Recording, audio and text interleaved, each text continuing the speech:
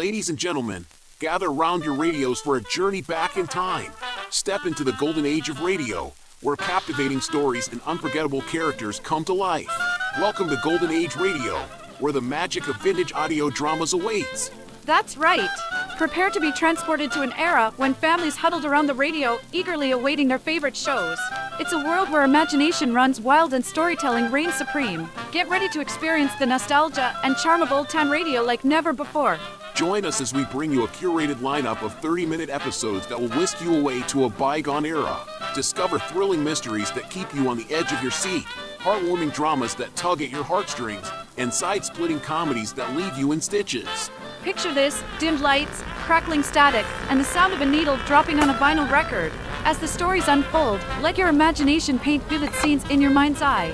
From distant lands to roaring cities, let your senses come alive as you become part of the story. Lose yourself in the adventures of daring detectives, follow the triumphs and tribulations of fascinating characters, and journey through time and space with the power of sound. Each episode is a time capsule, preserving the essence of an era when radio was the heartbeat of entertainment. But it doesn't end there. Golden Age Radio is not just a stroll down memory lane, it's a chance to create new memories too. Share these timeless stories with your loved ones, introducing them to the magic that captivated generations before us. So, dust off your radio, dim the lights, and prepare for an evening of enchantment. Tune into Golden Age Radio and let your imagination take flight. Stay tuned to hear our curated selection of 30-minute episodes. Relive the nostalgia, discover the classics, and immerse yourself in a world of unparalleled entertainment. Golden Age Radio, where the past comes alive, one episode at a time. Golden Age Radio, your ticket to timeless storytelling. Subscribe for more videos.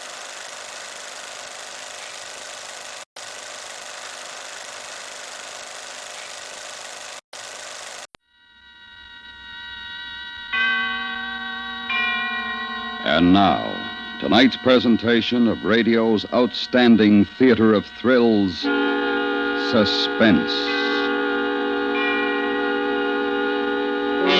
Tonight, we bring you transcribed a story of a very ordinary family and what happens when a UFO lands in their backyard. We call it Heavens to Betsy. So now, starring Trude Marson and Hy Averback, here is tonight's suspense play, Heavens to Betsy.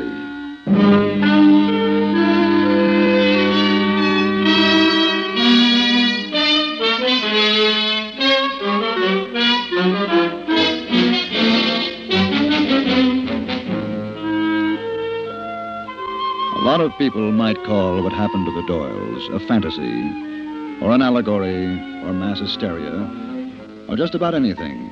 But it happened, no matter what you call it.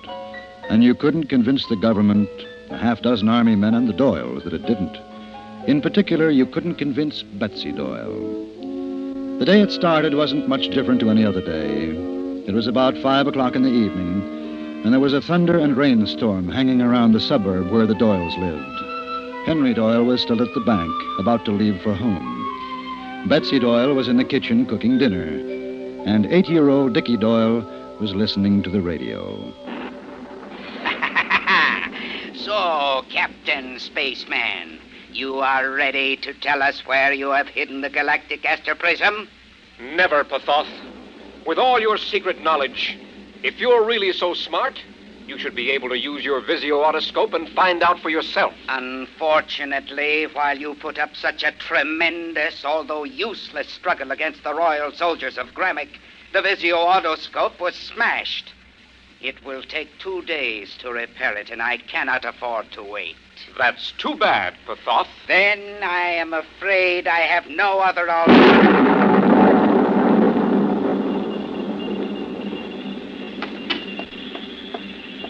Darn it. Are you all right, dear? Oh, sure, Mom, but the darn Oh, it must radio. have been a thunderbolt. It was awfully close. I felt it. Shook the house.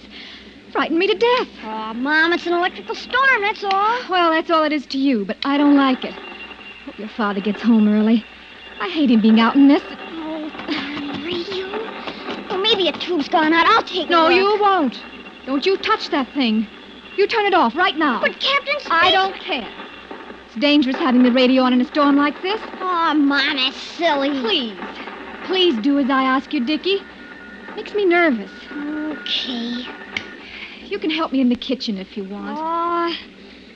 I guess I'll read a book or something. Why don't you bring it in the kitchen and read it? You can keep me company. I wish you would. Okay, Mom. Hello? Hello, Bets. Are you all right over there? Ella? Hi. Oh, sure, we're fine. Wasn't that something? I thought it was right on the house. Oh, I was scared, too. I looked out the window and I saw the flash. It looked like it was in your backyard. Oh, thank heavens it wasn't. Must have been on the other side of the trees. I guess so. Honey, I've got to get back to my dinner. I'll call you back. Okay.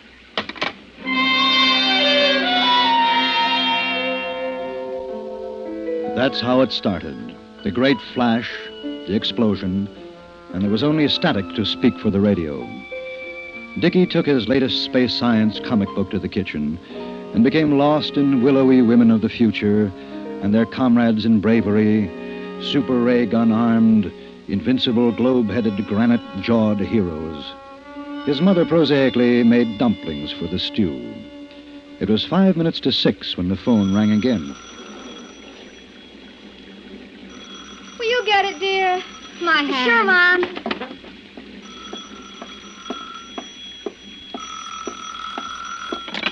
Hello? Oh, hello, Bets. This is Richard Doyle. Oh, Dickie, this is Mrs. Gilbert, dear. Is everything all right over there? Can I talk to your mother? Mom's making dumplings. She can't come to the phone. Oh. Well, ask her what that funny glow is over your way. Is there a fire in the woods? Did the thunderbolt set fire to something? I don't see anything. No fire around here, Mrs. Gilbert. Besides, the rain would put out a fire. Well, there is something glowing, Dickie. I can see it from my window. I don't know why you can't. It's right out there near your house. Maybe it's out the back. I'll take a look, Miss Gilbert. All right, dear. Who is it, Dickie? Miss Gilbert, Mom. She says there's a glow around here somewhere. Glow? Yeah, she thought it was a fire. I'm going to take a look out back. Oh, no, you're not. It's pouring out there. You can pull up the shade and see out the window. Okay. I'll be glad when your father gets home. I don't like these storms. Dickie, will you... What's that? I don't know, Mom. I guess it's what Mrs. Gilbert was talking about. Kind of a glow. Oh, it's in the backyard. It's on fire. No, it isn't. It's just something shining like... Pull down the shade. Pull down the shade. Hurry. Hurry. Oh, here. Mom. Oh, don't you be scared. We've got to think.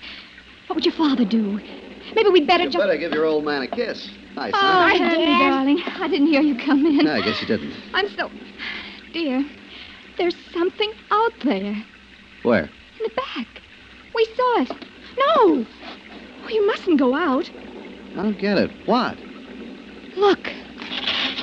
See, Dad? All shining and glowy. Where'd that come from? I don't know. Ella called and said she saw it from her house, didn't she, Dickie? Yeah.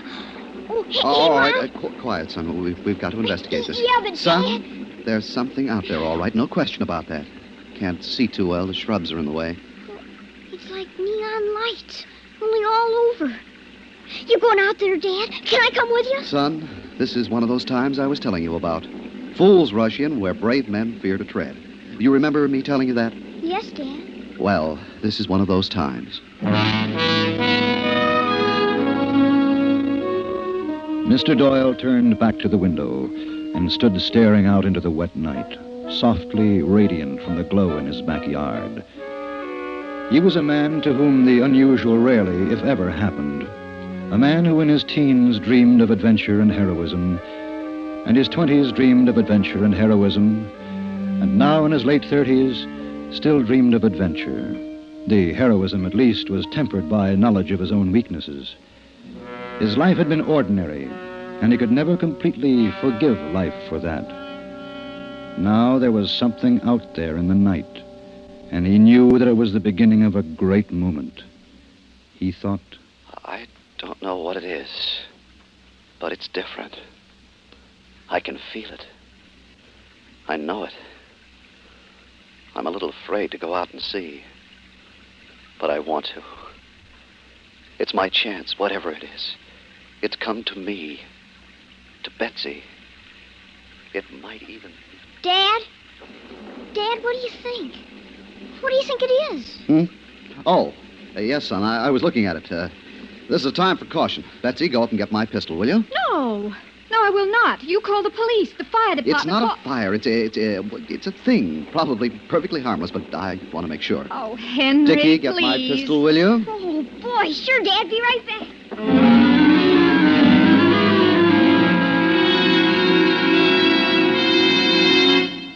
I don't want you to go out.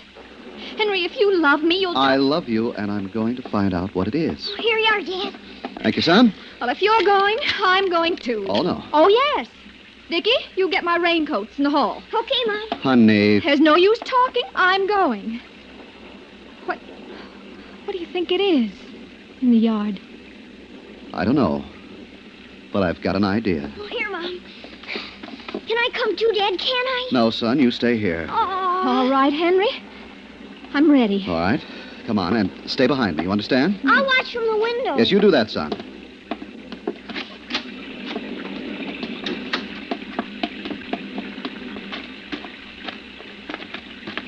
It's so bright.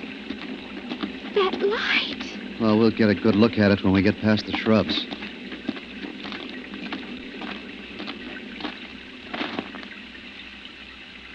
Henry. Look. You wanted to know what it is? I'll tell you. It's the greatest thing that's ever happened in the world.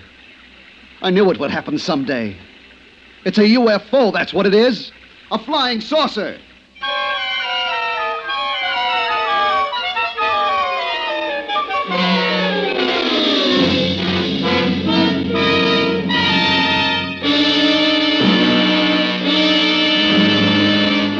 You are listening to Heavens to Betsy, tonight's presentation in radio's outstanding theater of thrills, Suspense.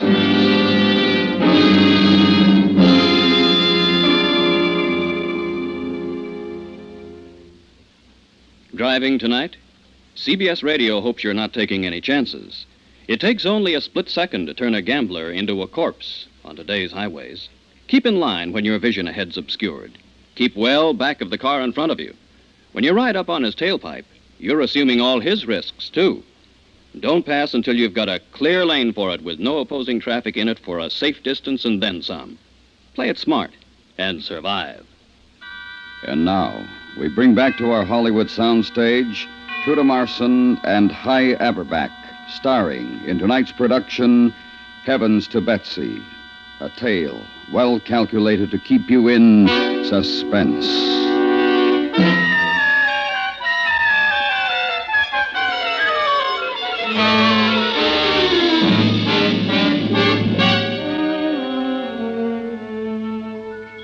That's what it was, all right. No longer an unidentified flying object, but a very real flying saucer. Henry Doyle believed in saucers, and this one had landed in their backyard and lay in the mud, glowing, a soft, rich, silvery glow. They were lost in excitement, and with it went their normal Earth-like fear. Together they walked around it. Well, I figure 8 feet long and 3 wide and it's about 2 feet high. Wouldn't you say that, Bets? I guess so. There's no door, no windows or anything. How are the people going to get out? I don't know. I don't know. What's that? Hmm? Siren. Somebody else must have seen it. I'll bet it's the police. Yeah. Yeah, I wouldn't be surprised. Come on, let's get inside. What are you going to do? If they come here, you let me do the talking. I don't want you or Dickie to say a word. But Henry, I want you to promise me this is the most important thing in our lives. I mean it, Bets. You promise? What's got into you, Henry? You're so funny. All I right, just don't... all right, I'll tell you. This thing, this saucer, it doesn't surprise me, see? I've known this was going to happen. I'm not like those people who laugh and make jokes about it. I knew it was coming. Up there on some planet, it's been planned for a long time, a billion miles away. they didn't surprise Henry Doyle, though. No. This is big. Bigger than you can imagine. And maybe we're the first people in the world to know about it. That's why, from here on, no matter what happens, I want you to let me do the talking. Do you understand? Yes, Henry.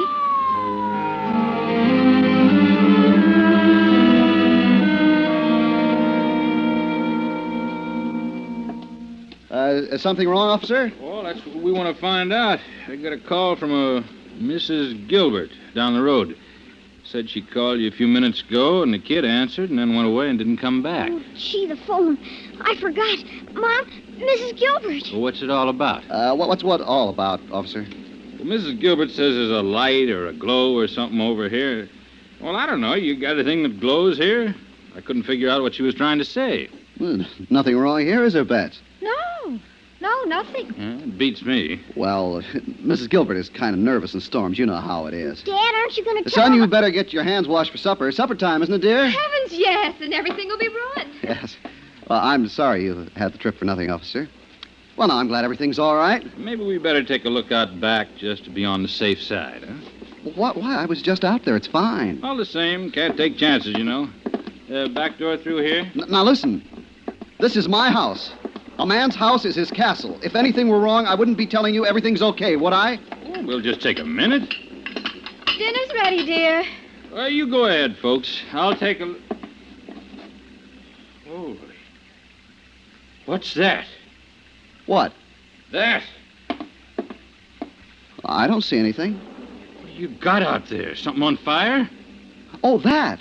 Oh, nothing. Just a lighting arrangement. Kind of pretty, don't you think? Lighting? That's no lighting. Both of you stay here. No funny business. I'm going to take a look. The officer took a look, didn't believe what he saw, took another look, and the secret was out. He put in a call for the riot squad and waited. Henry thought for a while, then a slow anger grew in him. It was his flying saucer, Betsy's flying saucer. It belonged to the Doyles. More than that, he knew it was his one chance for fame, to offset the dull obscurity of his daily life. Henry Doyle objected, and because she loved her husband, Betsy objected. You've no right to do this, officer. You're trespassing on my property, and you haven't got a warrant. There's no good saying, My husband is right. That saucer is mine. It's on my land. My land is paid for. It belongs to me. Disturbing the peace. Disturbing you. It isn't disturbing us. It isn't disturbing anybody. It's just sitting. Well, there's enemies inside. Who said they were enemies? Well, it's a fake. You just said it was full of enemies. Now, look, lady. This thing's got me real upset. I don't know what I'm saying. I'm scared, if you want to know. But I'm a police officer, and I got a job to do, and I'm staying here until I'm told otherwise. The riot squad came, the sergeant, followed by the inspector, followed by the chief of police. Henry Doyle said, "This is my house, my property, my flying saucer. You have no warrant. Get out of my house. Get off my property." Betsy agreed with every word. Then the FBI came, followed by some extremely important gentlemen in uniform. Henry was not impressed. I don't care what you say. In the morning, I'm going to see a lawyer. No, I'm going to get the federal district attorney. A man's house is his castle. You're all trespassing. Now, listen, no, Mr. Doyle. You listen, General. Sure. I know. You're real interested in my saucer. Of course, when a few other fellas like me were trying to convince you they existed, you laughed at us. Well, now I'm laughing. Ha ha. My wife's laughing, too. It's in our backyard. It stays there. But have you any idea what kind of beings are in it? Did you ever stop to consider that they may be hostile to the earth? Well, that's my tough luck, not yours. It's my bit of earth. You're not gonna touch that saucer. Right. A man's home is his castle. Right. Castle. The next morning, Henry Doyle proved it. He conferred with the U.S. District Attorney, who in turn conferred with Washington. And the upshot of all this was... The object now resting in the backyard of Mr. Henry Doyle is, until proved a menace to public welfare or hostile to these United States, his property, and shall remain inviolate.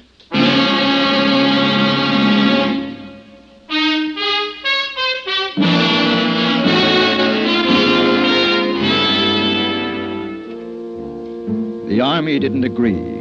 Neither did the police or any other law enforcement agency. A battery of heavy guns, 8 tanks, a machine gun unit, 2 flamethrowers, as well as a picked company of commandos were brought to the scene. The road was blocked off, and the siege of the Doyles' residence began.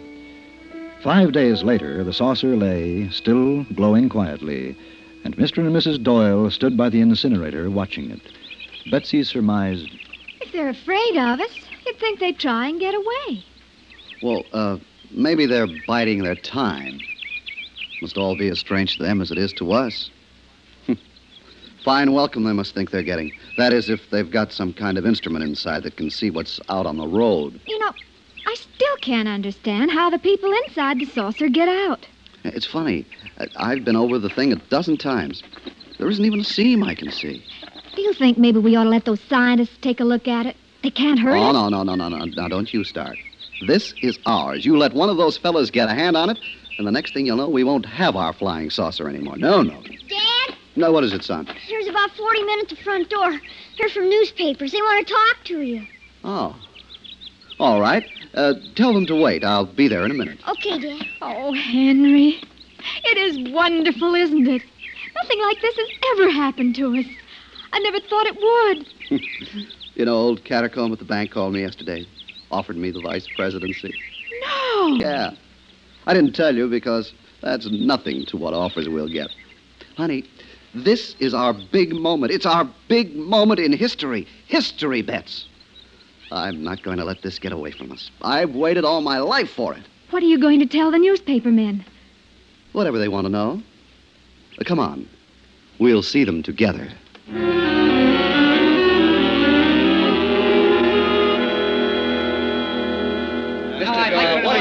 Gentlemen,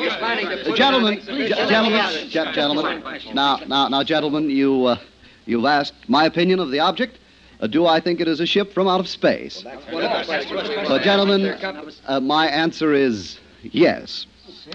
In due time, as soon as the government and I come to terms and that ridiculous show of force outside my house is withdrawn, you will be allowed to see the thing and to take your pictures. Well, gentlemen, that's all I can say for the moment. I know you'll excuse me. There are many things to attend to. Oh, Henry, you're wonderful.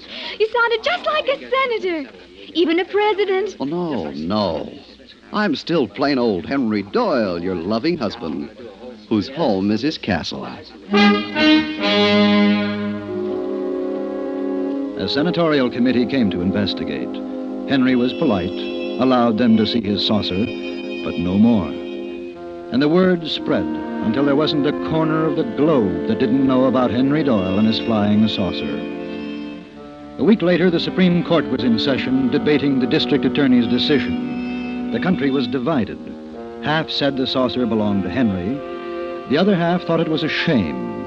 They never quite made clear what the shame was, but it was. The Doyles never budged. But it was the small Doyle, Dickie, who one evening, 3 weeks after the thing had landed, noticed what was taking place in the backyard. Dad? Mom? The saucer. What about it? Something's happening to it. What? The light's going out. Oh, that's silly. It couldn't. It is.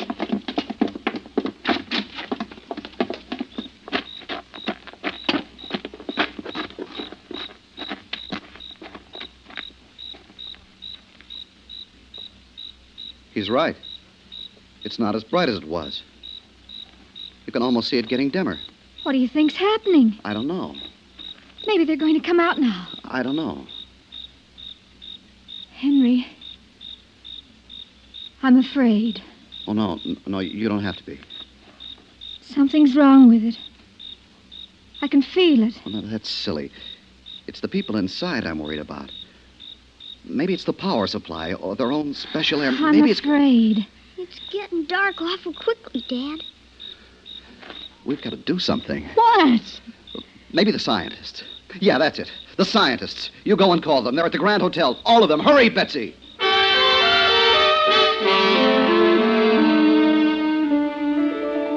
The scientists came. Grave and wise, they rapped on the thing, listened with super stethoscopes, took readings on wonderful electronic devices, and shook their heads. That night, at exactly 11:04 p.m., the glow went out. And as it did so, the saucer began to shrivel, grew smaller and smaller. The group watched silently. Can't somebody help? It's just melting away. What can you do? It's dying. Henry, it's dying. We've got to help. I don't know. If we could get a sample of the substance, but we can't make a I definite... won't have you banging on it like that when it's dying. Stop it! Stop it! Honey, Bets. I mean it. Let it alone. It's no use anyway. It'll be gone soon. You can stop. It isn't any good. It was alive, Henry. It was alive. Honey, no. There were people in it. People from another planet. They couldn't live on Earth, that's all. No, you're wrong. I feel as if I've lost... Oh, I don't know, like losing Dickie. I tell you, it was alive. There wasn't anyone inside. That's it. That thing is all of it. You're tired, Mrs. Doyle. Why don't you go inside? Oh, you're fools! A woman knows. It was an animal, or maybe like us, only made differently. It was alive, and now it's dying.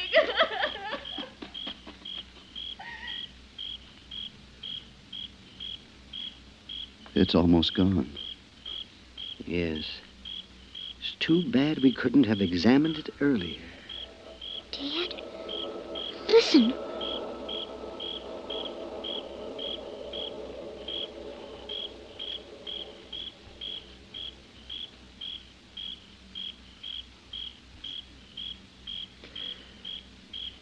It's gone. Yes. Did you hear that sound? Yes. Almost like a voice sighing. I wonder.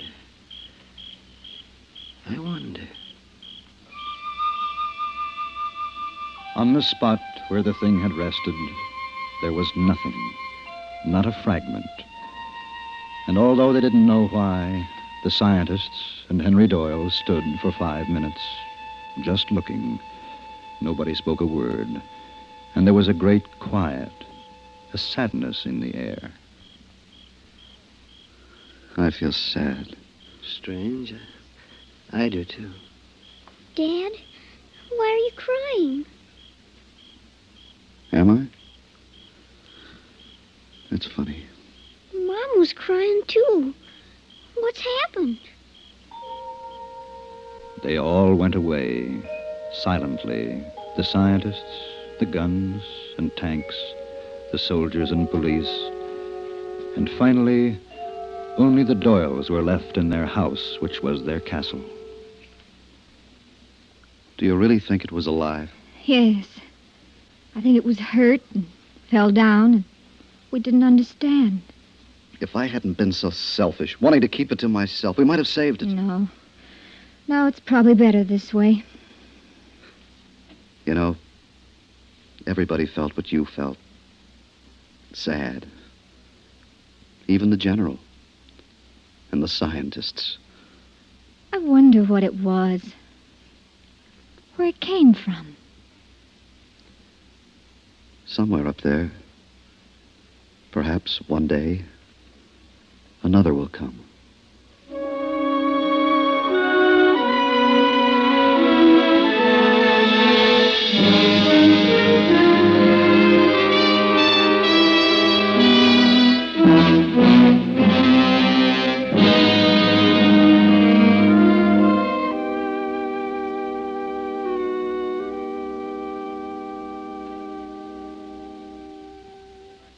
Suspense, in which Truda Marson and High Everback starred in tonight's presentation of Heavens to Betsy. Be sure to be listening for next week's presentation of radio's outstanding theater of thrills, Suspense.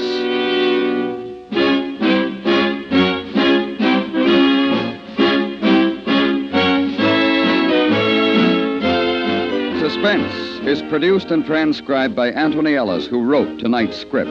The music was composed by Rennie Garrigan and conducted by Wilbur Hatch. Featured in the cast were John Daner, Victor Perrin, Byron Kane, Richard Beals, Virginia Eiler, Barney Phillips, and Howard McNear. Dr. Jim Brent, a young, skillful doctor, shows determination but little talent in caring for his family after the death of his wife. The problems that beset him on his road of life are yours to listen to Monday through Friday in the daytime on most of these same stations. It's Road of Life, another great daytime dramatic program in the family of daytime shows Millions hear every day at the Star's address. On CBS Radio tomorrow, The Road of Life continues.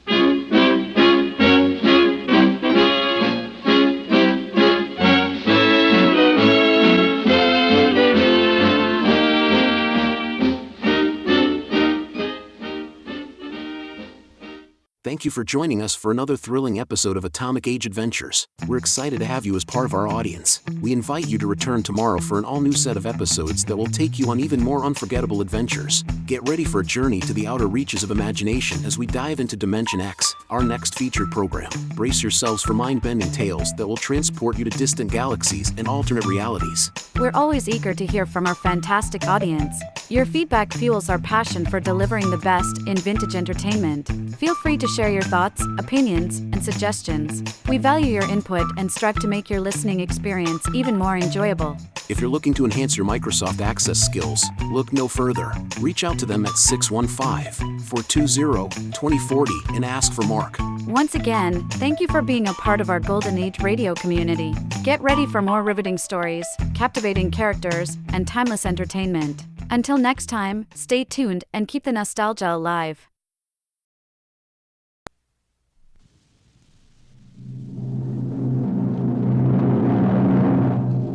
Adventures in Time and Space. Transcribed in future tense. Dimension X.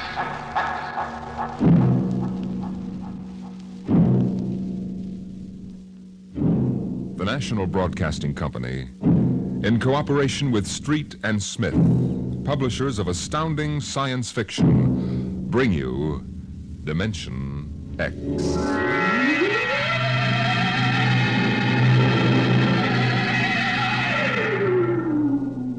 Ralph Waldo Emerson speculated, if the stars should appear one night in 1,000 years, how would man believe and adore and perceive for many generations the remembrance of the city of God? Now, this was philosophically interesting.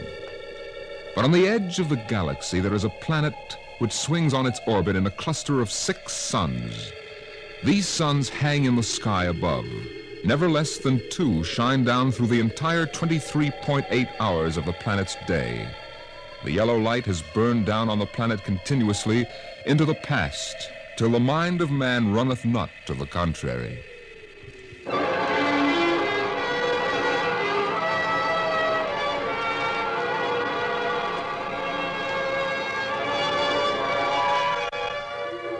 Thurman was a reporter for the Cerro City Chronicle. He covered them all, from the night police beat to politics to the sports pages. And the city editor wanted him to cover the biggest story of the year, perhaps of all time. It was an interview, a particularly difficult interview. But then, since his first days as a cub, Thurman had specialized in difficult interviews. He didn't expect violence, though, from an astronomer. You're from that newspaper? Well, you've got a lot of gall coming here. Now, wait a minute, Dr. Anton. It's only a job. I've read your paper. You've been riding this observatory for 2 months now. You've attacked me personally. I have nothing to say to you. All right, look, this is your chance to get your side in the paper. I'll give it to you straight. 2 months ago, the observatory issued a press statement that the world was coming to an end. Now, that's the same story that the cult of revelations has been preaching. And when a scientist backs that up, it's news. Our conclusions have nothing to do with the cult. The cult of revelations is full of superstition and mysticism. We are scientists. Yeah. And you got the people pretty angry. That does not matter. You know, if I can't get the story from you, I'll have to go somewhere else. Go ahead. All right. You know, Dr. Aton, the paper can be pretty rough on someone who doesn't cooperate. Young man, if you're not out of the observatory within 5 minutes, I shall call the police. Now get out.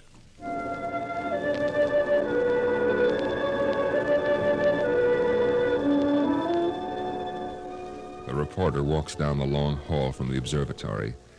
The light filters through the high windows, the yellow light of Gamma, the brightest of the 6 suns in the planet's sky. Beta is almost at zenith. Its red light floods the landscape to an unusual orange. The planet's sun, Alpha, is at the antipodes. And now as Gamma sinks below the horizon, the red dwarf sun, Beta, is alone, grimly alone. It's a short drive from the observatory to Cerro City, and the red light glares from the highway. The temple of the cult stands, hewn from the solid rock of the Dormite Mountains, outside the city. And in the inner courtyard stands Sor, the priest of the cult. Woe to the unbelievers! Their souls will rot with the absence of light. Sor, wait, Your Reverence, please. Please. Tell me, Your Reverence, what will happen? What are you waiting for here? The day of the coming, is written in our doctrine of revelations. It came to pass that the sun, Beta, was alone in the sky. The world was shrunken and cold. Men did assemble in the public squares and highways. Their minds were troubled and their speech confused, for the souls of men awaited the coming of the stars. The lip of the cave of darkness passed the edge of Beta, and loud were the cries of men. There was no light on the surface of the world. In this blackness there appeared the stars in countless numbers. And in that moment the souls of men departed from them. Their abandoned bodies became even as beasts. And the stars then reached down the heavens' flame, and where it touched, the cities of the world flamed to destruction. So that of man and all the works of man naught remained. So it is written.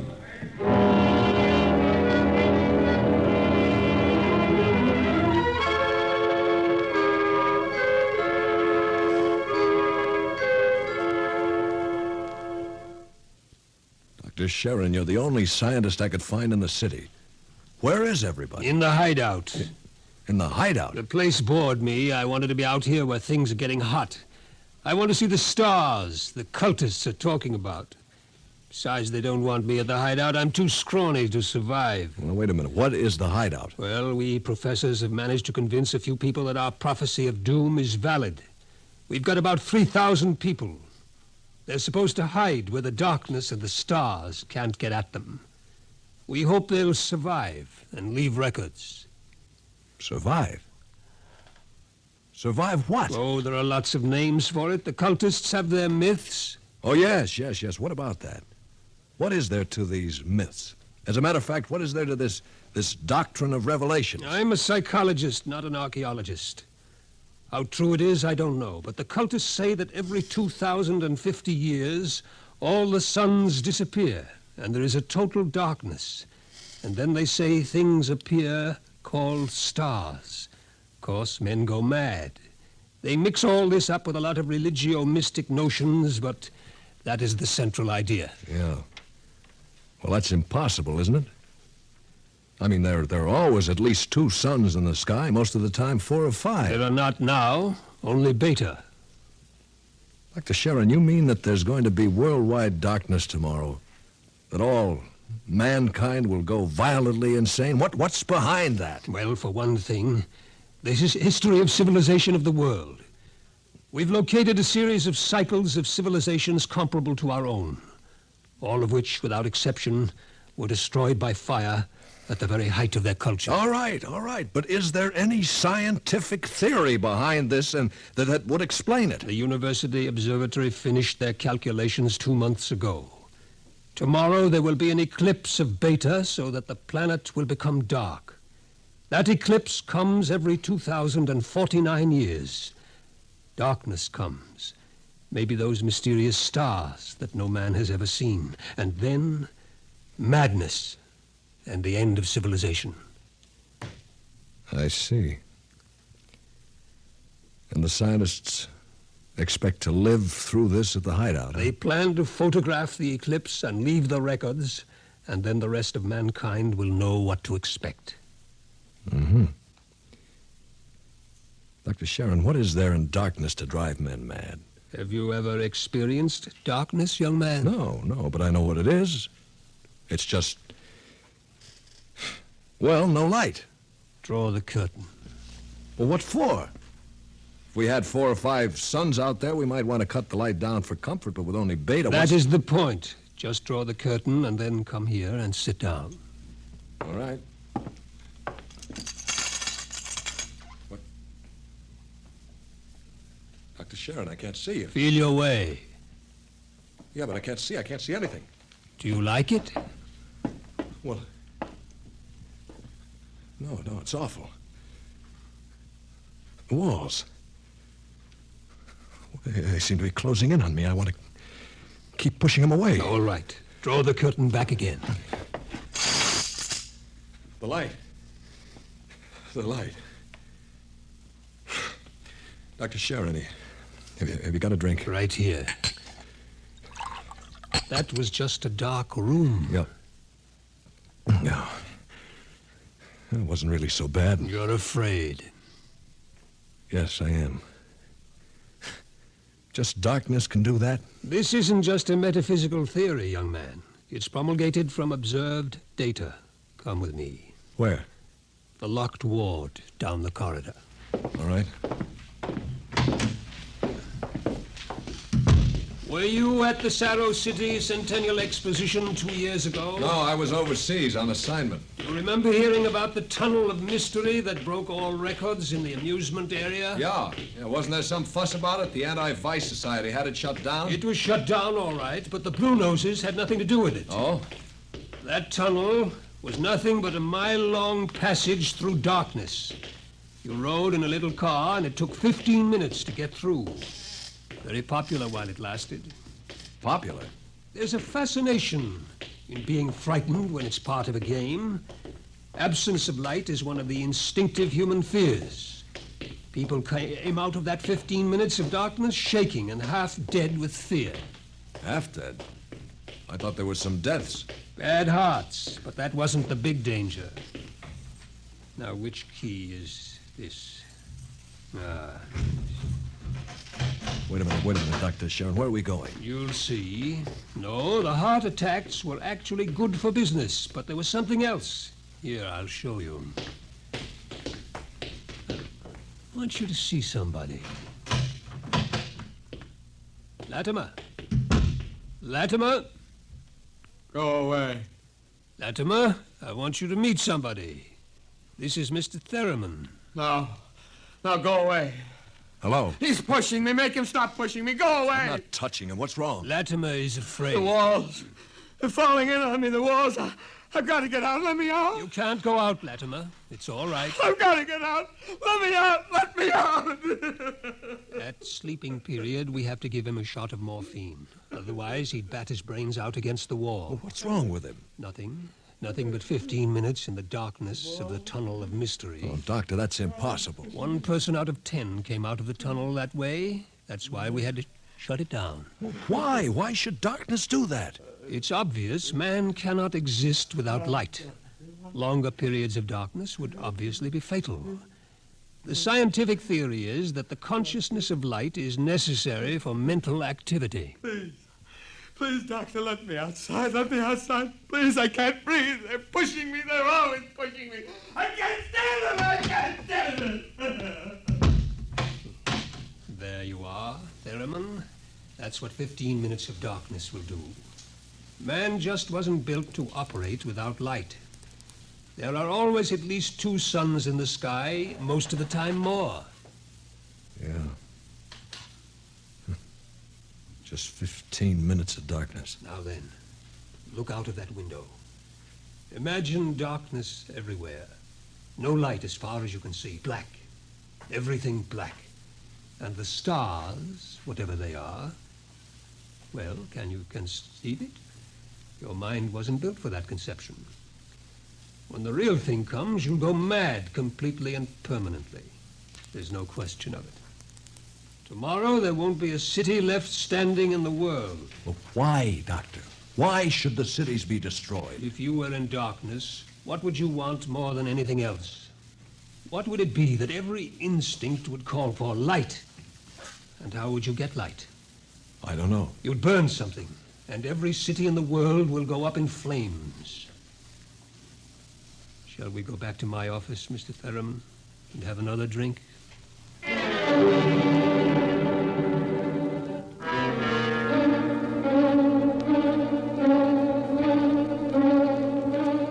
Through the skies, the red sun Beta shines alone. The wind howls across the city. It's cold, colder than man can remember. And as the hour approaches, the reporter goes out and speaks to the man in the street.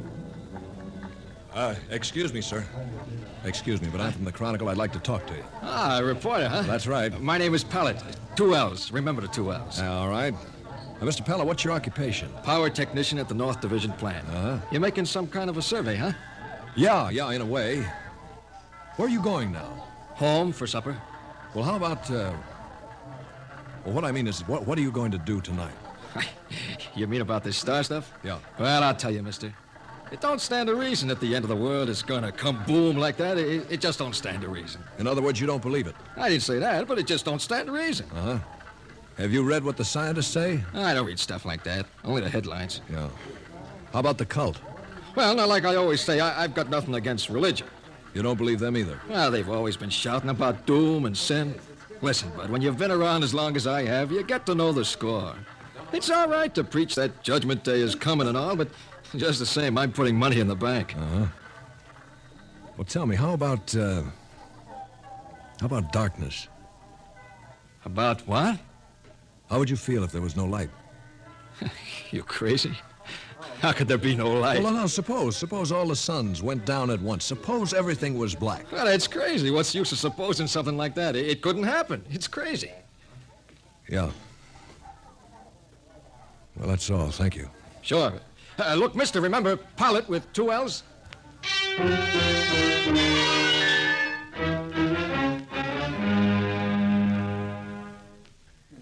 Excuse me, sir, but I represent the Chronicle, and we're conducting a poll to determine public opinion with regard to the predicted end of the world. How do you feel about it?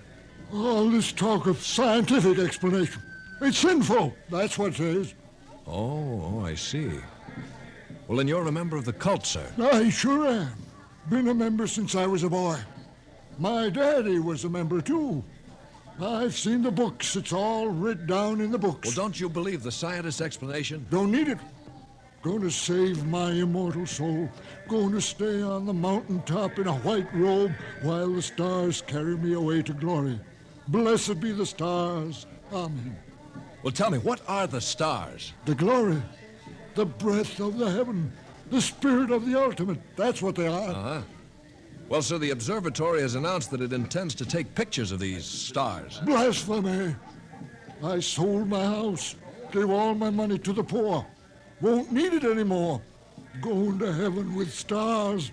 Glory, glory, going with the stars.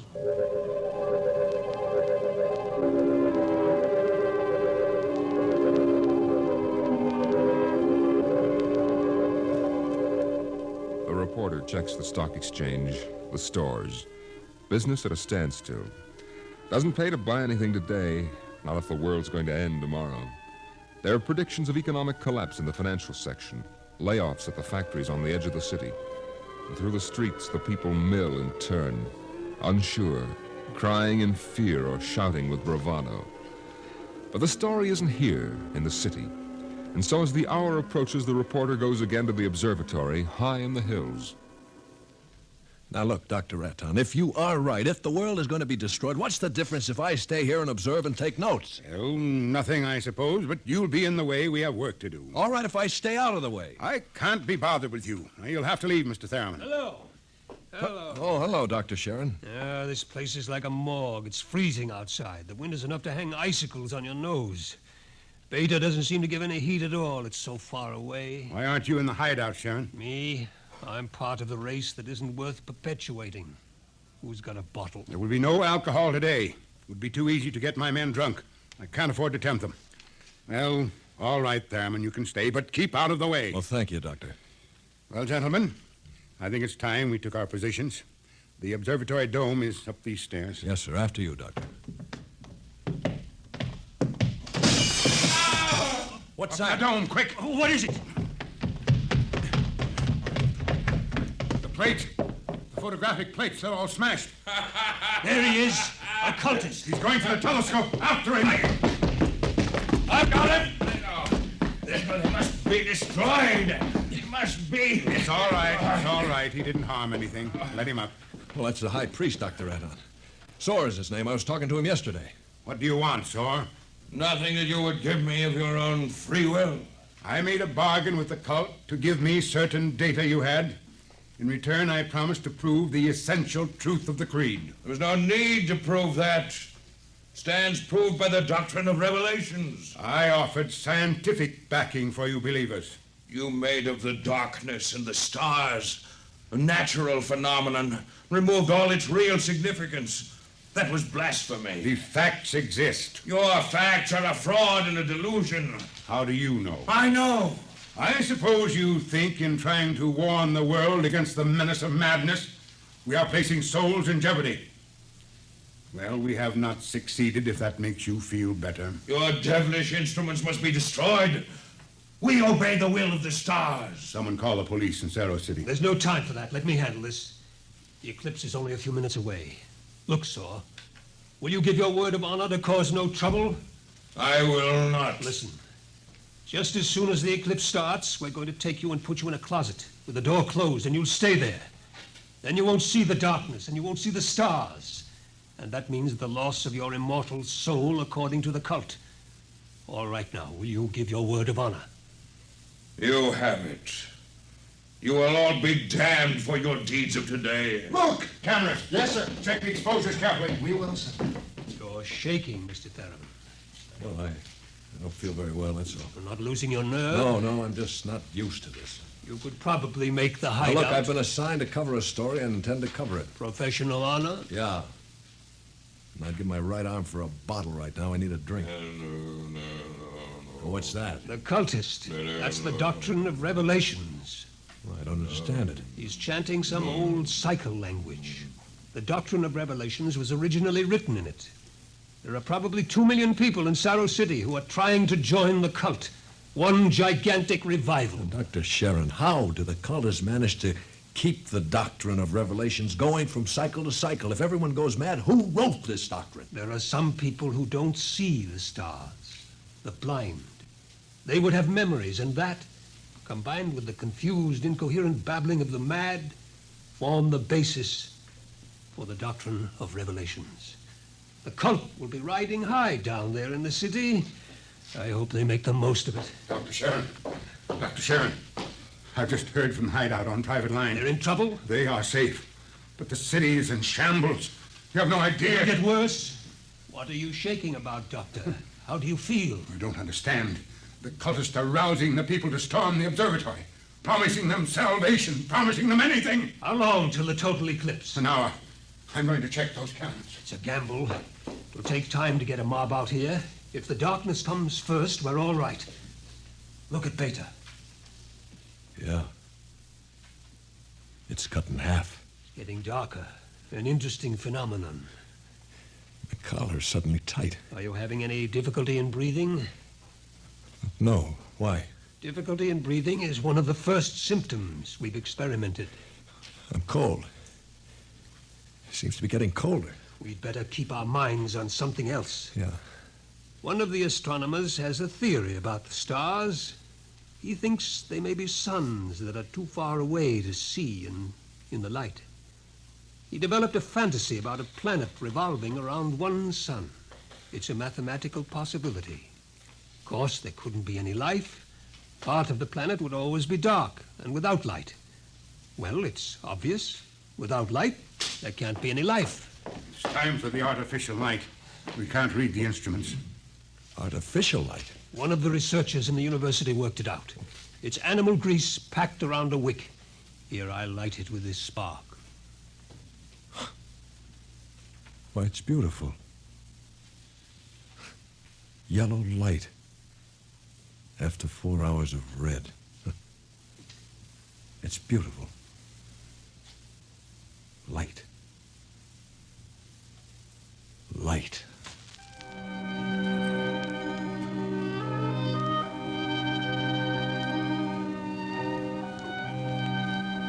The dome is quiet. The priest in his yellow robe sways slowly as his lips move in the ancient tongue. Over and over he whispers the invocation to the stars. The technicians hunch over the instruments, and the sky gradually turns a horrible deep purple red. The air grows denser. Dusk, like a palpable entity, enters the room. The dancing circle of yellow light about the torches etches itself into ever sharper distinction against the ever-gathering grayness beyond. Outside, Beta is a mere smoldering splendor, taking a last look at the world. The western horizon in the direction of the city is lost in darkness, and along the highway to the observatory surges a menacing, shadowy mass. The mob from the city. They're coming. How long till total eclipse? 15 minutes. But that mob will be here in 5. We'll hold them off. Come on, Thurman, downstairs. No, wait a minute. There's no light down there. We have to block the door. Come on. I can't breathe. I can't go down there. Take a torch. We'll take light with us. Come on.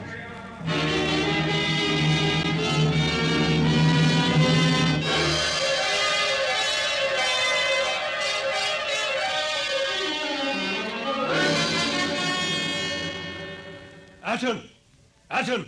I'm here. Did you bar the door? They won't get in. All right now, everybody. 1 minute till totality. 1 minute. Just before totality, I'm changing the plate. That will leave one of you for each camera. Now remember, if you feel yourself going, get away from the camera. It's dark. It's getting dark. Sharon, where are you? I can't see you. I'm right here. 30 seconds. Ah! Look out, the priest. I can't see him. And the wicked shall perish, and the souls of the true believers shall be transported in glory to the stars. You can see him against the torch. Don't let him get to the telescope. From the stars there reached down a heavenly flame, and where it touched, the cities of the world flamed to utter destruction. Grab him! I'll take care of him. The world must be destroyed by the stars. I got it! 5 seconds to totality. 4, 3, 2, 1. The sky is black, and through it shine the stars. 30,000 minute suns shine down in soul-searing splendor. It's more frightening in its awful indifference than the bitter wind that shivers across the horrible, cold, bleak world. The stars. The stars! The stars! The walls! The walls are coming in on me! They're coming in! Light! Light! Darkness. Forever and ever and ever, and the walls are breaking in. We did not know! We did not know! We did not know!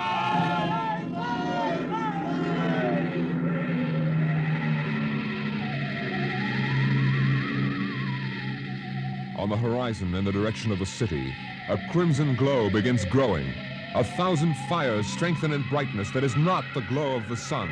1,000,000 fires as a world mad in the darkness screams in terror for the light.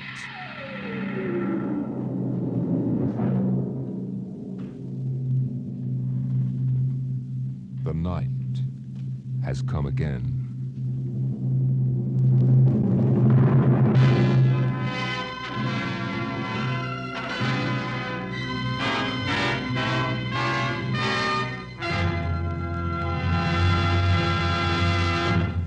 You have just heard another adventure into the unknown world of the future. The world of... Dimension X.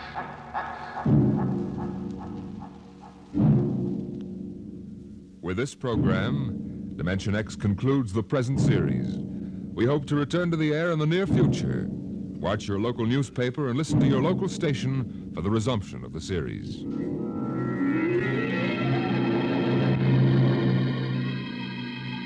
Dimension X is presented transcribed each week by the National Broadcasting Company in cooperation with Street and Smith, publishers of the magazine Astounding Science Fiction. Today, Dimension X has presented Nightfall, written for radio by Ernest Kinoy from the story by Isaac Asimov. Featured in the cast were Lyle Sudrow as the reporter, Cameron Prudhomme as the astronomer, and John McGovern as the psychologist. Your host, Norman Rose, music by Bert Behrman. Dimension X is produced by William Welch and directed by Fred Way.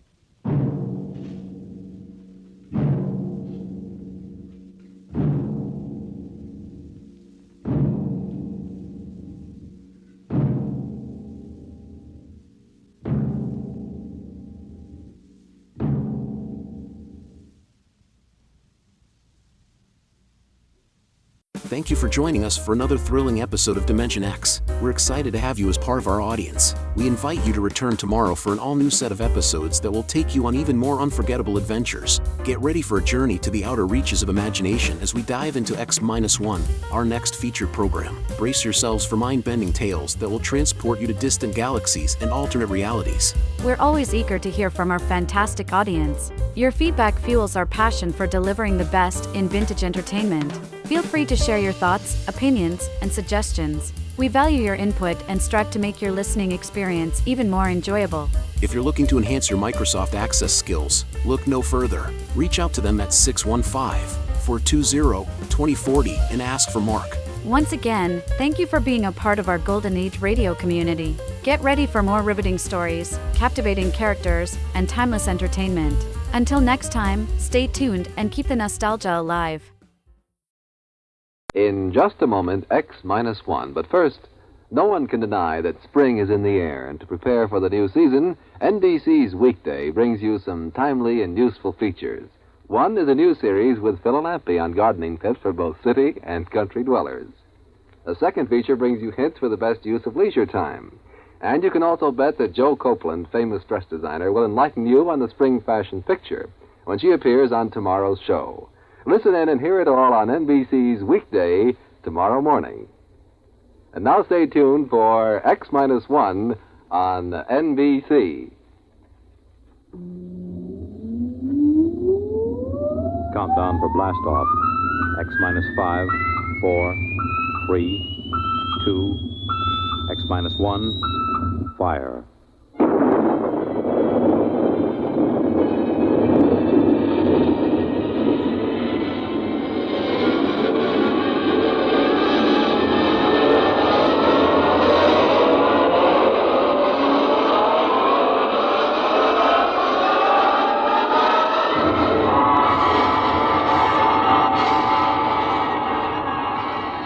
From the far horizons of the unknown come transcribed tales of new dimensions in time and space. These are stories of the future, adventures in which you'll live in a million, could be years, on 1,000 maybe worlds. The National Broadcasting Company, in cooperation with Galaxy Science Fiction Magazine, presents X minus 1.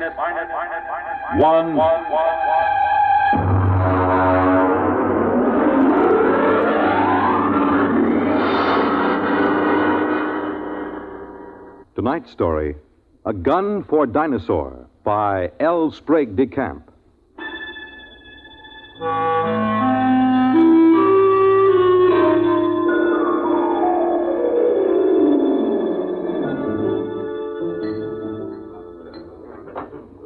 Just whiskey, please. No soda. Ice, Mr. Rivers? Good heavens, no. I have been in America for some time, but not that long.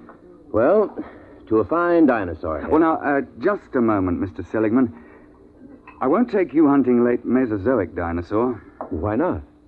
How much do you weigh? About 9 stone? 130 pounds. Yeah, I thought so. It's not heavy enough. But your advertisement. You said safaris arranged to any time period. Well, I'll take you to any period in the Cenozoic. I'll get you a shot at any entelodont or even mammoth or mastodon. They have fine heads. But I'll jolly well not take you to the Jurassic or the Cretaceous. You're just too small. But what's my weight got to do with it? Now, look here, old boy. What did you think you were going to shoot those dinosaurs with? Well, Well, look over here in this case. That's my own gun, a Continental 600. That shoots a pair of Nitro Express cartridges the size of bananas. It's designed for knocking down elephant, not just wounding them, but knocking them base over apex. Well, now, I've handled guns. No. Look, I've been guiding hunting parties for over 20 years. But I've never known a man your size who could handle the 6-0. It knocks him over. Well, people have killed elephant with lighter guns, even a 375. Ah, yes, but consider an elephant weighs, well, let's say from 4 to 6 ton. You're planning to shoot reptiles weighing 2 to 3 times as much as an elephant. Now, I tell you, Mr. Seligman, I won't take anybody hunting dinosaur who can't handle a 6-0. Look, let's pour another drink and I'll tell you why. You see, I went into the partnership with the Raja about 5 years ago. I call him that because he's the hereditary monarch of Jaipur. It means nothing, of course. We both wanted to do a bit of hunting again. And Africa's all played out. It's too civilized now. So when we heard of Professor Prohaska's time machine at Washington University, we caught the next plane to St. Louis. The foundation administering the machine had worked out an arrangement splitting the time between scientific parties and hunters who wanted to try their luck at prehistoric game. Hunters paid through the nose, of course, to support the project. Well, it was about our 5th safari that Courtney James showed up. He's what you chaps call a playboy, a big bloke, handsome in a way, florid, beginning to turn to fat. He was on his 4th wife. And when he showed up at the office with a blonde, I assumed that this was the 4th Mrs. James. But he left her in the outer office and corrected my assumption. Bunny? Oh, no, she's not my wife. My wife is in Mexico, I think, getting a divorce. But Bunny here would like to go along. I'm sorry. We don't take ladies. Not to the late Mesozoic. If she wants to go, she'll go. She skis and flies my airplane, so why shouldn't There are enough risks at 85 million BC without adding to them. I'm sorry, but it's against the firm's policy. Now, look here. I'm paying you a lot of money. I'm entitled... You can't hire me to do anything against my best judgment. Now, if that's how you feel, get another guide. All right, all right. But let me tell you.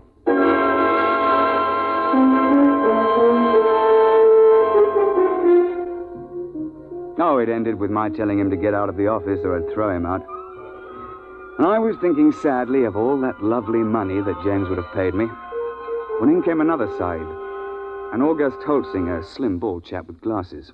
Mr. Rivers, I don't want you to think I'm here under false pretenses. I'm really not much of an outdoorsman, and I'll probably be scared to death when I see a real dinosaur. Well, most of us are frightened at first, but it doesn't do to speak of it. Well, you see, I've always run a grocery store till my uncle died, and, well, I've got a great deal of money now. Uh-huh.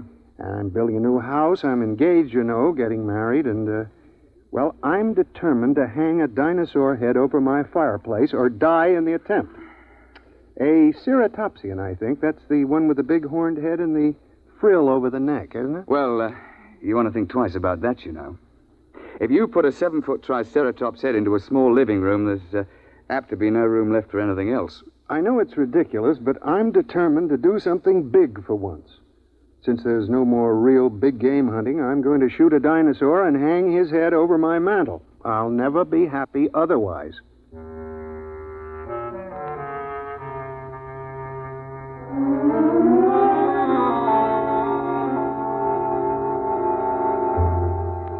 The Raja and I decided to make it to the Middle Cretaceous. That's about 85 million years ago.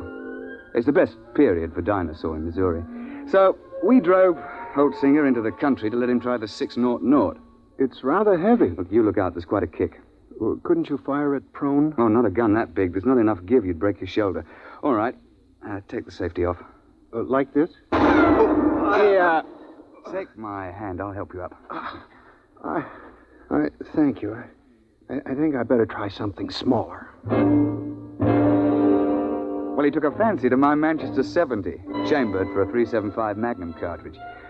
That's a little light for elephant, and very definitely light for dinosaur, but we were in a hurry. And then, of course, just before we were ready to trek, James showed up and apologized for insulting me. He'd had a run-in with the girl, and he wanted to go along. And so we were off on safari. You all ready, gentlemen? Why, yes, I suppose so. Mr. Holsinger, you've met my partner, the Raja of Janpur. How do you do, sir? How do you do? Well, shall we get cracking? After you, Mr. Holsinger. Mr. James. Thank you. Let's get going. All set. We'll slam the hatch and off we go. What happens? Nothing till the force field is built up. There she goes. What happened to the lights? Well, there's no current while we're in transition. I don't feel well.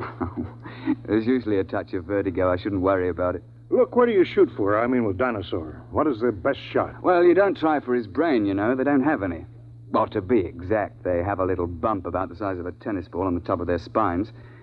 And you're not likely to hit it when it's embedded in a 6-foot skull. Try for the heart. They have big hearts, over 100 pounds.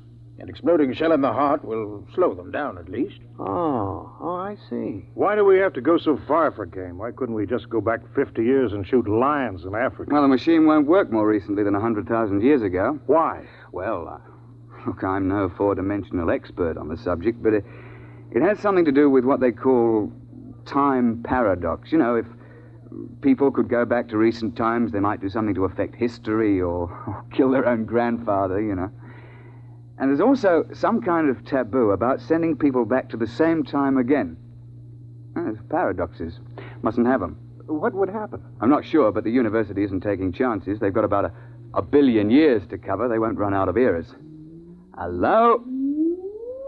Here we go. Oh, cheers, eh? Well, that's done it. April 24th, 85 million years BC. Now then, careful. Keep the safety on your gun.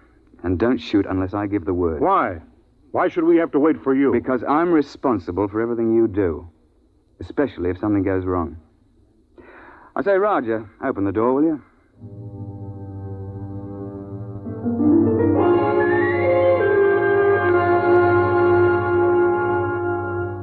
In this period, the time chamber materializes on top of a rocky rise. At the west, you see the arm of the Kansas Sea that reaches across Missouri, and the big swamp where the sauropods live. To the east, the land slopes up to a plateau. It's good for ceratopsians. The finest thing about the Cretaceous is the climate. It's balmy like the South Sea Islands, and not so muggy as the Jurassic. Oh, we sent the time chamber back off and looked about. It was spring, with the dwarf magnolias in bloom all over. Down towards the Kansas Sea, cycads and willows grew, while the uplands were covered with screw pins and ginkgo. Yeah, well, I'm no ruddy poet, but I can appreciate a beautiful scene. Well, I was looking through the haze and sniffing the air. I got him! I got him! What the devil? You see it? There it goes! Confound it, you idiot! I told you not to shoot without word from me. And what happened? An ornithomine wandered out of the copse. Mr. James gave him both barrels. Missed. Now, look here, James. One of the biggest dangers on a safari is trigger-happy sahibs who get panicky. You're not to shoot unless you're told. You understand? Who do you think you are to tell me when to shoot my own game? Now, look here. Firstly, if you shoot off all your ammunition before the trip is over, your gun won't be available in case of a pinch. And secondly, if you empty both barrels, what would happen if a big theropod should charge before you could reload? And finally, it's not sporting to shoot everything in sight. Is that clear? All right. All right. Well, now then. First task is fresh meat.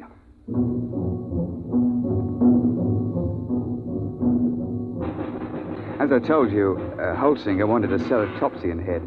James insisted on a Tyrannosaur. Then everybody would think that he'd shot the most dangerous game. Well, the fact is that Tyrannosaur's overrated. But everybody's read about the tyrant lizard, and, well, he does have the biggest head of the theropods. Oh, and he'll snap you up if he gets the chance, no fear. Oh, we started off searching for meat. The Raja and I put the sahibs in front. Yeah, we tell them it's so that they'll get the first shot, which is true, but another reason is that they're always tripping and falling with their guns cocked, and if the guy were in front, he'd get shot.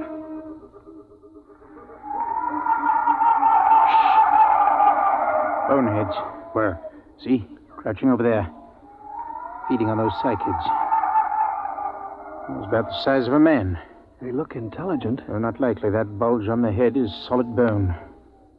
Now then, hold on there, James. You've had your shot for the day. Hold your fire until Holsinger shoots. Yeah, sure. All right, go ahead, Mr. Holzinger. Doesn't matter which one? No, here. Try that one by the rock. There's a good clear shot. Well, take your safety off. Oh. Go ahead now. Well? Shh. Ah, nuts. I've had enough of this. James, don't... I got him clean right through the heart. First shot. How's that? I thought you were going to give Holzinger the first crack. It's his turn. Well, I waited. Took so long I thought he'd gotten buck fever. Very well. But if this sort of thing happens once more, we leave you at camp the next time we go out. The next couple of days, we trekked around the neighborhood and then headed over to the sauropod swamp, over to the west. We were staked out along the edge of the lake, watching a big beggar out in the swamp waving his head about. And they're the big ones. They look something like the brontosaur. Can't we shoot him? I wouldn't. Why not? Well, there's no point to it, and it's not sporting. Like, if you kill one in the water, he sinks and can't be recovered. And if you kill one on land, well, the only trophy is that little head on the top of that long neck. You can't bring that whole beast back because he weighs 30 tons or more. That museum in New York got one. Oh, yes. Well, they sent a party of 48 to the early Cretaceous with a 50 caliber machine gun. They spent 2 solid months hacking and sawing the carcass apart and hauling it to the time machine. I know the chap on the project, and he still has nightmares in which he smells decomposed dinosaur. And they also had to kill a dozen big sauropods who came in for the party. And then they had them lying around, too. They lost 3 men. Richie, duckbill. Where? Where are they? Up there at the shoreline. Now, keep your voices down. You see? With the crest on the back of their heads. Mr. Rivers, I've been thinking over what you said about those heads. If I could get one of those duckbills, I'd be satisfied. It'd look big enough over my mantle, wouldn't it? I'm sure of it, old boy. Well, let's be off. Roger, you wait here with Mr. James. Shouldn't take us long.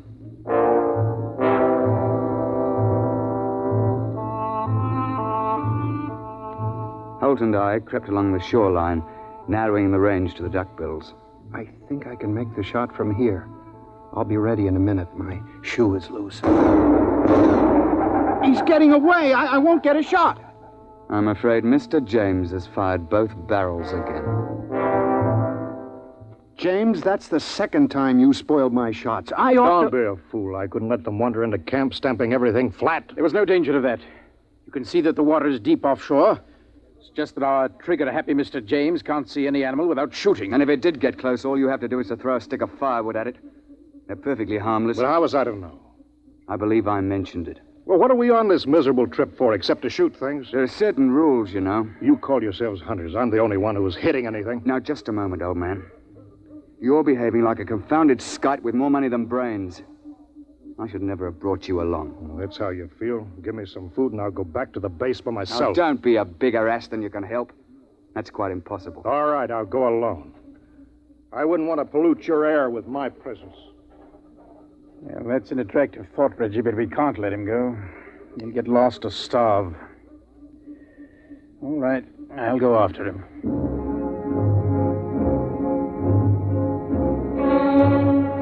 We stumbled along for several more days, James on his good behavior for a change. And on the 1st of May, we broke camp and headed north to the hills. That was hot and sticky. And we were soon panting and sweating like horses when I picked up the smell of carrion and heard the thrumming of the flies. We found a huge ceratopsian lying dead in a little hollow on the edge of the copse. He must have weighed 6 or 8 tons alive. Why couldn't I have gotten him before he died?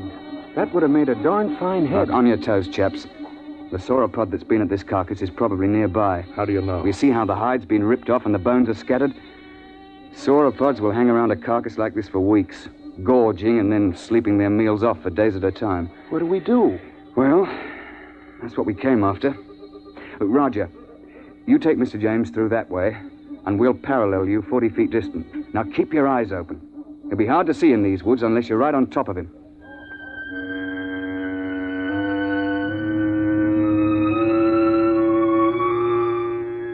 We pushed through the edge of the copse, looking for the huge flesh-eater who'd been at the carcass.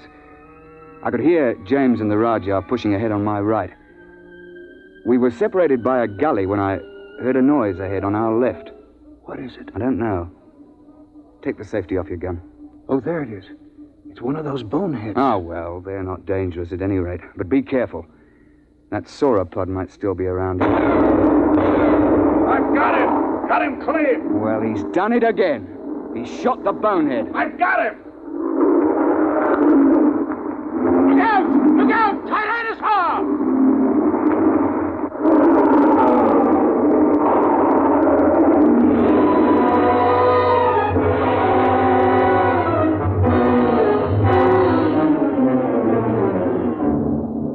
The Tyrannosaur heaved his head out of the shrubbery just in front of us. Look, the scientists can insist that Rex is bigger than Trionches, but I'll swear that this Tyrannosaur was bigger than any Rex ever hatched. It must have stood 20 feet high and been 50 feet long. I could see its big, bright eye and 6-inch teeth. He'd been sleeping off his last meal, and James fired off both barrels over his head at the bonehead and woke the Tyrannosaur up. Get back! Get back, you fool! Gun's empty and Roger can't get a shot. Found it, there goes the beast in behind those ferns. Holtzinger! Holtzinger! Come back! Your gun's too light for that beggar! James came bolting back in a panic and blundered into the Raja, sending both of them sprawling under the ferns. The Tyrannosaur came after them to snap them up. Holtzinger began to blaze away. He got off 3 shots through the beast's body with that little light gun. The Tyrannosaur whirled around to see what was stinging it. The jaws came open, and the head swung around and down again. Holtzinger got off 1 more shot and tried to leap to one side. The Tyrannosaur continued its lunge and caught him in its jaws as he fell. Reggie! Stand clear! Heart's the only chance. It's no use, there he goes. Try a long shot. No, missed him clean. Poor Holtzinger. Well, that's the end. He stopped screaming. Did you notice? Oh, yes. Well, I expect we'd best track the beast. He might be dying. We should try to recover Holtzinger's remains. Yes, there's nothing else to do. No, nothing. It's a bad show all round.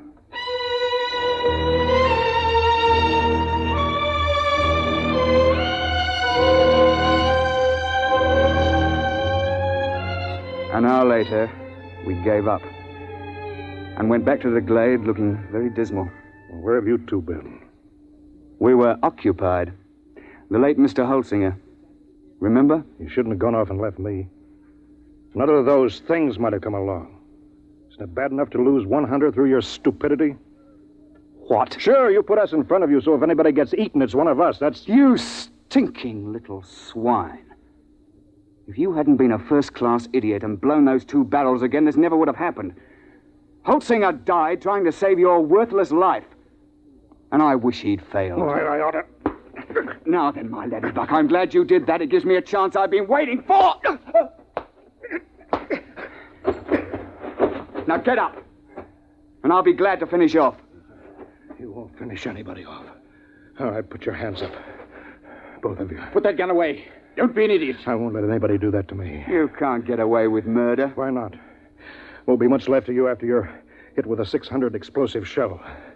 Nobody could prove anything. They can't hold you for a murder 85 million years old. The statute of limitations, you know. Nice work, Roger, old chap. Yes. Cretaceous rock. Doesn't quite have the balance of a cricket ball, but it's a bit harder, what? Well, suppose we tie this chap up and take him back to camp.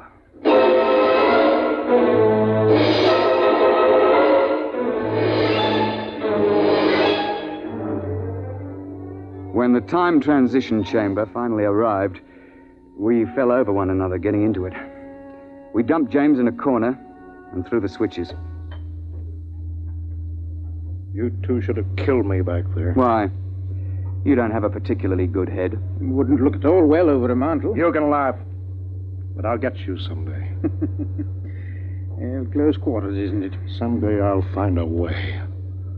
I'll find a way and I'll get off scot-free, too. My dear chap, if there was some way to do it, I'd have you charged with Holtzinger's murder. Look, you'd best let well enough alone. No, I'll kill you. Both of you.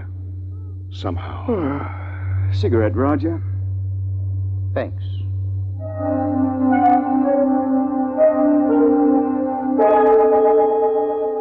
When we came out in the present, we handed him his empty gun, and off he went.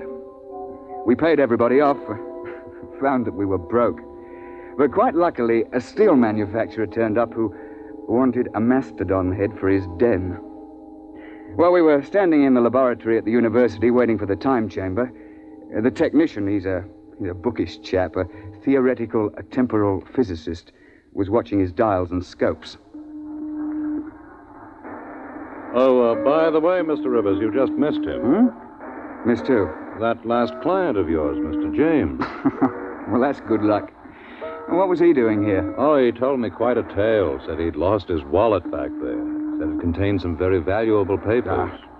It must have been valuable. He paid the university fee of $5,000 for the use of the chamber. He's on his way back there now. Back where? Well, he told me to send him back a few minutes before you arrived the last time. Then he could see himself drop the wallet. He's going to stand there and watch himself come out?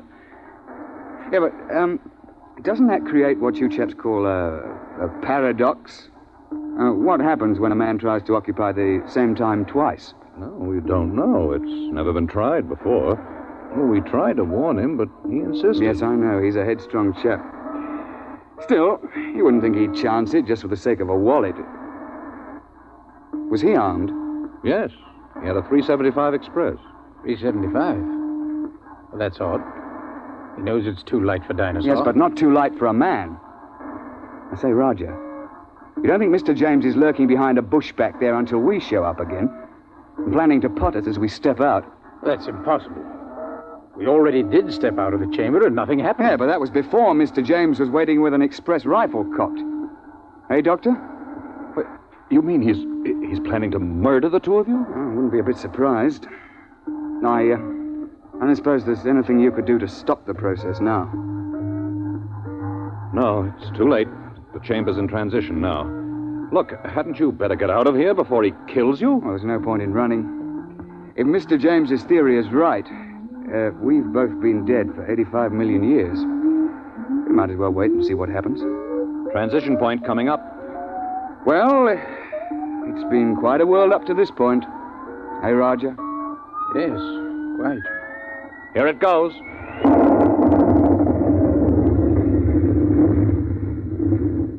Reggie, are you all right? Well, I seem to be. What happened? The time chamber. It's back. We'd better get it open.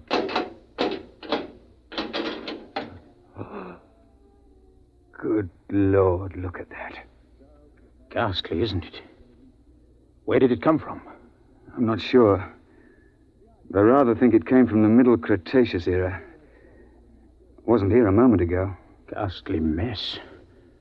Looks as if every bone was pulverized and every blood vessel burst. I dare say. But that's his gun, all right. It's James, there's no doubt of it.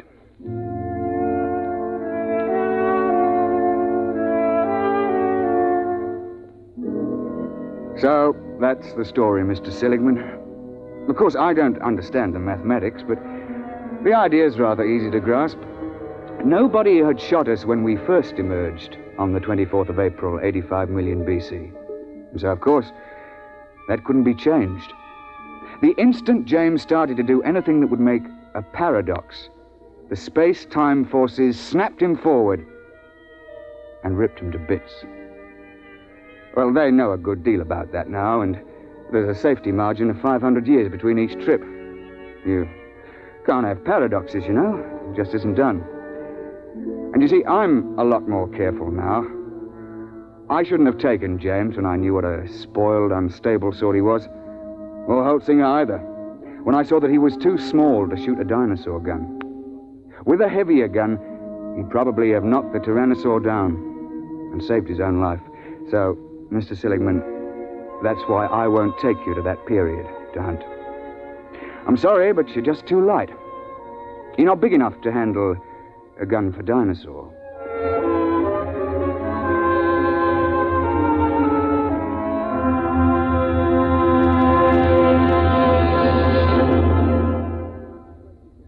have just heard X-1, presented by the National Broadcasting Company in cooperation with Galaxy Science Fiction Magazine, which this month features the story of a man who develops a spaceship that travels so fast that its pilots vanish mysteriously into thin air. Read the Vaughn Shelton story, Point of Departure, in Galaxy Magazine, on your newsstand now. Tonight, by transcription, X-1 has brought you A Gun for Dinosaur, a story from the pages of Galaxy, written by L. Sprague de Camp, patent consultant and one of our leading authors of science fiction. It was adapted for radio by Ernest Kenoy. Featured in the cast were Alastair Duncan, Wendell Holmes, John Gibson, Donald Buca, Warren Parker, and Alan Hewitt. Your announcer, Fred Collins. X-1 was directed by Daniel Sutter and is an NBC Radio Network production.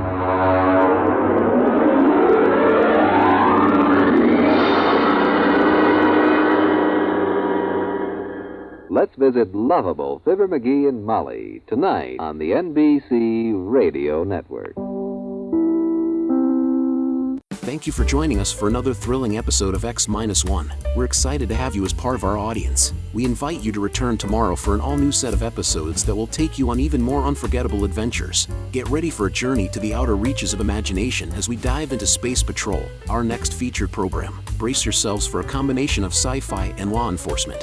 We're always eager to hear from our fantastic audience. Your feedback fuels our passion for delivering the best in vintage entertainment. Feel free to share your thoughts, opinions, and suggestions. We value your input and strive to make your listening experience even more enjoyable. If you're looking to enhance your Microsoft Access skills, look no further. Reach out to them at 615-420-2040 and ask for Mark. Once again, thank you for being a part of our Golden Age radio community. Get ready for more riveting stories, captivating characters, and timeless entertainment. Until next time, stay tuned and keep the nostalgia alive.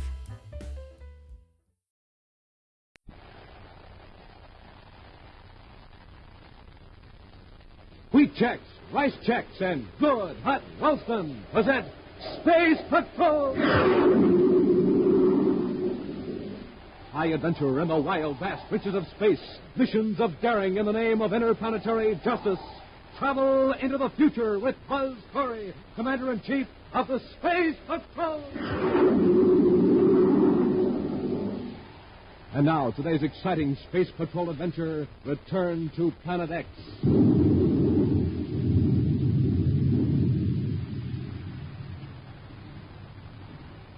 A blasted heap of rubble.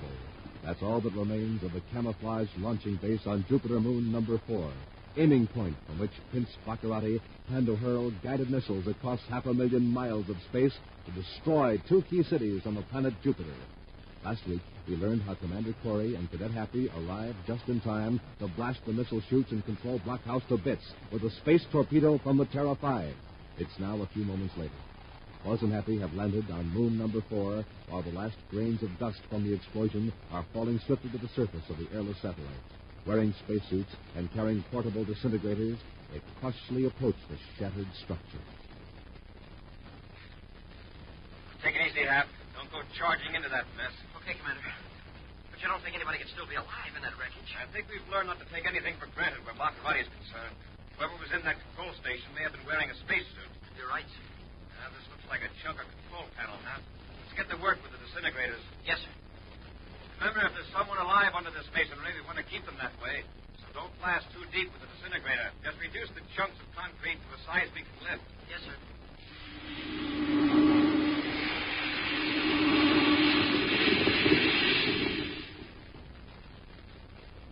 Nothing under that chunk. Try that one over there.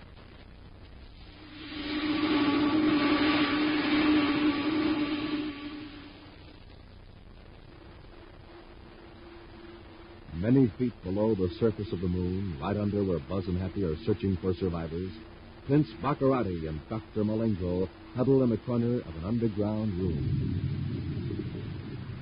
What was that? I don't know, Your Highness. Perhaps they have found a passage leading down to this escape tunnel. Go to the connecting door and investigate.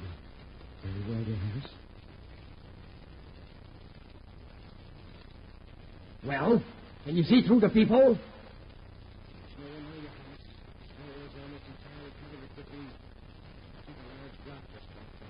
That's what I thought had happened. Highness, wouldn't it be advisable now to get out of the other end of the passage to the spaceship? There is no hurry. We can blast off until we're sure there's no space patrol ship watching this part of the moon. However, we can work our way down toward the center of the tunnel.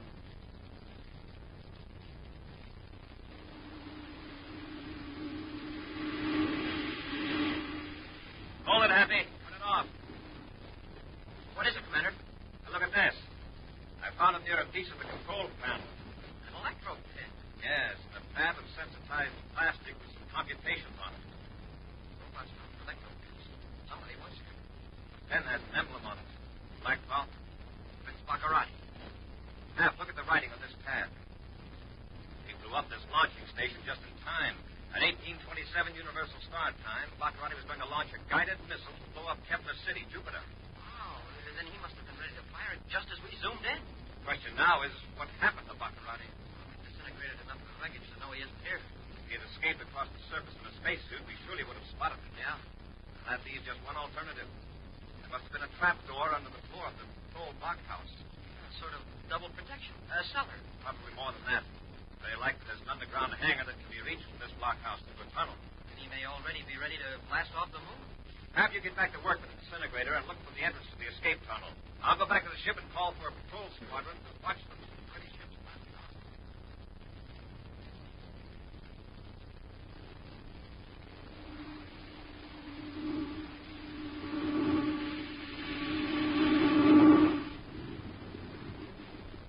Hap, how you doing? I think I found it, Commander. Let's have a look. You're right. That's the metal framework of a trapdoor. Another short blast ought to clear the rest of the rubble away, sir.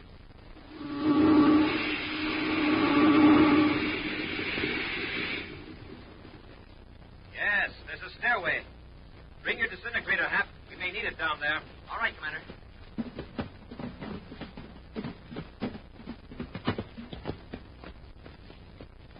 There's a metal door, Hap. Let's see if we can open it. An airlock. Get in and close the door, Hap. Let's check these indicators. Here's a gauge for passage air pressure. 0.8 atmosphere. Then Baccarati wouldn't need a spacesuit inside the tunnel. Right. We can open our faceplates after we open the inner door.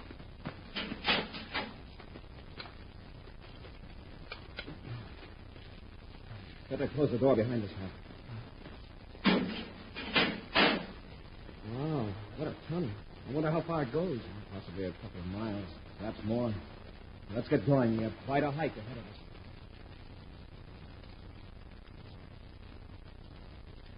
Durango, what's the matter with you? Stop pacing back and forth. I'm sorry, Your Highness. I feel uneasy. What about? I don't know. I suppose it's being imprisoned at this time. What do you mean imprisoned? In a few minutes, we'll be in a spaceship on our way back to Planet X. Of course, Your Highness, you're right. But suppose the space patrol does discover the hangar entrance to the tunnel. If they stop manufacturing trouble. The hangar entrance is well camouflaged. The thing for us to do is plan what we're going to do when we get back to Planet X. Our number one project, of course, will be to get rid of Commander Corey. It shall receive my entire attention, Your Highness. Good. That will leave me free to solve our difficulties with our captive natives in the Arctic region of Planet X.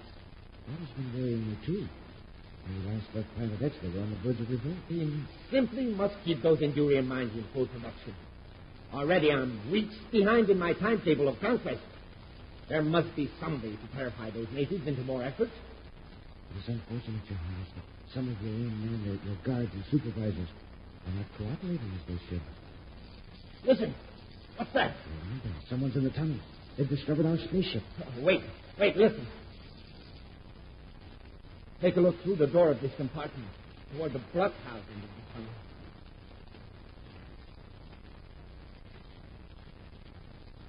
See anything? It's very dim, Excellency. I thought I saw some shadow flicker. Get away from the peephole. There is somebody in the tunnel. They just come through the door from the other compartment. Space patrolmen, obviously. Who else could they be? For the rest of the ship? Oh, let's finish them off. Get me a blast gun from the one.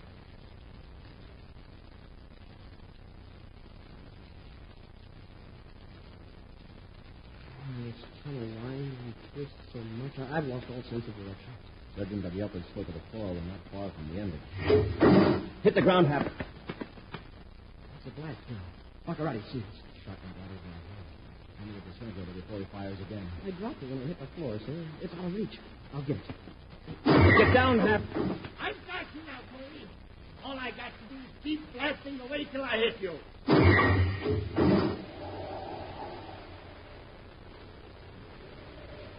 We'll return to Space Patrol in just a moment.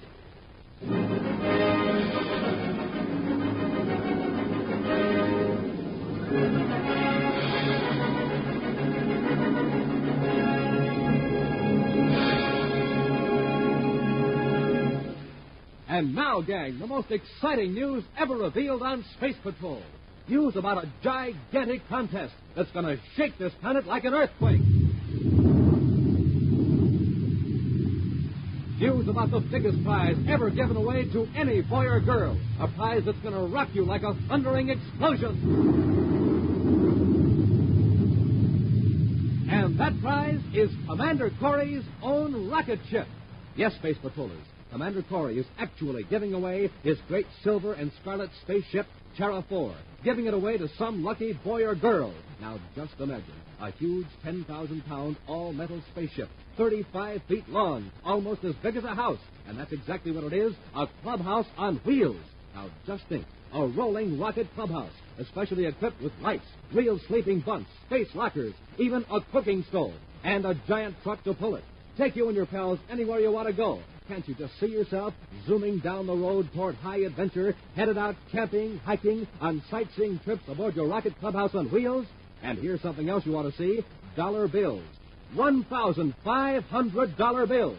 $1,500 that comes as first prize along with the rocket clubhouse. That's right. The first prize in this terrific contest is a gigantic rocket clubhouse and a real truck and $1,500. Now, that's what one of you Space Patrollers will win. Say, here comes Carol with something that 750 of you are going to win. Second prize, 750 Schwinn varsity bicycles. Terrific fight, Space Patrollers. Schwinn, America's best, with 3-speed gear shift and 2 for your handbrakes. And third prize, 1,000 third prizes, 1,000 pieces of regulation Space Patrol equipment, 250 autosonic rifles, 250 outer space helmets, 250 emergency kits, and 250 beautiful Space Patrol wristwatches. Now, Space Patrollers, it takes only one word to win Buzz Corey's rocket ship or a Schwinn bike or one of the 1,000 other swell prizes. Now, sit tight, because right after today's Space Patrol adventure, I'm going to tell you about the one word that can bring you the great rocket clubhouse rolling up to your home.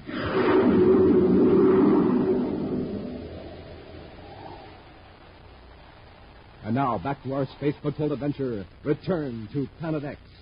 Buzz and Happy are in a tunnel on the 4th moon of Jupiter, trying to overtake Prince Baccarati before he can escape from Planet X.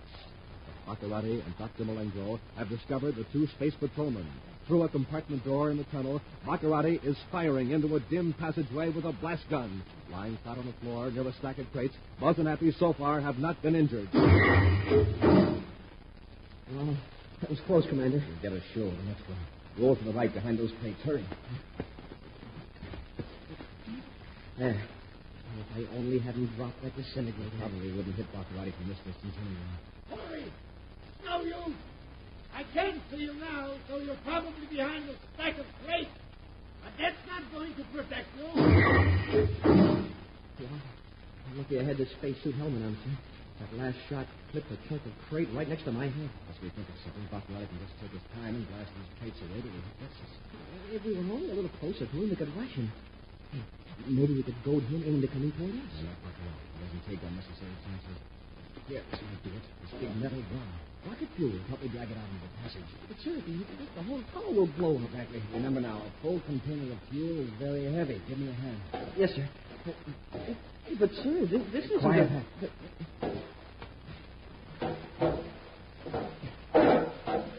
Better hold your fire, Baccarati. Oh, you want to surrender, I suppose. No, I'm just warning you. We're pushing a drum of rocket fuel out into the tunnel. Hit that with your blast gun, and you'll be shot through this tunnel like a torpedo through a space cannon. You're bluffing. You'd be killed, too. You're determined to finish us off anyway. Come on, Happy, push it out. Roll it toward Baccarati. Yes. All right, Baccarati, go ahead and shoot. You can stay in the tunnel. He's given up, sir. He's locked the compartment. Stay behind the fuel drum, Hap. Roll it to the door. Yes, sir. I can keep moving now. Get to the disintegrator.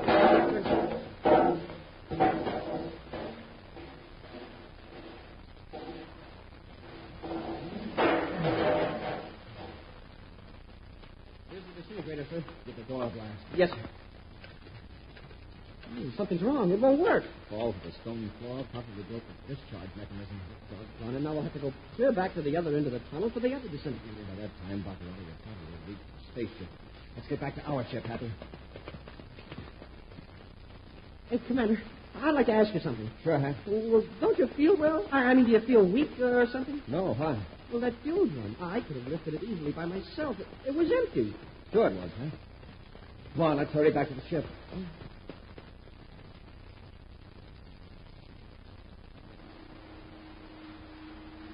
Meanwhile, Baccarati and Malengro have reached the other end of the tunnel where a small spaceship sits poised, its sharp nose almost touching the heavy metal gate that seals the entrance of the hangar.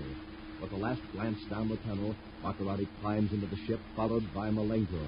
Quickly, the Prince presses a button that operates the remote control mechanism, and the huge gates slide back. Through the nose port, the two men look out into a black curtain of space dotted with bright, unwinking stars. Put on the viewscope, Malengo. We'll see if any spaceships are out there before we blast off. Yes, Your Highness. We can't cover a very wide angle while we're still in the tunnel, but if it looks clear, we'll have to risk a blast off. There are no patrol ships visible, Your Highness. All right, we're blasting off. And I hope Corey managed to break through that compartment door back there. In fact, I hope he's right behind our ship when I put on our rockets.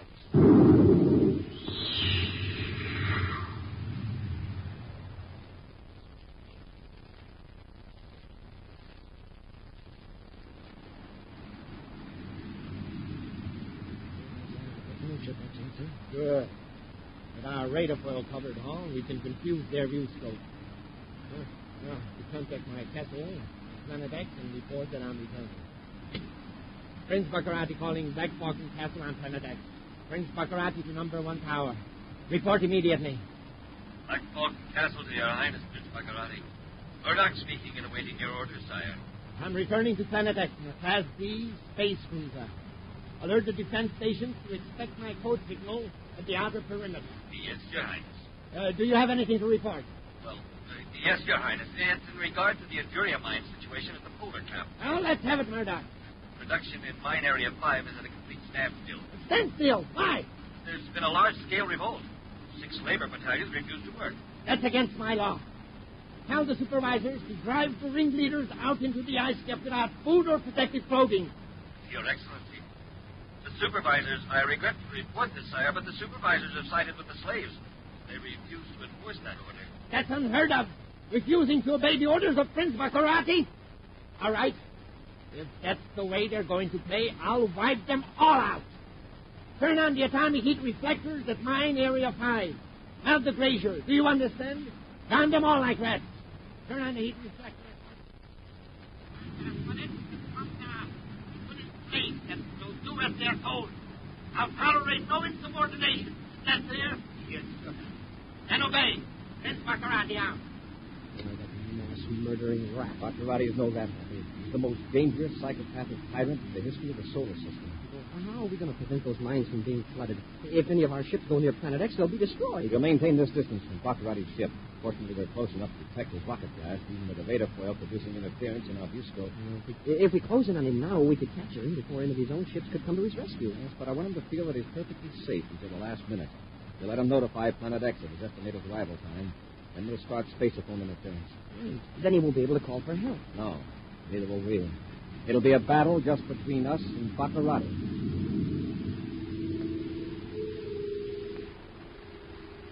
On through the endless reaches of space, Buzz and Happy trailed Prince Baccarati. whose ship appears in their viewscope as a tiny dotted flame surrounded by a shapeless blur, the effect of a radar point. Finally, both ships are far beyond the orbit of Pluto.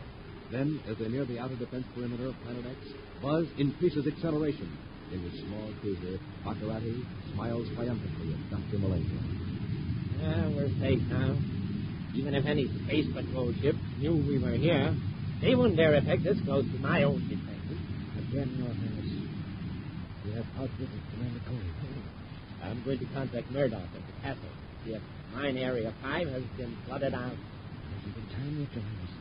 It will take several hours for the floodwaters to reach the mines. Well, that won't hurt to let them know I'm keeping tab on them.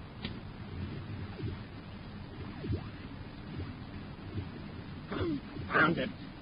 I know it's interference, but what could be causing it? What is jamming our frequencies? You must be very close. The viewscope. Look. The ship is closing in on us. Malenko, why haven't you been watching? I thought we were clear, Your Highness. You yourself said... The space patrol ship. Commander Corey.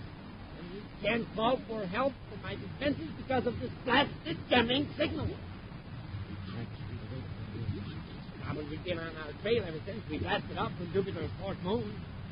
Well, if he wants to fight, he'll get it. The ship isn't probably armed, Your Highness. Oh, one lucky shot might do it. Take the controls, Malenko. I'll mend the space.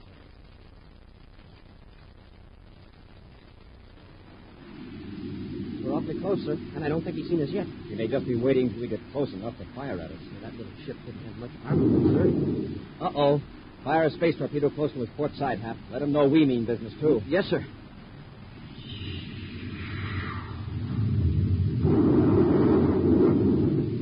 Nice going, Hap. That came close enough to scrape the radar foil off his hull. I'll cut our interference down to 20 units. We can talk to him about Planet X picking us up. Yes, sir. Now, I'll set you. Baccarati, this is Commander Corey. Surrender, or our next torpedo will blast your rocket assembly. It's Baccarati, Planet X, emergency. They won't hear you, Baccarati. This is a private conversation between you and me. Do you surrender, or do you want Cadet Happy to demonstrate his skill at space gunnery? All right, you win. Now listen, Baccarati. I'm going to join airlocks with your ship, and I'm coming aboard. Don't try anything. All right, Commander. Okay, Hap, you take the controls. I'll board Baccarati's ship. A few moments later, the Terra 5 joins airlocks to Baccarati's cruiser. While Happy remains at the controls, Buzz enters Baccarati's ship with his ray gun ready for action. All right, Baccarati. Just leave the controls as they are. Stand there beside Malenko with your hands up. Very well, Commander. I'll surrender gracefully. Take me to Terra. I've got news for you, Baccarati. We're going on to Planet X, in your ship. I don't understand. I heard you ordered a glacier melted to flood the mine. I'm going to see that you stop that mass murder. And the only way I can be sure is to take you to Planet X. But if they see your ship, my men may destroy us all. I'm notifying Pluto's Space Patrol to pick up Terra 5 and take it to Pluto. Our interference is beamed only toward Planet X, so your cutthroats won't hear a word. Within a few moments, the Terra 5 is headed back toward Pluto on automatic pilot to be intercepted by Space Patrol ships. Meantime, Baccarati's cruiser, with Buzz and Happy aboard, proceeds toward Planet X. All right, Baccarati. I think it's time you reported to Murdoch at your castle. And get this straight. You'll regret it if you attempt to warn them, understand? Yes, Get a report on the heat reflectors near Mine Area 5. Then tell Murdoch you're heading for the polar cap to watch the fun. Got that? I'll tell him I'm not landing at the castle first, but I'm going to the polar ice cap. That's right. Now turn on your spacerphone and watch what you say. Prince Baccarati to Murdoch at Black Falcon's castle, Planet X. Prince Baccarati to Planet X. Murdoch to His Highness, Prince Baccarati. We tried to reach you before, but there was some interference. Yes, I noticed it. Did you follow my orders regarding Mine Area 5? The letter, Your Highness. The heat reflectors were started by remote control. Of course, it will be several hours yet before the flood water reaches the mine. I understand. Murdoch, when I enter the atmosphere of Planet X, I'll proceed at once to the ice cap. I want to inspect the results. That's all, Murdoch. From a dozen control towers on the enormous Planet X, viewscope beams probe out into space and feel with electronic fingers the contour of Baccarati's ship. Electronic ears listen critically to the identification frequency radiated from the small cruiser, and then let the ship proceed unchallenged.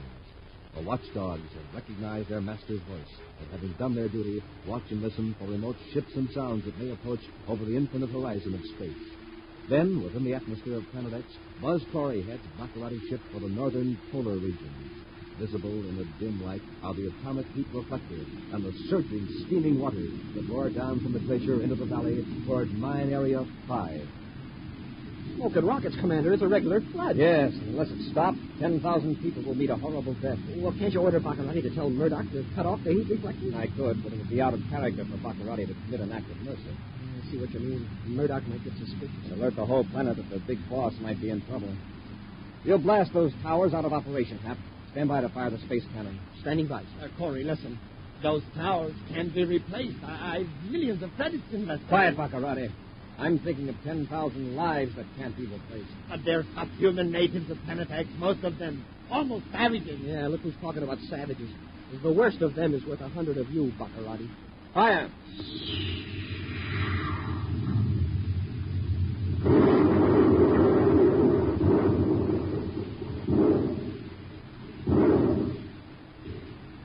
Well, that did it, Hap. We got all of them with one shot. Yeah, but, Commander, the water's still pouring down off the glacier. It will for a while, but in that intense cold down there, it'll freeze back into ice before it reaches the mine.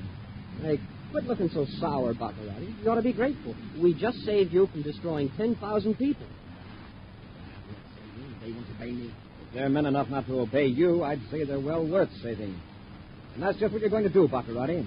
You're going to free them and return them to their homes and families. Get on that spaceophone and order all your ships here at once.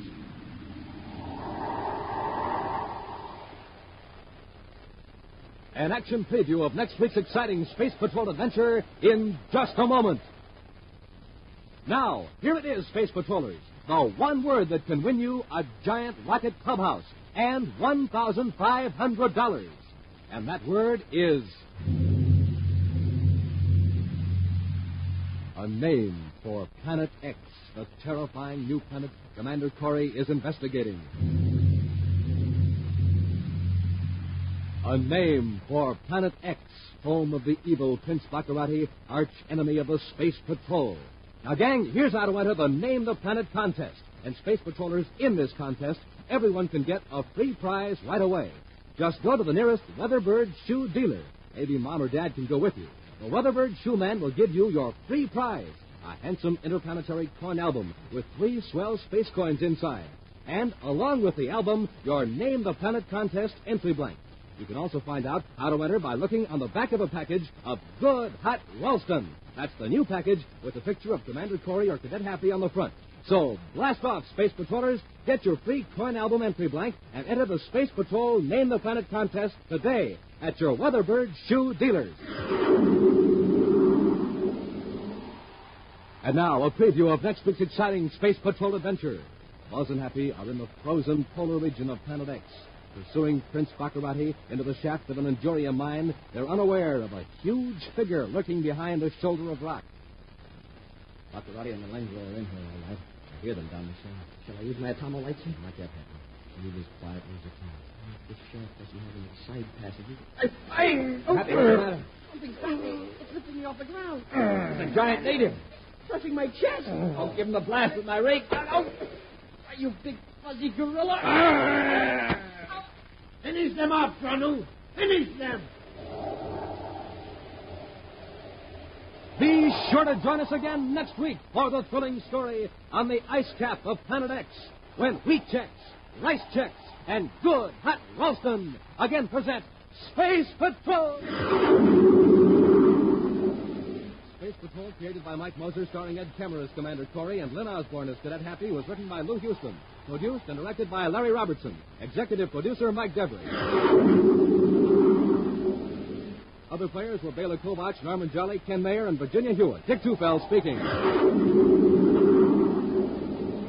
Now, don't forget to tune in next Saturday and every Saturday when Wheat Checks, Rice Checks, and Good Hot Ralston again present Space Patrol.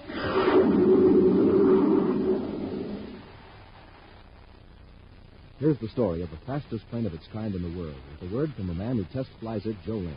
It's the Air Force F-86D Sabre Jet Interceptor, designed by North American Aviation, Los Angeles.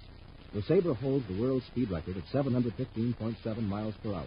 Wingspan is 37 feet, length 41, cruising range 500 miles, climbing speed 300 miles per hour.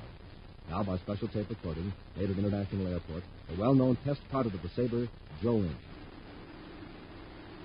The D is a one-man interceptor, so when you fly it, you're really on your own. That's why I see to it that I'm in good condition all the time. And one way to stay in good condition is by eating a good breakfast cereal, like Rice Chex or Wheat Chex. They're just packed full of energy, and they taste swell. I think you'll like them, too. No other cereal, puff, or flake contains so much nourishment in such concentrated bite-sized form. Rice Chex, Wheat Chex. Be sure to see another exciting Space Patrol program on your local ABC television station. Consult your local paper for time and channel. This program is broadcast to our armed forces overseas through the worldwide facilities of the Armed Forces Radio Service. Space Patrol came to you transcribed from Hollywood. This is ABC Radio Network.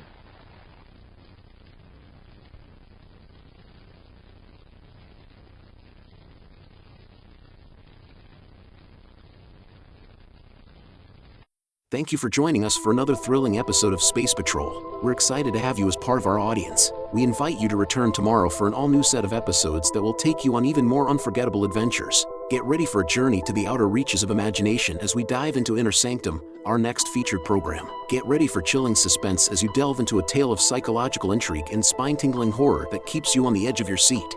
We're always eager to hear from our fantastic audience. Your feedback fuels our passion for delivering the best in vintage entertainment.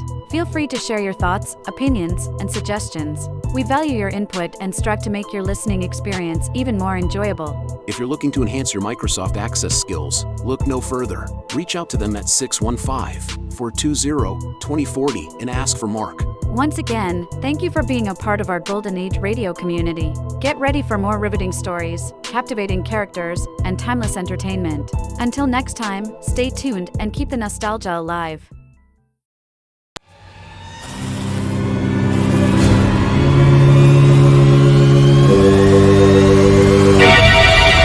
Lipton Tea and Lipton Soup present Inner Sanctum Mysteries.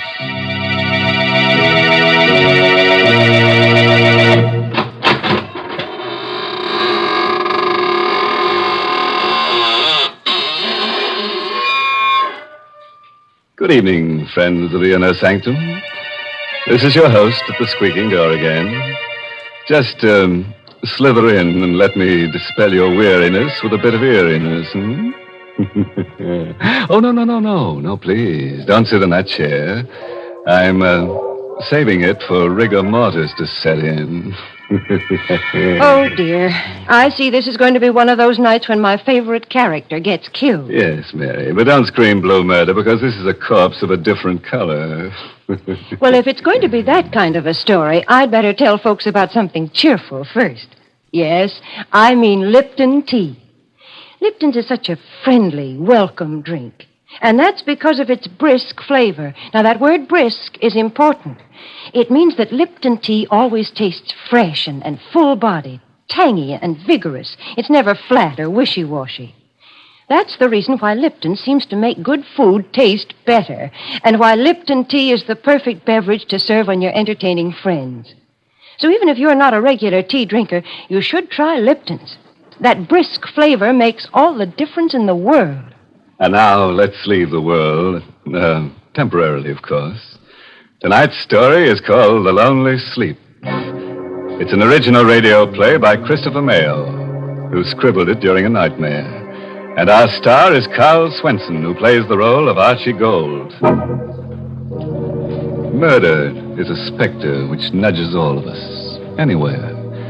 Most of us will never murder, but can any of us say we never will? Certainly Archie Gold, 30-ish, bald and mild-mannered, never thought he would murder.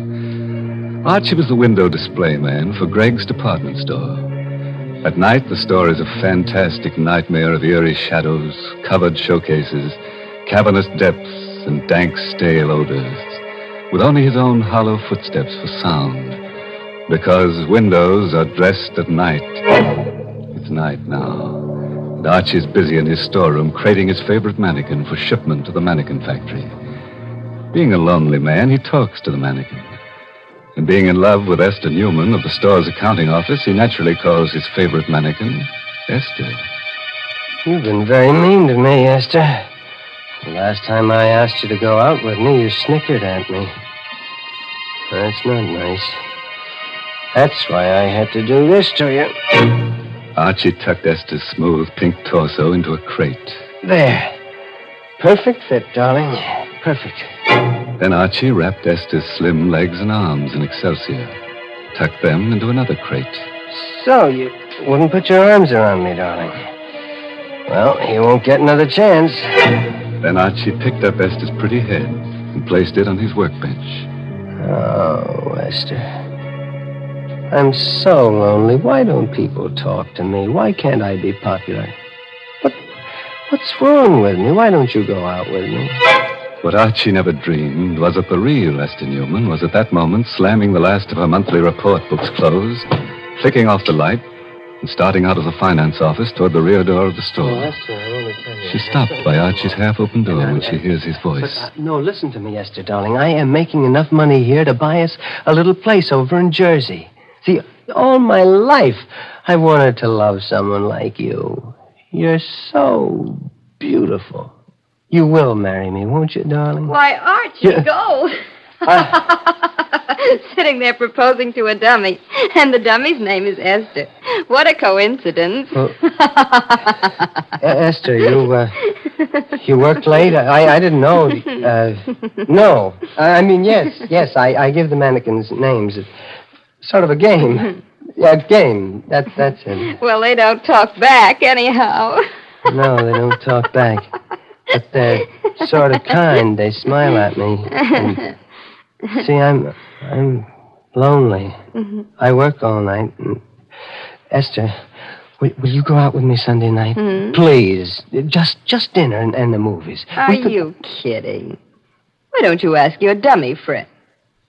Hey, say what a swell idea. She won't eat much. You can maybe get her into the movies for half price and...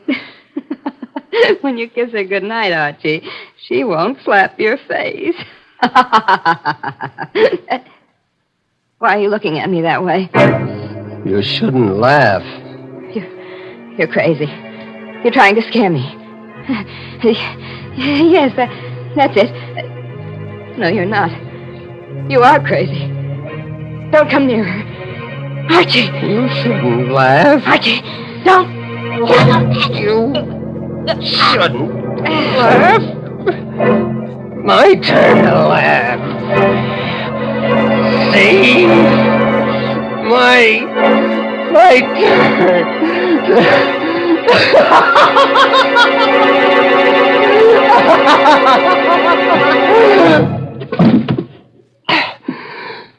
You shouldn't laugh. People shouldn't laugh when you're lonely. You see, the specter of murder had nudged Archie, and he's obeyed. This was no mannequin at his feet. This was a woman, warm, beautiful, and dead. Then, being scared and lonelier than ever, Archie talked to his mannequins again. This time to Frank, painted and rouged and handsome in Greg's bargain $29.50 tweed suit. You heard her laughing at me, Frank. I just couldn't stand her laughing at me again.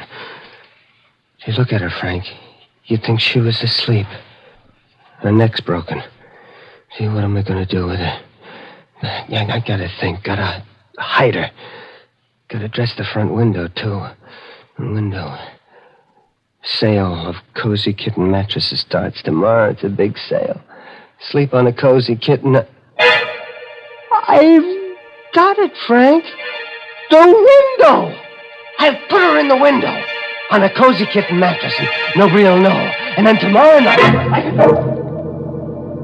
So Archie used some pancake makeup, bringing life to Esther's sallowing cheeks and purple lips. He placed her dead weight on a hard truck. He rolled it to the lighted window. An hour later, Esther's corpse, covered with gleaming white sheets and sleazy satin quilts, smiled in peaceful bliss at the empty street. Archie found his work well done. Nothing more to do now. Just wait. I'll go home. And wait. That's a good window.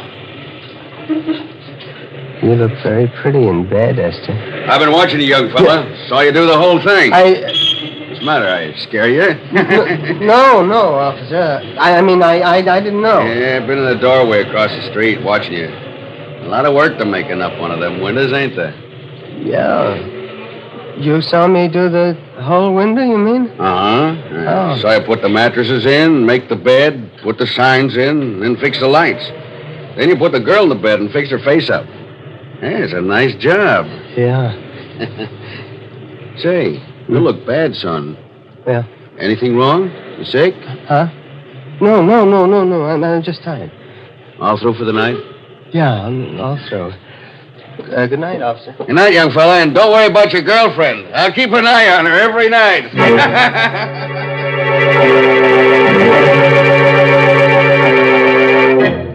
So Archie went home, as you or I might have done. And because he'd been too busy setting his little post-mortem stage, the impact of his crime began to seep through only as he neared his rooming house. Maybe the girl in the doorway he passed started him thinking because she laughed. Are you kidding? Just a girl and a date. But you can't blame Archie for hurrying. You would have thought it was Esther, too. Archie hurried. He hurried to the rooming house. He raced up the steps.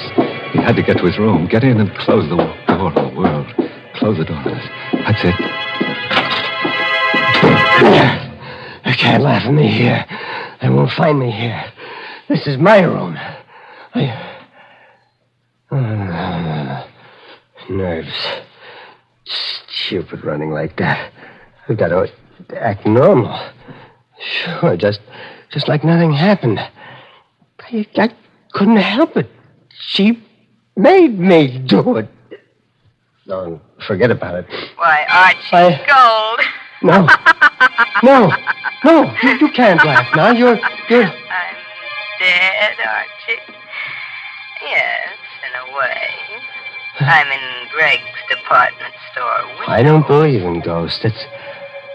It's just my mind, my imagination. That's right, Archie. You're too clever to believe in ghosts. I'm not a ghost, Archie.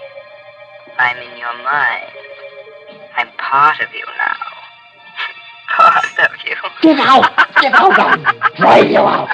Oh, no, Archie. You can't. Unless, Archie. Unless you replace me with someone else. Yes. That might do it. Someone else. Another girl. See? That's how a murderer thinks. Oh, yes. You do the same thing. Archie never thought he would murder. Now he's ready to do it again. Get rid of his conscience to get rid of a voice. Archie lit a cigarette. He poured himself some milk, ignoring the laughter in his brain until it pushed through again.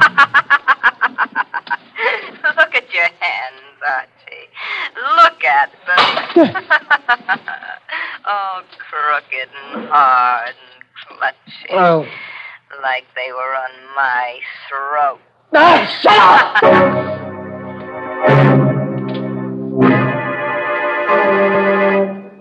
Archie threw himself on the bed and jammed the pillow against his ears. Fell into a dream worse than reality. Hello?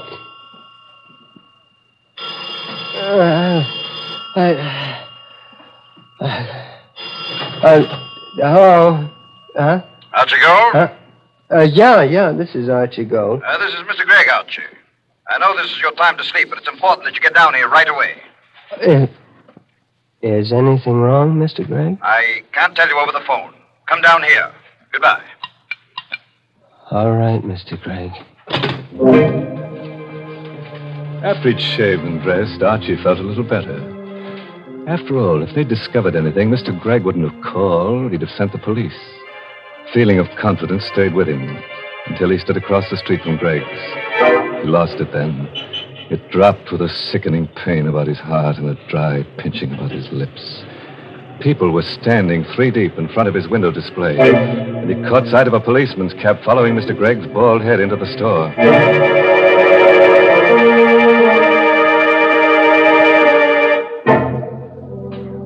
Well, were you thinking of going window shopping tomorrow? Want to be popular? Have lots of people crowding about you on the sidewalk side of a plate glass window. Want to be a mannequin? Look up Archie Gold. He's the mannequin doer. Well, all I can say is I'm glad that murderer is about to be caught. Why, Mary, don't talk that way. It was really kind of Archie to put her on the mattress. She was so sleepy. In fact, she was dead to the world. Yes, the one to feel sorry for is Archie. Why, the poor fellow's shivering. Why don't you make him a cup of Lipton tea? Lipton's is too good for him. And besides, he's probably too scared to taste the difference between Lipton's and ordinary teas. Yes, folks, Lipton tea is different. In the language of tea experts, Lipton's has a brisk flavor. And when they use that word brisk, B-R-I-S-K, they mean that Lipton tea tastes tangy and spirited, really full-bodied. It's never flat or weak. So get acquainted with that brisk flavor. Or you just don't know how good tea can be till you know how good Lipton's is. Well, let's see how good Archie's alibi is. Remember Archie, the lonely little man who dresses Gregg's department store windows at night? He just couldn't stand being spurned by Esther Newman any longer. She laughed at him when he asked for a date, and now Esther is a lifeless mannequin advertising the restful qualities of cozy kitten mattresses in the window display. And Archie enters the store to see what's in store for him. Mr. Gregg, I'm, Archie Gold, come in. Close the doors. Sit down. My boy, you know Miss Newman in our bookkeeping department? Yes, sir. I knew her, but I'd like a chance. You're going to get a chance, my boy. Before leaving on a week's vacation, Miss Newman completed our annual report. Miss Newman is on vacation? Yes. Which isn't important. The report shows we sold 16 cozy kitten mattresses in 1 year. Well, that's not many, is it, sir? It's terrible. We were stuck with 1,500 of them. Just a minute now. Jenkins. Yes, Mr. Gregg? How many mattresses have you sold now? 802, sir. You hear that, Gold? Yes, sir. 802 mattresses in a couple of hours. And your window display did that.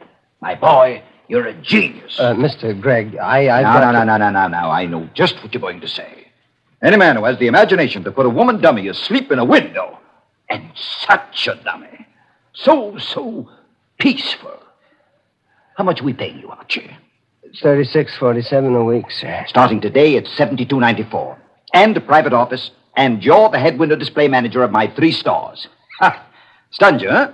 Everything I've always wanted. What's more, I've had pictures taken of that window with the crowds, and the paper promised to run it in tonight's edition. With your name. Good? Yes, sir. I want you to know, sir, I appreciate it. Oh, nonsense. Greg knows a bargain. Now go home to bed again, or take tonight off. Oh, no. I have work to do. Get more good ideas? Good. Mr. Gregg. Yes, my boy. If the mattresses are selling so well, we won't need the display. I can take it out tonight. Oh, nonsense. Don't touch it. We'll run this sale for 2 weeks. I just ordered 1,500 more mattresses. Success and popularity was sweet to Archie's taste.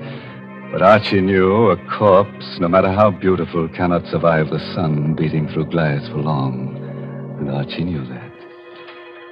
It was a wretched rainy night. Gregg's department store had long since closed its doors. The night belonged again to Archie. Now he had a nasty job to do.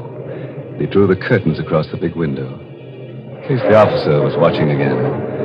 Esther was just a mannequin now, a mannequin of flesh and bones, but a mannequin. And Archie spoke to his mannequins. You've had a hard day, Esther, darling, haven't you? Well, it's all over now. You never did anything for me alive. Dead, you brought me success. Now I've got to send you away. You're stiff and cold, Esther. And you can't laugh now, can you? Esther couldn't laugh. And Archie opened the crates which contained the mannequin he had originally planned to ship. With a few simple tools and lots of work, he made Esther, the real Esther, conform to his original shipment. A torso, a pair of hands.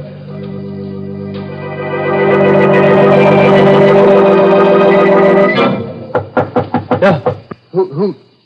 Well, that's the alley door. Somebody's there. Gee, a cop, maybe. I've got to act natural. After all, she's well hidden. Could I come in? Please, I'm so wet and tired. Girl. It's a girl. Yes. Come in. Get out of that rain. Thanks. Why, you poor kid, you're soaked. Come into the workshop. I've got a heater in there. Gosh, thanks. She was sent to me. Someone to take Esther's place.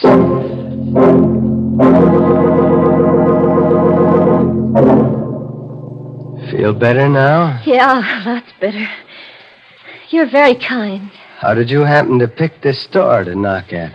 Well, the alley seemed a good place to get out of the wind. It started to rain, and I saw your light. Oh, I see. And you broke. Yeah. The usual story. I came to town from Philly to get a job. Job was there, all right, but the boss wasn't on the level. Well, don't you have a home? Parents or a husband, I mean? Oh, that's no. a shame. Look, stay right there now. I'll be right back. You're not leaving me, are you? No, I'm going to get a blanket to put across your shoulders. I'll be right back. Of course he'd be right back. Wasn't this just what he needed? Another mannequin to satisfy Esther's voice? It made sense. The second time, it's easier. It always is.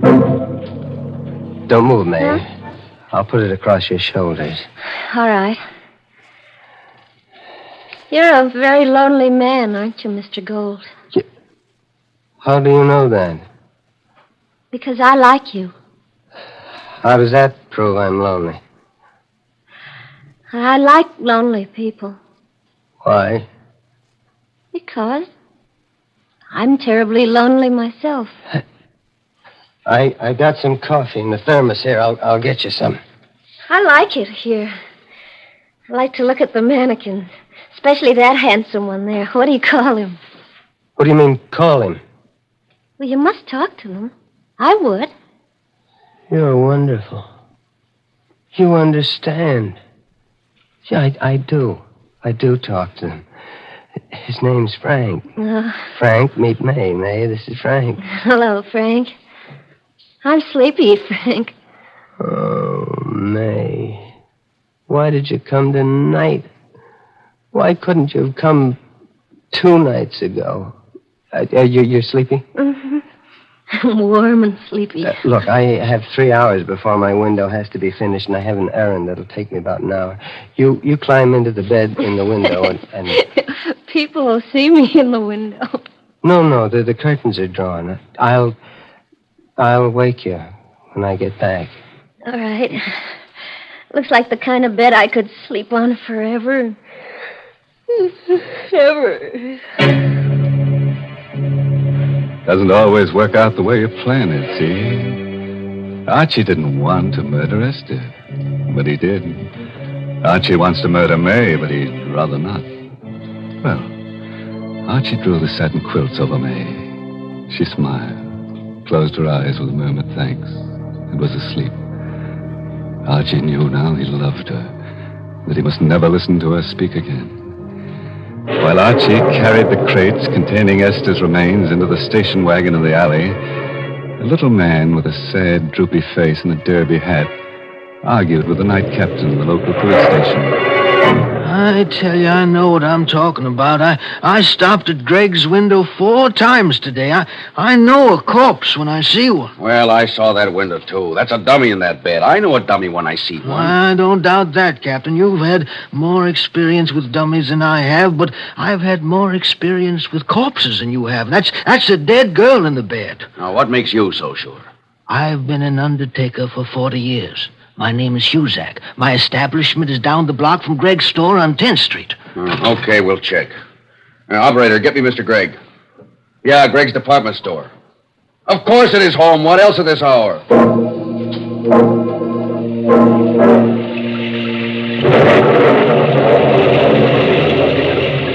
Archie had a plan. Excitement gripped him.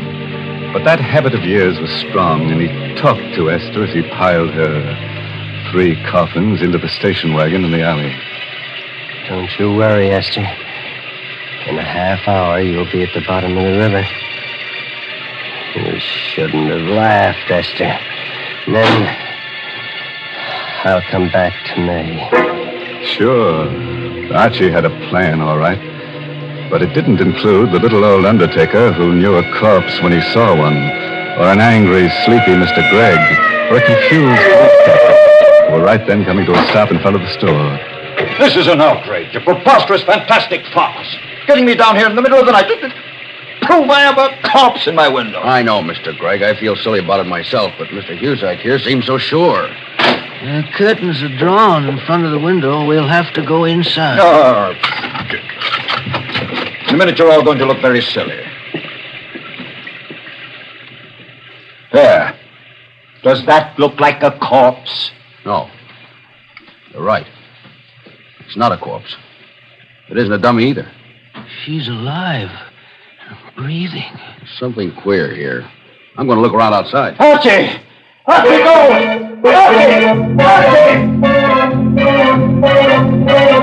Archie didn't hear himself being paged. But at the entrance of the alley, he saw the police car in front, and he heard the police captain shouting from the sidewalk.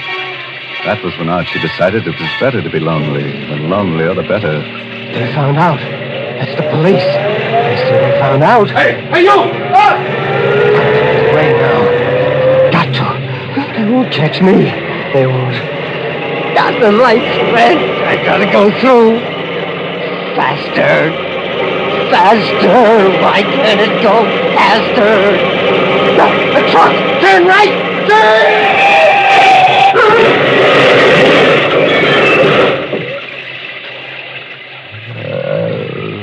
No one ever heard Archie's last words.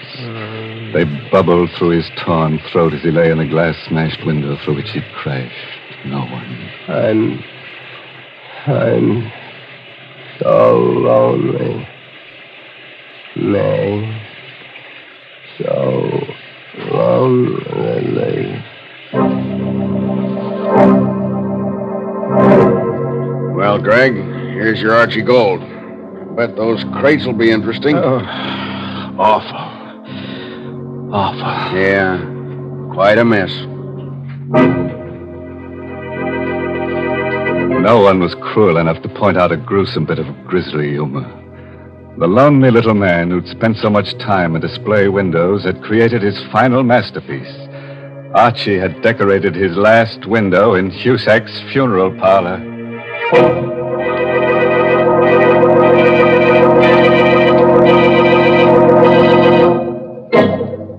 The lesson we learned from tonight's story is that murder doesn't pay. It's a losing business. Murderers are always in the red. And it's strenuous work, too. You're bound to find yourself a little stiff. Mr. Host, I did not like that story. Well, neither did I, Mary. Imagine the Cozy Kitten Mattress Company pulling a smart advertising stunt like that on Lipton's time and for free. Now, that's not what I mean at all. And if you're worried about Lipton's, let me assure you that Lipton's is the largest selling brand of tea in the whole world. That's the kind of popularity that really counts. And, folks, if you'll just once try Lipton tea, I think you'll be convinced, too.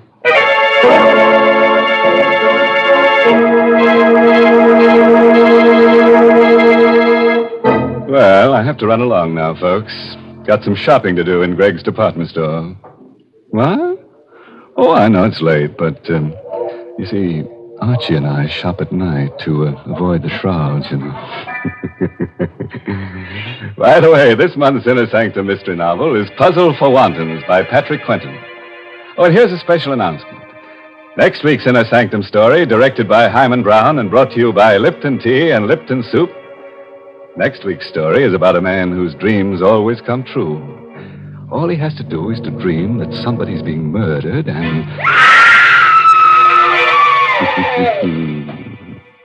Enough to keep you awake, isn't it? Oh, until we meet again next Tuesday, you dream of me and I'll dream of you. Now it's time to close the squeaking door, so good night. Pleasant dreams.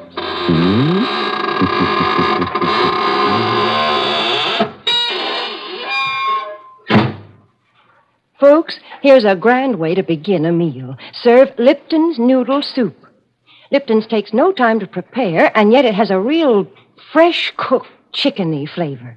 Yes, it tastes just like the chicken noodle soup you'd make right in your own kitchen. And Lipton's is economical, too. It costs less and makes lots more than canned soups. So, folks, don't forget to serve Lipton's noodle soup. And don't forget to tune in next Tuesday night for another Inner Sanctum mystery. This is CBS, the Columbia Broadcasting System.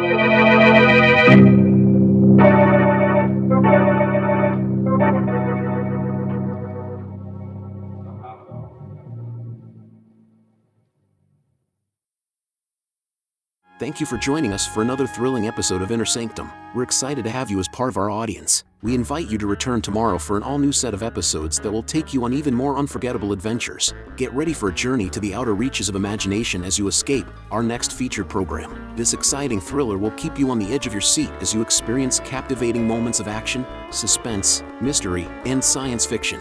We're always eager to hear from our fantastic audience. Your feedback fuels our passion for delivering the best in vintage entertainment. Feel free to share your thoughts, opinions, and suggestions. We value your input and strive to make your listening experience even more enjoyable.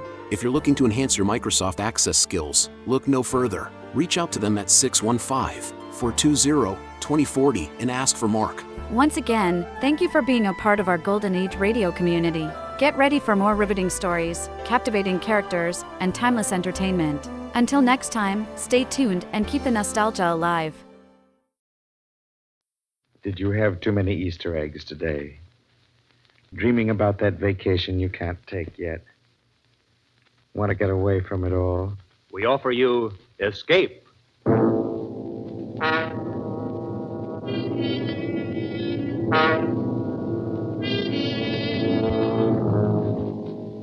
You are groping your way slowly through the dark hold of a ship at sea, moving carefully, step by step, searching intently for something you dread to find, because you know that this ship carries a cargo of death.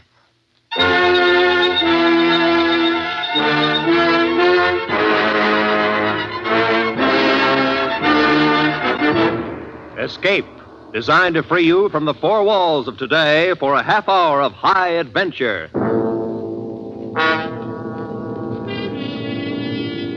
Tonight, at your request, we bring back one of our most popular escape stories. We escape to a harbor front in Venezuela, and a grim voyage which started from there, as told by Martin Storm in his gripping tale, A Shipment of Mute Fate.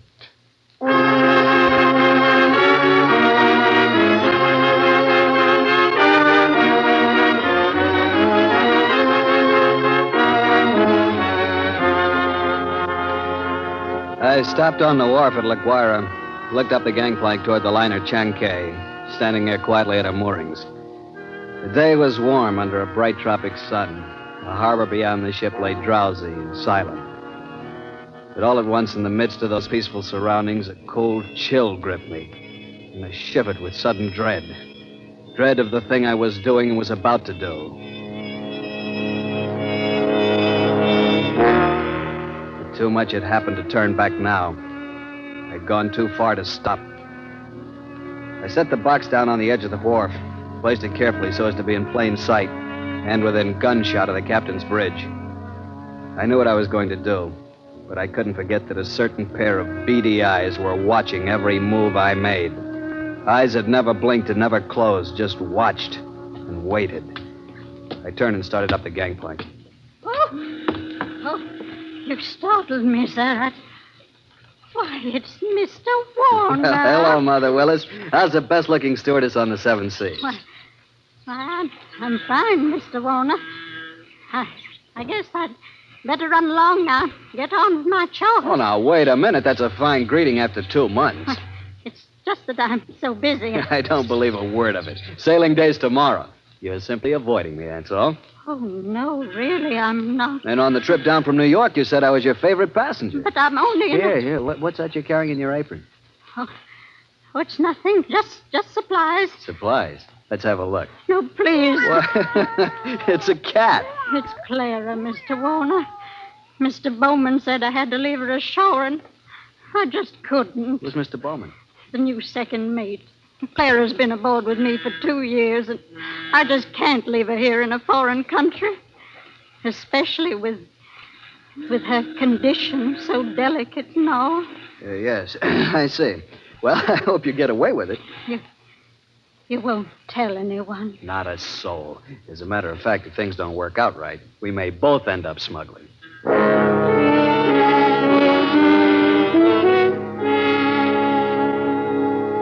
Most happy to have you aboard on the trip down 2 months ago, Christopher, and I'm very glad you're coming along with us on the run back to New York. Well, thanks, Captain Wood. There is one thing, though.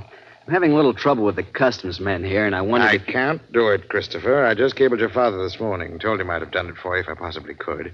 He sent a request from New York, you know. Yeah, I thought he would. I wired him from upriver last week. I hated to refuse, but it's absolutely out of the question. Captain Wood, I'm afraid I don't follow you. Responsibility to the passengers, son. We'll have women and children aboard. On a liner, the safety of the passengers comes ahead of anything else. But with proper precautions... Something might happen. What? I don't know what, but something might. Carried worse things. There isn't anything worse. Any skipper afloat will bear me out. No, Christopher, I simply can't take the chance, and that's final.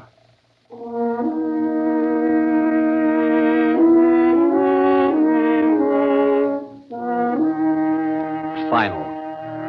Wasn't final if I could do anything about it. I hadn't come down here to spend 2 months in that stinking backcountry and then be stopped on the edge of the wharf. 2 months of it. Heat, rain, insects, malaria. I'd gone clear in past the headwaters of the Orinoco.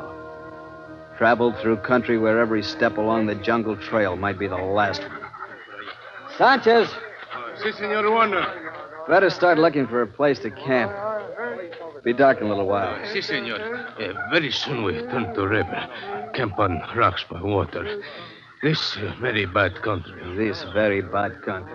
We've been saying that for 10 days now. Very bad country. Si, Senor Warner. This very bad country. Yeah, skip it. For all the luck we've had so far, it might as well be Central Park. Central Park? I don't understand. Never mind. Yeah, what's the matter? Quiet now! Sanchez, what's wrong? They're in the park. See, Bushmaster. Bushmaster. The deadliest snake in the world. Bushmaster. His Latin name was Lachesis muta. Mute fate.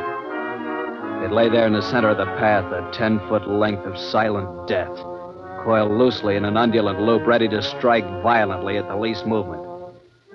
Here was the one snake that would go after any animal that walked, or any man.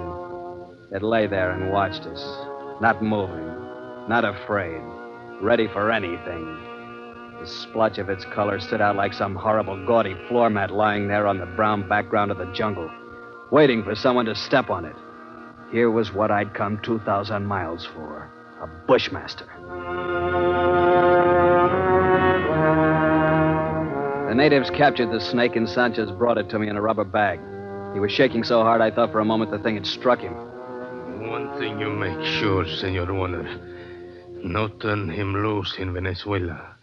Because he know I the one who catch him. And he know where I live. All right, Sanchez, I'll keep an eye on him. He also know you pay me to catch him. All the time he watch and wait. You no forget that, Senor Warner, because he no forget. Not ever.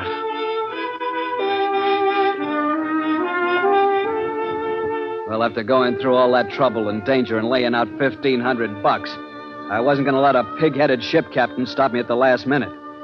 At least not as long as the cables were still in operation between La Guaira and New York. morning, Captain Wood. The boy at the hotel said you wanted to see me. That's right, Christopher. Sit down. Thanks. Seems you weren't willing to let matters stand the way we left them yesterday. I'm sorry to go over your head, Captain Wood, but I had to. The museum sent me a long way to get that snake. I'm not going to be stopped by red tape. This will be the only live bushmaster ever brought to the United States. Yes, if I had my way. But orders are orders. Got a cable from the head office this morning. All right, Christopher, suppose we talk about precautions. I'll handle it any way you say. It's got to have a stronger box. That crate's too flimsy. Well, it's stronger than it looks. That wire screen on top would hold a wildcat. But anyway, I bought a heavy sea chest this morning. We'll put the crate inside of it. Sounds all right. Got a lock on it. Yeah, a heavy padlock. It's fixed so the lid can be propped open a crack without unlocking it. Snake's got to have air. In dirty weather, that lid has to stay shut. I'll take no chances. Fair enough. We'll keep the thing in my inside cabin where I sleep. You can't have it in the baggage room. And nobody on board is to know about it. Whatever you say, Captain. We won't have any trouble after all. It's only an animal. It doesn't have any magical powers. I saw a bushmaster in the zoo at Caracas once. They had it in a glass cage with double walls. It never moved. Just lay there and looked at you as long as you were in sight. Enough to give a man the creeps. I didn't know they had a bushmaster at the Caracas Zoo. They don't now. They found the glass broken one morning and the snake gone, the night watchman dead. They never learned exactly what happened. Well, the watchman must have broken the glass by accident some way. The way they figured it, the glass was broken from the inside. We sail in 4 hours.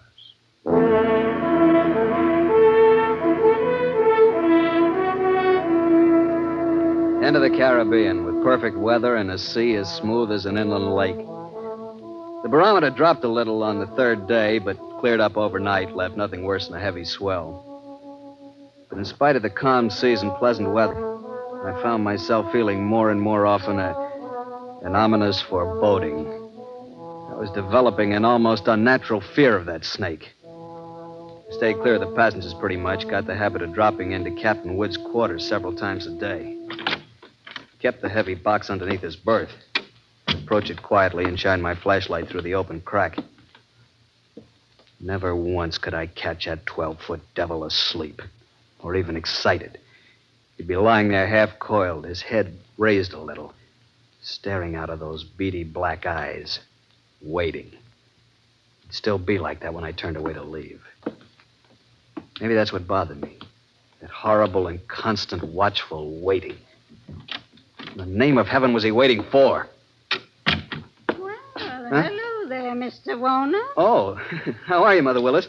My, but you and the captain spend an awful lot of time around this cabin. I'm beginning to think the two of you must have some guilty secret. No, nothing like that, Mother Willis. I don't know about Captain Wood, but I certainly don't have any guilty secret.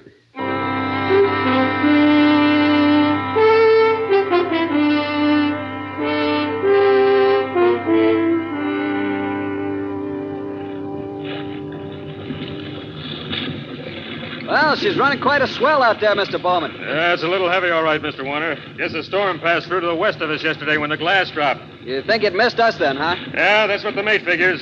Sure stirred up some water, though. This'll put half the passengers in their bunks.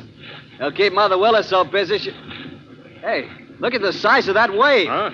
Great Jehoshaphat, we're going to take it on the port bow. Hang on!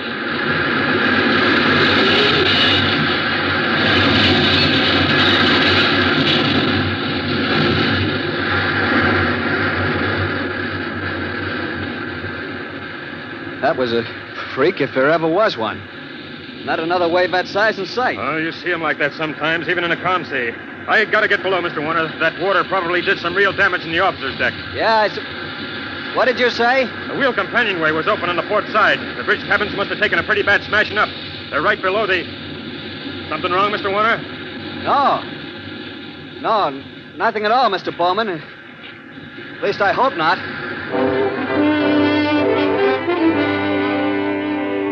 I didn't stop to find Captain Wood. Of course, I knew it was only one chance in 1,000, but the chances against that freak wave were 1 in 1,000, too. I stumbled down the companionway and along the passage to the captain's cabin. Oh, come in, Mr. Warner. Mother Willis. My, isn't this cabin a mess? Trying to get some of these things out to dry. Yeah, well, I just wanted to... Where's that box that was under the captain's bunk? Oh, that? Well, I just threw it out on the deck. What? Well, the desk over there slid into it. It was all smashed. But the small box inside of it, what happened to it? Oh, they were both splintered, Mr. Warner. Broke wide open. No. Well, Mr. Warner, you're white as a sheet. Mother Willis, go find Captain Wood. Tell him to come down here immediately. Well, of course, Mr. Warner. I'll go tell him right away. I can finish up here later. I pulled open the top drawer of the bureau inside. Took out the captain's flashlight and loaded pistol. Mother Willis had left a mop standing by the door. I put my foot on the head of it and snapped off the handle. Every move I made turned into slow motion. I could hear my own heart beating. Slowly, I started to search the cabin. Sodden heaps of clothing and furnishings were scattered around on the wet black floor. I punched at them one at a time, holding the gun cocked, flashlight pointing along the stick. Nothing. I worked around the room, throwing the light into the dark corners, back of the desk, under the bunk. Wherever I turned, I could feel those cold, unblinking eyes at my back, watching, waiting. Using the stick, I pushed open the closet door and threw the light inside. Carefully, I poked at the boxes and junk on the floor. Snake was not in the closet. Inch by inch, I covered the entire cabin. And only then a horrible realization began to dawn on me. Captain Wood. Mother Willis just told me. Well, Christopher, it's happened. That's right, it's happened. I see you found the gun. We better start searching the cabin here. Captain Wood, I just finished searching it. Oh, then. Women, kids, and that thing loose on board. 1,000 places for it to hide. Heaven help us, Christopher.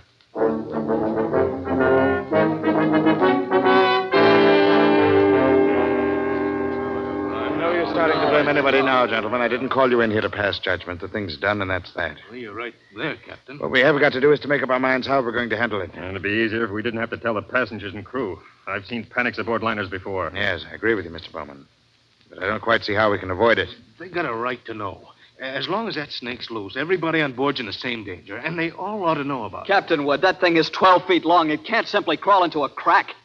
Why don't we make a quick search of the whole ship before we spread any alarm? I've thought of that, Christopher. As far as I can see, the only place it couldn't be is in the boilers or on top of the galley stove. Well, it might have crawled overboard. We can't count on that. We've got to assume it's on the ship somewhere. Yeah, and that could be anywhere. In a coil of rope, on a deck chair. Fire bucket, or in a pile of clothes. Yes, or under some woman's berth or a baby's crib. You've already said it.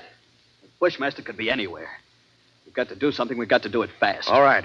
I think the best idea is to follow Mr. Warner's suggestion and make a quick search first. You agree to that? Right. And if we don't find it, we'll have to warn the passengers.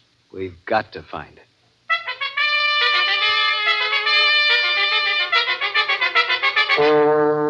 Alone in the dim baggage room, I went through the same movements as I had earlier in the captain's cabin. Gun in one hand, flashlight in the other, poking into every dark corner, behind every trunk and box. Since the baggage room was empty, I could keep the gun cocked and ready. The rest of those poor devils were having to do the same thing. Barehanded. All over the ship, the search went on. Here now, Stuart. What on earth are you doing rummaging through my cabin? Just checking up, ma'am. Well, I'm quite sure there's nothing in here that has to be checked. Sorry, ma'am. Captain's orders. It'll only take a few minutes. Well, I never heard of such thing. A passenger simply doesn't have any privacy at all. I've traveled on a lot of different lines, but I've certainly never heard of anything. Sorry, sir. I wonder if you mind moving over to the other rail. I'd like to look through these lockers. Sure, go ahead. What's the matter? You lost something? No, just looking things over. Oh, there's nothing in there but life preservers. Yeah, that's right. You must be getting ready to sink the boat. Gonna collect the insurance, huh? Gonna send us all to the bottom, huh?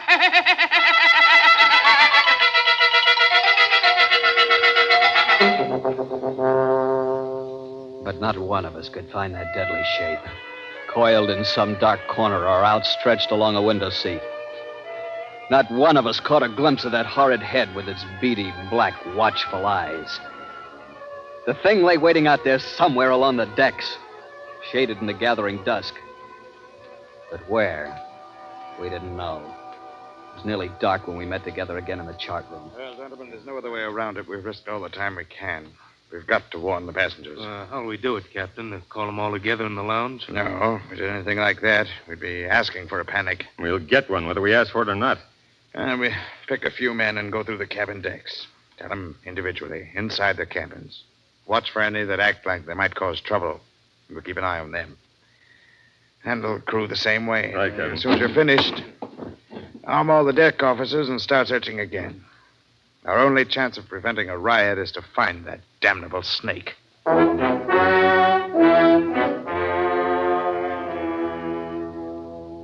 The slow nightmare that followed grew worse by the hour. None of us slept. All the ship's officers not on duty kept on with that endless search. Passengers locked themselves in their cabins or huddled together in the lounges, knowing all the time that no spot on board could be called safe. Fear was a heavy fog in the lungs of all of us, and every light on the vessel burned throughout the night. Morning came, brought no relief. Terror and tension mounted by the hour. There now, Mrs. Crane, stop getting yourself all worked up and go back to your cabin. Oh. The horrid thing's probably crawled overboard Oh, anyway. you're just saying that. You're paid to say that. You don't know. Nobody knows. Now, everything's going to be all right. If only we can do something. If all of us could only get off the ship, they could fumigate it. Yes, that's it. We've got to get off the ship. We've got to get off the ship. Wait! Mr. Bowman, she's going to jump. Grab her. Hold it out, lady. Let me go. Nice work, Mr. Bowman. Get her down to her cabin. And whatever you do, don't turn her loose.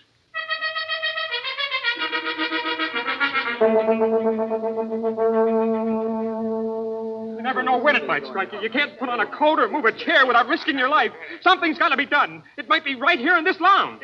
All right, listen up. Better quiet down and take it easy. Take it easy. You're a great officer. Why don't you do something about it? That thing might be crawling around here right under our feet somewhere. I said shut up.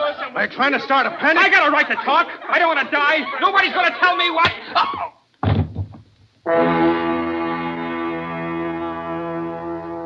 The second night passed. Morning came round again. A gray and rainy day that dragged past. And then night came down again. Third night of the terror. Again, every light burned, the whole ship seethed in the throes of incipient panic. Faced by a horror they'd never met on the sea before, crew and officers alike were on the verge of revolt. Passengers sat huddled in a trance-like stupor, ready to scream at the slightest unknown sound. 7 bells, I made my way forward to the chart room, found Captain Wood bent over a desk. Oh, hello, Christopher. Come on in. Sit down. It's got to be somewhere, Captain Wood. It's got to be. I don't know. You could search the ship for 6 months and never touch all the places aboard. If we can only hold out for 2 more days, we'll be in. What's the Home Office say? We'll use the latest wireless from them. Keep quiet and keep coming. What else can we do? How is it on the decks? Pretty bad. Anything could happen. Yes, that's why I took the guns away from the men. 1 pistol shot and we'd have a riot on our hands. Whole thing's my fault, Captain Wood. That's what I can't forget. Take it easy. Now, if there was only some way I could pay for it myself alone. No. I know how you feel. But it's no more your fault than mine, or the man who asked you to bring that snake back alive. Nobody planned this. You better try to get a little sleep, boy. Sleep? Mr. Bowman made some coffee down in the steward's galley a while ago. Why don't you go on down and get yourself a cup? Then rest for a couple of hours, huh? Rest? I can't rest. Christopher, it's not going to help anything if you stumble through a hatch half asleep and break your neck, is it? You go on and get some coffee. One way or another, we've got to hold out for 2 more days.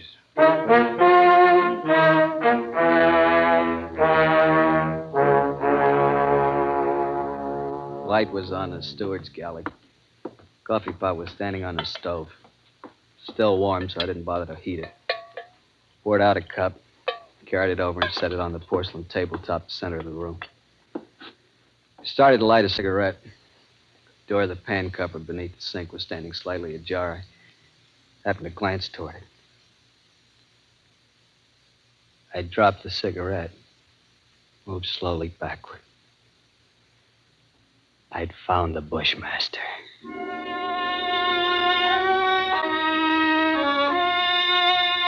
As I moved, the snake slid out of the cupboard in a single sinuous glide, drew back into a loose coil on the galley floor, never taking his eyes off me.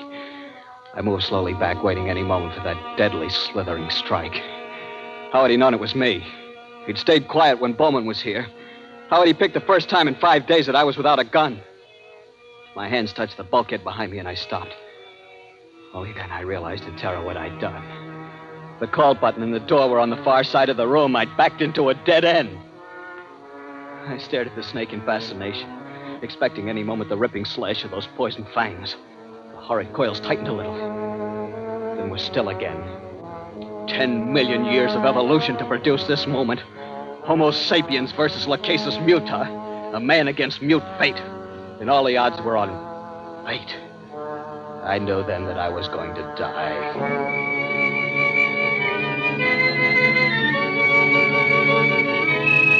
I could feel the sweat run down between the painted walls and the palms of my hands pressing against it.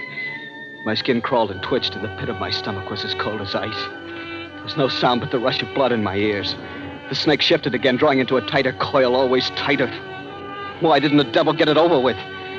Then, just for an instant, his head veered away. Something moved over by the stove. I didn't dare turn to look at it. Slowly, it moved out into my line of vision. It was a cat. That scrawny cat Clara that Mother Willis had sneaked aboard in La Guaira.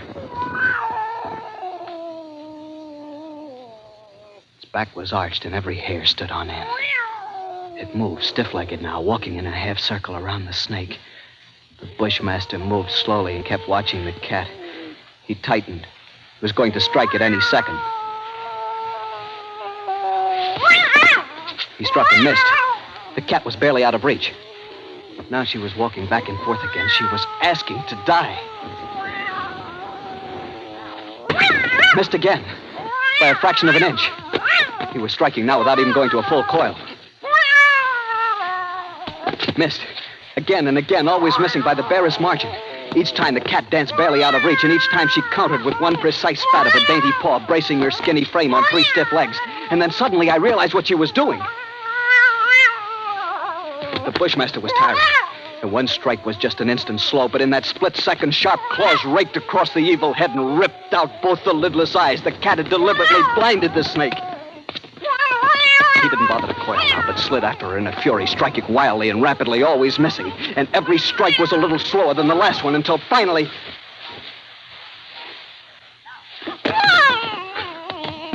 As the snake's neck stretched out at the end of the strike, the cat made one leap and sank her razor-sharp teeth just back of the ugly head, sank until they crunched bone. Tooth and claw she clung as the monstrous snake flailed and lashed on the floor, striving to get those hideous coils around her, trying to break her hold, to shake off the claw in certain paralyzing death that gradually crept over him and at last stilled his struggles forever. I took a deep breath. The first in minutes. The cat lay on her side on the floor, panting, resting from the fight just over.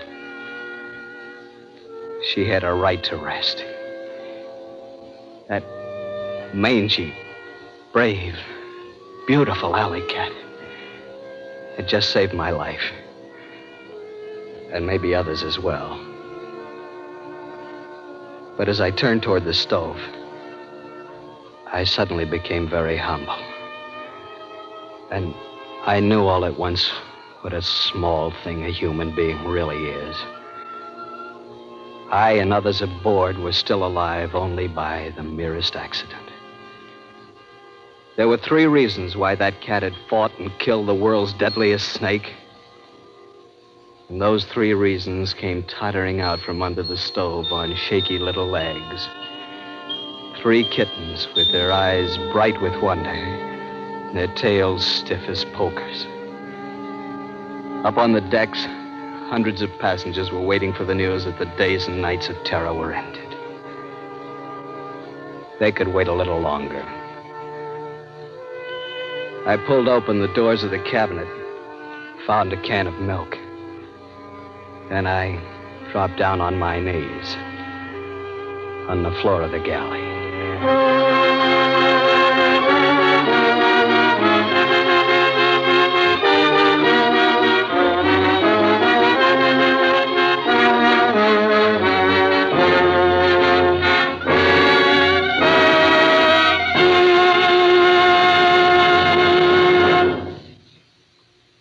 Escape Escape is produced and directed by Norman MacDonald. And tonight brought you A Shipment of Mute Fate by Martin Storm. Adapted for radio by Les Crutchfield. Featuring Harry Bartell as Chris Warner, Barry Kroger as Captain Wood, and Peggy Weber as Mother Willis. With Don Diamond, Sarah Selby, and Frank Gerstle. Special effects by David Light. The musical score was conducted by Wilbur Hatch. Next week... You are hanging by your fingertips on the sheer face of an ice cliff, suspended 2,000 feet above instant death, with your strength running out, and with no chance for escape.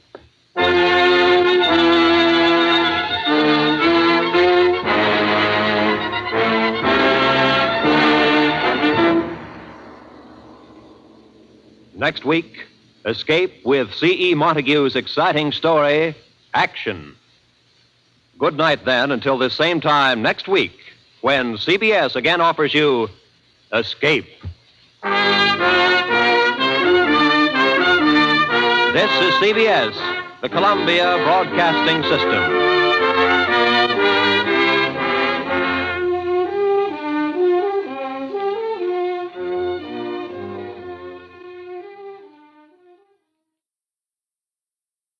Thank you for joining us for another thrilling episode of Escape. We're excited to have you as part of our audience. We invite you to return tomorrow for an all-new set of episodes that will take you on even more unforgettable adventures. Get ready for a journey to the dark world of criminal investigation. Our next featured program, The Black Museum. True stories about crime scene artifacts from investigations at Scotland Yard. We're always eager to hear from our fantastic audience. Your feedback fuels our passion for delivering the best in vintage entertainment. Feel free to share your thoughts, opinions, and suggestions. We value your input and strive to make your listening experience even more enjoyable. If you're looking to enhance your Microsoft Access skills, look no further. Reach out to them at 615-420-2040 and ask for Mark. Once again, thank you for being a part of our Golden Age radio community. Get ready for more riveting stories, captivating characters, and timeless entertainment. Until next time, stay tuned and keep the nostalgia alive. This is Orson Welles, speaking from London.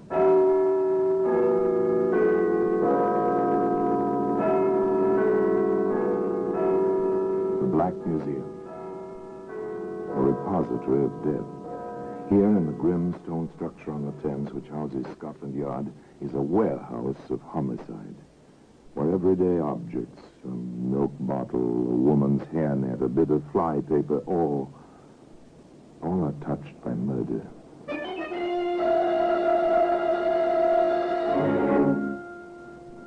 Here's a doctor's prescription.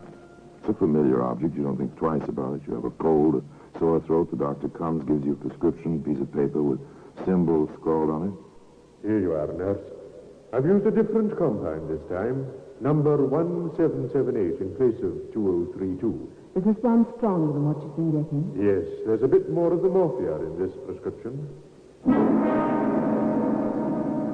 Well, today that same piece of paper, that prescription, is in the Black Museum.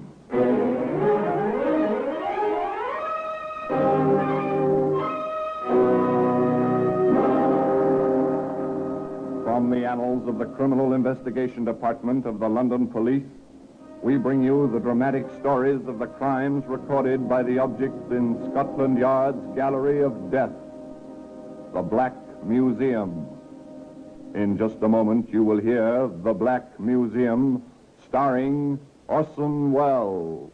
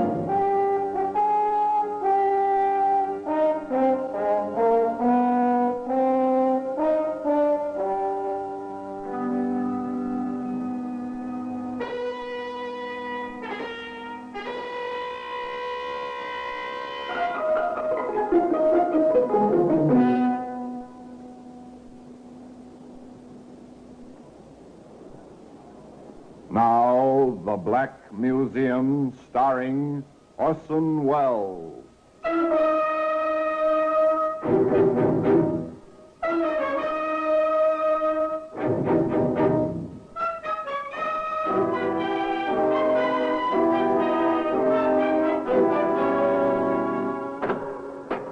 Well, here we are, in the Black Museum. Scotland Yard's Museum of Murder. These objects all around represent the final distillation of that most final act of all, the taking of a human life by another human being. Here lies death.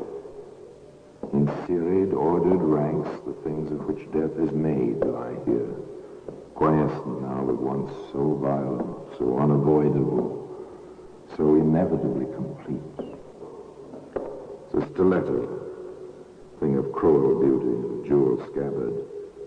No blood sullied this stiletto blade ever, but this was the arrow, the pointing finger, which led to death by the hangman's rope. Yes, and here's the prescription, scrawled almost unintelligible, in the traditional corkscrew of the doctor's penmanship, and marked in the chemist's writing, filled.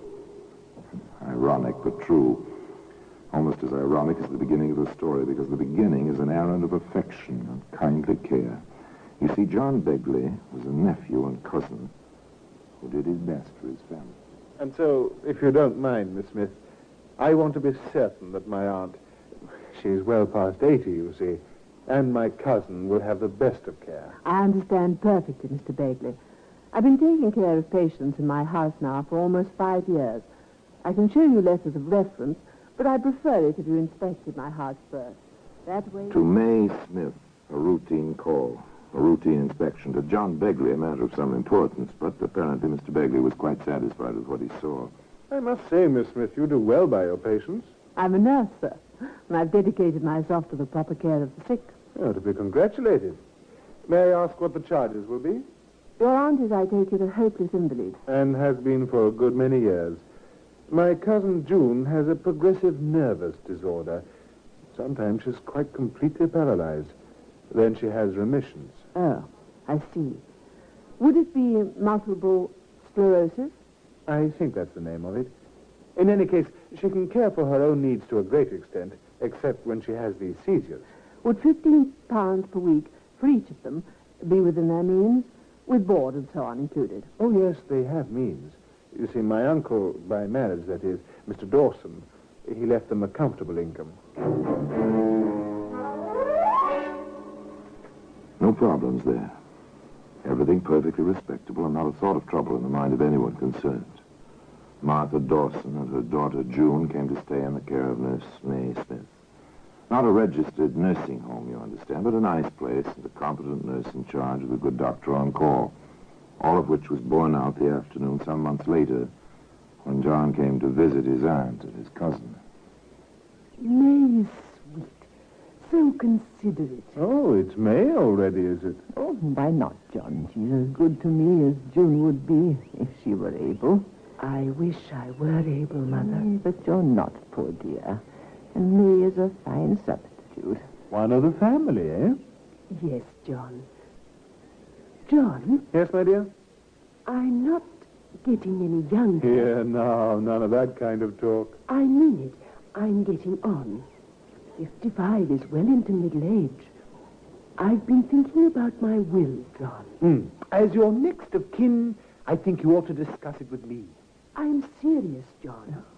Listen to her, John. In all probability, I shall go first, and June will have everything her father left. All right, Aunt Martha. Go ahead, June. Well, I've been watching May, you see. She has practically nothing of her own, except this house and the rather precarious income from her patients. I've been thinking of making her a partial heir. But since you're the main one, John, I thought I'd ask you first. I'm doing all right, dear. No worry on that score. Only take my advice. Be sure before you leap. Money is a strange thing, you know. June listened to her cousin John. But what she thought he was advising, well, that was something else again. May, I'd like to talk with you. Of course, my dear. Go right ahead.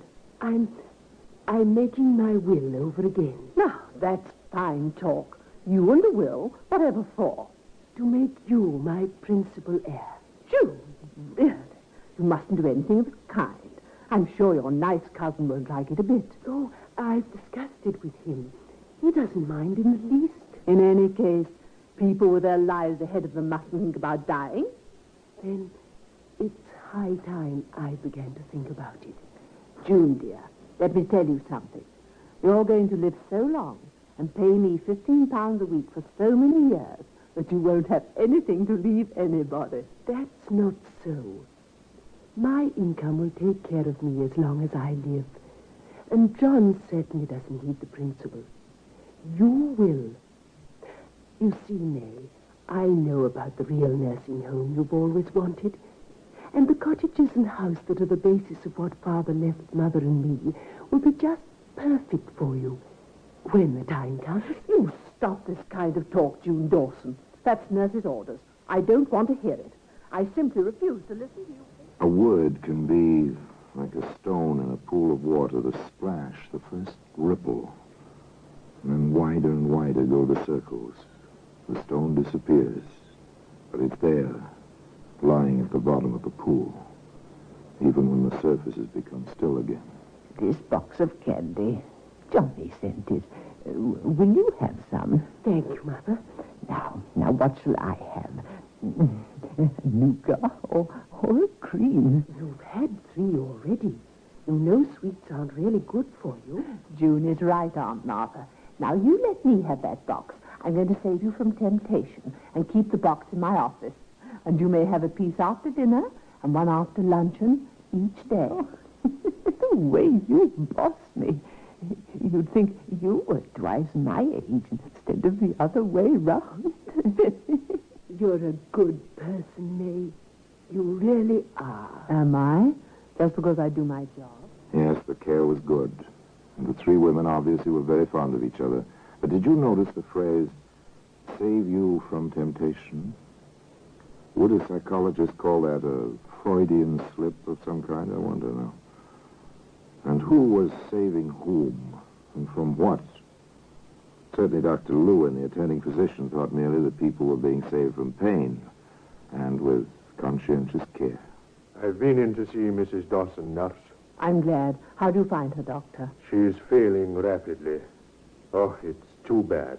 She's a splendid old lady, despite her bad physical condition. Does Miss Dawson realize her mother's condition? I'm sure she does.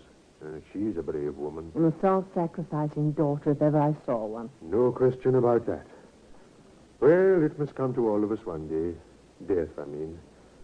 Now then, have you the final reports on the terminal care for Mrs. Wrightson? Yes, sir. Right here in the file. And for Mrs. Richter. Thank you, nurse. You know, you really ought to qualify as a proper nursing home. You know your business, Miss Smith. Thank you, Doctor. Well, regulations are strict and expensive to fulfill. Now, on these 2 cases, Doctor, you prescribed morphia towards the end, you remember? And you let me have a supply. I keep the dangerous drugs in here. And I have some of the tablets left. I'd like to return them, if I may. Very well. Dangerous drug, morphia. Just as well not to have it around, even under lock and key. A dangerous drug. Tempting. But there's another drug, or so it may be called at times, a temptation certainly. Seems to have the power to dull the perceptions and the consciences of people, much as morphia does at a time. This drug is money.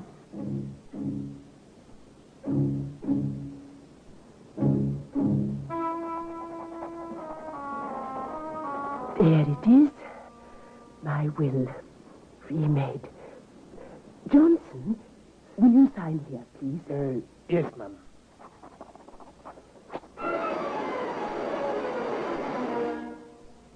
The papers were signed, put away. A will, an inheritance, a gesture from a grateful woman to a friend in need. That was all. An incident over, closed, with a period put to it as the pen stopped its scratching, as in a few weeks a heart stopped beating.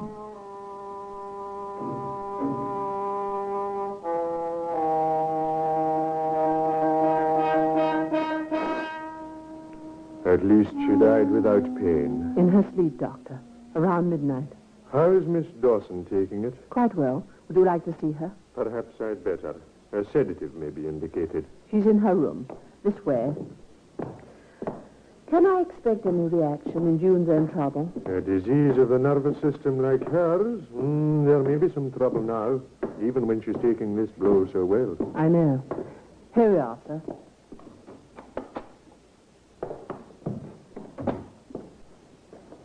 Ah, Miss Dawson. May I express my sympathy? Thank you, Doctor. Mother suffered enough in this world. I pray she has peace in the next. I trust she will. Miss Smith is worried about you now. I do feel a bit upset. I hope I'm not going to have any after effects. Have you noticed any signs? My legs feel so heavy. That's usually a sign. And my fingertips on my right hand, they seem to have lost the sense of touch. Well, you just let me prescribe a sedative, my dear. With some sleep, you'll be fine. Even when we expect something like this, it's still a shock.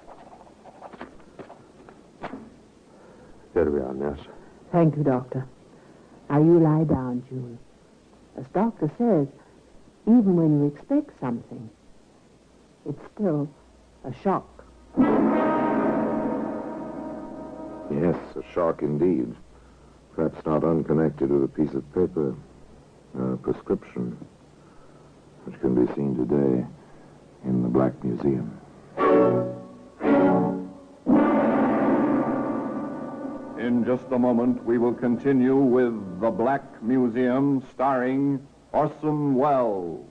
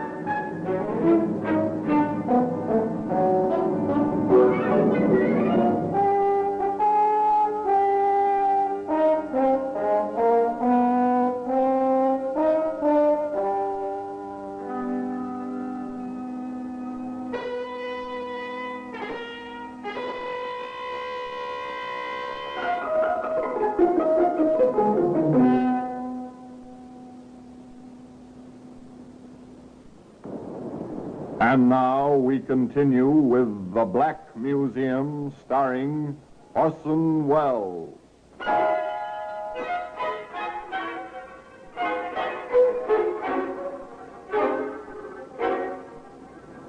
The words they use are polite, terminal care. They carry many connotations, an end to pain, an easing off from weary illness, a quiet kind of death. However, they do not mean a helping hand to death.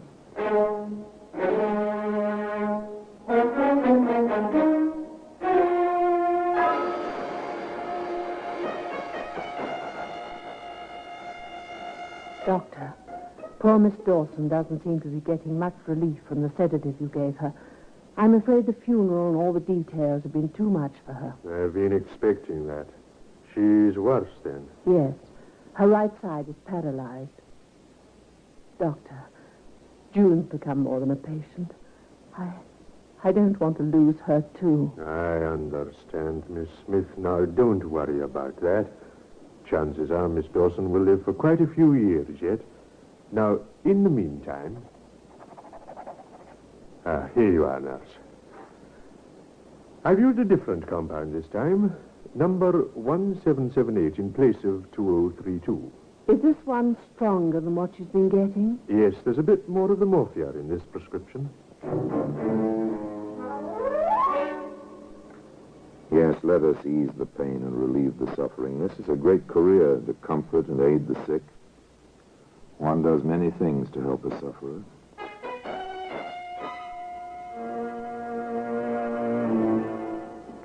Dr. Lewin, Miss Dawson has asked a peculiar question. I don't like it. What is it? She wants to know how one can be cremated. Oh, she's thinking about that, is she? Well, she hates her body. I think she wants to feel it will be completely destroyed as soon as she is gone. Now, can't you get her mind off this? Well, I try. I've been spending as much time as I can with her, but she keeps coming back to that same question. I'll have to satisfy her, I'm afraid. Well, you tell her she can put the direction in her will if she has one, or she can leave a letter properly witnessed ordering disposal by cremation. Then, when she dies, whoever is left behind applies to the Registrar of Deaths for permission. The rest will be taken care of by a licensed mortician. Ugh. What thoughts on such a pleasant day? She seems so terribly depressed. What can I do, Doctor? And just do your best to keep her mind busy. June Dawson, depressed, half paralyzed, and facing several years of a kind of half-life. Not pleasant. No, definitely. Cousin John Begley was very upset about it. I don't like it, Miss Smith. June shows no improvement at all. I'm upset by it as much as anyone. Yes, I suppose you are. What do you mean by that, Mr. Begley, if I may ask? If she dies, no more £15 per week for you. I resent that, Mr. Begley. Yes, I suppose you should. Particularly since my cousin made that new will. Do you know its contents? She hasn't disclosed them to me, but I can guess. Do you know them? I can't say I do. Wise of my cousin to keep her will a secret, particularly since her estate will be worth at least £4,000, if not more. A large amount of money and a small lie. Interesting combination. Of course, one can hardly blame this. It's not Cousin John's business what's in that will if June doesn't care to tell him. In any case, other events impend which will have a bearing on the matter.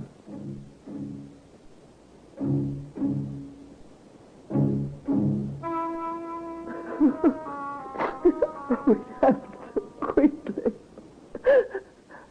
Almost as if she'd wished herself to death. Why didn't you call me? And it was 1 a.m. She seemed to be sleeping, except her breathing was peculiar. I tried to rouse her, and she answered me. I left her. 215 Johnson, who's on the night desk this week, called me. She'd rung for help, and I rushed in. She still had the cord in her hand, and she was... Well, it happens that way. Something gives up. This was a cerebral hemorrhage, as far as I can judge, without an autopsy. I'll state so on the death certificate. Very well, Doctor. Oh, I feel so ineffectual at the moment. You see, she was more than a patient. She was my friend. I understand. Now, you'll be all right in a day or so after the internment. Oh, Doctor, she wrote a letter, insisted on it, after I told her what you said. What I said? About the cremation. Oh, that. Oh, yes, I remember. Yes, very well. You'll need the form request to fill out. I'll send one over. Now, you can make it out, attach the letter, and take it to the registrar. He happens to be the health officer in Nottingham as well. Oh, thank you. Now, then, I'll make out the certificate. No problems. Just the grief over a lost friend. Make out the papers. Call in Johnson, a faithful servant. Johnson? Yes, miss?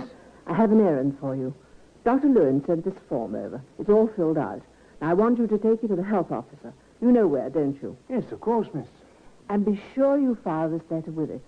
Now, you remember witnessing Miss Dawson's signature on this letter, don't you? Oh, yes, of course I do.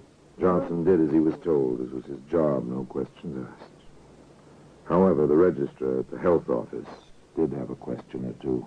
You work at this place for this Smith woman, do you? Yes, sir, I do. The form here says nursing home. Is that what it is? Oh, I suppose so, sir. Well, don't you know? Well, there's only a few patients, and it's Smith's own house. Oh, one of those, I see. I thought there was no registered nursing home at that address. I happen to be in charge of those records myself. She never called it a nursing home before, sir. She always wants one, of course. Talks about it a lot. Says it costs a lot of money. Yes, it does. Will it be all right for me to tell her to go ahead with things now, sir? No, not just yet. I'll want to get confirmation of this cremation request from a relative, too, if possible. I imagine the family will claim the body. We'll tell your employer we'll be in touch with her. Strange, isn't it? An ambition and desire so near fulfillment. And Nurse Smith fills out an official form as if the ambition had already been fulfilled. 2 words. And wheels begin to turn. Nurse Smith has an unexpected caller. You wanted to see me, sir? Yes. My name is Liggett, Inspector Liggett, Scotland Yard. Sit down, please, Inspector. Thank you. What can I do for you, Inspector? Did you know there's been a post-mortem on Miss June Dawson? No, I didn't. Who gave permission? Next of kin, John Begley. Oh. You know him? He's been a visitor here. I see. The death certificate said cerebral hemorrhage. Dr. Lewin told me. Would you tell me the type of medication you gave the patient? I have the record book right here. Yes, here it is. Patient in pain in afternoon. Gave 2 tablets as prescribed by Dr. Lewin at 4 p.m. And here's the 8 p.m. entry. Usual dosage of sedative. What was in those tablets? Morphia. Dr. Lewin left them with me. 2 on September the 5th, 4 more on September the 12th. You'll find the entries in my drug book. And in the sedative? There was morphine in that, too. Dr. Lewin had prescribed an additional dose. He'd increased the compound. You seem to have all the facts. I keep careful records. But nevertheless, Miss Dawson died quite unexpectedly of a stroke. So the doctor certified. That is not in my province. No. And the doctor made out the certificate without an autopsy. He's quite a competent physician. No doubt. But the fact remains that Miss Dawson did not die of a stroke, Miss Smith. No? May I ask? She died of an overdose of morphia. Quite a large overdose. So I'm afraid we shall have to take you in charge until further investigations have either cleared you or brought you to trial either for manslaughter or homicide.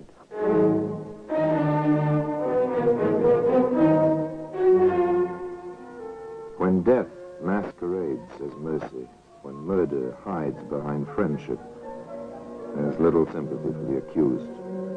In this case, where one required to heal stood accused of killing, there was only anger. Nonetheless, justice was well ordered, and the evidence was made quite clear. First, the motive. Mr. Begley, what do you know of the occasion of your cousin's drawing up a new will in favor of the prisoner? My cousin discussed it with me. What did she tell you? That she felt so grateful to Miss Smith that she wanted to leave her entire estate to this woman. What is the amount of the estate? Something over £4,000. To the best of your knowledge, did the prisoner know the size of the bequest? I told her myself. On what occasion? When I asked if she knew the contents of my cousin's will. And what did you say to that? That she did not know. At a subsequent visit with my cousin, I learned that she did know. In fact, her own assistant or helper witnessed the document. Thank you very much, sir. And finally, opportunity and access to the drug. Dr. Lewin, a tragic though innocent figure in the case, was the witness. Doctor, it has been alleged that you gave the prisoner 2 tablets of morphia for the deceased on the 5th of September and 4 more on the 12th. Is this true? It is not. I never prescribed morphia in that form for this patient. Did you prescribe it in any other form? In a sedative, yes. I must confess a slight error, however. The patient had been receiving compound 1778. I later prescribed compound 2032, thinking at the moment that it contained more of the drug than 1778. Later, I discovered it contained less. However, as it seemed to be equally easing to the patient, I did not correct the situation. Were you urged to add to the morphia? I was, by Miss Smith. Have you any idea where the prisoner may have acquired the drug which was used? During the past year, I have given her small quantities of the drug for use at her discretion, never more than 8 tablets at a time. She has returned a few from time to time. On checking my records, I find I have given her almost 100 tablets. Is this normal? In the situation where terminal care is the norm, yes. However, it is perfectly possible that some of the unused tablets were not returned to me. Now, returning to your prescription, Doctor, do you remember the occasion of your writing it, and why? I do. It was just after the patient's mother died while under Miss Smith's care. Miss Smith was most anxious for a stronger sedative for the patient and inquired specifically concerning its comparative strength after I wrote the prescription. She also inquired of me concerning cremation. The Crown rested its case. The sentence was death by hanging.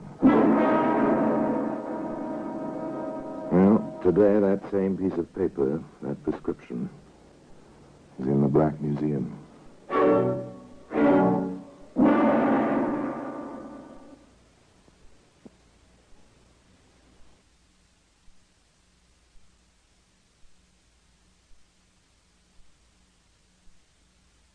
Thank you for joining us for another thrilling episode of Black Museum. We're excited to have you as part of our audience. We invite you to return tomorrow for an all-new set of episodes that will take you on even more unforgettable adventures. Get ready for another journey of detective stories. Our next featured program, The Secrets of Scotland Yard, will take you into a world of crime, mystery, and suspense. We're always eager to hear from our fantastic audience. Your feedback fuels our passion for delivering the best in vintage entertainment. Feel free to share your thoughts, opinions, and suggestions. We value your input and strive to make your listening experience even more enjoyable. If you're looking to enhance your Microsoft Access skills, look no further. Reach out to them at 615-420-2040 and ask for Mark. Once again, thank you for being a part of our Golden Age radio community. Get ready for more riveting stories, captivating characters, and timeless entertainment. Until next time, stay tuned and keep the nostalgia alive.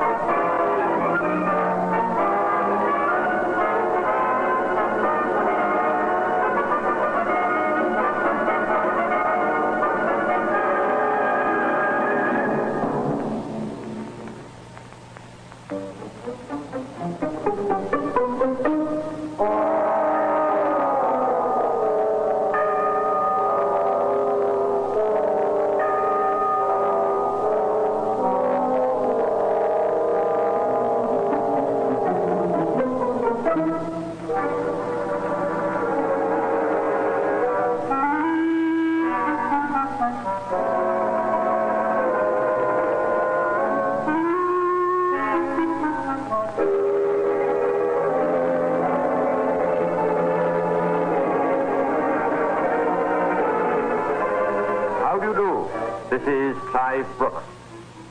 Now, far be it from me to condone murder in any shape or form, but I'm afraid that despite the enormity of his crimes, I shall always have a sneaking regard for one Walter Miller, who, 80-odd years ago, was very rightly hanged by the neck until he was dead.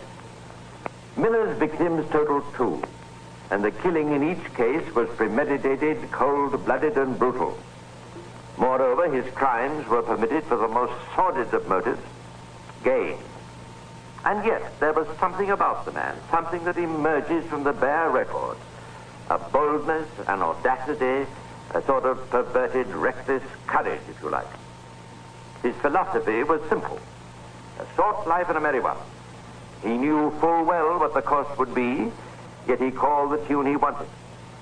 And when settling time came, he paid the piper without a whine or a snivel or a plea for mercy. Of how many murderers can we say the same?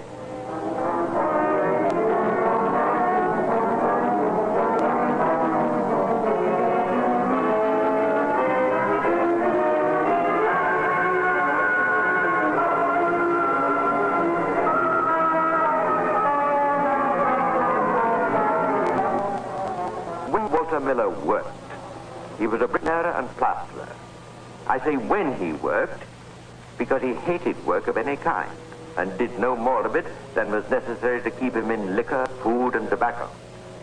Miller made no secret of his antipathy to honest toil. In fact, it was his favorite topic of conversation. So one night in the year 1870, in a little pub in Chelsea, we find him expounding as usual. The curse of mankind.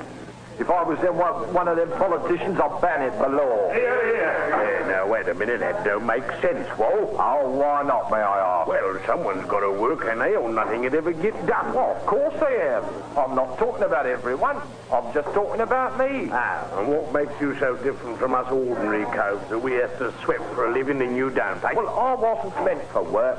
I was meant for the bright lights and the gay lights. Money in me pocket and a good-looking bit of skirt on me arm.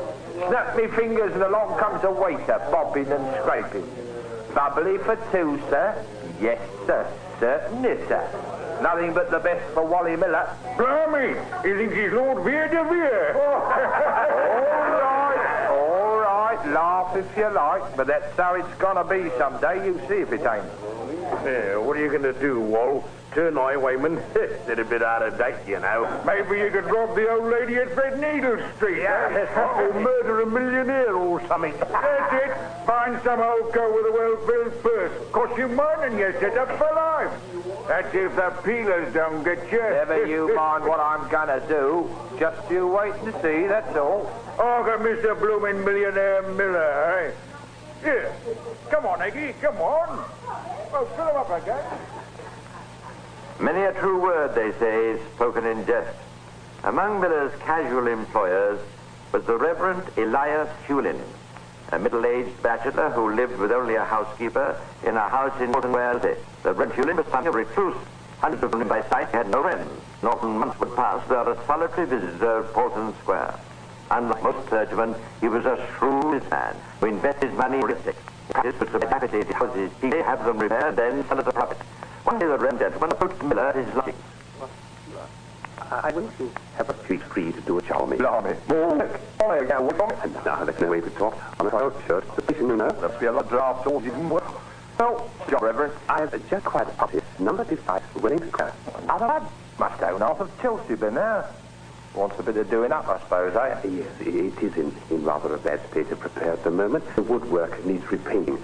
I should say there's about a month's work in it altogether. Oh, well, might as well make a martyr of myself. When do you want me to start? Would Monday be suitable? I suppose so. Splendid. I'll be there at 8 a.m. To tell you exactly what's to be done. To give Miller his due, when he did knuckle down, he was a good workman, quick and competent. By the end of the first week, the job was well advanced, a point which the clergyman noted with satisfaction on the Friday afternoon when he called to pay Miller his wages. Very good. Very good indeed. That wall needs just a little more smoothing off, don't you think? Yes, well, I'll get that done on Monday. There's a few bricks loose here in the fireplace, but I'll fix them too. Splendid. Well, I suppose you'd like some money, eh? I'm not doing this for the good of my health, Governor. Quite. Let me see now. £2 a week's our usual rate, isn't it? That's right. Well, here we are. There you are, my man. 1, 2. Thank you kindly, sir.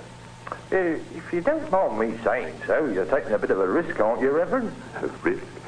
What do you mean? Oh, carrying all that money around. Bit of a temptation for somebody to knock you down and rob you, ain't it? Oh, nonsense. This is a law-abiding city. That's what you think. I'd play safe and put it in the bank if I was you. Oddly enough, Miller, I'm one of those old-fashioned people who don't believe very much in such institutions. I've always conducted my affairs on the principle that £1 in the hand is worth 2 in the bank. Well, so long as you know what you're doing, Governor. I fancy I do. Good day, Miller. Keep up the good work. I shall see you again next Friday. Very good, sir. Try as he would, Miller could not forget the sight of that well-filled purse of sovereigns. It was with him during the weekend, and it kept coming back to him all the following week as he worked alone in the empty house in Wellington Square. Thanks, I. And in the end, he says. That means there must be more where the lot in his purse come from. Somewhere in the house.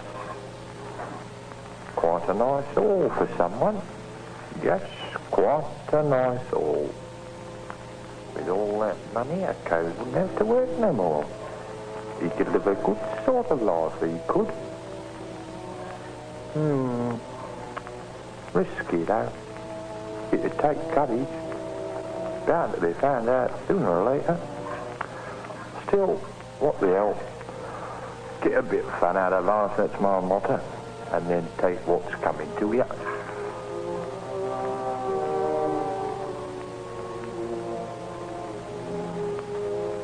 Dangerous thoughts. Anyone else would have brushed them aside, but not Miller.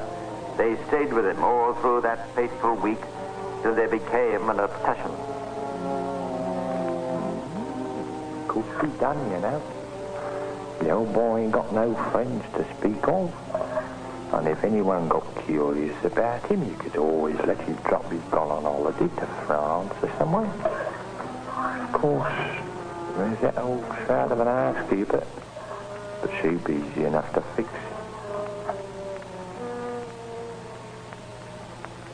By Friday, Miller's mind was made up, his plan complete.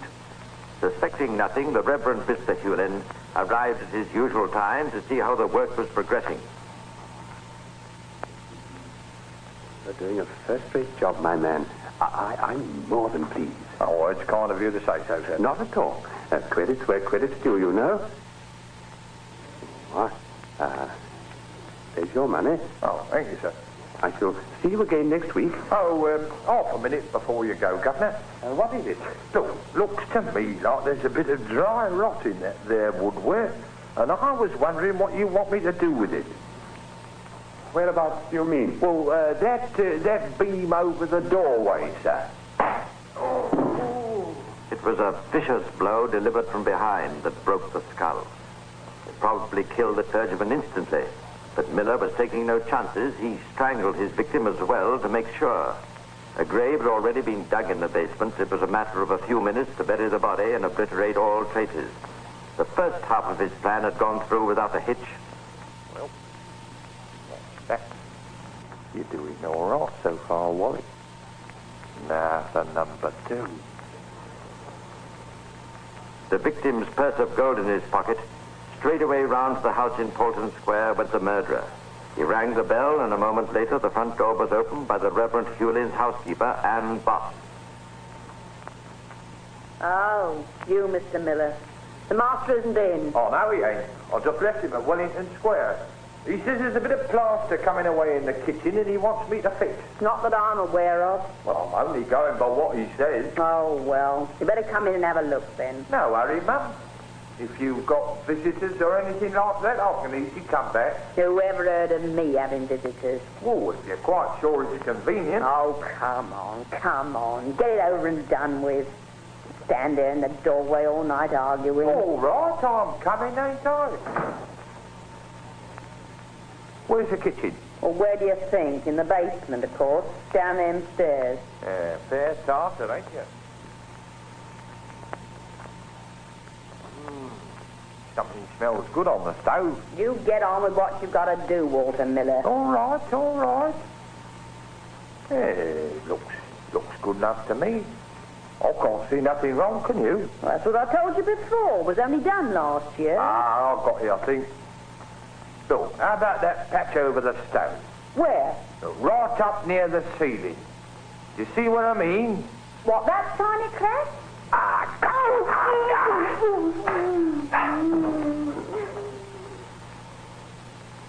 A couple more blows to make certain, and Ann Boss had gone, we hoped, to join her reverend employer.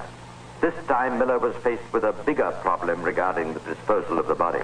He couldn't bury it in the garden for fear of observation. He could have lifted the stone flags of the kitchen floor and dug a grave under it, of course, but it was getting late, and the golden sovereigns in his pocket were burning a hole, demanding to be spent. He found a wooden packing case in a box room on the ground floor, carried the body up, dumped it in, and had just begun nailing up the top when... someone at the door. This was the one chance Miller had to take. Should he answer it and risk it being a friend of one of his victims who would insist on entering and then see the body? Or should he let it ring and pretend no one was at home? But there were the hammer blows. They were bound to have been heard. He had to take the chance. He walked to the door. Good evening, dearie. Like to buy a nice bit of jewelry for your wife. No. Real gold brooch. No. Only 5 bob. No, I don't want it. A pair of earrings, then. Dirt cheap at half the price. I'll tell you, I don't want nothing. Be off with you. Oh, don't be hard on an old woman, dearie. I've had a lucky charm, then. Guaranteed to bring you 7 years good luck. Ha old wives' tale.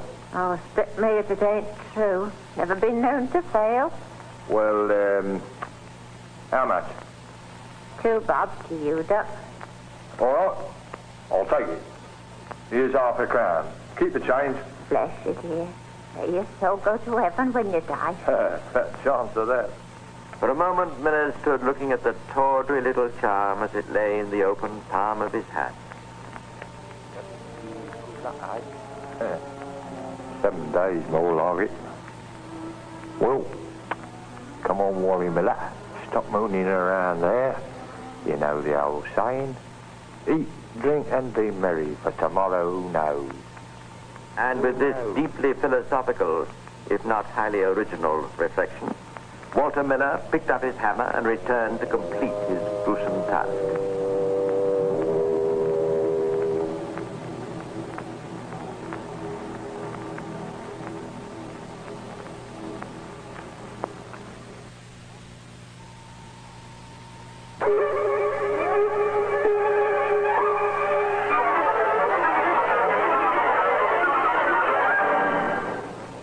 It takes a tough man to commit 2 murders during an afternoon and to banish them from his mind the same night. But Walter Miller was equal to the task. He bartered his life and his soul for one gay fling, and he was determined to enjoy it to the full while it lasted.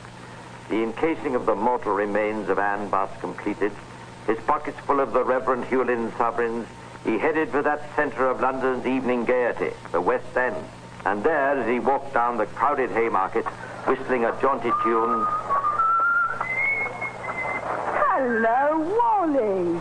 Well, if you take the old pal Liv, haven't seen you in the dog's days. Where have you been? Where have you been, you mean? You're looking very pleased with yourself. Why not? Why not, indeed? Listen to this, Dux. Cool. What's the lay, Wally? What do you mean, what's the lay? Can't a man come by a few quid on his life? No offence meant, I'm sure. And none taken neither. Now, what are you doing tonight, Bill? Well, I was on my way to meet a gentleman's friend, but... You've already met him, by the name of Walter Miller. That's right, ain't it? Oh, I really shouldn't, you know. It ain't fair. Come on. Well, We'll make a real night of it, eh? First of all, a slab-up feed at one of them fancy cafes, and then a sip of the cup what cheers, and then a musical. What do you say, Dux? I'm always so weak when I'm with you, Wally. I just can't say no somehow. That's the spirit. You stick with me, Lil. You won't regret it, I promise you. What a night that was, to be sure. The best food money could buy, the best liquor, champagne flowing like water, the best seats at the theatre. Only the best was good enough for wealthy Walter Miller.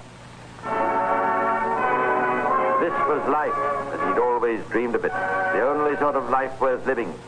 And if the hour of reckoning loomed not far ahead, well, let it come. As for Lil, she'd always been one to take what came and enjoy it to the full. But she couldn't get her mind off that pile of gold in her companion's pocket, and woman-like she was determined to know where it came from. By midnight, Miller was in such an alcoholic glow that he was prepared to admit almost anything. Oh, come on, Dux. Just one more drink. Let's have another bottle, eh? Oh, I don't know whether we should, Wall. Why not? You've spent so much already, it don't seem right. Oh, plenty more where that come from. Hey, wait up! Yes, sir? Another bottle of the same. Very good, sir. Oh, well, if you're sure it's all right, you certainly must have struck it lucky. Oh, lucky ain't the word for it, Dux. Oh, but you do. Kill a Chinaman. What do you mean? Oh, I was only joking. Oh, you're hurting my wrist. Oh, sorry. supposing I was to tell you. Tell me what, Wally? Never mind. That you, had killed anybody? You said it, Lil, not me. But that's what you mean, though, ain't it? Maybe. What are you trying to make me say? You can tell me, Wally, I ain't the kind to splitting a friend. Oh, wonder. Honest, I'm not. You ought to know me well enough by now. Well, all right then. Tomorrow. You come round to 15 Bolton Square, Chelsea, and I'll tell you then. Maybe. That night, Walter Miller slept in the Reverend Hewlin's bed. He woke next morning late with a splitting headache, no more than a vague recollection of the later stages of the previous night, and several unsolved problems still to be dealt with. The first was resolved easily enough. There was a knock on the side door, and Miller opened it to find a young man wearing a butcher's apron. Well, if it's not Wally Miller, what you doing here, working? If it's any business of yours, which I don't see as how it is, I'm looking after the place. Well, where's Mrs. Boss? She didn't leave an order yesterday, so I come to find out what she wants. Mrs. Boss is away on holidays. Likewise, if you want to know, Mr. Hewlin. Oh. Bit sudden, ain't it? Not at all. It was arranged last week that I should come and keep an eye on things. Well, where's he gone? Mr. Hewlin, I mean. I have it on good authority he is now in France. Is there anything else you want to know? Well, there's no need to get narky, Wall. I just wondered, that's all. When shall I call again? Mrs. Boss will let you as soon as she's back. Goodbye. Goodbye. All enough. Every neighborhood knew that Orton worked for the clergyman, and quite likely be called in to act as caretaker during Mr. Hewlin's absence. Miss well aware the story was soon around among trade, and that from this point of view he was safe enough, time being at least. Of course, still under disposal of housekeeper's list. He was trying to make up his mind about that when the doorbell rang. This time it was Lil. Miller had forgotten his voice to be night, and Riley did emphatic that there was nothing to tell. But Lil was determined to get at the truth. And at last it came out. Miller omitted nothing. That was my bad as I do. Why don't you say something? I don't know what to say.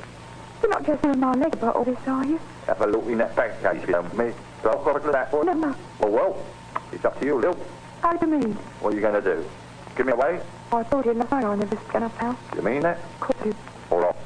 You're in this together from now on. No, I don't want to be. Why not? I'll play wherever we will. If we share like white ass. We had a good one last night, didn't we? Yes. Well, that's nothing to what we're going to have. Old boy didn't trust banks, you know. Kept most of his money here. I've been going through the place this morning. Oh, you wouldn't believe it if I told you how much I'd found. But aren't you scared, Wally? Scared? What about? That you'll be found out. Well, of course I'll be found out sooner or later. You can't get away with this kind of thing forever, you know. But they'll hang me, won't they? Well, let them. Why should I care? I'll have had me good time first. So long as they don't nab me before I've had a chance to enjoy myself. What's the odds? But they might hang me too. No, you'll be all right, Lil. I'll swear you didn't know nothing about it. They can't prove you did. What do you say, Dux? Are you on? Oh, I don't know. Oh, come on, in for a penny, in for a pound. Well, I suppose I might as well be. That's spirit. We're going to have such a beano tonight as you never dreamed Oh, about. there's just one thing, Wally. What? That packing case, you've got to get rid of it. I'll do that tomorrow. No, you've got to do it now. It's too dangerous to have lying around. Oh, who do you think's going to see it? I'll tell you, I'll see it goes tomorrow. Ah, come on, Dux, don't worry about that. Let's go to town, shall we? I've a bit of shopping to do at the chemist, and then I'll buy you the best diamond ring we can find in London. If Miller and his girlfriend had painted the West End a pale shade of pink the previous evening, they painted it a bright crimson this time.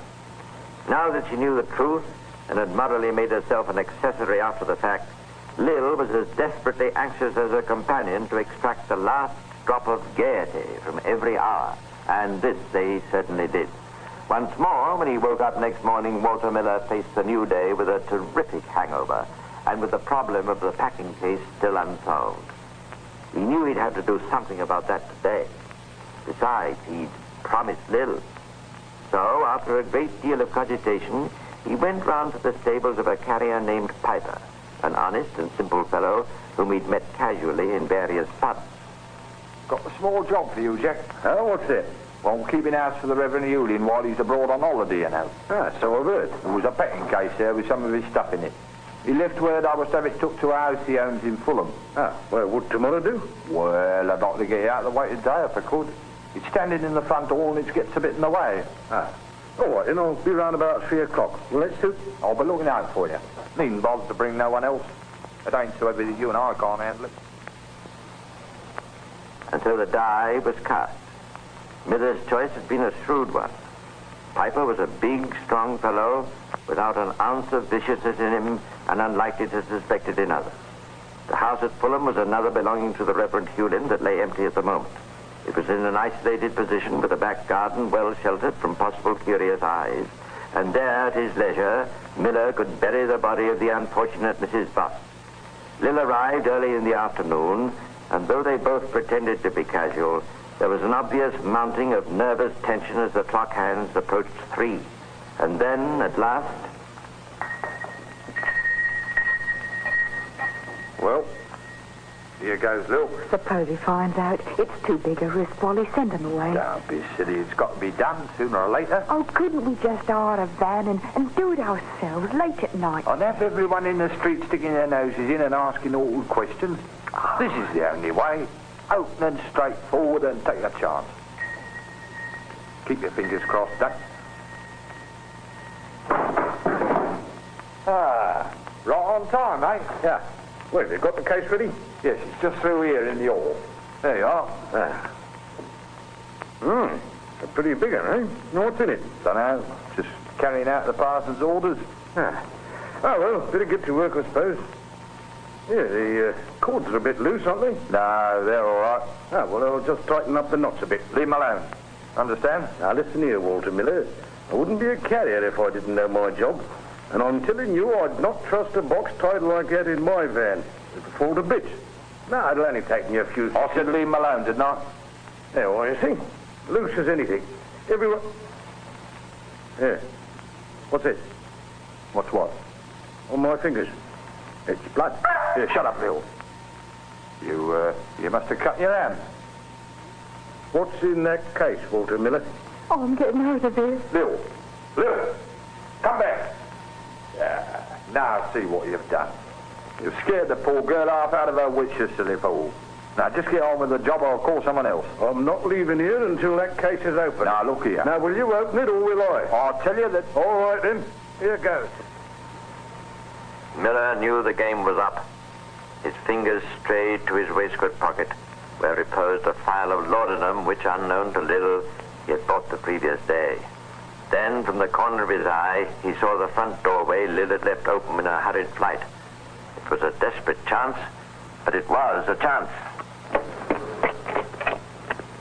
Along Polton Square he raced, with Piper close behind. Stop that man!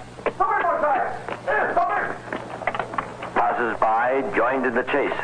A few yards clear of his nearest pursuer, Miller turned the corner and ran straight into the arms of a policeman. Here, what's going on? Not so far. Other police came running and Miller was overpowered. Piper made a hurried explanation. The arrested man was taken back to the house, and there, while he stood closely guarded, the packing case was opened and its ghastly contents revealed. Mrs. Boss, the housekeeper. Well, Miller, what have you got to say for yourself? Yeah, quickly, stop him. He's put something in his mouth. Too late. You're all too late. It's laudanum. Trying to cheat the hangman, eh? We'll soon see about that. Run down to the kitchen, someone, and get some salt and water. Plenty of... The emetic was crudely administered, but it did its job. And a little later, disheveled and sick, Walter Miller was taken to the police station and charged. Once he saw the game was up, he admitted everything except one point. True to his promise to Lil, he stuck doggedly to his statement that she had been, all through, in complete ignorance of the whole affair. At the trial before Lord Chief Justice Coburn, an attempt was made to plead insanity on Miller's behalf, but this was quickly dismissed by the prosecution. If some of the accused acts were extraordinary, others indicated that he was possessed of a cunning and clear-thinking brain, and that he was a man of more than extraordinary intelligence. He both murdered with consummate daring and took every conceivable step that a sane and clever man would to avoid detection. to argue that these were the acts of a madman would be to throw doubt on the sanity of every man and woman here in this court. The verdict was guilty, and before sentence of death was passed, Miller had only one thing to say. Well, I've had my fling and it was worth it. Now I suppose I've got to pay. And pay he did 3 weeks later to the full extent of the law. Well, that's all for now. But I'll be back again soon to tell you some more of the secrets of Scotland Yard.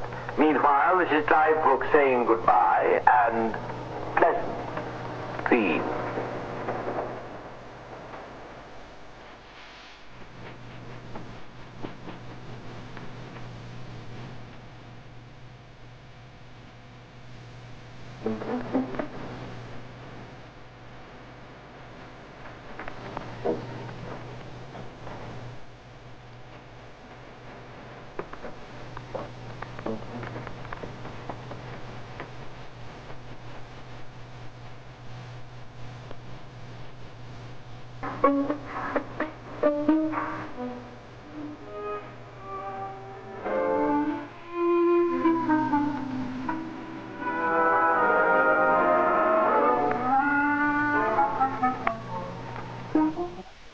Thank you for joining us for another thrilling episode of Secrets of Scotland Yard. We're excited to have you as part of our audience. We invite you to return tomorrow for an all-new set of episodes that will take you on even more unforgettable adventures. Get ready for a journey to Los Angeles. For our next featured program, Dragnet. The stories you are about to hear are true. Only the names have been changed to protect the innocent. We're always eager to hear from our fantastic audience. Your feedback fuels our passion for delivering the best in vintage entertainment. Feel free to share your thoughts, opinions, and suggestions. We value your input and strive to make your listening experience even more enjoyable. If you're looking to enhance your Microsoft Access skills, look no further. Reach out to them at 615-420-2040 and ask for Mark. Once again, thank you for being a part of our Golden Age radio community. Get ready for more riveting stories, captivating characters, and timeless entertainment. Until next time, stay tuned and keep the nostalgia alive. Subscribe for more videos.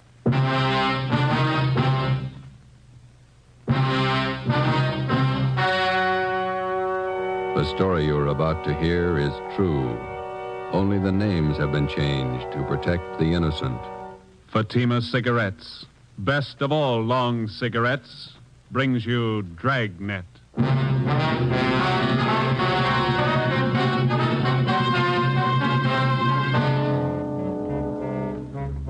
You're a detective sergeant. You're assigned to homicide detail. A notorious hoodlum in your city has been shot to death. A gang war is threatened if his followers seek revenge. Your job, find the killers. If you want a long cigarette, smoke the best of all long cigarettes. Smoke king-size Fatima. Fatima is the long cigarette which contains the finest Turkish and domestic tobaccos superbly blended to make Fatima extra mild. And that's why Fatima has a much different, much better flavor and aroma than any other long cigarette.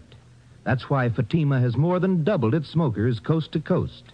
So enjoy Fatima, the best of all long cigarettes. It's wise to smoke extra mild Fatima.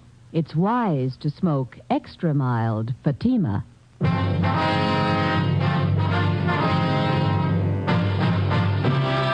Dragnet, the documented drama of an actual crime. For the next 30 minutes, in cooperation with the Los Angeles Police Department, you will travel step by step on the side of the law through an actual case from official police files. From beginning to end, from crime to punishment, Dragnet is the story of your police force in action.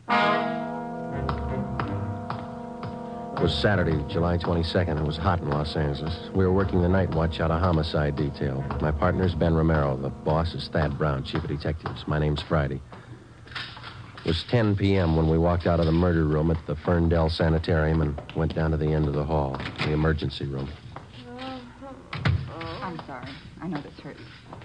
We have to irrigate the wound. Where are the bullets that were removed from Miss Stalling? Right on the table, Doctor. There they are, Captain Elliott. Thank you. Romero, you want to mark her for evidence? All right. Doctor? Yes, Sergeant.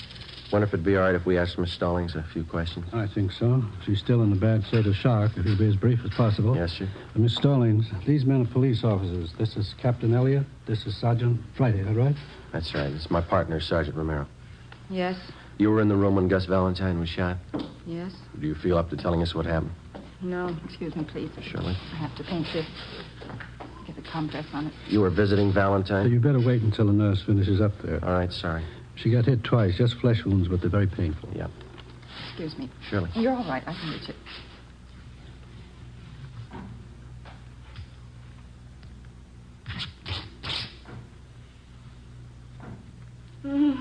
There. All right. You were in the room when Valentine was shot? Yes, I saw it. Did you get a look at the men that did the shooting? I don't remember. Could you describe them? I don't know. You sure you're feeling up to talking now? I don't know. You any idea who the men were? No. Maybe we can talk to you later. I don't care what you do. I don't care what you do. You hear me? You hear me? Nervous shock. I'm sorry. We didn't mean to upset her. You didn't. Thought maybe she might be able to help you a little, but I guess not. Better make it sometime tomorrow morning. She'll be all right then. Okay, thanks. I don't know if I saw him. I don't know if I saw him. How should I know if I saw him? How should I know? Let's go. That's too bad. Better have an ambulance move her up to county hospital. I don't think you should try to move her tonight. She needs a rest.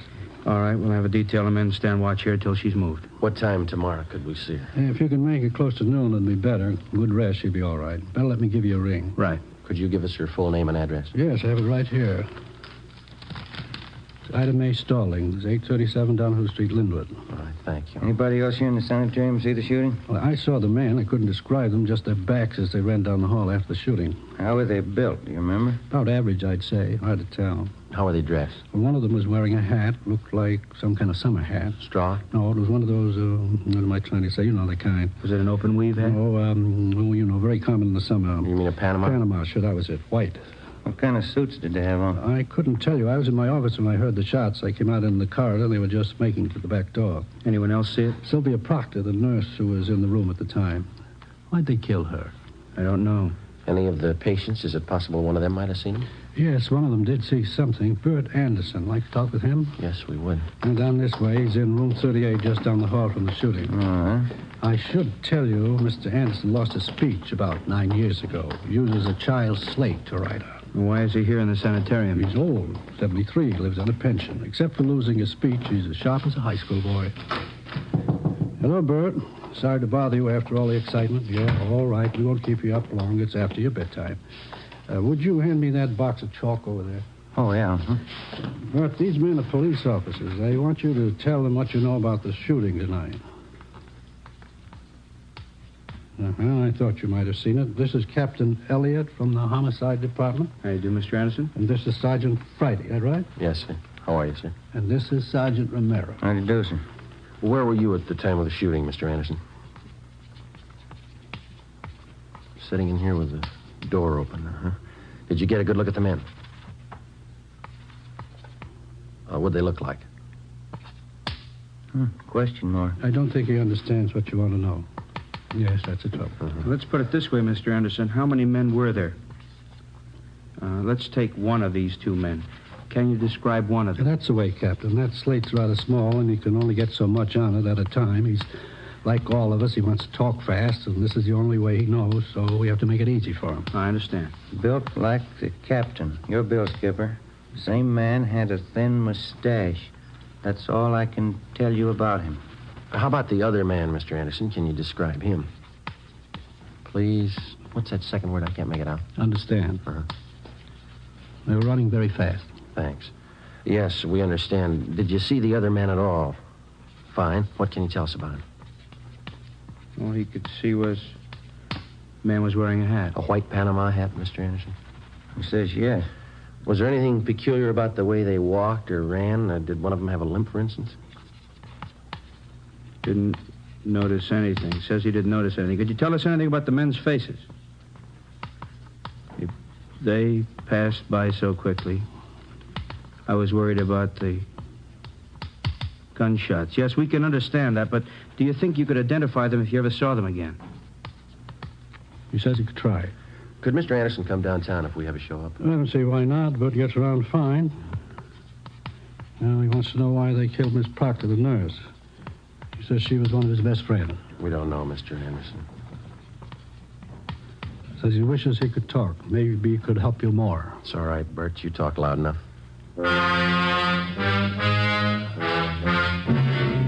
Monday, July 24th, a roundup of all known racketeers and their gang members was ordered by the chief of detectives.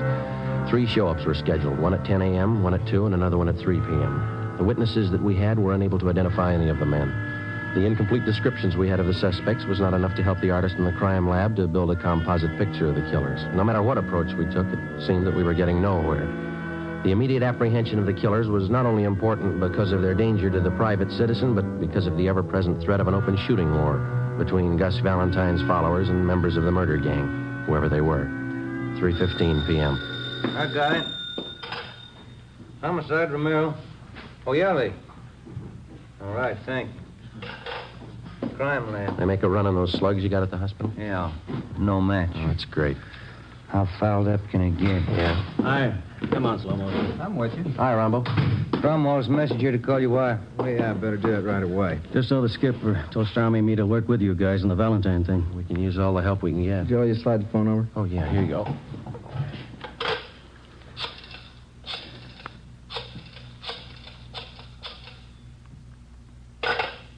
What's the matter? Change your mind? You let her ring once. She knows the signal. She's over at the mother-in-law's. Yeah? Mother-in-law's got lots of money and a limited phone. Let her call me. You got any ideas, Earl? Well, I don't know anybody who liked Valentine. A lot of them could have killed him. Just got word from the crime lab. There's no match on those slugs. And you didn't get anything out of the show-ups. No, nothing. Maybe that Stallings woman can give us something, huh?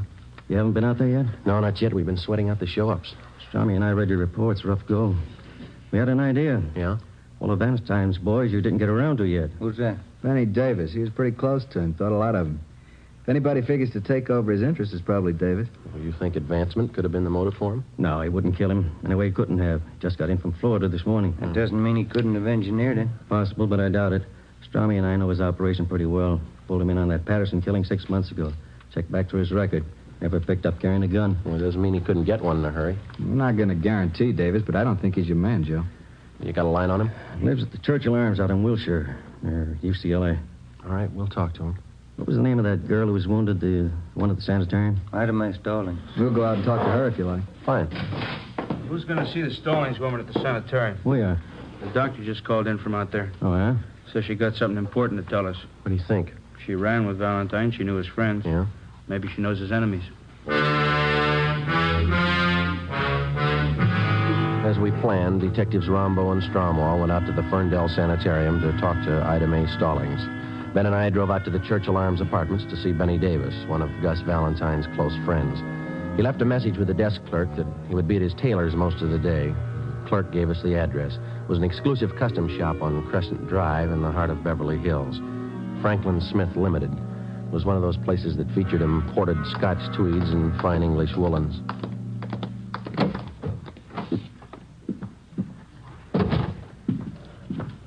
Good afternoon, gentlemen. May I serve you? Could you tell us if Benny Davis is in here? Mr. Davis. Yes, sir. Third fitting room. To the rear, on your left. Thank you. Come on. Look at that brown cloth over there, Joe.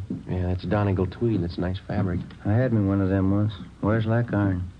Oh, yes. This blue pinstripe certainly fits a great deal better than the brown one. You turn round. Yes, excellent fit. Yeah, looks fine. I don't know if I like that right shoulder. Looks a little low, Mr. Davis. Excuse me? Oh, this fitting room's taken, gentlemen. Benny Davis in here. Yeah, what is it? What if we could see you alone? What about? Confidential. No, Cedric, not like that. Pull the shoulder up. More padding, maybe. Oh, do you think so? I don't know if I agree, Mr. Davis. Well, you can see how it slopes off there. I like a good full shoulder. Well, you've got a good full cut here. Of course, too much padding is going to ruin the line of the jacket. I'd like more padding. Yeah, very well. A number 2 pad on the right shoulder and ease the armholes. Number 2 pad, right shoulder, ease armholes. What is it, income tax? What's the secret? We're police officers. Like to talk to you alone for a minute. All right, be finished in a second. That takes care of this one, Mr. Davis. You want 2-inch cuffs in the trousers? Yeah, on all of them. Cedric, be sure to get these sleeves short enough. I'd like lots of linen to show. Oh, yes, surely. Now, if you'll slip on the green tropical. Okay. I'll take your jacket. Thanks. Hey, want to tell me what it's all about? Rather talk to you alone. Here are the trousers. Okay. Good-looking suit, huh? Fine. Yeah, get all my stuff made here. I'll let Smith here make you a suit sometime. Got a fine suit of clothes. Yeah. Thank you, Mr. Davis. Is your jacket, Mr. Davis? Right. That looks fine. Yes, the trousers are just right. A little fullness in the back of the jacket here. Uh-huh. And taking the center seam. Taking center seam. How much? And trimmed. Here's the back. Raise the back. Shorten collar. Shorten collar. It looks just fine. That's a nice soft roll of the lapels, isn't it? Yeah, good. All right, Mr. Davis. Now, how about the White Palm Beach? Nice Panama hat would go good with that one. I never wear 'em. I like a coconut palm with a wide puckery band. Wonder if you could hold off the next fitting for a minute. We won't keep you long. All right. Any place around here where it's private? We can use Smith's office. Okay, Frank? Certainly. Go right ahead, gentlemen. Thank you. Which way? Back here.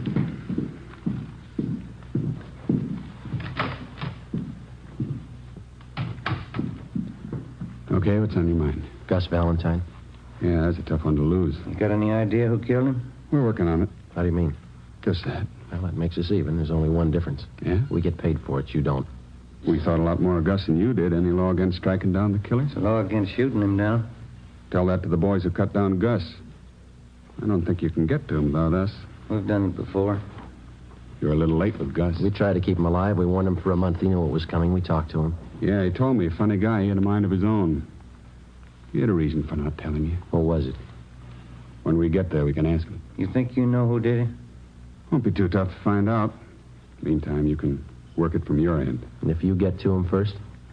Maybe we'll give you a call. Now, you listen, Davis. I'll tell you the same thing we told Valentine. It's not open season for murder. This town's had all the shooting it's going to have. Valentine's killer's going to go to the gas chamber. That's the only way he's going to go. You understand?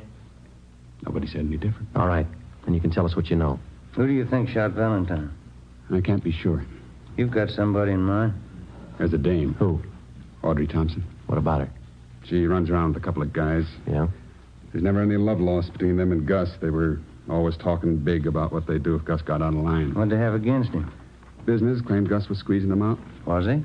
I never knew much about Gus's out-of-town business. That's where these guys are from. They're new in town. Figured Gus was cutting them off out here on the coast. Who are they?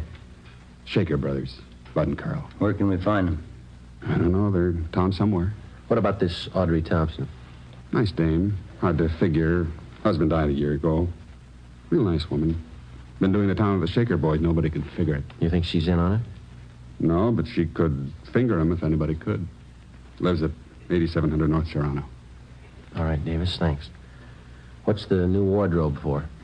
Going east to catch the new Broadway shows leaving Wednesday. Better hold off for a week, huh? All right. Come on, Ben.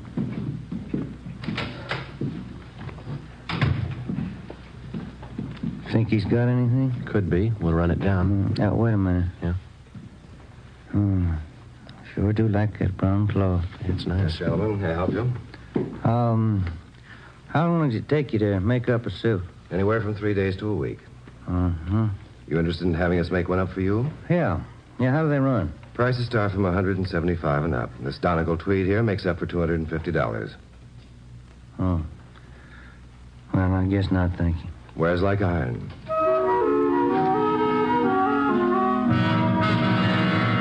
$4:30 p.m. We drove out to 8700 North Serrano to the home of Audrey Thompson. There was nobody home. We went back to the office to check with Rombo and Stromwall. We drove in the Spring Street entrance of the City Hall garage.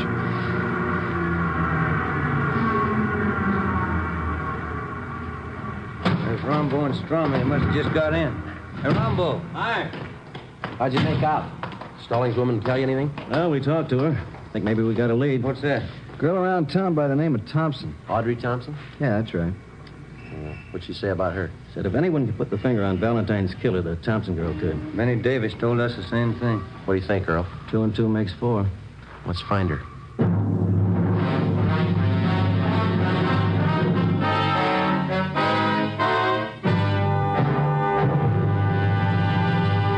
You are listening to Dragnet for the step-by-step solution to an actual police case.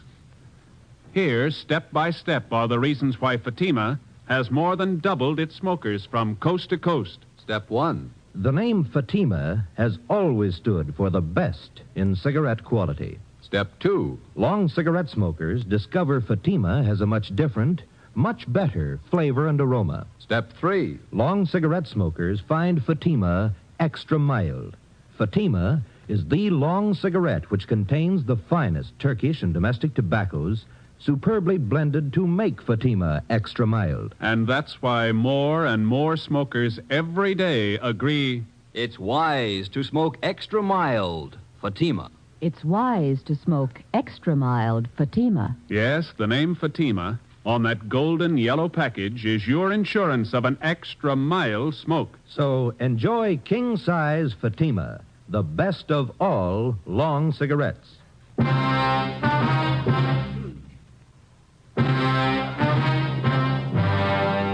5 o'clock Monday afternoon. We tried for 3 hours to get in touch with Audrey Thompson.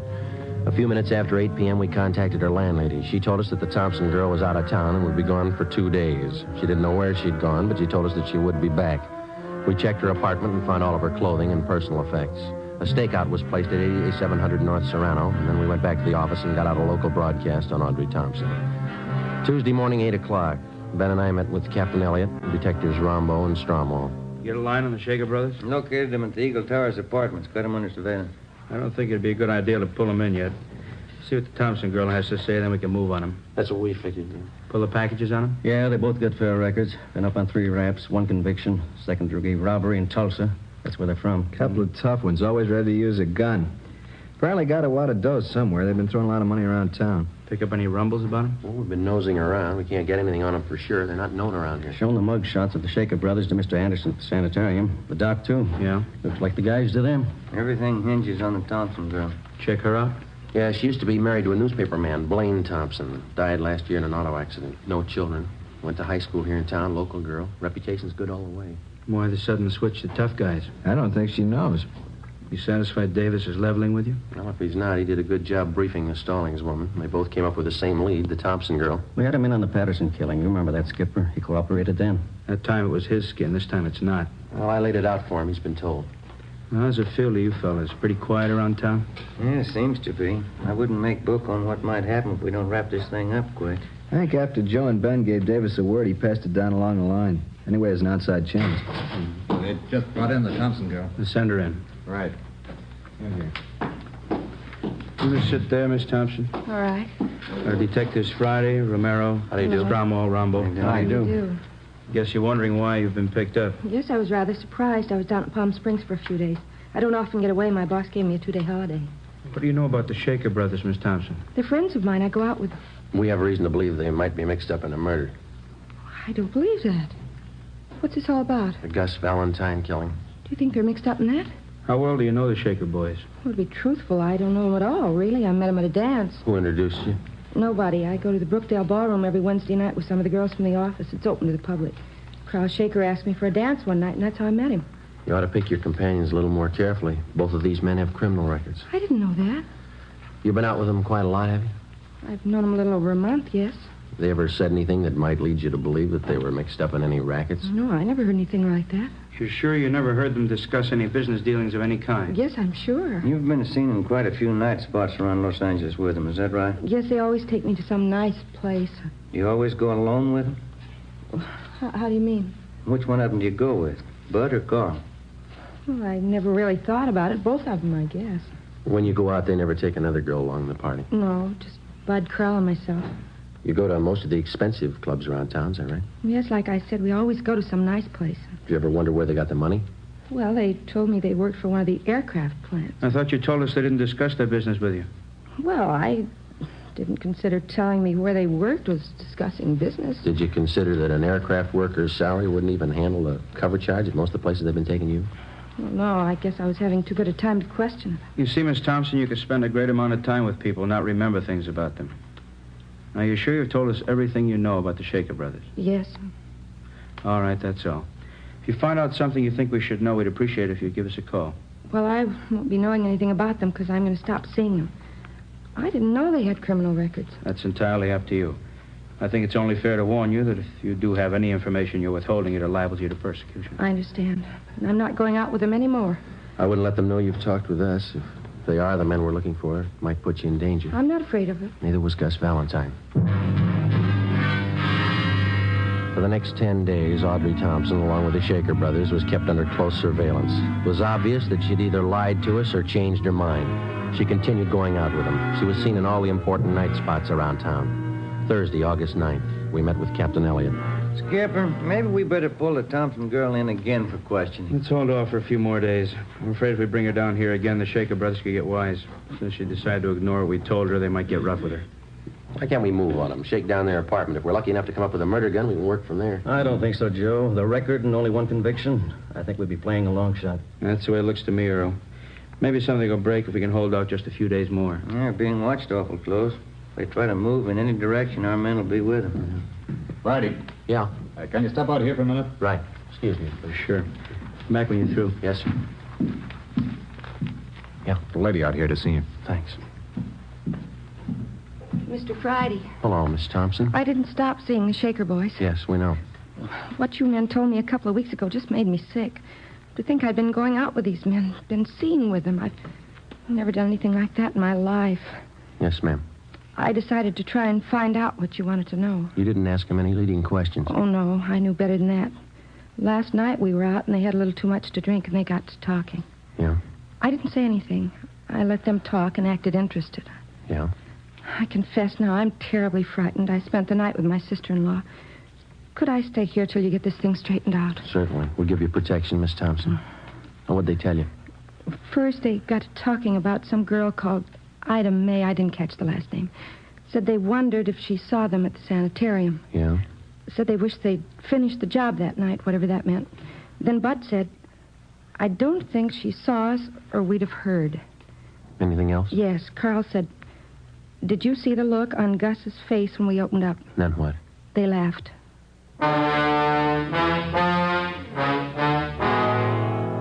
I had a stenographer take Audrey Thompson's statement, and I filled in Captain Elliott, Rombo, Stromwall, and Ben. We checked the stakeout on the Shaker brothers' apartment. The suspects hadn't been seen since early that morning when they'd gone in. Detectives Rombo and Stromwall, together with Ben and I, drove to the Eagle Towers apartments. It was 4:35 p.m. Strommy and I'll go up the back way. We'll notify the men on stakeout to keep a sharp eye all around. Right. Let's go.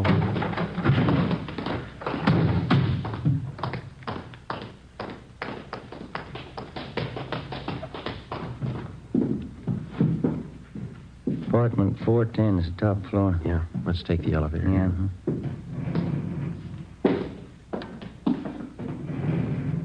Push 4. Right.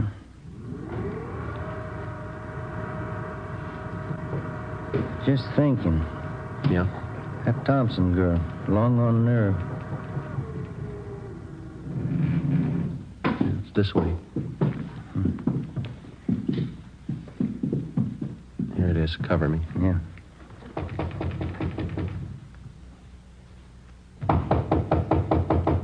Yeah. Police officers. You all right? Yeah. Hit the door. Come on. Windows open so far as gate. Come on.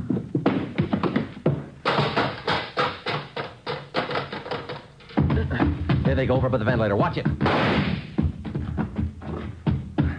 There's Strommy and Rombo coming out the door onto the roof. Rombo, watch it. They're up here. There goes one of them. Come on. All right, hold it right there.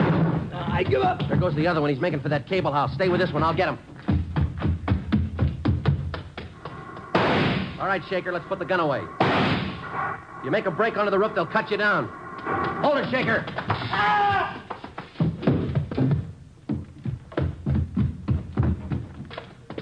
You all right, Joe? Yeah. Did you shoot him? No. He was trying to make it to the roof. He grabbed that hot terminal over there and knocked him cold. Oh, yeah.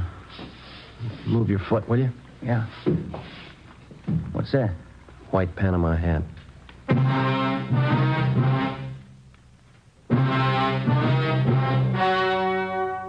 The story you have just heard was true. Only the names were changed to protect the innocent. On November 19th, trial was held in Superior Court, Department 89, City and County of Los Angeles, State of California. In a moment, the results of that trial. It's amazing how many long cigarette smokers are changing to Fatima. Here is the actual report. From coast to coast, king-size Fatima has more than doubled its smokers. Yes, more and more smokers every day are discovering that Fatima is the best of all long cigarettes. Long cigarette smokers find Fatima has a much different, much better flavor and aroma. Long cigarette smokers find that Fatima is extra mild because it's the long cigarette which contains the finest Turkish and domestic tobaccos superbly blended to make it extra mild. So enjoy extra mild Fatima. Best of all long cigarettes. It's wise to smoke extra mild Fatima. It's wise to smoke extra mild Fatima.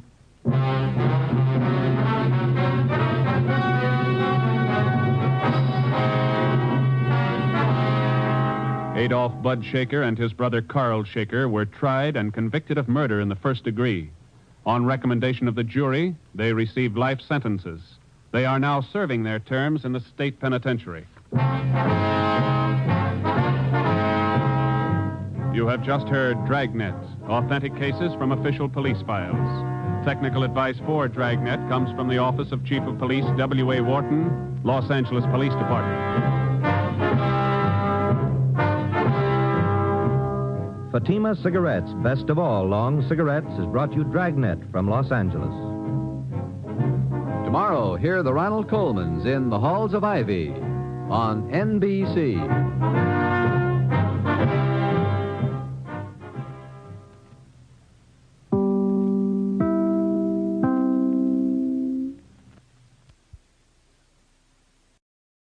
Are you ready?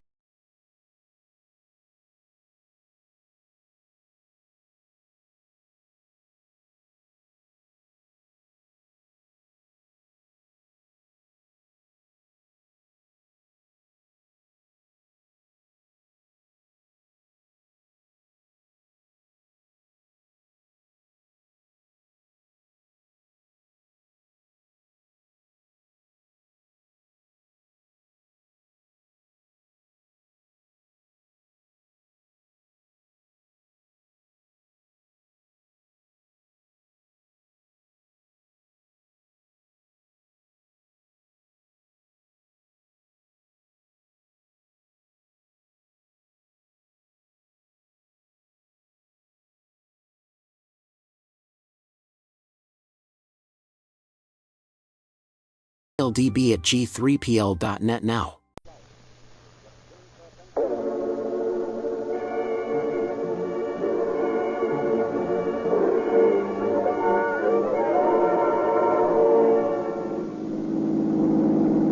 Chicago Police calling all cars. Attention all cars. Broadcast 35. All cars stand by. Federal agents are staking out on John Dillinger. That's all.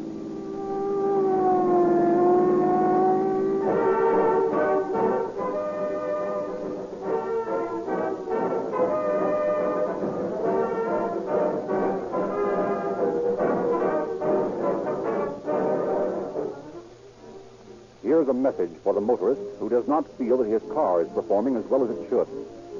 It may sputter and jerk at starting. It may buck when you step down hard on the accelerator. It may be logy on the hill. Now, it is possible that you may need the services of a mechanic. But before you consult him, make this test.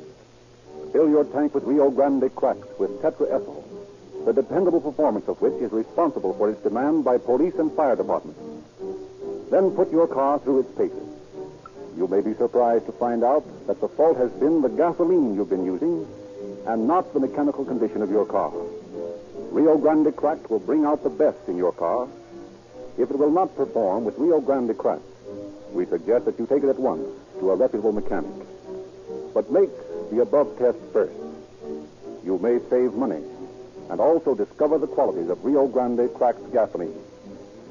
This time of year, you should be particularly careful about lubrication. Bearings and other moving parts are expensive, and it requires dependable oil to protect them. Be certain by using either Sinclair Pennsylvania or Sinclair Opaline motor oil. These oils have longer life because they are extra refined. Also, you are guarded against substitution because these famous oils are sold only in patented, extra-measure, tamper-proof cans. Drain and fill your crankcase with either Sinclair Pennsylvania or Sinclair Opaline. at a cost no more than bulk oil.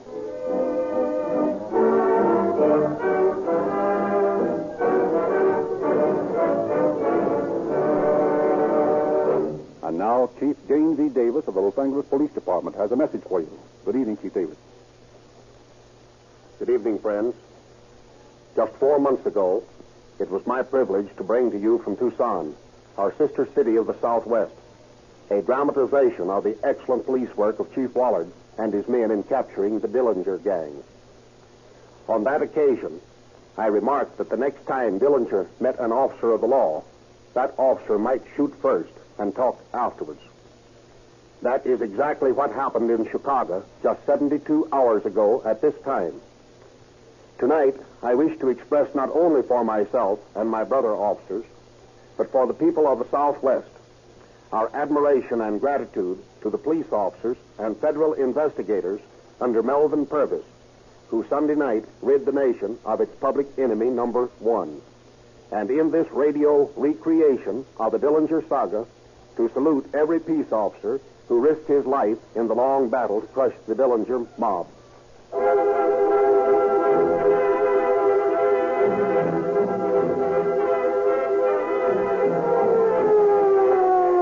September 26, 1933.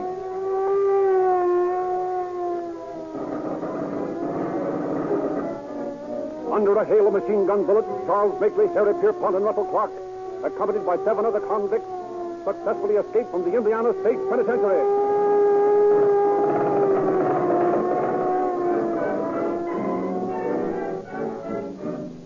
As the 10 desperate criminals disappear into the mists of early morning, all Indiana awakens to a reign of terror.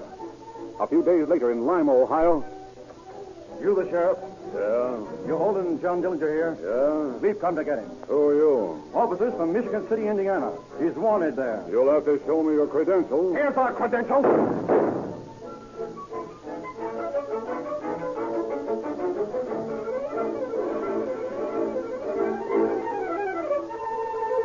Terror spreads throughout the Middle West. Hysterical fear mounts.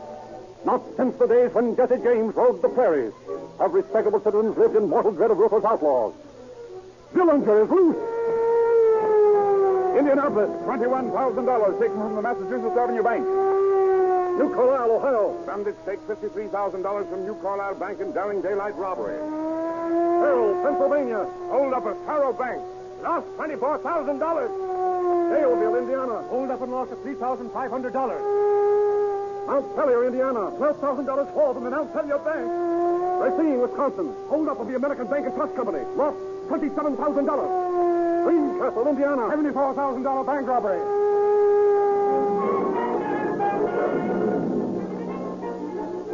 Such is the list of crimes attributed to the Dillinger mob in their 2.5 months of gun-mad freedom, when they ride the plains of the Middle West like avenging scourges of evil. Careful traps set for them are lashed away on a hail of bullets from the gangsters' guns, which claimed the lives of Police Sergeant W.T. Shanley of Chicago and Indiana State Patrolman Eugene Teague.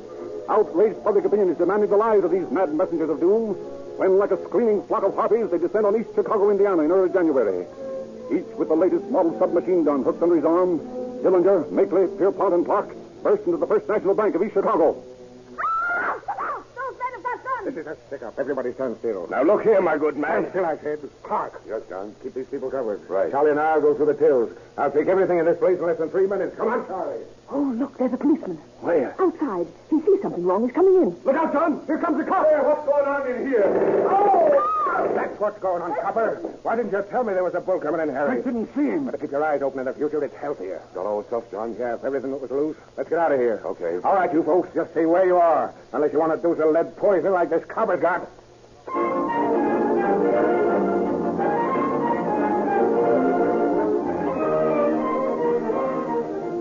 With 3 policemen murders to the mob's credit, federal officers combined forces of local and state police. Roads are blocked. The militia is turned out. Society prepares to do battle against its enemies. But as suddenly as it began, the reign of terror ends. Peace once more descends on the Middle West. The shattered nerves of farmer, merchant, and banker gradually return to normal. Dillinger seems to have disappeared from the face of the earth. A pale desert moon casts its transparent coverlet over the jagged crest of Mount Lemmon.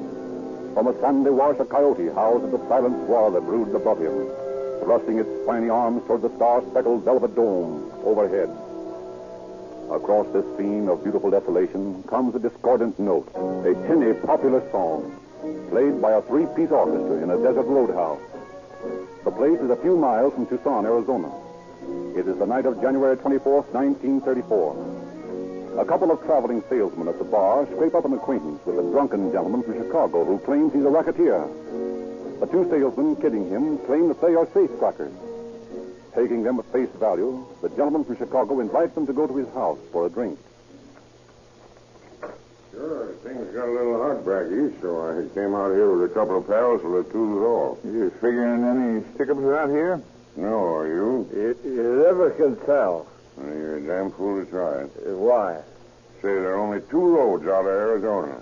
And every Indian on the reservation knows the country better than you do. You could never make a getaway. Yeah, maybe you're right. Say, I got some new equipment here. Like to see it? Yeah, sure. Just a minute till I open up this girl. Say, will you look at that? Yeah, it's the real thing, all right. It is the new super caliber machine gun. Takes a 35.1. Gee, that's quite a weapon, isn't it? Weapon? I'll say it is. This baby's dynamite. Rip a hole in you big enough to drive a truck through. Well, I think we better be getting to bed. It's pretty late. What's the hurry? Charlie will be in soon. Who's Charlie? He's my partner.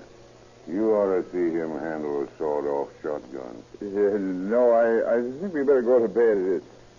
Glad to meet you, pal. Yeah, sure. Oh, so long. So long. Well, I'll be a lot expensive now. Listen, Harry, that guy's the real thing. He isn't kidding. You're telling me? Listen, I think we'd better report him to the police. Yeah, but that's taking a chance. If he isn't somebody they're looking for, he might put us on the spot. If he is, and he wakes up tomorrow morning and remembers what he told us, he might put us on the spot anyway. Maybe you're right, Harry. Let's report him to the police right now.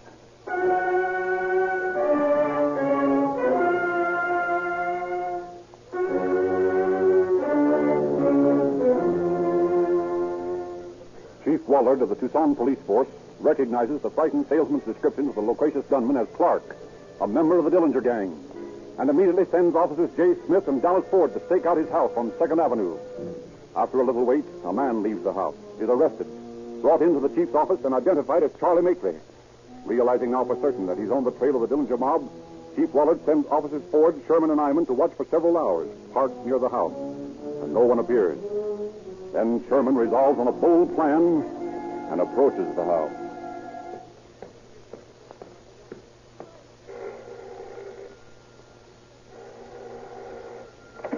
What is it? Does Mr. Clark live here? Yes. Well, I got a special delivery letter for him. Well, give it to me. I'll give it to No, him. I'm sorry. I'll have to deliver to him myself in person. Well, you can't. Don't close that door on me. So get your foot out of there. Open up there. Come on, boys. Who wants it to blow? Keep those other guys out. I'll take care of him. Put him down, Frank. He's got a gun. Yeah, well, I got it by the hammer. He can't shoot it. Slam the door, then. Come on, break the door in. Didn't know you were making such a big guy, did you, copper? I'll finish you off as soon as I can get over to the bed where I left that gas. Hold it, Jeff. I'm coming now, you... Thanks, Dallas. I guess that pistol whipping will keep him quiet for a while. Oh, you killed him. You killed him. Well, I'm afraid not, lady. He's just sleeping for a while. But you nearly took my finger off when you slammed that door on it. Oh, we got taken your head off. Oh, now that's no way to talk, sister, because it won't do you a bit of good. You're coming along to the station with us just the same.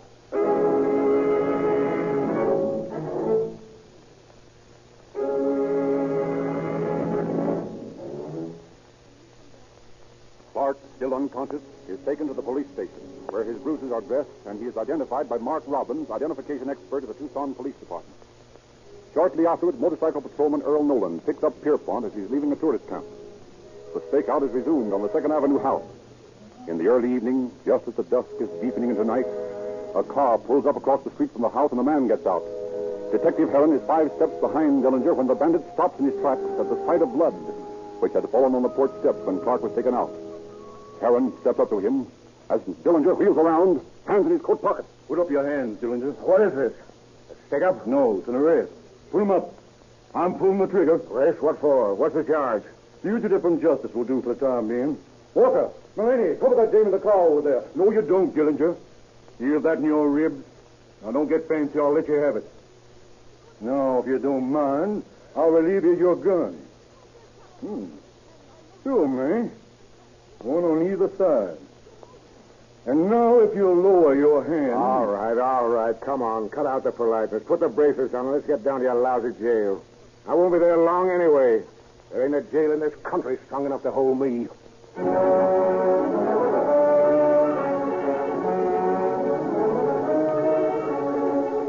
By rail and by plane, officials rushed to Tucson from Wisconsin, from Indiana, from Ohio. Each state eager to extradite the men for crimes in their territory. After days of legal complications, Dillinger is spirited away by plane to Crown Point, Indiana, to answer for the murder of the patrolman in the East Chicago holdup. A day later, the other three bandits leave by train for the east to face trial in Lima, Ohio, for the murder of Sheriff Farber.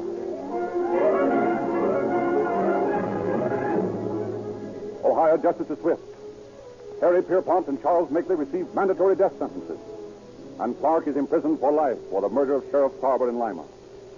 But in the Lake County Jail at Crown Point, Indiana, John Dillinger's mind is occupied with other matters than answering to the bar of justice. His strange activities arouse the curiosity of Herbert Youngblood, his Negro cellmate.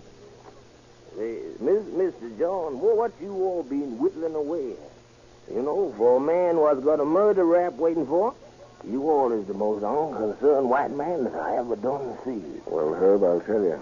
If you'll keep it a secret. Sure thing. I keep the secret good. Well, you're sure better. Sure I will. Now, what is it, sir? This thing I'm whittling at is a key to the jailhouse. A key to the jailhouse? Say, what you all talking about? Looks like a dumber gun to me. We're both right, Herb. It's a dumb one, and it's my ticket out of this hick jail. Say, what do you all mean?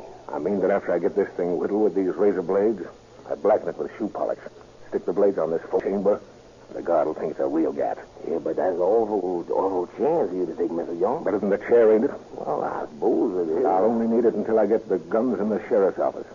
Say, Herb, I might want a partner. How about it? You all mean you won't take me with you? Sure, if you got the guts. Why, sure, I've got the guts, Mr. John. Okay, Herb, now here's the idea. We'll wait until the guard brings us our job.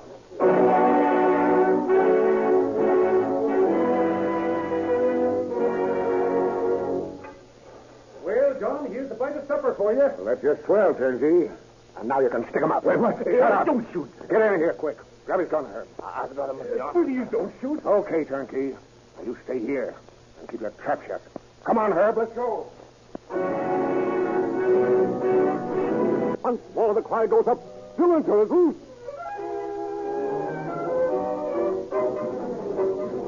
But Dillinger eludes the dragnet that extends across 4 states. Officials declare that Dillinger will be shot on sight if he sticks his head inside Chicago. And the next day, Sheriff Holly's abandoned car is found on a Chicago side street.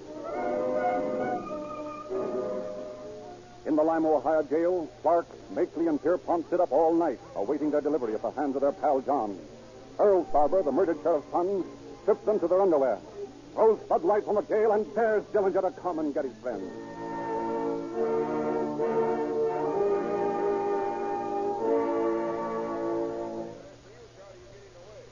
In Fort Huron, Michigan, Herbert Youngblood is fatally wounded in a gun battle with the police.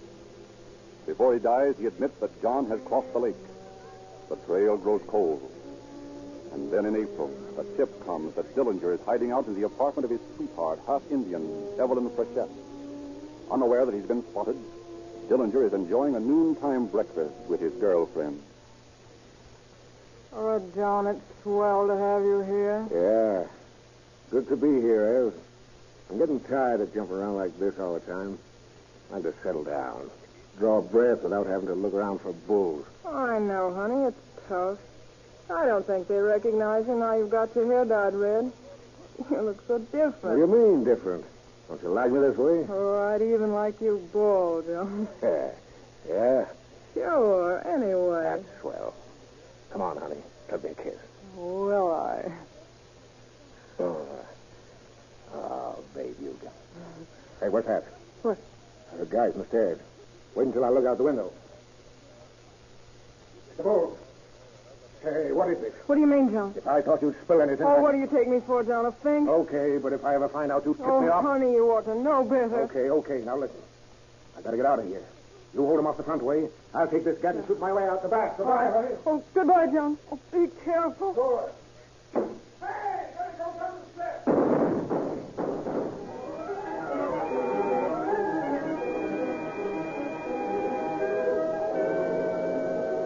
And Dillinger, once more, eludes the law. His sweetheart, Evelyn Frechette, is arrested and sentenced to 2 years in prison for harboring a criminal. But Dillinger, wounded, escapes.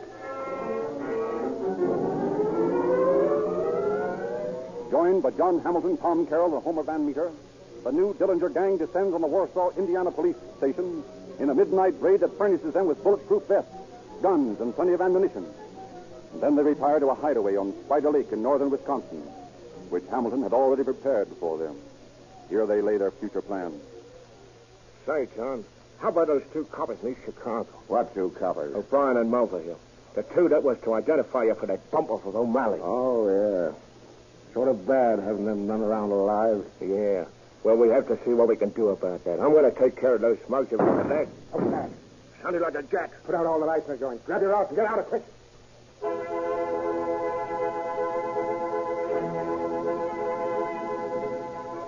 With the lights in the lake resort suddenly off, the confused federal agents who had fired at the car which refused to halt plunged into the underbrush after the fleeing figures of the Dillinger mob.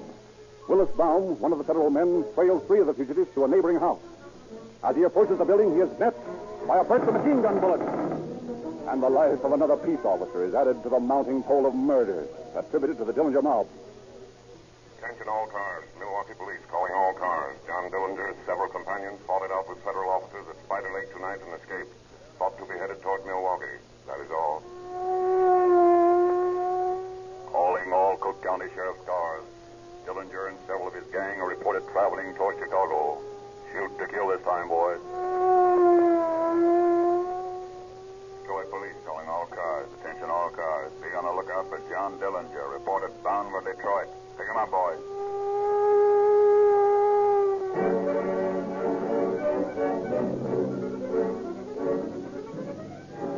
But the slippery Dillinger gang evades the law again and leaves only a grisly memento of their passing on the outskirts of East Chicago, when the bullet-riddled bodies of Officers O'Brien and Mulvihill, the state's star witnesses against Dillinger, are discovered early on the morning of May 24th.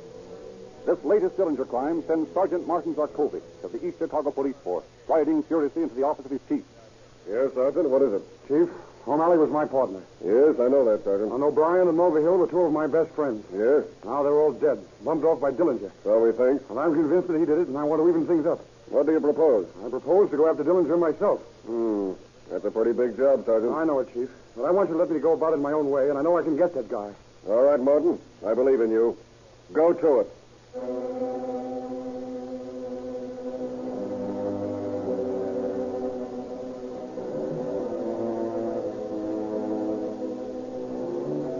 Sergeant Zarkovich disappears from sight. Becomes an habitué of northern Indiana and Chicago saloons. Keeps an alert ear open everywhere for news of Dillinger. Through the boasting conversation of a drunk who talks too much, Zarkovich learns of a woman who shall here be nameless, who has reason to hate Dillinger as much as he does. He manages to make her acquaintance and finally to gain her confidence. Sure, I hate John. Why shouldn't I hate him? Why, if he hadn't talked Tony into joining up with him, Tony'd be alive and in my arms right now. Yeah, but I can't understand. You're seeing John all the time. Sure I am. I see him. I get him alone. And all the time I'm wanting to cut his throat. Well, why don't you? Because I guess I'm afraid of him. Those eyes of his.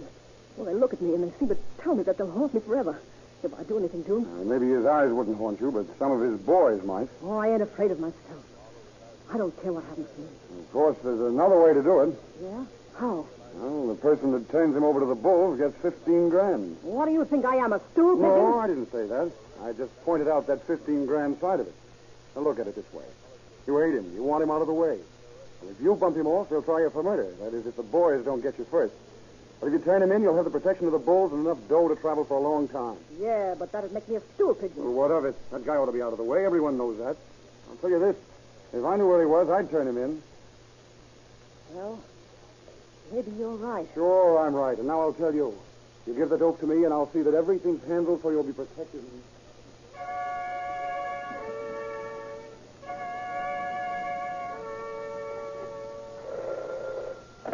Department of Justice, Purvis speaking. Hello, Chief. Look, this is hot, and it's straight. Dillinger is going to the Biograph Theater on the north side tonight to see Manhattan melodrama. You're sure of that? Absolutely. He goes there almost every night. Okay, and thanks.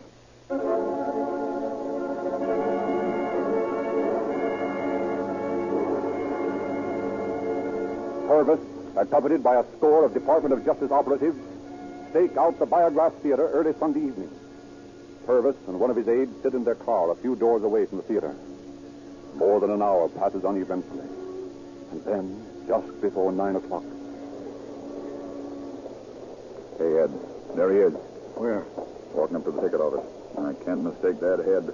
Oh, I see. Now he's turning. Yeah. That's him, all right. Look, Mel. He's dyed his hair. Yeah, it's black. And he's wearing gold-rimmed glasses. But that's him. Can I let him get into the theater? Sure. We won't take any chances. There, he's bought his ticket and he's going in. Keep your eye on the exit, Ed. I'm going to give the boys the final orders. Okay, Chief.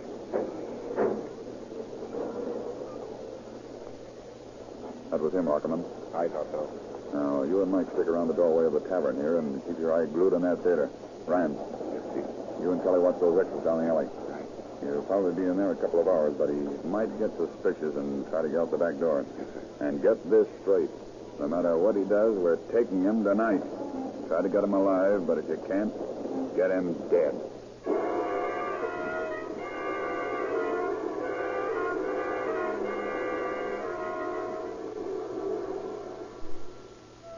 Two torturous hours are spent by the officers surrounding the theater. 2 hours and 4 minutes. And then the doors of the theater swing wide, and the shirt-sleeved audience throngs out into the sweltering summer night. Dillinger saunters onto the sidewalk, accompanied, so some reports say, by a young woman clad in red. Purvis closes in behind him. As Dillinger crosses an alley, Purvis waves his hand. 5 officers close in. Suspicious, Dillinger reaches for his target.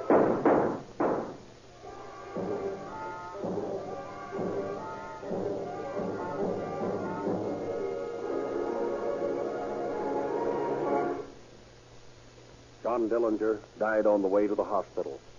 The post-mortem of rumors and sob-sister conjecture is now taking place. The king is dead, and already the public are crowning the new king. Already the crown of fame as public enemy number 1 rests on the head of babyface Nelson, a henchman of Dillinger's. Stripped of all of this dime novel romanticism, of this crime publicity, which is only possible in this publicity-conscious nation of ours, stripped of all of the glamour, John Dillinger was just a hoodlum, a cheap criminal, whose stupidity made him appear a daring outlaw. Melvin Purvis and his men, with the help of the police, did a great job in ridding the country of him. And I am confident that this is only the beginning, that with the splendid cooperation of federal, with state and municipal peace officers, the criminal killer and racketeer will be ground completely out of existence. Thank you, Chief David.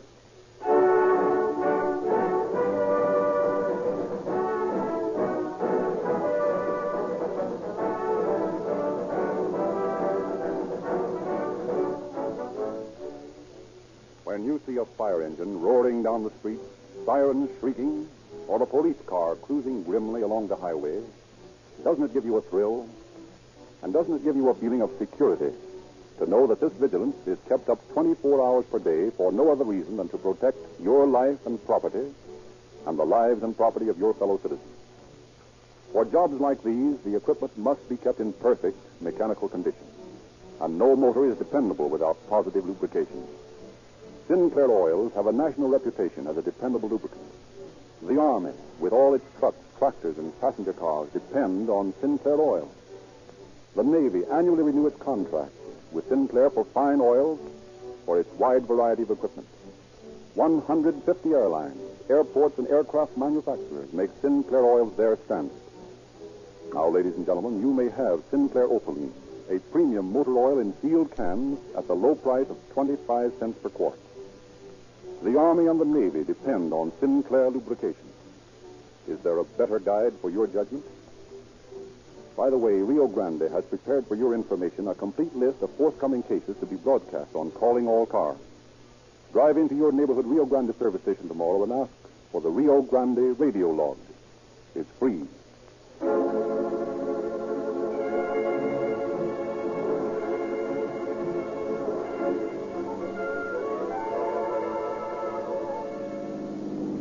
Chicago Police calling all cars. Attention all cars. Cancellation broadcast 35. John Dillinger was shot a few minutes ago by federal men. And that's all.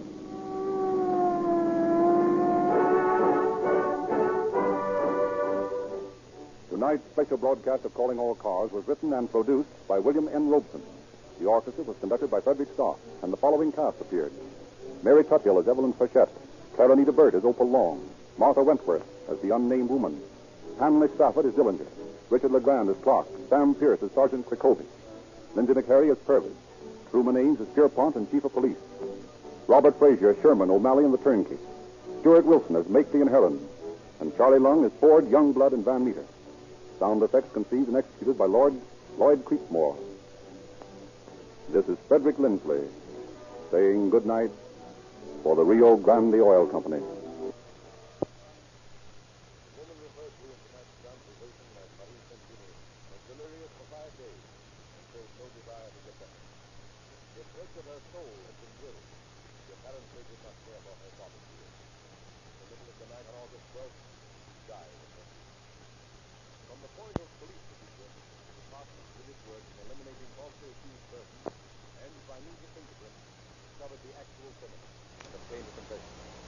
Whether Marie was doubly guilty in taking her own life after taking that of another is a problem for a higher judge than there is on earth to decide.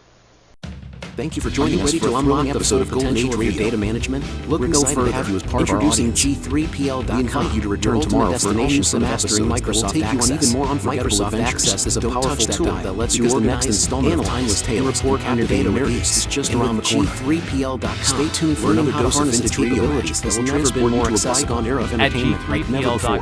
We're always eager to hear from our fantastic audience. Your feedback fuels our passion for delivering the best in vintage entertainment. Or looking to enhance your Feel skills. free to share your You'll thoughts, learn how to opinions, create and databases, suggestions. design user-friendly We value forms, your input and strive generate to make your insightful listening reports, experience even all more using enjoyable. Microsoft If you're looking to enhance your Microsoft Access skills, look no further. 420-220-40 to enroll in our Microsoft Access courses and don't miss out on this opportunity Once again, to become a thank you for Microsoft being a Access part of our guru. Golden Age Visit radio community. G3PL.com to Get start ready your for more learning journey riveting today. stories, captivating characters, and timeless empowering you with the entertainment. knowledge you need to succeed Until in the next time, digital age. stay tuned Email and keep the db at nostalgia alive. g3pl.net now.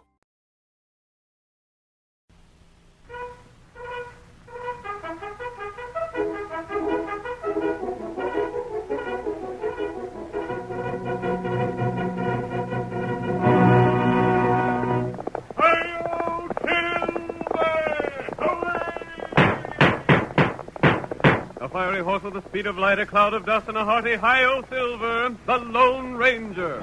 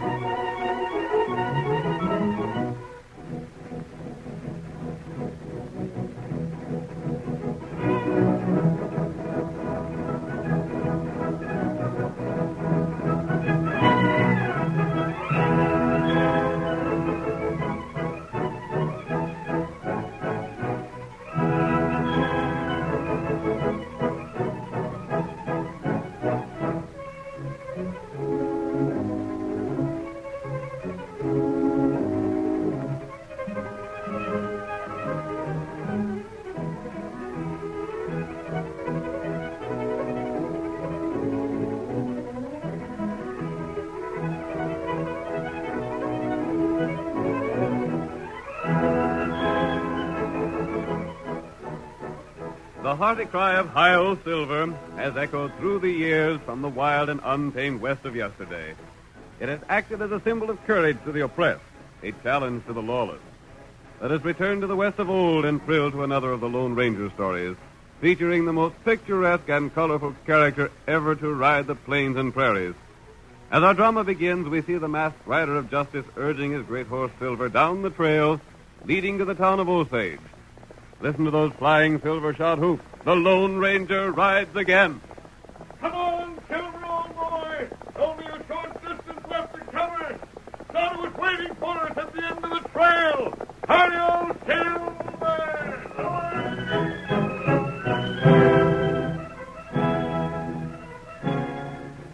Many stories had reached the people of Osage about the Bruggen brothers, two of the worst outlaws in the West. But little did they suspect that the notorious killers were seated in one corner of the room in the cafe, where a number of men lined the long bar talking about them.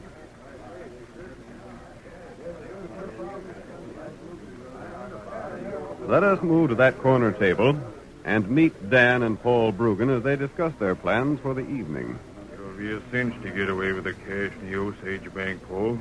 There ain't but one man there, and he's too slow to beat anyone with the drawer. I'm with you, Dan. Only I still say there ain't no use taking chances. Still hanker to shoot the banker, eh? Why not? Well, he ain't never hurt us none. He ain't never had the chance to hurt us. Let him get a look at our faces, and we're done for. Maybe. The reason we're still free is because we never let ourselves be seen. You're the boss, Paul. What you say goes. I say we're fools to take chances on being recognized. All right. Shoot the banker, then. If ever we do get caught, we'll swing anyhow. What's one more murder added to all we got behind us? What about this hiding place you mentioned? It's a humdinger. How far? 2 hours ride. Good. How's the ground between here and there? No grass or nothing to show a trail. Then we can get to the hiding place without being followed. Easy. How long can we stay there? As long as we want. We'll stay there when we feel it's safe to move on somewhere else. Good. I'll toss off that drink and let's get started. We've got some banking business that needs tending to.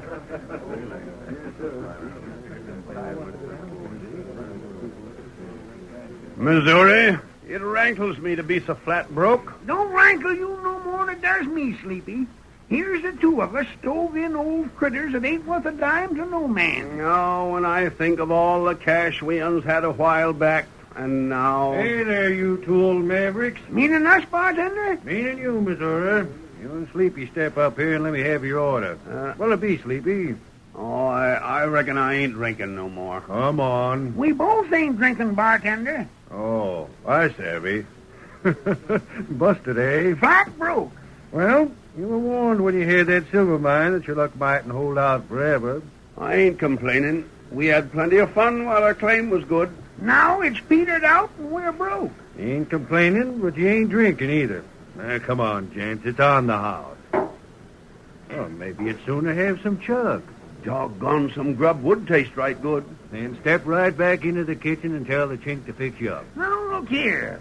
We ain't accepting no charity. Who says it's charity, Missouri? Why, you blamed old fool, you could be giving the whole town of Osage. And it wouldn't be charity. Not after all you two of you done for folks around here. Oh, we ain't done so much. Not unless you call giving away every dime you got from your silver mine something. Why, Dad rather the two of you made things easier for every poor family in the county. Oh. Now get yourself back to the kitchen and fill up. After the sourdough we've been living on, some real food might spile us. Go on, eat. Now, wait a minute, barkeep. Does that invite include a friend of ours? Eh? This Injun looks hard up and down on his luck. Come on, Injun. You look like you could pack away some hot grub. Me not hungry. Oh, he ain't. Me got plenty food. Reckon he means it, Missouri. Come on, let's put on the feed bag. I'm gosh awful hungry. Yeah, darned old fools. That's what they are. Who, them? Missouri and Sleepy. That's what they're called. They just can't bear to see anyone in hard luck. Oh. They thought you was up agin it and was willing to share a meal with you. They've been the same with every pilgrim and stray hound dog they ever seen. Them good feller. It's a darn shame the silver mine run out. They deserve to have things easy, more than any man I ever knowed about. Where? They're mine. Off north at somewheres. By thunder, them two will eat free of charge as long as I got grub and a place to cook it. It's their pride that makes it so hard to do things for them. Come on, boys. It's the bank. It's being robbed. Hey, who robbed it? When did it happen? What was the shooting? Anybody hurt? Let's go. I bet it's the Brugans. How many of them was there? 2 men done it. They shot the banker. Where'd they go? Anybody see him? Anybody else hurt besides the banker? Midway there, boys. Let me through. Sheriff, old man Liffner's been shot down. Anybody see it? Who done it? Did they get away with money? They cleaned out the bank. I seen the 2 of them riding away like all kid out. Which way'd they head? Over yonder, that way. Missouri, the bank's been robbed. Our old pal's been shot down. Doggone it. Why in blazes has there got to be outlaws like them Brugans? What was that you said, Missouri? I said it's the Brugans, Sheriff. How'd you know? It's their style of job. Missouri's right. The Brugans done it. Nobody else be honor enough to drill a man just out of pure cussedness. There wasn't no reason to shoot the banker. He couldn't have hurt him. To get men and horses. Call in the deputies. We got to start a posse. We're going to run them Brugans down if it's the last thing we ever do. You're sure it's the Brugans, Sheriff? I'm willing to bet on it. If it ain't, we'll find out who it is. I've been expecting them Brugans to show up here most any time now. Remember, boys, there's plenty of reward money for those who get 'em. Come on now, get going. Sheriff, we aimed right along with you. Not you, Sleepy. Who says we can't? Missouri, you and Sleepy are old men. No, Dad, Bradit, that ain't no way to talk to able-bodied men like us. Men that go out after the Brugans got to be hard-riding, fast-shooting mavericks. And you mean to say we can't ride after them ornery coyotes? The banker's a friend of ours. We want to help in running these killers down. I'm taking the men I feel are best suited for the job. You two have done enough for this community. Come on, boys. Let's get started. Too old, Sleepy. By thunder, we weren't too old to help the sheriff's wife when she needed cash while the sheriff was out manhunting. What matter? Oh, it's the Injun.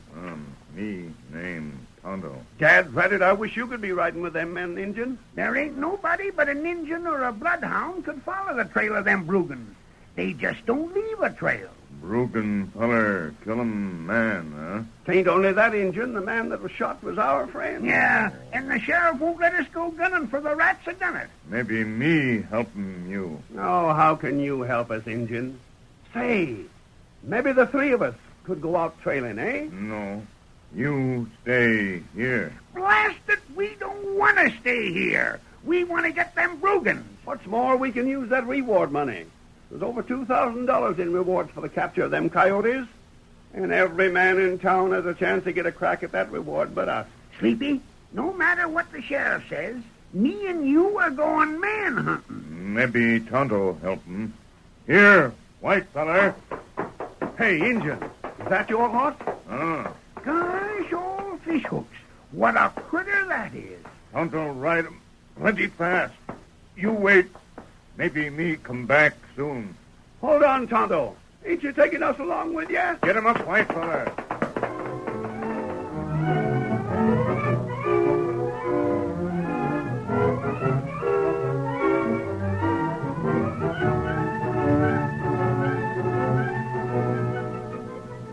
For 2 weeks, the sheriff's men scoured the country without finding any trail of the 2 Brugans. Old Sleepy in Missouri also did some manhunting, wondering meanwhile where Tonto the Indian had gone. We find the tired old men in their humble shack, discouraged at their futile efforts to capture the desperate outlaws. No, it ain't no use trying to think otherwise, Missouri. We just ain't good for nothing no more. Can't even run down a couple of outlaw killers like the Brugans. Dad ratted, Sleepy. We are getting old. And hungry. Doggone it, Missouri. I'd give a lot for a good man-sized meal again. We might sort of drift over to the cafe. Yeah, and get a free handout. No, thanks. I'd sooner starve than take charity. If we was 30 years or so younger, we might have a chance of running down them Brugans. But now... Come on in. I'm looking for 2 men known as Sleepy in Missouri. Well, you got the right man, stranger. What's on your mind? You own a silver mine, don't you? Yeah, but all there is to it now is a big tunnel. It petered out. What makes you think it petered out? Count of it ain't no good no more, that's why. You're from the East, ain't you? I know something about mines. A mining expert, eh? Well, you don't know much about ours. He wouldn't take the trouble of calling on us. Did you tell an Indian about your mine? Indian? Yeah, we did, stranger. Remember Missouri? That redskin called himself Tonto. Yeah, that's so. The Indian knows about your mine, and I heard him making certain plans concerning it. What sort of plan? I was led to believe that a new vein had been found in that tunnel of yours. Yeah? Doggone it. No fooling? Do you reckon that Indian's gone there and found a new vein of silver? It might be well for you two to hurry over there and investigate it. By thunderation. If anyone's tried to jump our claim, As long I'll... as it remains abandoned, you can't expect people to stay away from there. What's your interest in it, stranger? Are you from one of the big companies aiming to buy up our silver mine? I wouldn't buy it unless it proved worthwhile. Wouldn't do no harm to drift over that way, Sleepy. Why not? We can starve there just as well as we can here. Do you have any mining supplies left? Yeah, some. We got digging tools, no matter blasting powder. Then I'd advise you to investigate that mine as quickly as you can. It might be worth your while.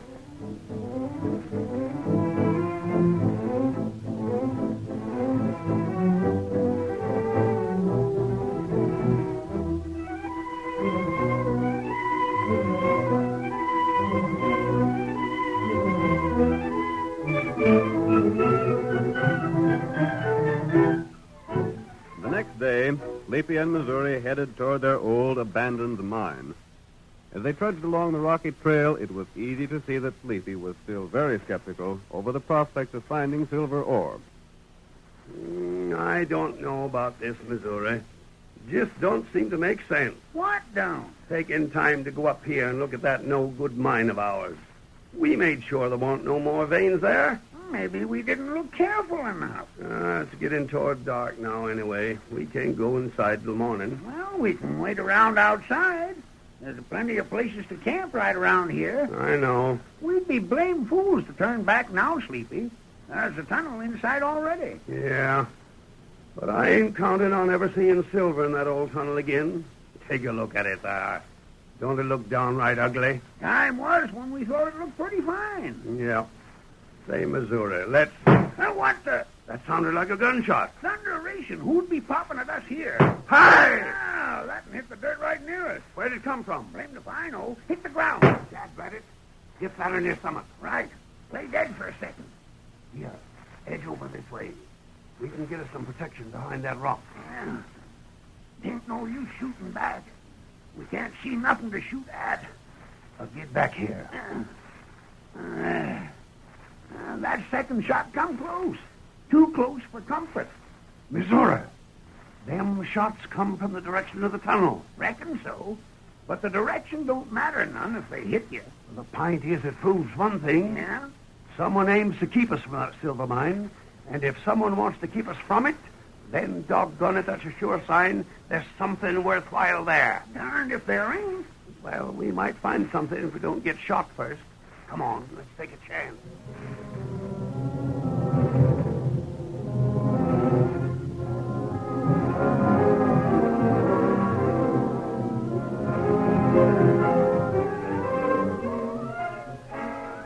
The curtain falls on the first act of our Lone Ranger drama. Before the next exciting scenes, please permit us to pause for just a few moments.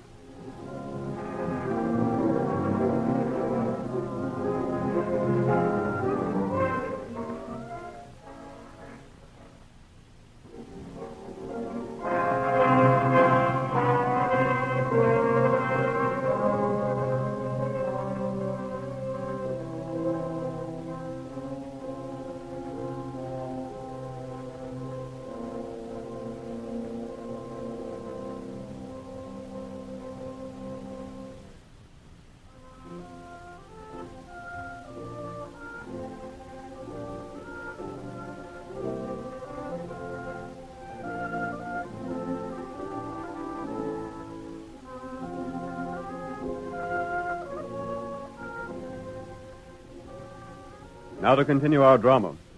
You will recall the two old prospectors, Sleepy and Missouri, were on their way to an abandoned silver mine. When they were a short distance away from it, several shots were fired at them. Immediately they became certain the mine was worth investigating. The next morning, the Lone Ranger and his faithful Indian companion, Tonto, were looking over the grounds not far from the entrance of the mine. The masked man is the first to speak. So, Sleepy and Missouri spent the night in hiding? That's right. You heard them say that they were determined to investigate the mine? Them think you feller from east. I know they do, Tonto. When I called on them, I went disguised as an Easterner. That's plenty good. They thought I was a mining expert, willing perhaps to buy their claim if they would prove that it was worthwhile. You show old feller that? I think they'll find it worth the trouble of investigating, Tonto. Remember, I'm counting on you. Tonto, Got plenty hole drill in mine. Have you filled the holes with powder? Not right. And the fuses are all ready to be lighted? We want to make sure that when the two old prospectors do what I'm going to suggest, an explosion does just what we want it to do. I'm going to see them, Tonto. And in about an hour, you'll be able to light the fuses and set off the charge. Tonto, keep close watch. Missouri and Sleepy might need some help. Them get plenty help. Here, Silver. It's pretty early in the morning, but the sooner those two get started, the better. By night, I hope they'll find themselves rich men again. Them good feller. That's the reason I want to help them if it's possible. Yep. I'll head for their camp now. Come on, Silver.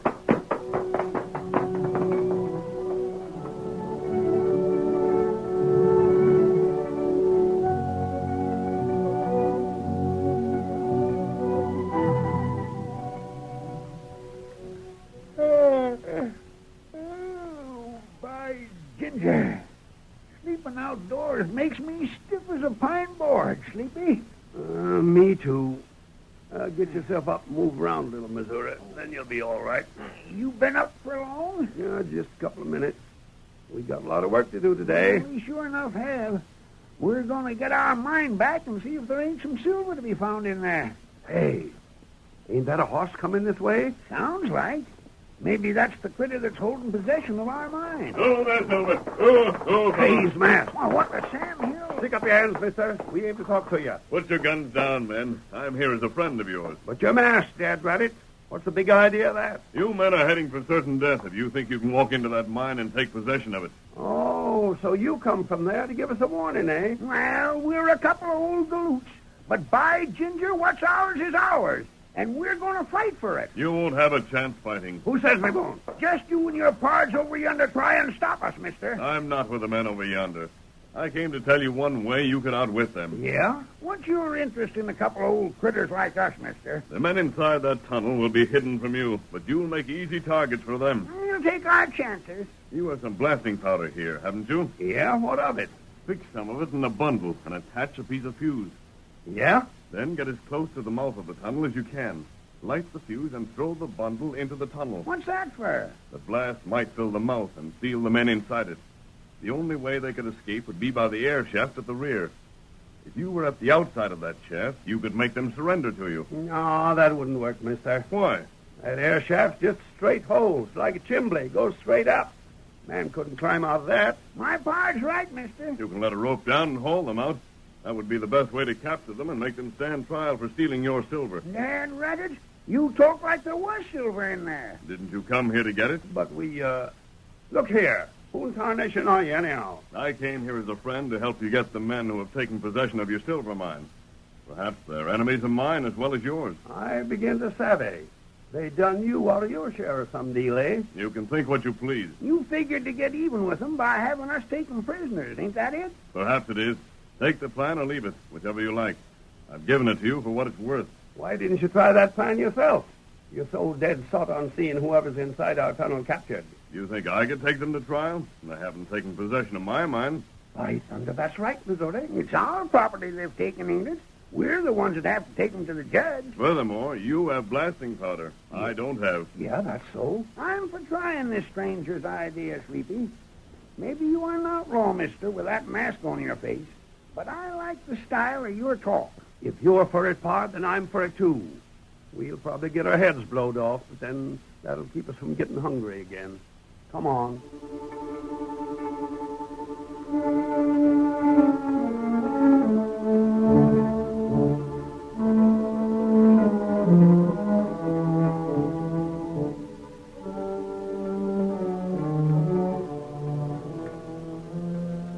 Missouri and his partner went about the task of attaching the fuse.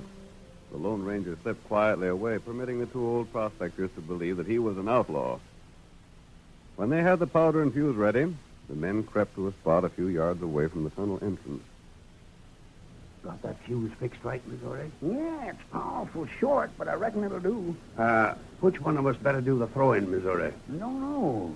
We've got to do it from here, though, or we'll be seen. Got a light? Yeah? Careful with it. I know how to do this. You better throw it, Missouri. We got to make her land in the side of the hill, just above the tunnel entrance. Leave it to me. Here goes the match. Now for it. Hold her steady while I light that blasted fuse. Yeah? There. She's catching. Through it, quick. There she goes. Fall flat down on the ground. I'm down. Now hold your ears.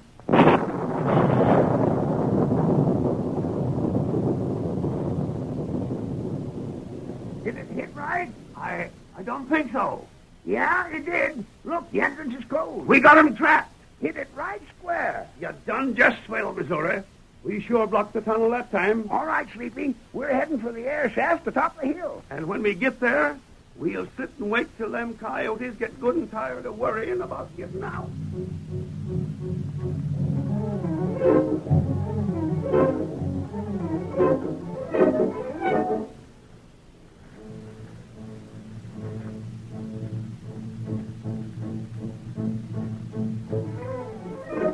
Sleepy and Missouri scrambled up the side of the hill to the air shaft and waited there for quite some time.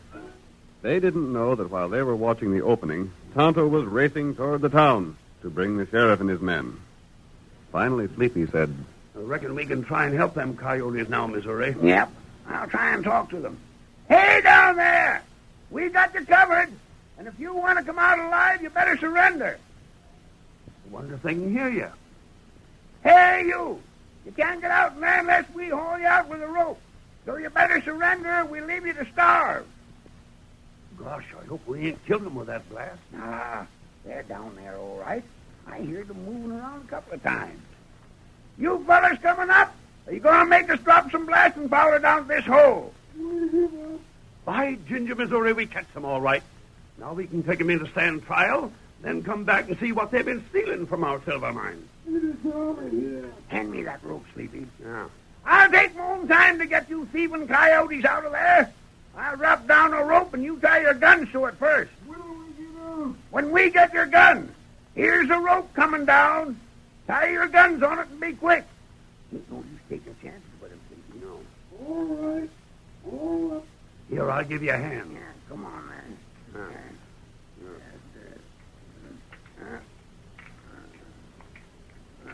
There we are. Untie the gun, Sleepy. She's a-coming. But remember, we'll drill you critters if you try any tricks on us. Grab a hold now and we'll haul you up. Wait till I get a hold, Missouri. There now. Oh, Don't let her slip now.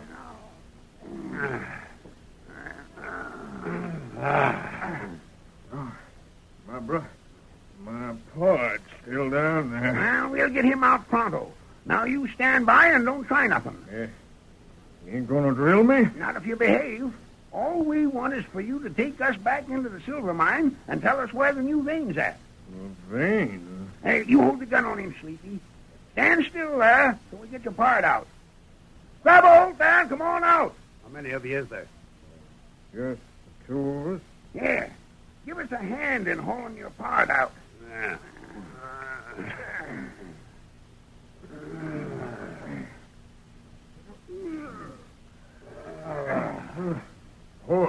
These holes take it easy. I thought we found silver in there, and all I want is a mine. Huh? I don't know it. Gosh. We're downright sorry we was in your mines, Gents, and we'll... Now, you blame old fool, stick 'em out. That's it. He's got another gun. Oh, you didn't know us, huh? It's about time you met the Bruggen brothers. Holy mackerel, the Bruggen. The Bruggans is right.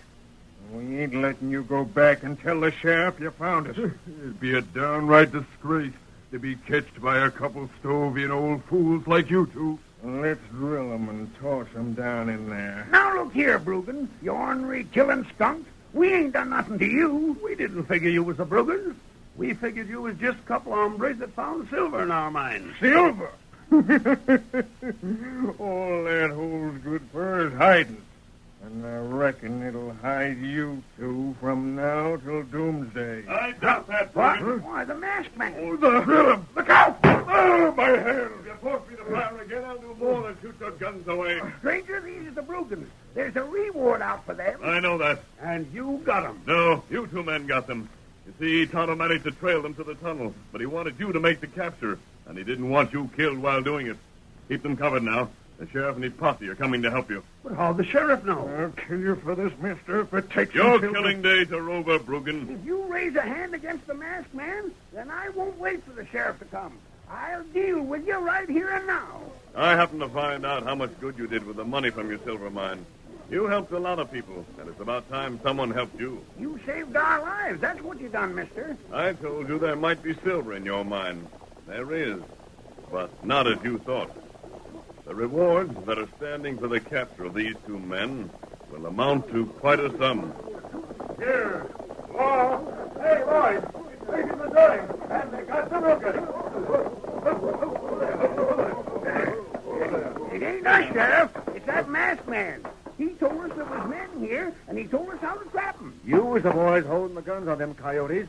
Rope them in, and let's get them into town. At last, we got the Bruggen. And the laugh's on you, Sheriff. You said old Sleepy in Missouri wasn't fit to travel with a posse. Well, I'm doggone glad they didn't. The posse didn't get no place. But Missouri and Sleepy sure enough did. Get them critters herded and back to town now, boys. Make it fast. But the reward. There's the man that's entitled to them, Sheriff.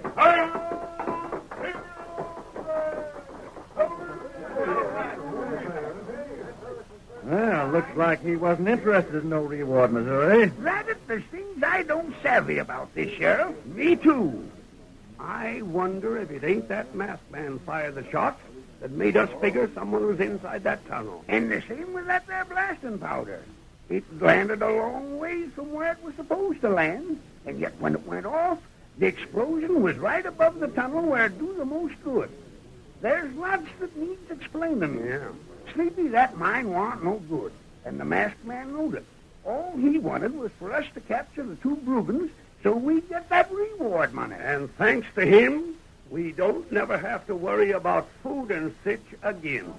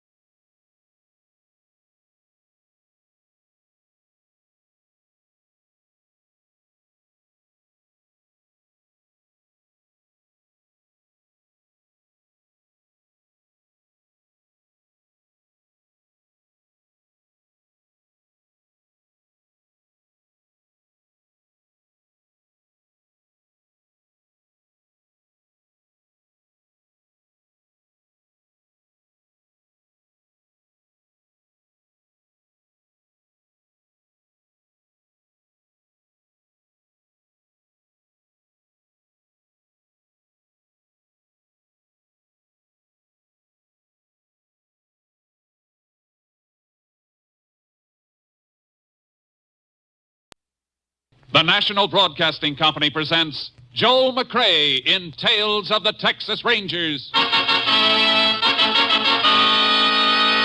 Tonight, transcribed from Hollywood, another authentic reenactment of a case from the files of the Texas Rangers.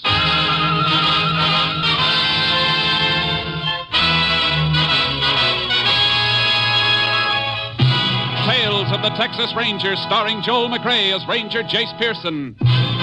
Texas, more than 260,000 square miles. And 50 men who make up the most famous and oldest law enforcement body in North America.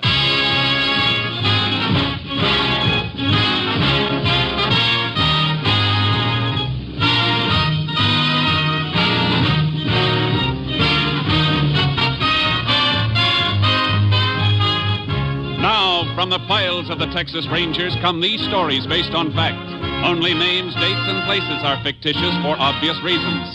The events themselves are a matter of record.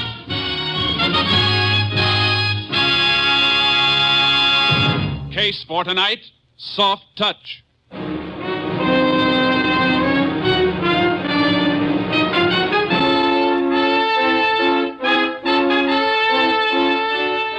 It is 11 a.m. on a Sunday in August 1949. A blue sedan comes to a stop in front of a ranch house 30 miles from the town of Salt Flats, Texas. Come on, kids. This is Grandma's house. Shh, Bill. Let them sleep. We started so early, they're tired. Well, we can't leave them in the car. If we wake them up now, they'll never finish their naps. We'll bring them in a few minutes. Okay. Getting up at 4 a.m. was kind of early, even for them, huh? Hey, look. Pa's painted the windmill. Oh, Bill, I love this place. I wish we didn't live so far away. Yeah. We don't get here often enough.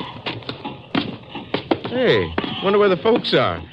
They usually stand in the middle of the road waiting for us when they know we're bringing the kids for a visit. The door's open. Your mother's probably in the kitchen cooking enough food for a dozen. Yeah. Don't smell anything cooking. Ma? Pa? You home?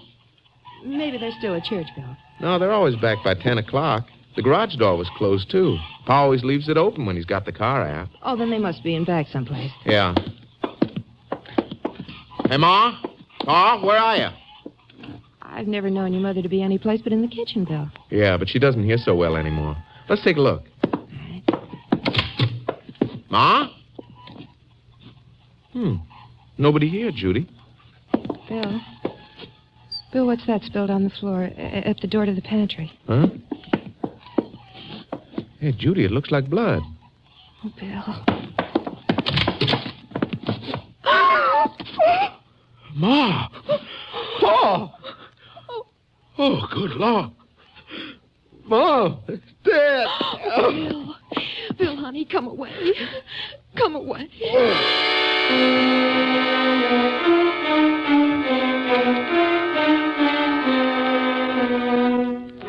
The brutal murder of the rancher and his wife was reported. Texas Ranger Jace Pearson was notified by shortwave radio. He reached the ranch house less than 1 hour after the bodies were discovered. I'm sorry to have to ask questions at a time like this, Mr. Ross. It's all right.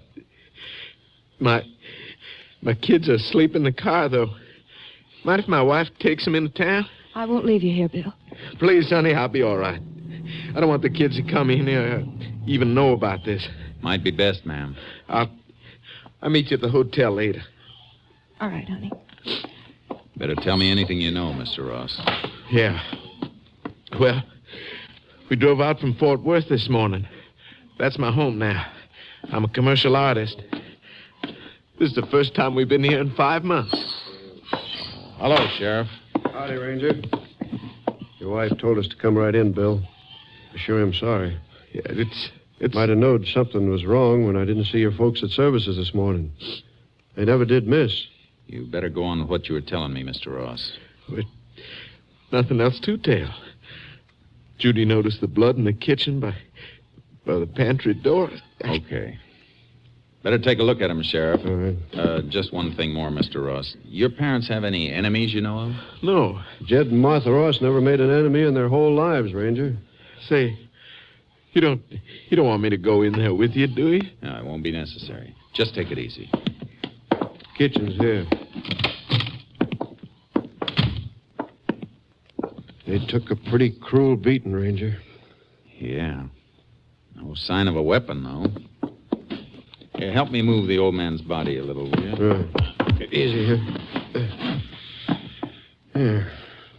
A lot of heavy welts, but beaten to death and then put in here. Blood comes mostly from hemorrhaging, though, not so much from cuts. You'd think a weapon would have cut him up more than that. Unless it was wrapped in something. Only one other thing I can think of. Bare fists. Mm-hmm. Hey, what's this? Let me see. Well, just a little hunk of paper. Yeah, crumpled, too. Piece of a larger sheet. Rest of it must have been torn away. It feels like a good grade of letterhead paper. Mean anything to you? Well, if we find the rest of the paper this came from, no. But if we don't, it could mean plenty. Like what? Well, the way this is crumpled might have been part of something the old man was hanging on to, and somebody tried to get it away from him. Mm-hmm. I'm going to send this into our lab at Austin. Looks like this happened sometime last night. That's something we'll know when we get an autopsy report. We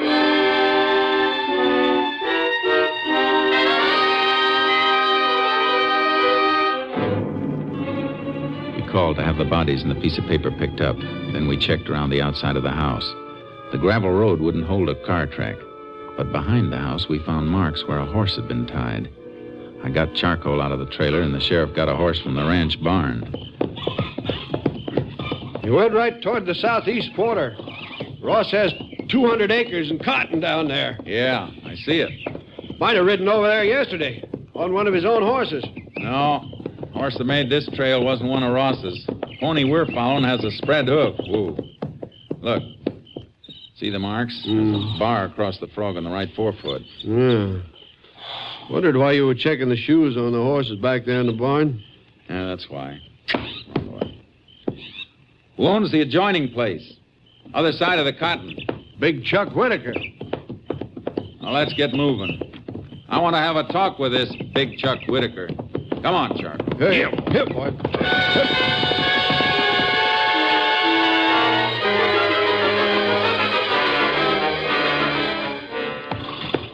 Yeah, I was over there yesterday afternoon, but I didn't kill nobody. Well, that's very interesting, Mr. Whitaker, because we didn't tell you anything about anybody being killed. I know you didn't, Ranger. My phone happens to be on the same party line as the Ross Ranch. I heard their son Bill call when he found him this morning. You make a habit of listening in? I had a call to make. I picked up the phone I heard. Couldn't help it. Now, if you're through asking questions, I'd like to go back to mending this harness. That can wait, Chuck. You're not exactly broken up about losing your neighbors. Ranger, I got troubles enough of my own. Why did you go to Ross's yesterday? What time were you there? In the evening, just before sundown. Ross was fixing to have some crop dusting done again. I wanted to talk to him about it. How about doing the job for him? No, Ranger, the crop dusting plane comes down from Salt Flats. Oh. Well, go ahead, Whitaker. Yeah, the last time Ross dusted a spray he carried over on my place. Some of my cattle watered down near that cotton, made them sick. Yeah, Ross say he'd watch out for it? Yeah. And that was all? That was all. Then I come home. All right, Whitaker. Come on, Sheriff. All right. So long, Chuck. Yeah. Easy, boy. Here. Here. Hey, wait a minute. Whoa. Whoa, Chuck. Yeah, Chuck? Yeah, I just thought of something.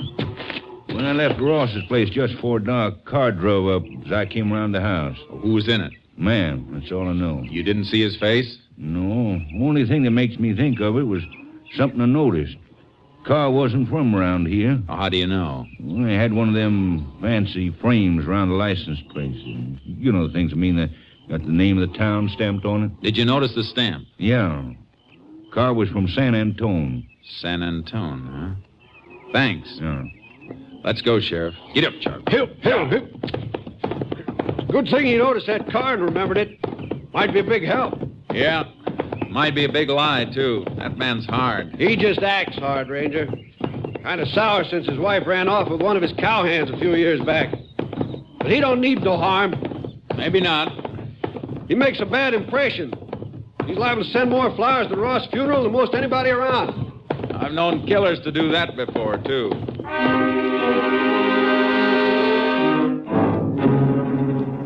We checked other ranchers in the area, but we didn't get any information until next morning at the sheriff's office. Morning, Jace. Heard anything from your headquarters yet? No, waiting for him to call me now. And what's that, the autopsy report? Yeah. Medical examiner seems to agree with your idea.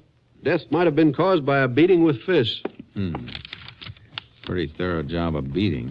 You read this? Yeah. Old woman died of a broken neck. Struck right at the base of the brain. Rabbit punch. Yeah. Old man Ross hemorrhaged to death, like you said. Broken jaw, broken nose, ribs smashed in under the heart. Vessels ruptured from being beaten on the kidneys and in the solar plexus. I'd like to get my hands on anybody who'd do that. If you did get your hands on him, you'd have your hands full. Whoever did it was big, and he could hit. Plenty hard and in just the right spots. You still got Chuck Whitaker on your mind? Only because he fits the bill in a few ways. Never hurt nobody before. No, but he's a bitter man. That kind can... Excuse me. Hello? Yes, he's here. Yeah. For you, Jace. Captain Stinson calling long distance. Thanks. Hello, Cap. Hello, Jace. Just got a report on the scrap of paper you sent in. Special type. The paper stock indicates the original sheet was a letterhead printed in the government printing office at Washington. You know which bureau? No, but we're checking. Try and find out if any department there has had any correspondence with Jed Ross recently. That's what we're doing. But don't expect anything in a hurry. I won't. Bye, Jace. Bye, Captain. You find out where the paper come from? Yeah, some government office in Washington. You been checking on that car from San Antone? One Whitaker told us about? Yeah. Nobody I found saw it. How about you? Nobody. Seems like the only one did see it was Chuck Whitaker. I hate to admit it, Jace, but it's beginning to look that way. Let's get our horses. I want to see Whitaker again.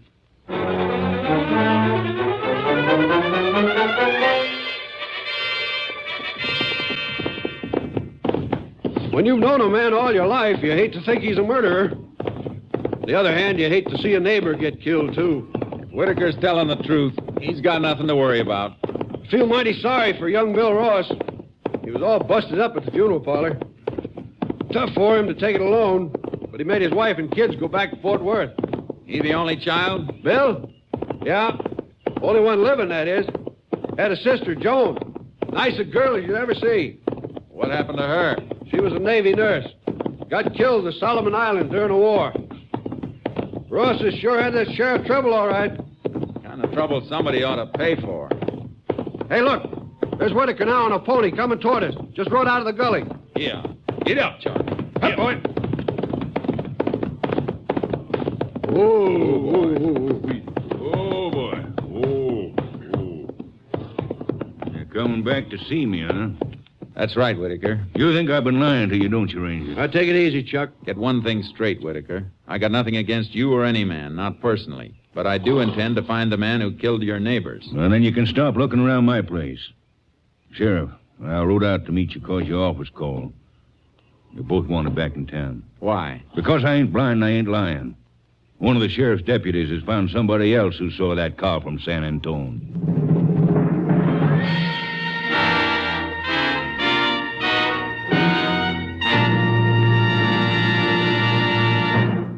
You are listening to Tales of the Texas Rangers, starring Joel McRae as Ranger Jace Pearson. And now we continue with tonight's case, Soft Touch. We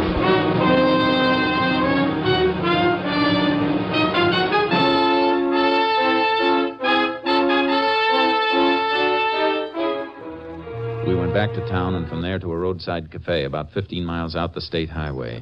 Yeah, I sure did see the car, like I told the deputy. It had that thingamajig on the license plate.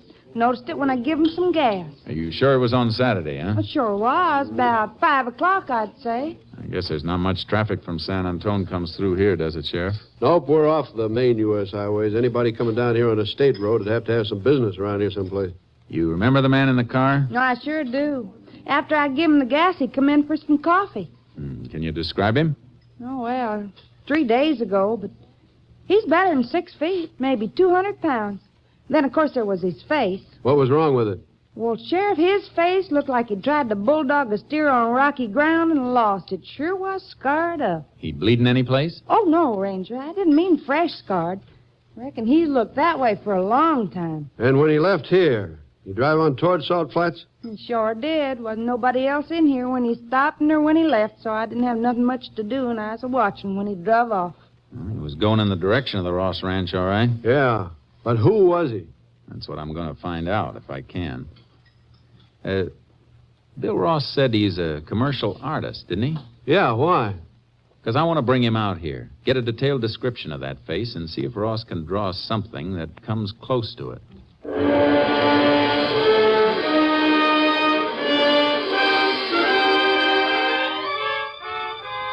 We sent for Bill Ross, but before he joined us at the sheriff's office, something else turned up. A long-distance call from Captain Stinson.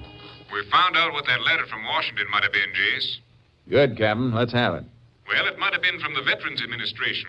Answer to a letter Jed Ross wrote asking if they had any record of a United States Marine named Herbert Walsh. What else? Well, for some reason, Ross wanted to know if there really had been a Herbert Walsh in the Corps, and especially if he'd been wounded and hospitalized in the Solomon Islands. The piece of paper you sent in might have come from the answer the Vets Administration sent to Ross. What was the answer? There's no record of a Herbert Walsh, Jace. Does it fit anything? I don't know, Captain. But the Rosses lost a daughter in the Solomons, a Navy nurse. Bill Ross just came in with the sheriff. I'll get on it. Bye. Bye, Jace. Ross, does the name Herbert Walsh ring a bell with you? Yes. Yes, Ranger, it does. My father told me about him in a letter 2 months ago. You know who he is? No, I never saw him. Folks wrote that he stopped by the ranch and told him my sister had taken care of him in the Solomons before she got killed. Is that all? No. According to my father's letter, Walsh gave my folks the idea that he and my sister had been very close. Had your sister ever mentioned him in letters to your folks when she was overseas? Well, they couldn't remember, but we were awful fond of my kid sister, Ranger. Anybody who'd known her would have found an open door with my folks. Somebody found one, all right. Two open. What do you mean? There isn't any Herbert Walsh. What? But my pa gave him some money. When? Did he write to you about that? No, but I've just been going over my father's affairs. In the past 2 months, he loaned Walsh several $100s. I have the canceled checks. Where are the checks? At the lawyer's office on the corner. I want to see where those checks were cashed. Come on.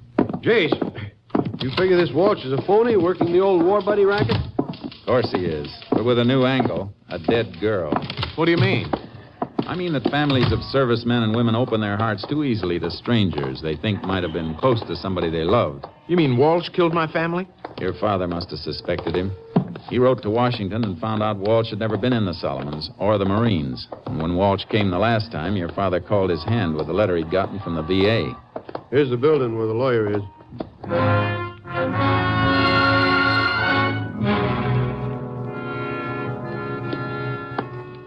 Here are the checks, Ranger. 4 of them, total of $600. Endorsed by Walsh. Cashed for him by merchants in San Antone. That car came from San Antone, Jace. That sure fits. It sure does. Let's get out to that cafe and get that sketch drawn up.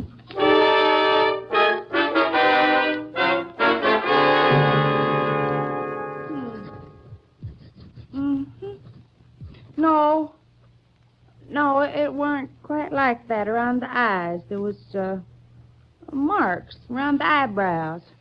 She means scar tissue. Oh. See, eyes deeper set then. Like this? Yeah, sure were. The nose didn't come out so far. Had a kind of a dent in the middle. Take that out. Here. Like that? Hey, that's fine. That's real good. If somebody knew the man, would they recognize him from that? They sure would. That's almost a spitting image, I'd say. Thanks a lot, ma'am. You're sure welcome. I'll take that bill. Thanks again. Come back. Well, he ain't the prettiest fellow I ever saw. I don't know. My folks said that, too. But Walsh told him he'd been in a Jap prison camp, been treated bad. Walsh was lying, if Walsh is his real name. Must have got beat up someplace, Jace. Yeah, and I've got a hunch I know where. What do you think? In a prize ring. The man who killed your folks was a professional fighter. You figuring that just because of his face? And one other thing. Don't forget that autopsy report, Sheriff. That's right. Well, you remarked right then that the fellow who threw those punches knew what he was doing. I'd sure like to get my hands on him. 2 old people, and getting at him through my kid sister. Don't think about your own revenge. The law will take care of that. Yeah, but no law can bring them back to life. Drop you at the office, Bill, you and the sheriff. I'll be in touch with you later. Where are you going, Jace? Out of your territory. San Antone.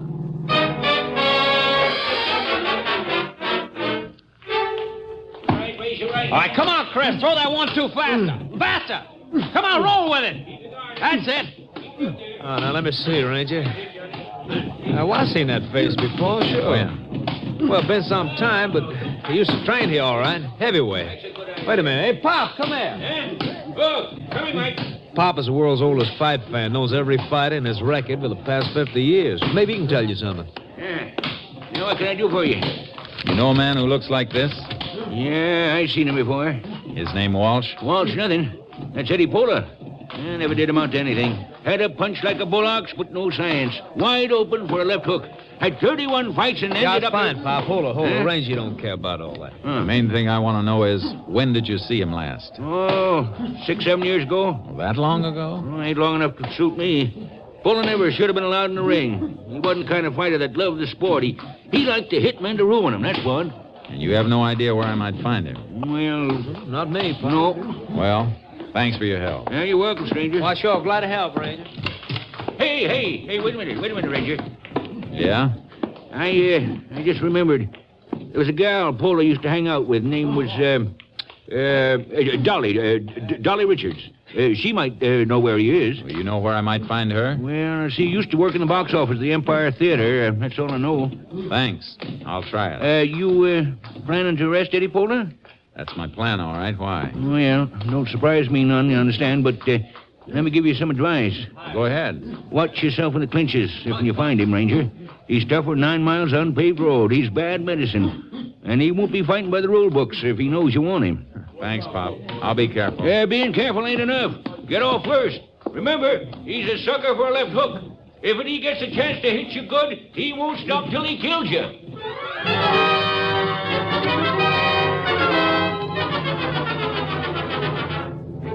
I checked the Empire Theater for Pola's girl, Dolly Richards, but she hadn't been seen for years.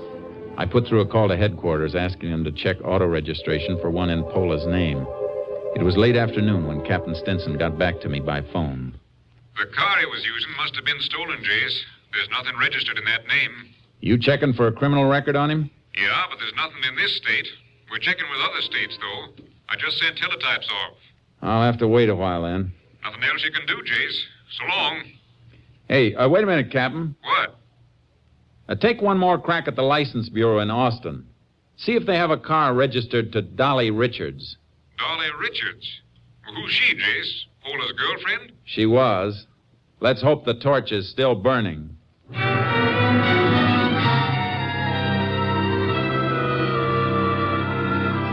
didn't move from the phone until the captain called back. This time he had something. Here it is, Jace. Car registered to Dolly Richards, Texas license T49753. Her address is RFD number 4 on Farm Highway 73. It's a turnoff north of Tilden. Well, that doesn't sound right to me, Captain. Car I want had San Antone marked on the license plate frame. That's still all right, Jace. Dolly Richards bought the car 6 months ago from a San Antone dealer. Frame might have been on there. That's better. Any out-of-state record on Pola? Not yet. You want to wait another hour or so? No. You can give me word by short wave. I'm heading toward Tilden.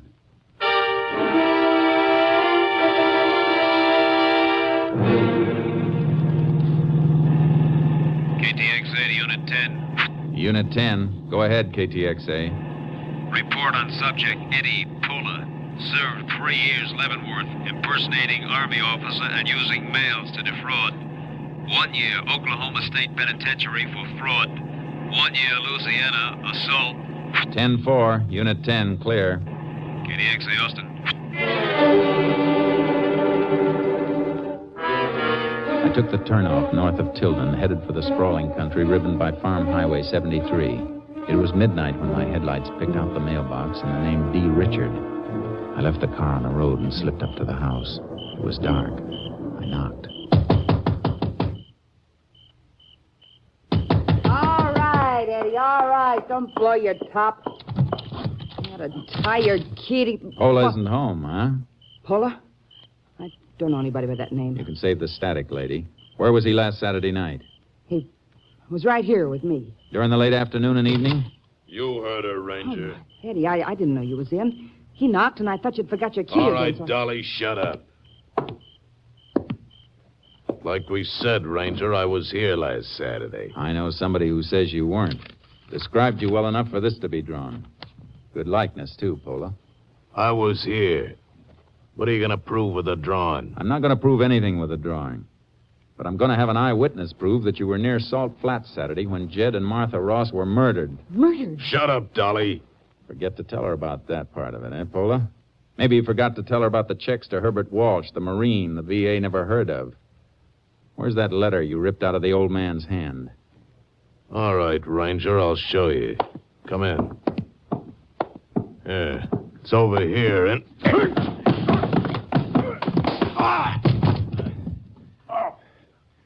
The old boy at San Antone Jim told me you were open for a left hook, Pola. Now, don't try that again. Get on your feet and turn around. You too, miss. Why me? So I can cuff you together. What are you taking me for? For harboring a murderer. And to give you a chance to decide whether you want to stick to your story or tell the truth. All right, move.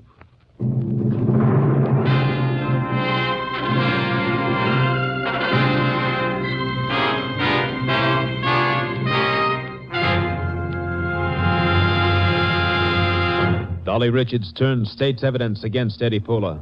Pula was tried, convicted, and sentenced to death in the electric chair. And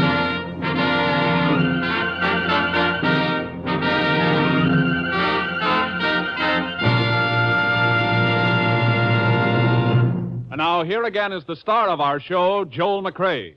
Many years ago, a group of Texas Rangers had a showdown battle with a notorious band of killers. Several days later, the Rangers assigned to the case staggered back to their headquarters, showing the marks of combat, many of them badly wounded.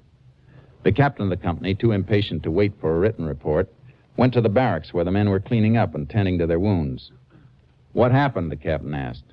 There was silence for a moment as the Rangers looked up at him.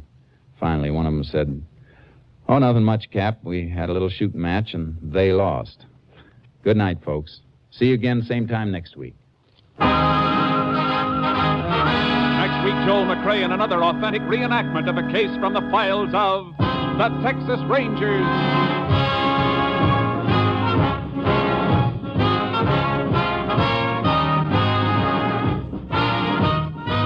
Joel McCrea is currently seen starring in the Universal International Technicolor production Saddle Tramp. Tonight's cast included Tony Barrett, Paul Freese, Mike Barrett, Tom Tully, Bill Johnstone, Byron Kane, and Virginia Gregg. This story was transcribed and adapted by Joel Murcott, and the program was produced and directed by Stacy Keach. This is Hal Gibney speaking.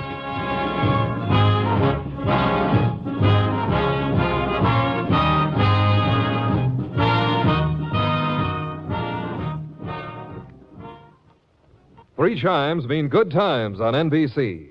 The chimes are really excited about a big show. In fact, it's the big show. An hour and a half every Sunday with Tallulah Bankhead as Fem C, and starring Jimmy Durante, Fred Allen, Jack Carson, Groucho Marx, Jose Ferrer, Meredith Wilson, and many, many more. All this and Tallulah, too. No wonder it's the big show. The premiere date is Sunday, November 5th, just 1 week from today. Phil Harris reminding you that next it's Theater Guild on NBC.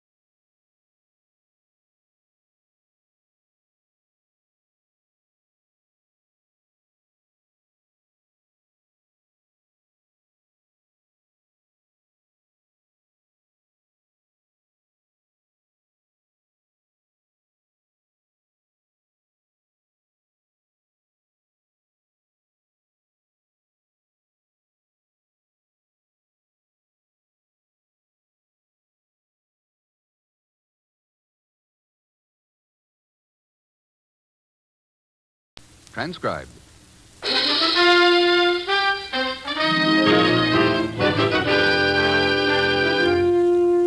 The National Broadcasting Company presents Herbert Marshall as Ken Thurston, the man called X. Wherever there is mystery, intrigue, romance, in all the strange and dangerous places of the world, there you will find the man called X.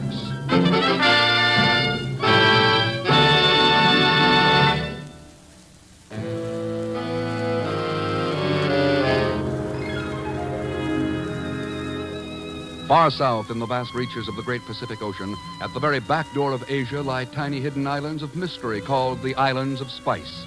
Java, Sumatra, Borneo, Bali. Nearby, across the treacherous swirl of the Java Sea, moves a vessel whose cargo is death. But of course, Pagan Zellschmidt knows nothing of these things when he answers the phone in his room in New York.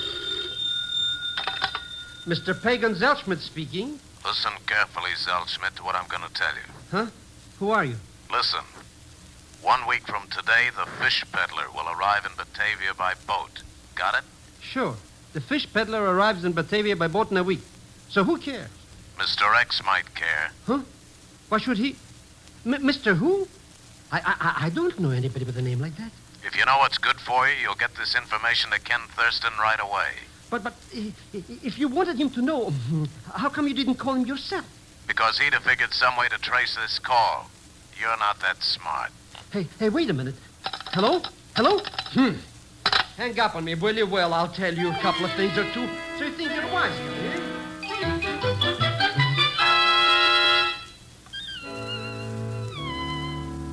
Well, it was very nice of you to give me $100, Mr. Thurston, but of course, I didn't really expect anything, you understand, just for delivering your message. Oh, sure, Pagan. We forced it on you. Well, Ken, this could be the break we've needed for 2.5 years.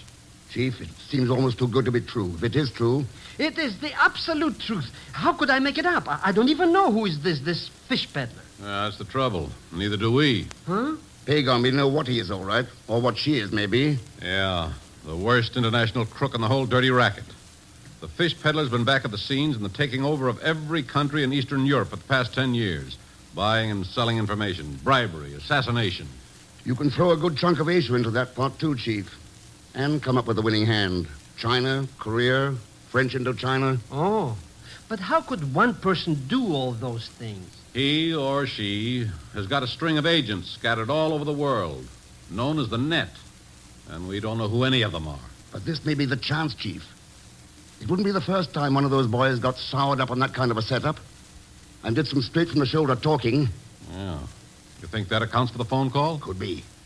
Anyhow, Pagan and I are going to the East Indies and find out. Huh? But Mr. Thurston... Pagan, if this turns out to be one of your bum steers, I want to know exactly where to lay hands on you.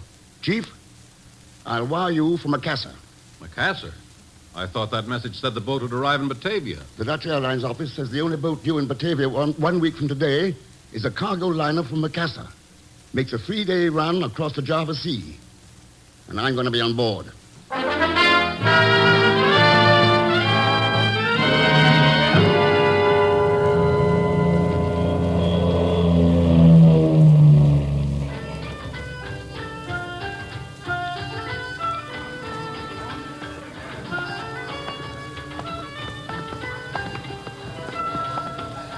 What kind of a street is this, Mr. Thurston? Smells like a fruitcake. Spice market, Pagan. If you want a ton of cinnamon, here's the place to buy it. What would I do with a ton of... Ooh, look, Mr. X. Over there in that blue sarong. Pagan. Pagan! Well, I was only... Here now. Here's the Ristoffel Cafe. Come on. Is this where that Captain Janszold hangs out? That's what the shipping agent said. Let's go in.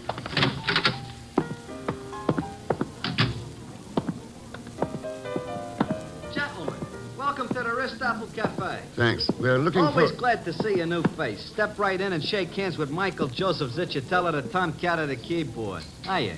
The world's greatest hot piano player, bar none. Sit down, sit down. You asked me about Ellington, Jelly Roll Morton? I never heard of him. Here, take a listen. Get rid of this character. How about it? Yeah. Well, that's... Right. Used that as my theme for 16 months at a nightclub off Piccadilly. Went from there to the Follies Bergère. Played a full season back in 27. Hey, remember this one? It brings back memories. Oh, sure. Now, look, Just I wonder... call me Joe. Everybody calls me Joe. This cafe job's only a fill-in, you understand? Yeah, Got a sure. big engagement over at the Opera House in Batavia next week. A solid 30 minutes. Yeah, that's great, Joe. Maybe we'll catch your act over there. But right now, I want to talk to Captain Janszold. Janszold? Somebody want to talk with Janszold? Wait here, Pagan. Yeah, is that you? Yeah. Captain Janszold.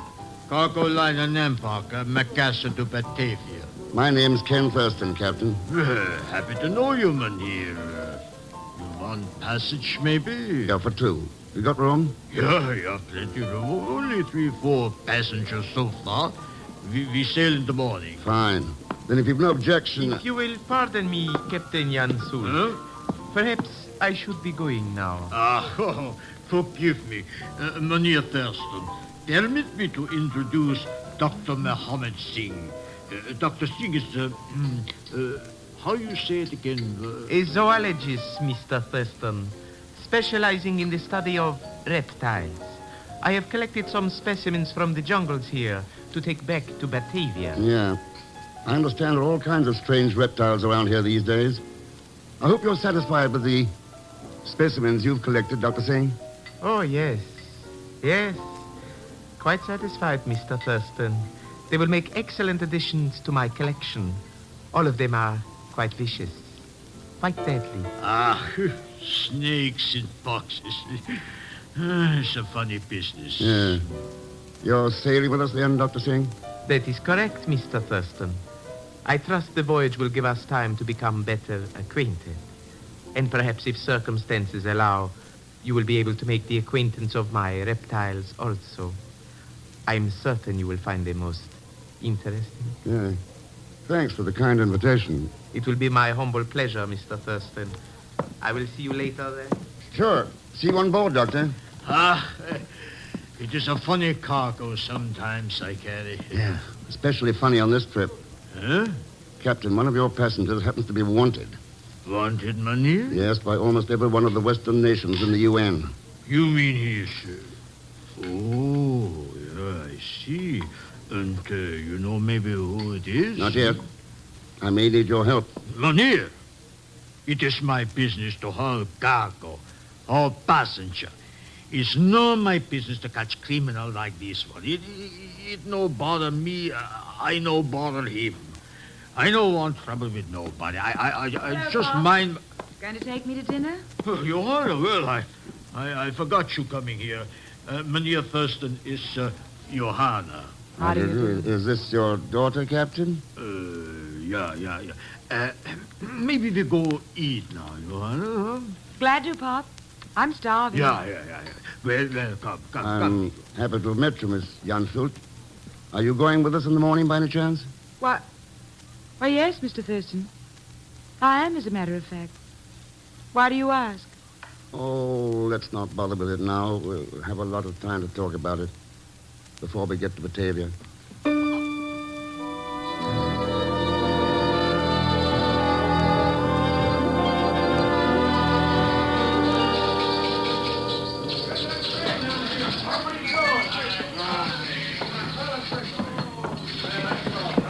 There she is, Pagon. The cargo liner Nambok. Macassar to Batavia. That? Looks like a rusty old bathtub my Uncle Ahmed once gave to my Aunt Zenobia for a birthday present. Yeah. Not as trim as most of the Dutch ships you'll see in these waters. Maybe this Captain Jansult has got worries on his mind. I don't pay attention enough to business. Could be, Pagon. Yeah, let's get aboard. Oh, sure.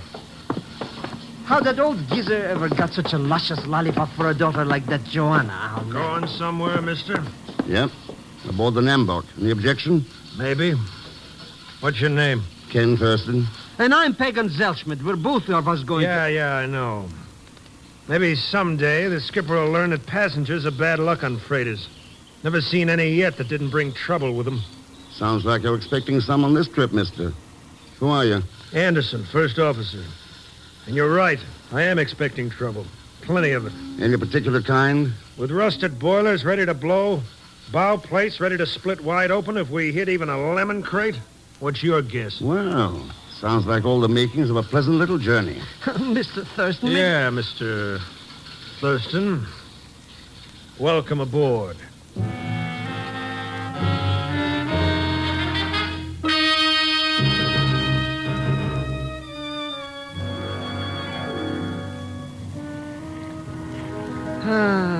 I should have that little cookie in the blue sarong on this trip, Mr. X. I never saw such moonlight before. Yeah, it's like daylight, Pagon. You can almost see the Java coast over there. You do what I told you to? Mr. Thurston, I've been buying drinks for all these characters in the lounge, trying to get them to talk. Well? Well, Joe plays that piano and talks about Broadway back in 1926. All that Dr. Singh cares about the snakes. Captain Jansult talks about eating. Johanna, she spends all her time with you. Yeah, she's very interesting. Mr. X, these people don't know from nothing. I don't think this fish peddler crook is even on board. Anyhow, I'm practically broke. Yeah, the only chance you'd have of making any money is a way that's out of the question. Huh? You mean there is a way? Well, the fish peddler will probably pay plenty to find out who I am. You mean? But... no. Like you said, Mr. X, it's out of the question. I wouldn't tell a soul. Oh, I know that. Of course you wouldn't.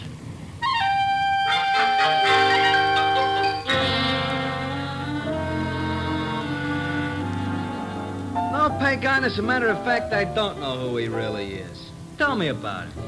He's the man called X. You don't say. How about that? Well, maybe it's worth about $50 to find out, huh? Joe, my friend? As a matter of fact, Pagan, my friend, I was wondering if I could borrow about 5 from you. Just until we get to Batavia, of course. Of course, I wouldn't tell this to another soul, Dr. Singh, but Mr. Thurston is really called Mr. X. So, I find this most interesting. Most interesting. So maybe it's worth about $100, eh? Mr. Zelsmith, to a poor scientist, such an amount seems staggering. Oh, my good friend, please take my advice and never become a zoologist. Financially, it is most unprofitable. You mean Ken Thurston, the man called X? Oh, sure, I know him for years.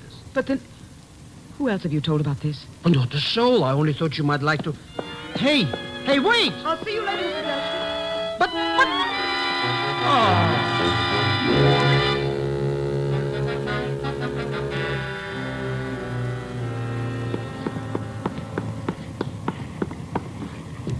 Ken!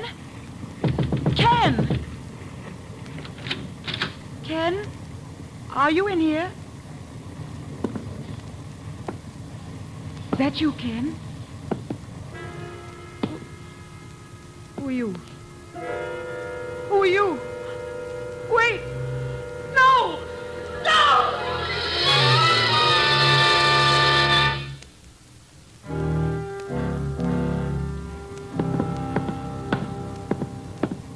Oh, Captain Jansson. Huh? What are you thirsty? That's right. I don't see you come up here. You look for me, maybe? I thought you'd show up here on the bridge sooner or later. Here, mister, you take this. Good. Why you want to see me, money? Same thing. The fish peddler. Fish peddler. I tell you, it's not my business. Somebody that vicious is everybody's business. But you tell me you don't even know who is it, this fish peddler? I may know pretty quick. Oh? And just how do you intend to prove? Mr. Thurston! What is it, Baker? Mr. Thurston, come quick, down to your cabin. What's the matter? It's Joanna. My daughter? What has happened? Well, she's... Oh, come on, let's have it. She's lying in a door at your cabin, Mr. Thurston. Somebody killed her dead. Blood all over.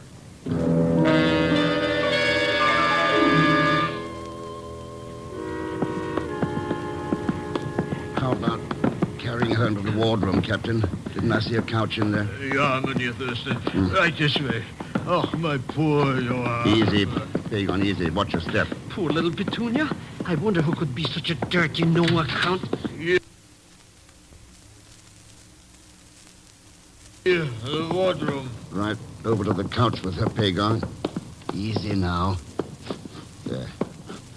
Now, Captain, what about your first aid equipment? Yeah. Right here it is. But will it be enough for my poor little girl? We'll soon find out. Now, let's see. Oh, poor... Hand me that roll of gauze, Pagan. Here you are, Mr. Thurston. Thank heaven she is not dead. Mynheer Zelsmith, you come to breach and say my daughter is dead, and I think I'll die too. Right there. Well, she looked kind of dead. No wonder. Whoever did that wasn't fooling. Oh, Mynheer Thurston, if I ever find who has done this, with these 2 hands, I break his bones into... And I know someone who'll lend you a helping hand. There. That's the best I can do. You think she will be all right, Mynheer? I'm no doctor, Captain. My guess would be that the sooner we reach one in Batavia, the better. Well, I will order them full speed ahead. If the boilers I burst, I will get my Johanna. Himmel, what is that? Hey, sounds maybe like a torpedo or a pirate or a mine. Or maybe somebody called the fish peddler, Pagan. The fish peddler? Hey, now the engine stopped. Oh, Himmel, what is happening on my ship? I think we better find out. Come on. Yeah, sure, Mynheer. We must get those engines going here. Otherwise, my Johanna might... Well... Doctor. Good day, Mr. Thurston. How long have you been standing outside the wardroom, Dr. Singh? Standing, Mr. Thurston? You're mistaken. I was approaching the door as you opened it. It was my intention to inquire as to the well-being of the young lady. My daughter, Johanna? Yes. I trust her injuries are none too serious. Is that just sympathetic solicitude, Doctor, or a more personal concern? I fail to grasp your meaning, Mr. Thurston. Do you? Then how come you knew that Johanna had been injured in the first place? It was your most estimable friend, Mr. Zeldsmith, who informed me. That's a lie, besides which it isn't true. I didn't tell nobody nothing. So then, if nobody was telling you, there is only one answer. You were the one who... With these hands of mine, I will take Hold you it, and Captain. Hold it. Let's get an answer first. All right. But it had better be an excellent one. Yeah. Yeah. Well, Dr. Singh, what is your answer? The one I gave you, Mr. Thurston. I heard Mr. Zeldsmith informing you and Captain Jan Sult of the unfortunate occurrence to Miss Johanna. It was purely sympathetic solicitude, as you put it, that prompted my inquiry as to her present state of health. Now do I receive an answer? If we can repair those engines and get to Batavia fast, she'll be all right. Ah, excellent. Thank you for relieving my mind. Now, with your permission, I shall remove myself to the lounge. Good day, gentlemen. Mynheer Thurston. I don't know. Pagon, why don't you go to the lounge with him? Go with him? But he could be this fish peddling guy. Yes, but maybe he's not. And the real peddler might pay a visit to this wardroom while you're here with Johanna. Sure, that's just what I'm talking. He might? Make up your own mind, Pagon. Come on, Captain. Let's take a look at that engine room. Yeah, Mynheer Thurston, those engines, we must get them running again. But Mr. Thurston! But Mr. X!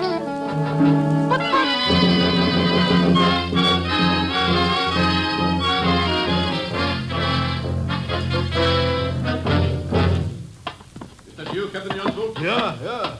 What has happened down here with the engines? That explosion aft damaged the rudder. She wouldn't answer the wheels, so the first officer had to stop the engines. Just where was that explosion? Aft somewhere else. The first officer's checking on it now. All right. Keep steam up. We're going to need it. Aye, sir. Come on, Captain. Let's see what the first officer can tell us about this. Maybe he... Mynheer Thurston. Yeah. Let's get up there. Fast.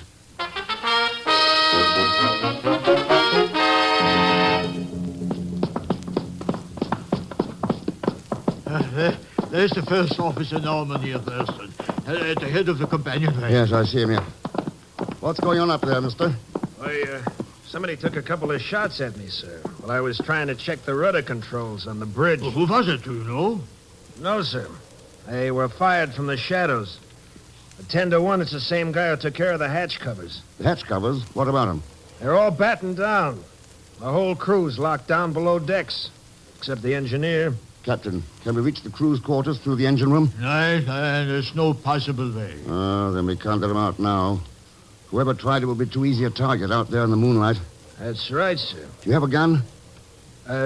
No, sir. What about you, Captain? I do not carry one. But we have weapons in a locker in the radio room. 3 pistols, 1 rifle. Good.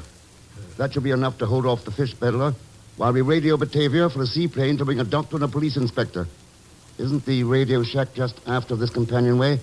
Let's see if we can make that without being shot at. Yeah, I'm with you, Mynheer. Come along, mister. Okay, sir. So far, so good. Either he hasn't spotted us or... Now, there's the door to the radio shack. Come on. Oh, no. What's the matter, Captain? Radio. All smashed to pieces.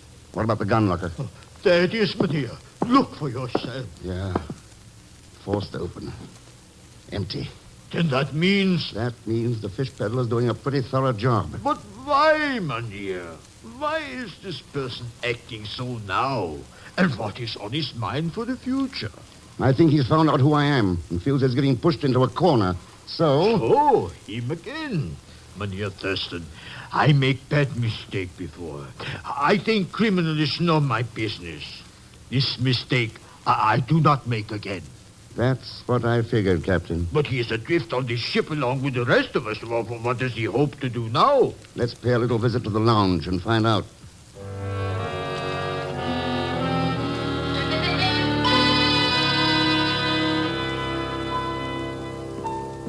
Hello, Mr. Thurston.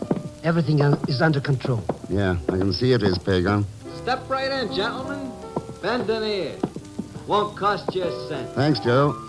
Glad to find you and Pagan in such a cheerful frame of mind. Why not? If we're gonna get mitered, we're gonna get mitered. That's all. Why don't you have a little drink, too? No, thanks. Pagan, where's Dr. Singh? Who knows? I was keeping a very close watch on him. But all of a sudden, poof, he was gone. Oh, sure. Then except for him and the crew below decks, all of us are right here in the lounge. Johanna! We forget about Johanna, Mynheer. Is she all right, you think? I locked the wardroom door, Captain. It's right. I forget. Well, what we do now? We identify the man I'm after. How you find out? Who is he, Mr. Thurston? Right now, he's probably the only person on board beside me who's got a gun. That's all I wanted to know, Thurston. Don't move. Ooh. Well, Joe, so you're the fish peddler. Smart guess, Thurston. Only it's a little late. I'll take your gun. Thanks. All right, now just take it easy. Maybe no one will be hurt. You tried to kill my Johanna. Shut up, Pop. Your daughter shouldn't have barged in on me while I was going through Mr. X's cabin. Well, Joe, what are your plans? Very simple for a spur-of-the-moment idea. It's less than 10 miles to the Java coast, so I'm taking the power launch and heading in. I see. And with the ship's radio knocked out and the motors dead, we don't have much of a chance of contacting anybody before sometime tomorrow. That's right. Now let's go out and lower the launch. If you do a good job of it, maybe I'll let all of you wave goodbye to me.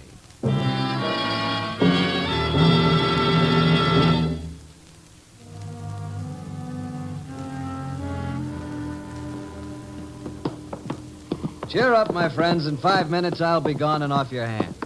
Now, here. Gentlemen, what is happening? Dr. Singh. Been looking for you, Doctor. Come on, fall in with the rest of them. Mr. Thurston, why does this man have a gun? Tell you about that later, Doctor. Right now, we've got to help friend Joe get this launch into the water. All right, Captain Jansschuld. Push out that stern daffit. To help murder escape is fat business. I'm afraid we haven't got much choice. All right. Let her down. Glad you're so good-natured about this, Thurston. I was afraid I might have a little trouble with you. What's the use? You're the one who's got the gun. Well, there she is, ready to go. Good. My deepest thanks to all of you. Now move back down the deck. I don't want to get slugged with a wrench when I drop down into this launch. That's it. Keep moving. Farther yet. He'll get away. Nothing can be done. Don't be too sure about that. Oh, what the... Mr. X, and this coil of rope. Guns! Guns! Pagan, will you shut up? So you found him, huh? Hit the deck fast. Give me that gun. He has hidden behind that ventilator. Yeah, he's under cover, but he can't move away from it. But these guns... I found them, where he'd hidden them before we went into the lounge. I was waiting till he went over the side. All right, Joe. Game's over. Come on out. Thurston? I think we can make a deal. Not a chance. Not even for the names and addresses of the net? The rest of my organization? Huh? I've got a list of all 26 of my agents here in a notebook. Well? I can toss it to you, or I can throw it overboard. It's up to you. What do you want for it? Your word that I can leave in the launch without being shot at. It's a deal, Joe. Let's have the book. I thought so. Here. Maybe we'll run into each other again sometime. So long, chums. But Mynheer Thurston... I'll trade one for 26 any day, Captain. But this is the one who has killed my Johanna. We cannot get out of Batavia in time now. There's plenty of time. She only had superficial cuts. She's all right. All right. But you said... Just trying to get reactions from those aboard. And I wouldn't worry about Joe getting away. We'll have him back by the end of the week. There's no place for him to hide in Java. If you will pardon me, Mr. Thurston, might I disagree with you slightly? In what way, Dr. Singh? I should like to express the probability that Mr. Zichitela will never reach the coast of Java. No, why not? I overheard what was happening in the lounge. What a character. He's got ears like a couple of elephants. I took the liberty of emptying one of my specimen boxes into the bottom of the launch. No snakes? Yes, snakes. Quite deadly. They were rather sluggish, but perhaps by now the heat of the launch motor has made them very lively. Ooh. And he won't even know about them until one of them hits him. Well, it serves him right, Mr. Thurston. He'd just as soon kill anybody as look at them. Yeah, you may be right at that, Pagon. Anyway, there's nothing we can do about it now. Isn't there an old proverb here in the East Indies, something about the conscience of an evil man being sharper than the fangs of a venomous serpent? Maybe Joe could tell us if that's true or not. Right about now.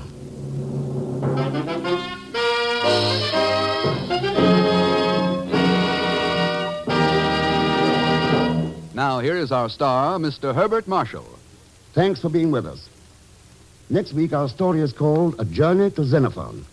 A journey that is started by an innocent old lady and ends with Mr. X encountering one of the most vicious international rackets of his career. And as usual, where rackets are concerned, we find his playmate, Pagon Zellschmidt, portrayed as usual by Leon Belasco. So join us, won't you, when next I return as the man called X. Good night.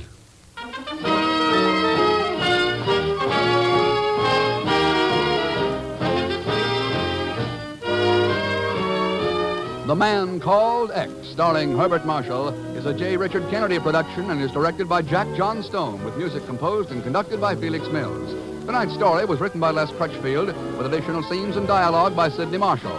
All characters and incidents used on this transcribed program are fictitious, and any resemblance to actual persons or incidents is purely coincidental. So until next week, same time, same station, this is Jack Latham saying good night for The Man Called X.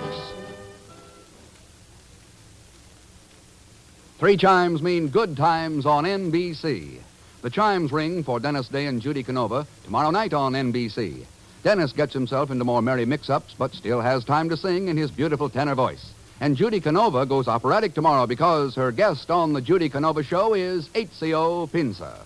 Thank you for joining us for a thrilling episode of A Man Called X. We're excited to have you as part of our audience. We invite you to return tomorrow for an all-new set of episodes that will take you on even more unforgettable adventures. Now we will visit Agent K7, a riveting program centered around the daring exploits of a top-secret spy as he battles against espionage, crime, and international intrigue, showcasing his resourcefulness and cunning as he strives to maintain global security. We're always eager to hear from our fantastic audience. Your feedback fuels our passion for delivering the best in vintage entertainment. Feel free to share your thoughts, opinions, and suggestions. We value your input and strive to make your listening experience even more enjoyable. If you're looking to enhance your Microsoft Access skills, look no further. Reach out to them at 615-420-2040 and ask for Mark. Once again, thank you for being a part of our Golden Age radio community. Get ready for more riveting stories, captivating characters, and timeless entertainment. Until next time, stay tuned and keep the nostalgia alive. Subscribe for more videos.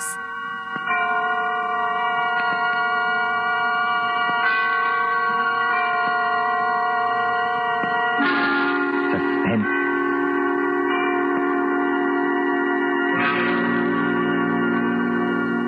This is the Man in Black, here again to introduce Columbia's program, Suspense.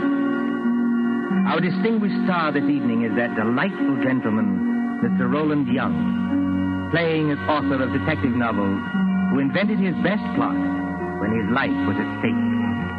With Mr. Young to play his long-suffering secretary is Miss Peggy Conklin. A story by John Dixon Carr in a somewhat lighter mood than is our habit, and called The Customer's Like Murder, is tonight's tale of suspense. If you've been with us on these Tuesday nights, you will know that suspense is compounded of mystery and suspicion and dangerous adventure. In this series are tales calculated to intrigue you, to stir your nerves, to offer you a precarious situation, and then withhold the solution until the last possible moment. And so with The Customer's Like Murder and the performance of Roland Young, we again hope to keep you in suspense. On a hot summer night in a village on the east coast of England, a famous writer of detective stories is dictating to his secretary.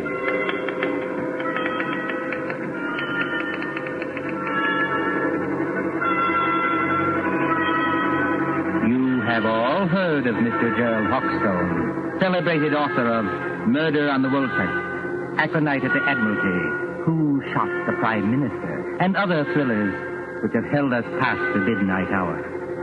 You have followed the exploits of Pendleton King, diplomat detective. Gerald Hawkstone lived quietly at Deal with his friend Dr. Roberts nearby in case he should need medical knowledge. And his pretty, if somewhat pert Canadian secretary, Miss Patricia Phillips. Gerald Hawkstone would be a happy man, even in wartime, if it were not for... You got all that, Miss Phillips? Yes, Mr. Hawkstone. Good. New paragraph. Yes, Mr. Hawkstone. At the head of the great banqueting table, comma, the Lord Chief Justice staggered to his feet, full stop. His face was a ghastly whitish color, and his eyes had become glassy. Is he drunk, Mr. Hawkstone? No, Miss Phillips, the Lord Chief Justice is not drunk. Sounds pretty cockeyed to me.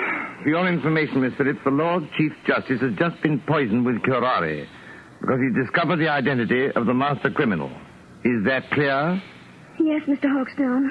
But I wish you wouldn't do it. Do what? Well, in the last 4 books, Mr. Hawkstone, you have shot the Prime Minister, killed the Lord Chancellor with an axe, poisoned the Home Secretary, and blown up the First Lord of the Admiralty. Why don't you stop picking on the poor government and murder somebody else for a change? The Lord Chancellor, Miss Phillips, was not murdered with an axe. No, Mr. Hawkstone? Definitely no. He was beamed with the Great Seal and found dead on the woolsack. And there's another thing, Miss Phillips. Whether you talk like this because of a dense vacuum in what we will charitably call your mind... Really, Mr. Hawkstone? Or whether you are really making out what you might define as hot cracks, I don't know. But I don't want any more of it, do you hear? Just as you please, Mr. Hawkstone. Oh, Lord, where was I?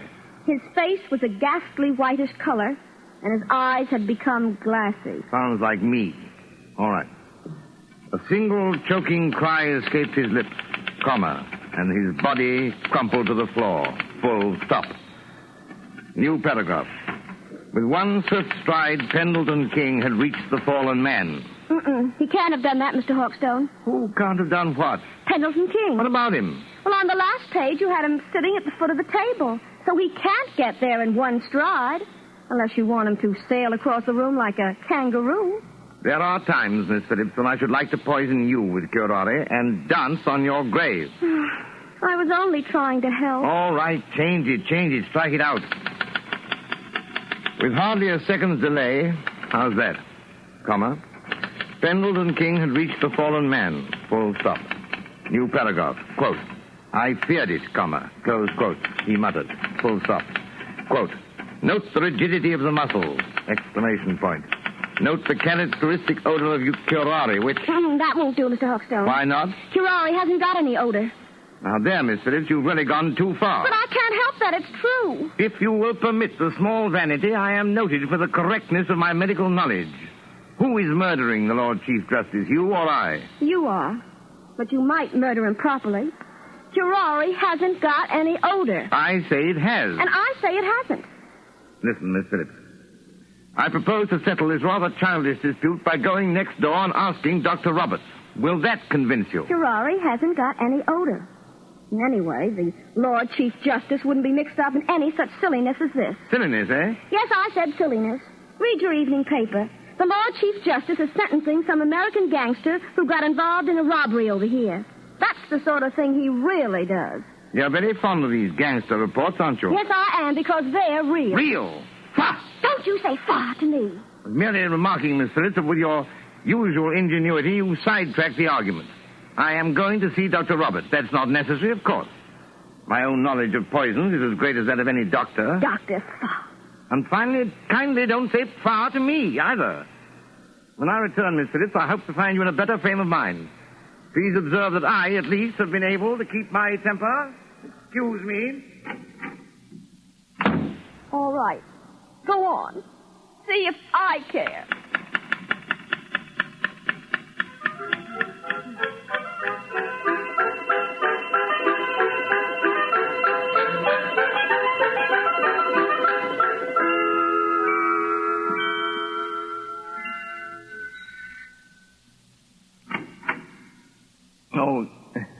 excuse me, but... Good evening, Mr. Hawkstone.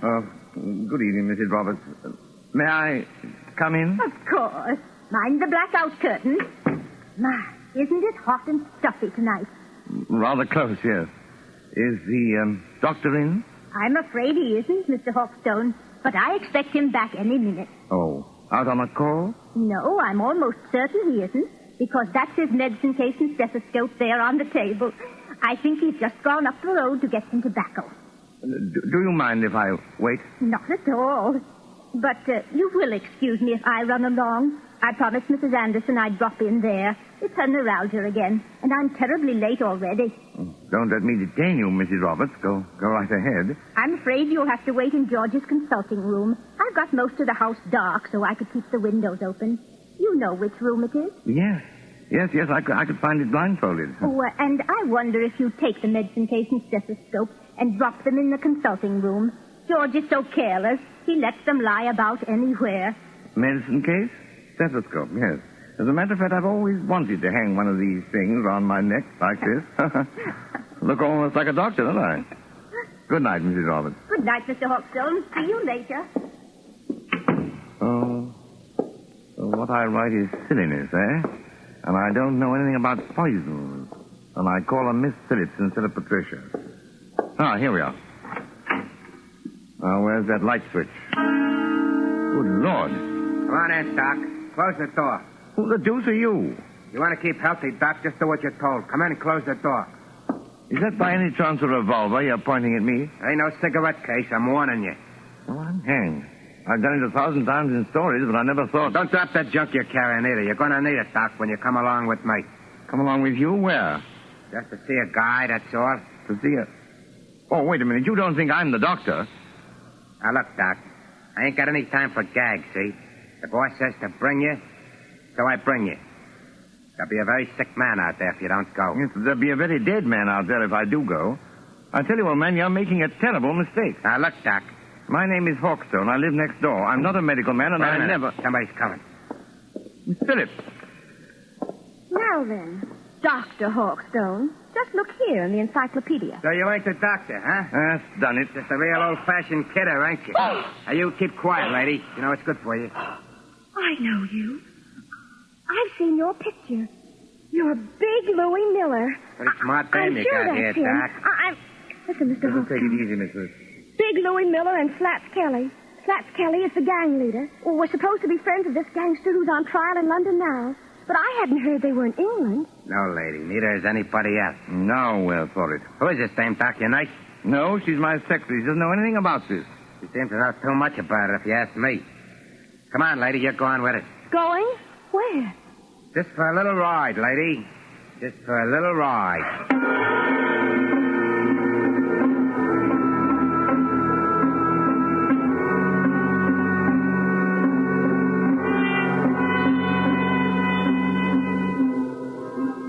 Far out from the village, in flat and miry swampland where pools of stagnant water gleam under the moon, stands the old Rutherford house.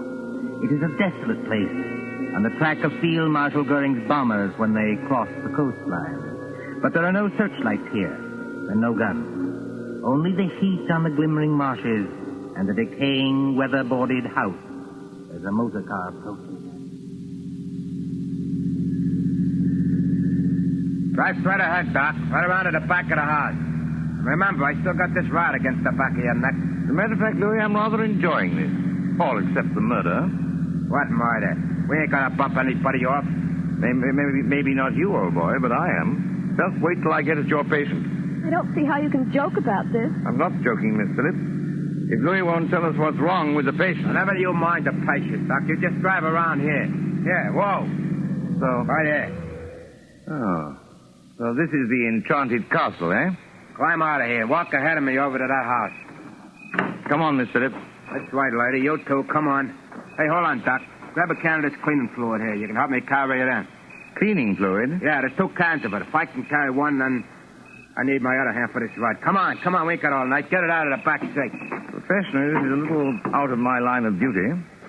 What do you want with the cleaning fluid? The boss's suits get all messed up, so I clean them for him. I play nursemaid and everything around. Come on now, straight ahead. Stop asking questions. You got this place blacked out, Louis. If the police don't get you, the air raid warden will. Forget it, Doc. We got this place so sealed up, you can hardly breathe inside. In here? That's right, lady. Go ahead.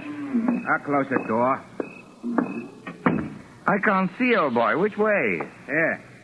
Set that can down and follow me. You too, lady.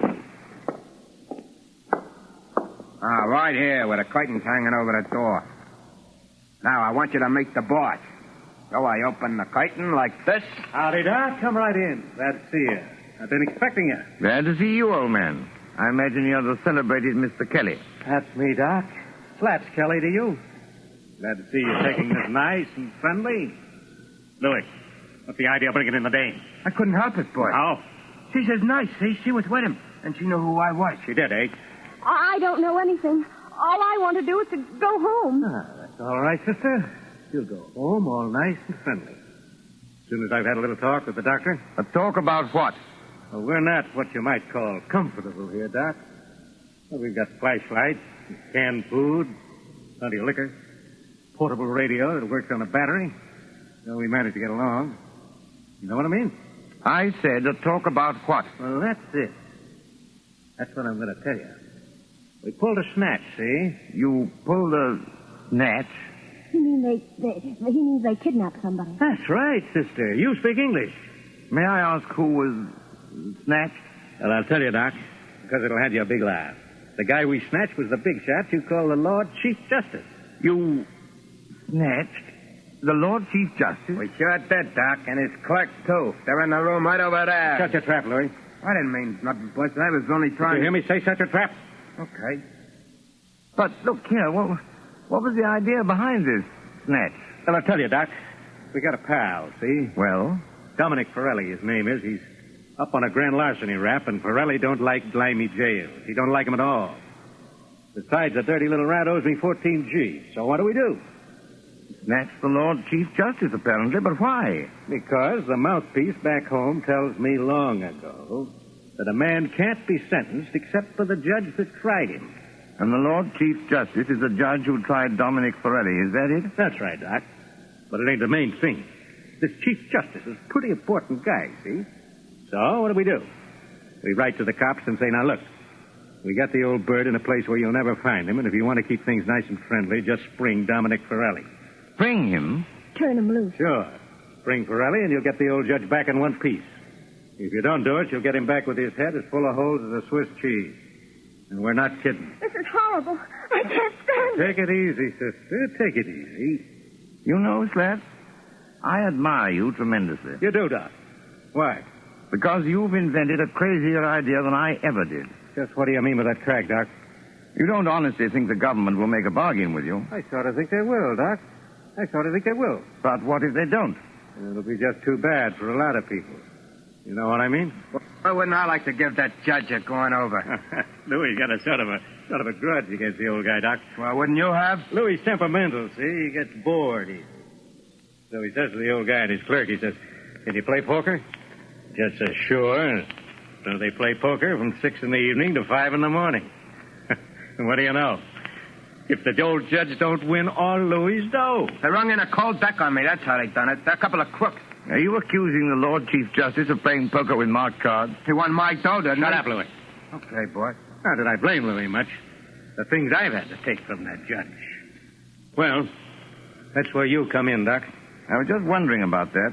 Which of one of them is... Hurt? There's nobody hurt.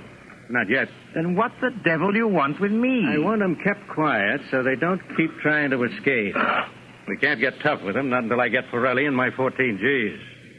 And I want you to give them a hypodermic or something that'll keep them out cold for 2 days. Can you do that? Why, yes, I don't know. I suppose I could. Hawkstone, for heaven's sake, be careful. Now, what do you use to dope them? Well, under the circumstances and considering all the factors involved, I think I should use morphine. Have you got any morphine in that black satchel? Oh, yes. Plenty of morphine. I always go about equipped for these little emergencies. Well, then open the satchel. Come on, open it. Well, there you are. Dozens of little bottles, anyway. Now then, Doc, Which one of them bottles is the one that has the morphine in it? The fact is, Slats... Come on. Which one is it? Listen, boss. Louie, how many times I have to tell you to shut up? Yeah, but it's the midnight news.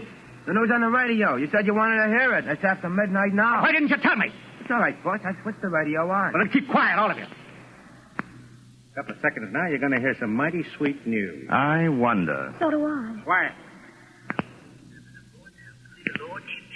That's us, ain't it? The kidnappers, stated Superintendent Hadley of the CID, seem to entertain a belief that no sentence can be passed on a criminal except by the judge who tried him. Whatever may be the law in certain American states, this is not the case here. Dominic Forelli, alias Dominic Stevens, was today sentenced by Mr. Justice Stoneman to 14 years hard labor and this evening entered Dartmoor Prison. Why, that One moment, please. double-crossing lawyer told me... Take it easy, boys. Take it easy. Kelly, he's as white as a ghost, and his mouth is twisting back as though... Here is a bulletin just received. Scotland Yard flying squad cars, assisted by the constabulary of a county which for obvious reasons cannot be named, are closing in on the two kidnappers, believed to be men already wanted in the United States for murder. That's us. Will anyone who has any further information about these men, whose descriptions follow, communicate with New Scotland Yard, telephone number Whitehall 121... Wait till I get my hands on it. That's all right, boss. Everything's all right now. I turned it off. Can't do more than turn it off, Louie. I'll fix that thing. Hey, what are you going to do, boss? Hey, don't bust the radio. Hey. Oh, you hadn't on the bust of the radio, boss. Now we can't get any news. We've had our news, Avery. Come on, put that light out. I want to look out the window. Oh, they're closing in. Tricia, you see, I can call you that. Why couldn't you have called me that weeks ago? Oh, well, putting that aside, I started it as half a joke. But I'm not joking now. I intend to get that rat-faced Slats if it's the last thing I ever do. It probably will be. But how are you going to? First, Pendleton King, my dear. He's got out of worse scrapes than... 14,000 bucks gone. And the cops on our tail while we stand here yapping. You heard what that radio said, Louie. Yeah, I heard it, all right. Look, boss, we better lamb out of here while it's Sure we time. will, Louie. Before we go, we settle things with the old guy in the other room. You can't get away with it, Louis. This is England. They'll hang you. So what? We got a murder rapper facing the States, ain't we? And I just as soon hang as fry? What about you, Louis? You said it, boss. Let me take this rod of mine, stick it against the back of the old guy's neck, and... No. No rod. That's too easy. Easy? Sure. One slug and it's all over. This guy rates special treatment. And that's where the doctor comes in. You know anything about poisons, Doc? I know a good deal about poisons. The customers like murder. What's that? Oh, nothing. Just a slogan in my profession. Look, Louis, do you remember the time Johnny Presco was running the old Third Avenue Social Club? Yeah. And Mike Delaney talks out of turn?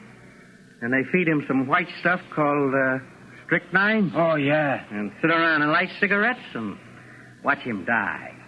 It took 4 hours, Doc, and you could hear the rats screaming as far as 81st Street. Now, wait a minute, Slats. You can't... I can't, We'll see. You got any of that white stuff, Doc? Well, Come on, I you've might. got something I don't know. in that bag that'll make the old guy squeal now, haven't you? Why, yes, I suppose I have, but... Listen, get this sure. You can do it the hard way, Doc, or you can do it the easy way. Louis gets to work on you. Maybe you'd be smarter to hand the stuff over right now. What do you say? Listen, boy. Listen. What's the matter, Slats? Troubled by the heat?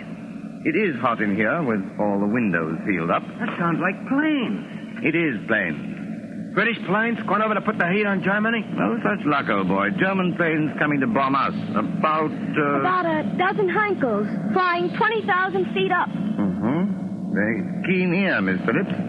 I'd say not over 15. That's the first wave, Slats. There'll be another wave in a minute or two. But you needn't be alarmed. They're going somewhere else. They only... Duck, Louis, duck! The way I heard you forced them under the table already. Only a little visiting card, Slats, and fully a quarter of a mile away. Put out that light, Why Louis, and bother? pull that curtain back off the window. Yeah, but what's it? See what you can see. Okay. Do what I tell you, big luck. All right. Hey, can't see a thing. The sky's as black as pitch. Oh, look over there. Well, what is it? It's a light, boy. Funny kind of a white light. Up there over the trees. Not very steady. It starts and then dims, and then it starts and dims. Only a basket of incendiary bombs, Louis. Incendiaries, eh? What is it, Jerry? You got an idea? Louis, this is just what we've been waiting for. Those Scotland Yard cars are going to get held up until we can settle things with those guys in the other room. Come along with me. Why don't you two lugs get smart? Jerry. What's that? You don't want to have your neck cracked on a rope, do you? Or burn in the electric chair back home? What are you getting at? Why not take advice from somebody who's been killing people in a professional way for 15 years? I'm not in the mood for gags, Doc, but keep on talking. This Lord Chief Justice and his clerk, what do they look like? Well, the judge is a little guy with a bald head like me. And the other one is a big guy with a punch-drunk pan like Louis. Why? I thought so. I've seen that photograph. When the next wave of planes comes over, and it will, why shouldn't an incendiary bomb hit this house? You mean you think it ain't too safe here? Be quiet, Louis. Go ahead, Doc. In other words, you leave the Lord Chief Justice and his clerk tied up in the other room. Then all you have to do is to set fire to the place. Justice cheated, Medlington gangsters die and blaze. Jerry Hawkstone, have you gone crazy? They may catch you eventually, yes. But it'll give you a few days' start. Hey, maybe you got something there, Doc. And it's got to look good. This house must go up like a piece of paper in a furnace, past any possibility of being put out. Yeah, and that's the catch. Why so? This house is in the middle of a swamp, see? It's as damp as your own climate. You couldn't make it burn with a blowtorch. Oh, yes, you could. Aren't you forgetting the cleaning fluid? Cleaning fluid? In that other room, you've got 2 gallons of cleaning fluid.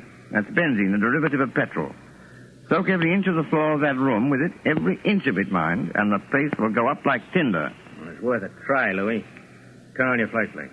Okay, boss. And, what about you two, Doc? Afterwards? We're accessories, aren't we?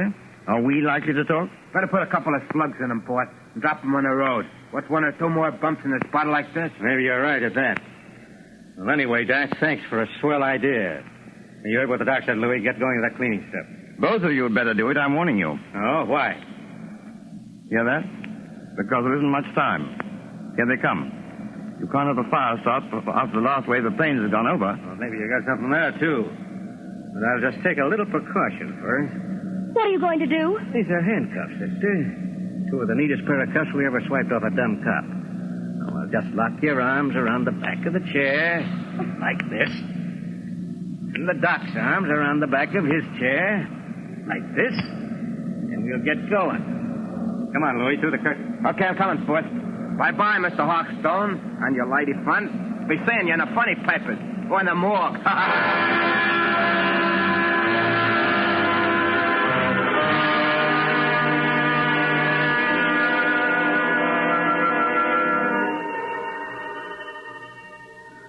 It won't be long now. They must have everything in there soaked with that benzene by now. Jerry, I know you can't be completely crazy. Many thanks, my dear, for the qualification. You're right. They have soaked the place with benzene. And if they strike a match before... I know you've got some kind of a scheme, but do you think it'll work? I don't know, my dear. I thought of it once for a story. Oh, you and your story. Me and my stories, as Louis will put it, may save our hides yet. But suppose it doesn't work. Then we're done for. What are you trying to do? There's a place to miss, boss. Yeah, I got Listen, Patricia. It's not working. But it's got to work. What's got to work? 5 minutes. Must be at least that. They've been pouring out that benzene an inch at a time all over the... What's the matter? Listen. What's the matter, you big lad? Can you stand up? Got me, boss. It's working, Patricia. I think our friends are licked. No, they're not. Slats is coming back. What dirty trick are you? Trying to pull, Doc? What's the matter with Louis? What's the matter with me? You've lost the game, Slats. You're finished. Okay.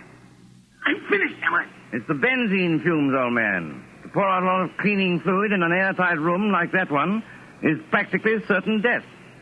You know, Slats, you ought to learn more about crime.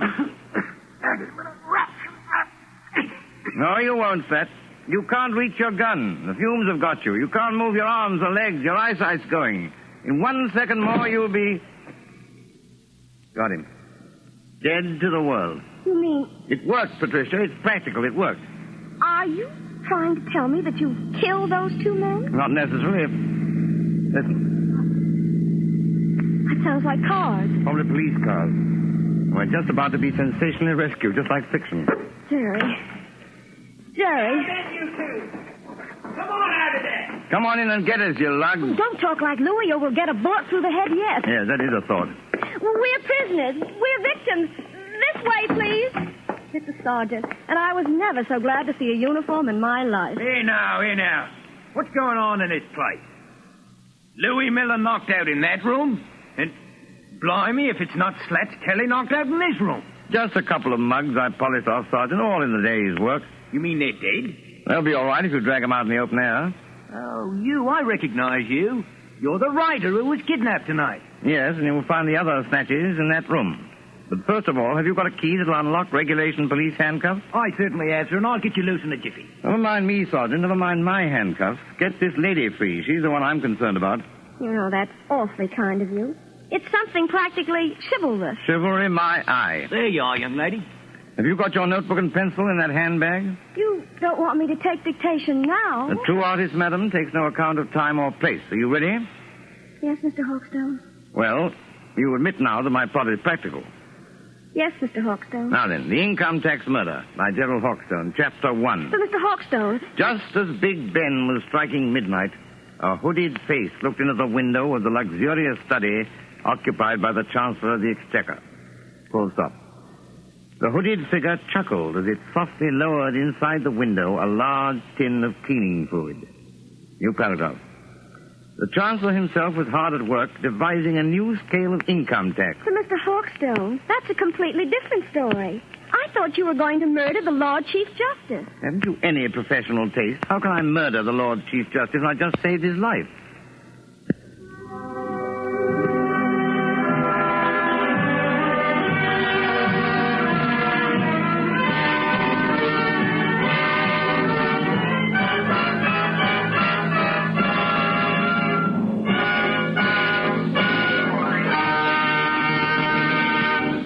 And so ends The Customers Like Murder, starring Roland Young with Peggy Conklin. Tonight's tale of suspense. This is your narrator, the man in black, who conveys to you Columbia's invitation to spend this half hour in suspense with us again next Tuesday, same time, when our story will be The Dead Sleep Lightly.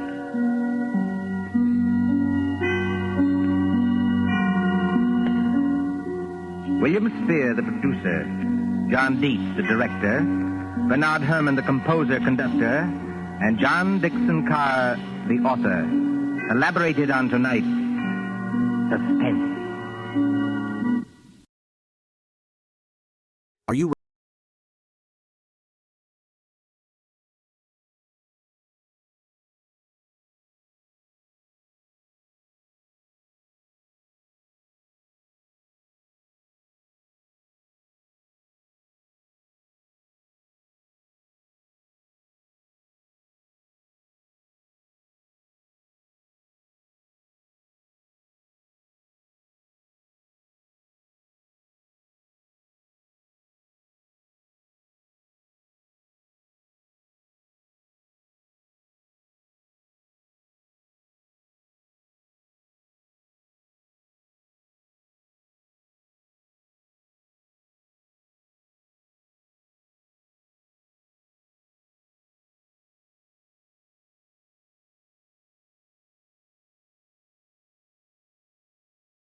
email db@g3pl.net now.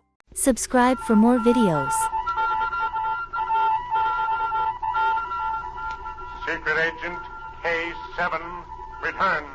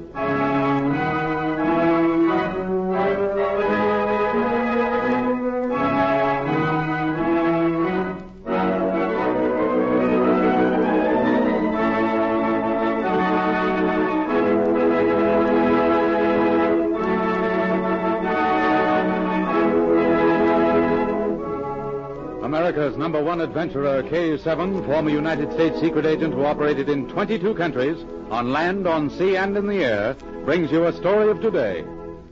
We take you to K7's headquarters. This is Secret Agent K7 speaking. Send in Special Agent M for assignment. At once, K7.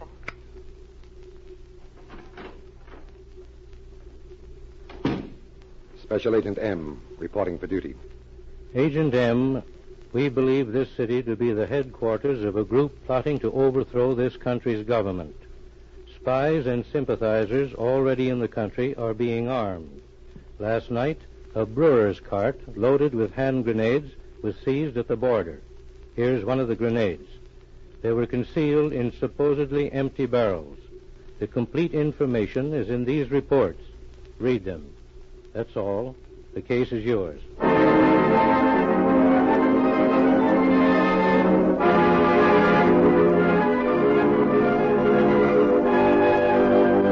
Agent M studied the records, then decided upon his course of action. He knew that the dealers in illegal armaments have their own espionage systems, and so he decided to look for his first lead in a city hundreds of miles away in another country. The next day, a woman arrived at a great London hotel. She was reported to be an agent from the Far East who came to buy munitions. Within a few hours after arrival, she received several telephone calls. Hello. This is Mr. Earl speaking. Mr. Earl, my name is Lothar Owen. I represent the Continental Syndicate. Yes? I understand you are here to place a large order. I would like to come up and talk with you. Now, I've had several calls already, Miss Rowan. I've had to turn down most of them. The men I represent are reliable. We can deliver any place in the world, and we do not fear any country's laws. Very well. I will see you in an hour, Miss Rowan. Come to my rooms.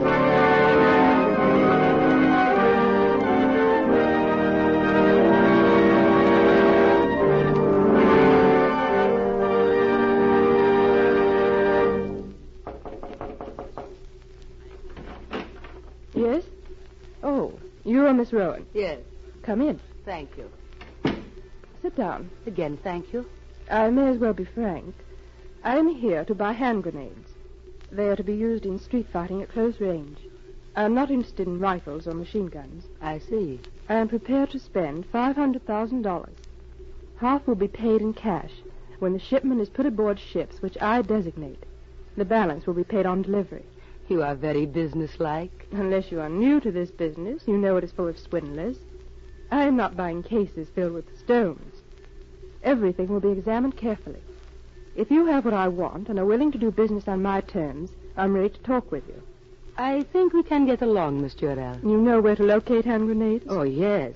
Of course, they are not in this country. I am prepared to fly to any city on the continent. I want to examine them. There are supplies of hand grenades close by. They were made for the syndicate and delivered within the last 3 months. They are not for resale, but we can deliver supplies like them in any amounts. If you would like to examine them... That's exactly what I want to do, as soon as possible. Name the city where I am to meet you, and I will be there tomorrow night.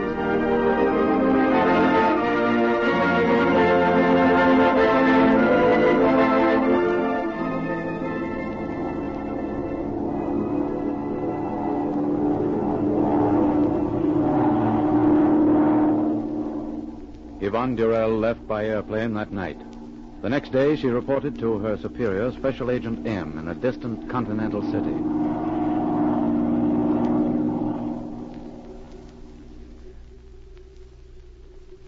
Your trap worked. It was quite simple, Em. I hardly arrived in London before my telephone began to ring. I was offered every type of armament, but Lothar Rowan was the only agent who knew where I could locate hand grenades. Lothar Rowan. She's dangerous, Yvonne. She was expelled from one country only a few weeks ago. She's never been arrested, yet she's been involved many times. What's our next move? When are you to meet Lothar Rowan? Tonight. She is to call for me at my hotel. Good. Keep the appointment. I'll follow you. Inspect the grenades and, if possible, get a sample.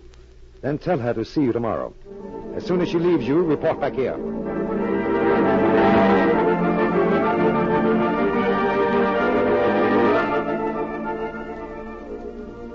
Lothar Rowan kept her appointment. Early in the evening, Yvonne entered a large black car and was driven away from her hotel. However, instead of being taken into the country as she expected, the car turned into a fashionable business street.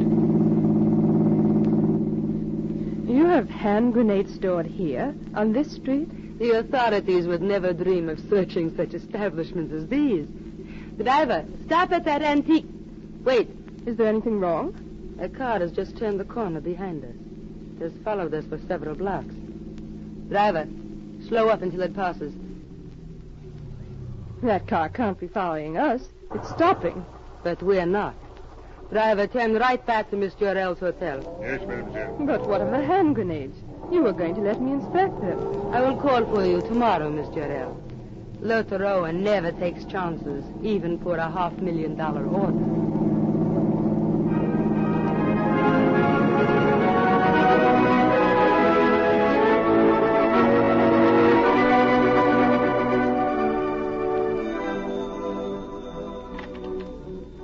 This is K7 speaking. K7, this is Agent M. Something went wrong. The car which called for Yvonne slowed up in front of an antique shop, then speeded away. I'm going back to the shop. If Yvonne calls you, send her to me. Tell her to come at once.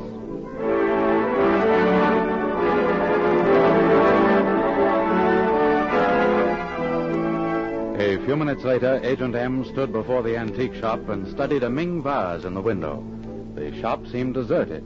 As M waited, a truck turned from the street into a small alley which led to the rear of the store. As he watched the truck, Yvonne arrived.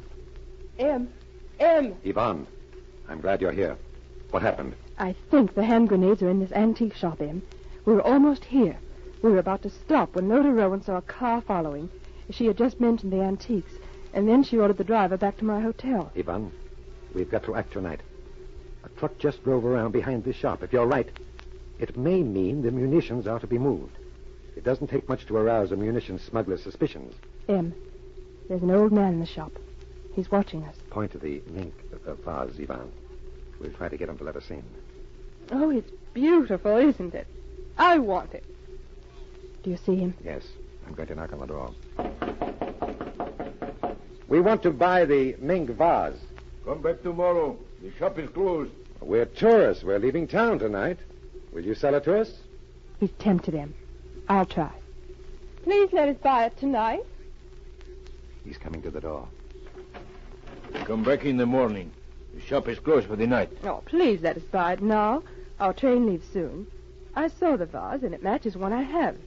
Please, I'll give you 5,000 francs for it. We'll only step in while you wrap it. The price is 8,000 francs. Well, I'll pay 8. All right, come in. You will stand here in the front. I will get the vase and wrap it for you. You have the money? Well, yes, right here. Bring the vase out of the window, please. It will only take a minute. When he goes into the back of the shop to pack the vase, I'm going to try and follow him. I want you to stand here and keep talking as if you were speaking to me. All right, Em. He's got the vase and he's coming back. Well, here's your money, old man. 8,000 francs. Yes. I will put the vase in a box for you. Wait here. It will only take a minute. All right, Ivan. He's gone into the rear room. I am going to follow him. Start talking. I'm so glad we saw it in the window. It'll match the vase we have at home perfectly.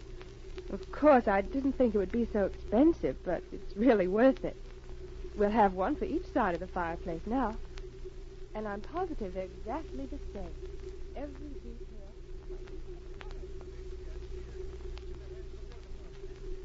You fool, why did you let them in? We've got to get the hand grenades out of here tonight. I had to get rid of them. That woman would have stood there in front of the window all night. And how do you know who they are? Tourists. I put this vase in a box. Well, hurry up. The truck is at the back door. We'll have to make 4 or 5 trips to get all the cases out. It is all foolishness. Not one. No one. Not even the police would suspect we stored munitions here. Here. What are you doing here? I told you to wait in the front of the store. Put up your hands, both of you. You see, I am interested in more than your Ming vase, Count Benova. You know my name. You are the police. I am a special agent investigating munitions smuggling. Keep your hands over your heads and walk out into the front of the store. Not so fast, Monsieur Special Agent. You see this hand grenade? Unless you put your gun down, I'll release the trigger. Drop it or I'll shoot. He's released the trigger. Run, it would explode.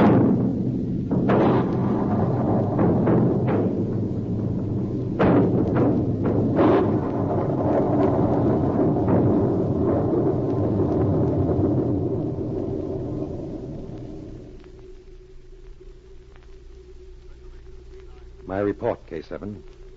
I located one munitions drop in the antique shop of Count Padova. Count Padova attempted to throw a hand grenade. I was forced to shoot. The shop was destroyed in the explosions that followed. Both munitions smugglers were killed. My assistant Ivan and I escaped. This book showing the addresses of other munitions drops was taken from the safe found in the ruins of the shop. All addresses shown have been raided. Lothar Rowan had disappeared. I believe she had left the country.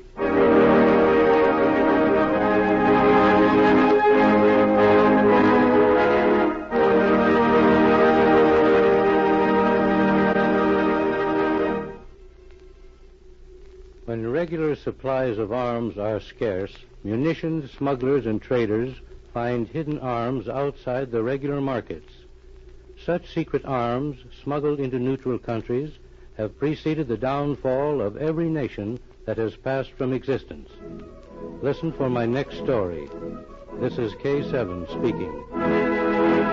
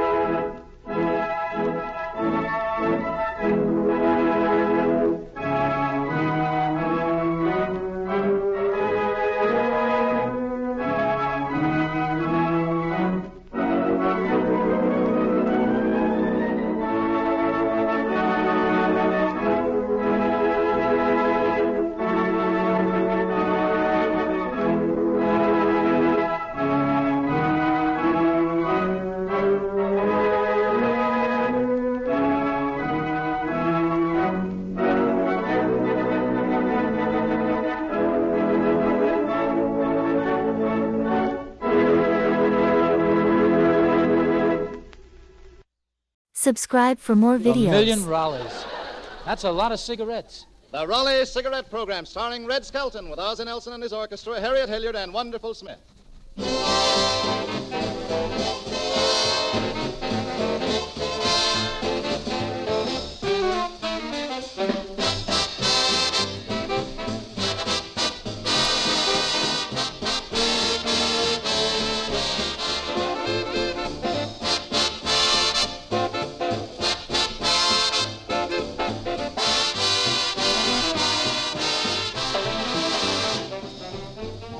Ladies and gentlemen, we don't resort to flowery phrases. We don't use extravagant claims in telling you about Raleigh cigarettes. We don't have to. Raleigh's superiority is so outstanding, so completely self-evident, you can see it with your very own eyes. Compare the open ends of a pack of Raleighs with any other brand, any other. You'll see at a glance that the tobacco in Raleigh cigarettes is unmistakably more golden in color. Now, it's a basic, established trade fact among experts that the golden tobaccos are choicer, more expensive. And no less than 31 of these superb tobaccos each contributing its own distinctive touch of seasoning, go into the exclusive Raleigh blend. That accounts for Raleigh's unrivaled richness, matchless taste and flavor. And Raleigh cigarettes give you a big extra measure of value, valuable premium coupons, redeemable as well for vital United States war stamps. Yes, your own eyes and good taste will prove to you that it pays in many ways to get the pack with a coupon on the back. Raleigh cigarettes.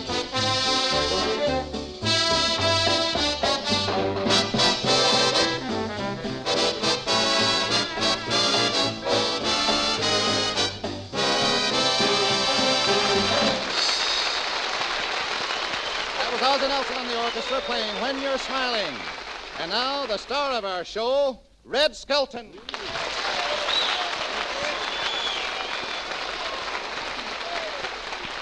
Thank you very much, and good evening, ladies and gentlemen. How are you, Truman? Hello, Red. Say, what have you been up to? Oh, I had a lot of fun this week. Harriet and I went over to make a screen test for my new picture at MGM. MGM? Yeah. Well, that's where you made your last picture. Well, don't look so surprised. It was a lot of fun, too. I'll never forget the first screen test I made. Yeah, was it good? I don't know, but they all came back, shook hands, and says, well, Mr. Skelton, looks like we found a new Shirley Temple. Say, Red, your next picture is Whistling in Dixie. Yeah. Tell me, how come you're making so many whistling Well, pictures? I guess I never outgrew my Hollywood Boulevard upbringing. Well, those screen tests are a lot of fun, aren't they? I made a screen test once. You did, Ozzy? Yeah, and to make sure I got the job, I brought George Haight, the producer, a nice big apple. Yeah, what happened? The worm got the job. Gosh, 1 million Raleighs. That's a lot of cigarettes. Yes. You know, the other day I made a screen test with Hedy Lamarr. Gosh, what a girl. She lifted me right outside myself. Right outside yourself, huh? Yeah, she looked at me and put me right back in again quick. Hi, Red. Oh, Harriet, say, I understand that we made our test together. You were afraid to do a love scene with me. Well, yeah. I've seen you crawling down Vine Street on all fours. Yeah. Well, that's only on moonlit nights. Say, I saw your dressing room, Red. Wasn't it a rather small room? No, you take the mops and brooms out of it. Gee, it's just as big as a manhole.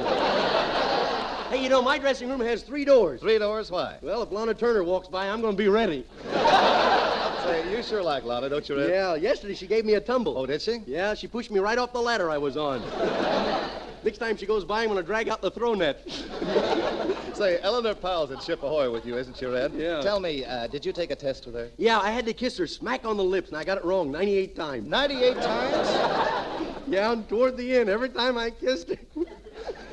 Every time I kissed her, my lips got one size bigger and I got one size smaller. I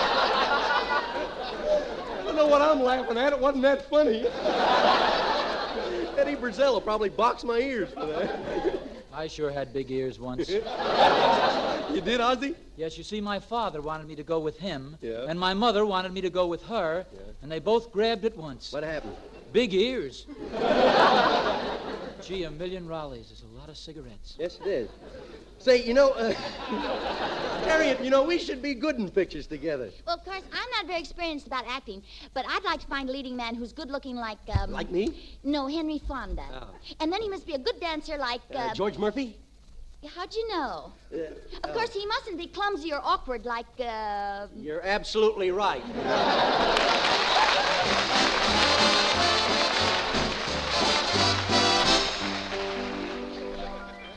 I know a fellow who always leaves the nicest things unsaid. Girls like to hear pretty speeches from boys. Is your face getting red? Huh? I said, is your face getting red? I was an Indian once. That is, I loved a girl with reservations. But I really like you. Proceed, my friend. I'm intrigued by your conversation. I like pie, except the crust. I like spinach, 'cause I must. I like travel, except the dust. But I really like you. I like fish, except the bones. And I like peaches, except the stones. I like ice cream, except the cones. But I really like you. I like the doctor, but I don't like his pills. I'm fond of hiking, except for the hills. I think I know what you mean. I like duck, except the wings. And I like alarm clocks, except the ring. You know, I like singers, except when they sing. Oh, but I really like you. I like a rose, except the thorn. I like champagne, except the next morn. And I like dancing, except my pet corn. Ow! But I really like you. I like good nights, except goodbye. And I like crust, only on pie. Well, I like grapefruit, except in my eye. But I really like you. I like the dentist, but I don't like his drills. Well, I like what the stork brings, but I don't like his bills. Now, I like turned-up noses, except when they shine. I like dinner music, except when I dine. I like misunderstood wives, except when they're mine. Ah, but I really like you.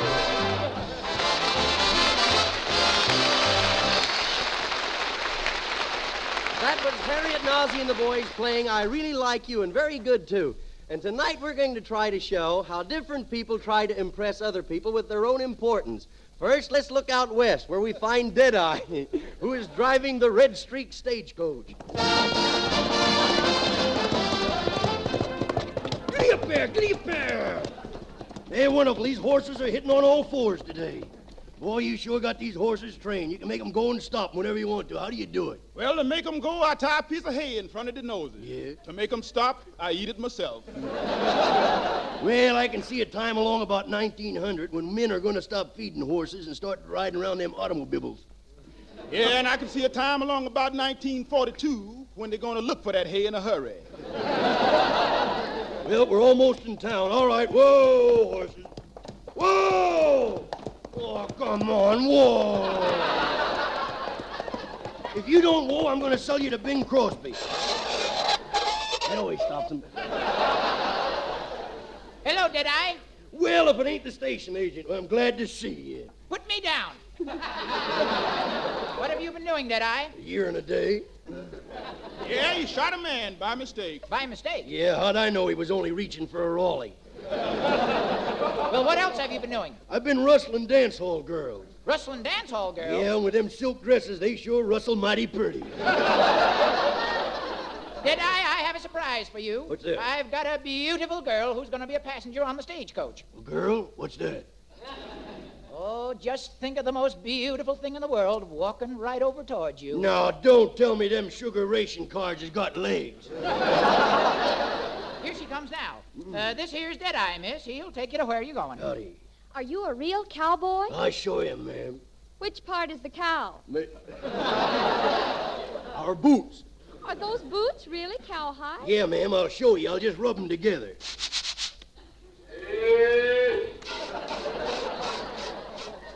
Grade A milk, too. Well, what are you staring at me for? You sure got funny-looking legs, ma'am, straight up and down. Why, it's your legs that are funny-looking. You're bow-legged. Oh, I ain't so bow-legged. Oh, no? Then how come you're walking on both sides of me?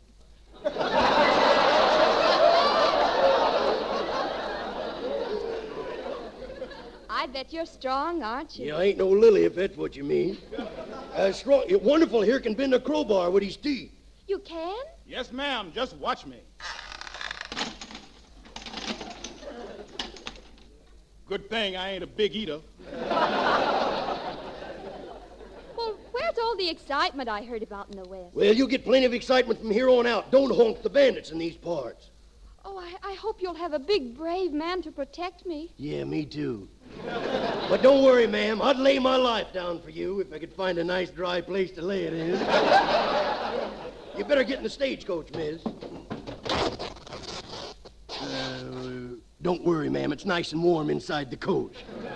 Hey, wonderful. Go round up some of the fellas and tell them to stage a fake holdup. I want to impress this girl. Tell them when I say I'm dead-eyed, have them run, then they'll think they're afraid of me. See, she'll think... Okay, Mr. Deadeye. Yeah. I'll meet you at the crossroads. Okay. Giddy up there.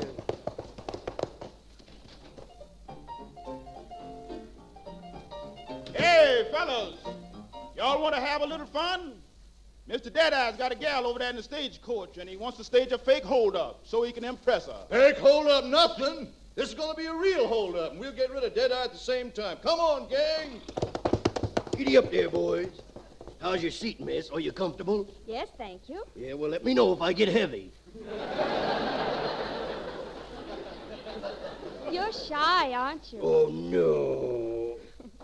Say, what are all those men doing down the road? Oh, they're probably from the gas company. No, they ain't either. Looks like a holdup. But don't worry, gal. I'll take care of them. Hey, take it easy. You almost hit me with one of them bullets. Pull over there. This is a holdup. Oh, yeah? Who says so? I say so. Don't honk the bandit. Now throw that gold down off in the stagecoach. Now, wait a minute. I'm Deadeye, the toughest man in these parts. Shut up! Oh, come on, boys. Play fair. So help me, I'm Deadeye. Now, come on, run away. Hey, this guy looks serious. Hey, didn't Wonderful tell you about the you-know-what? Sure, he told me. I'm going to take her away from myself, see? Oh, Deadeye, do something. Don't worry, ma'am. Come on, guys, get going. I'm Deadeye, two-fisted Deadeye. Yes, sir, I'm Deadeye. One-fisted Deadeye. All right, now get out of that stagecoach before I plug you. Now wait till I catch that Wonderful. Say, you know the laws of the West. I'll count 3 and then we'll draw. Are you ready? 1, 2, 3. I saw it all, and he deserved it, the dirty crook. She don't know me very well, does she, folks?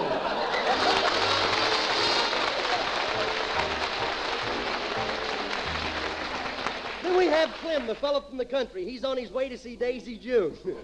He's going to impress her by taking her to the movies.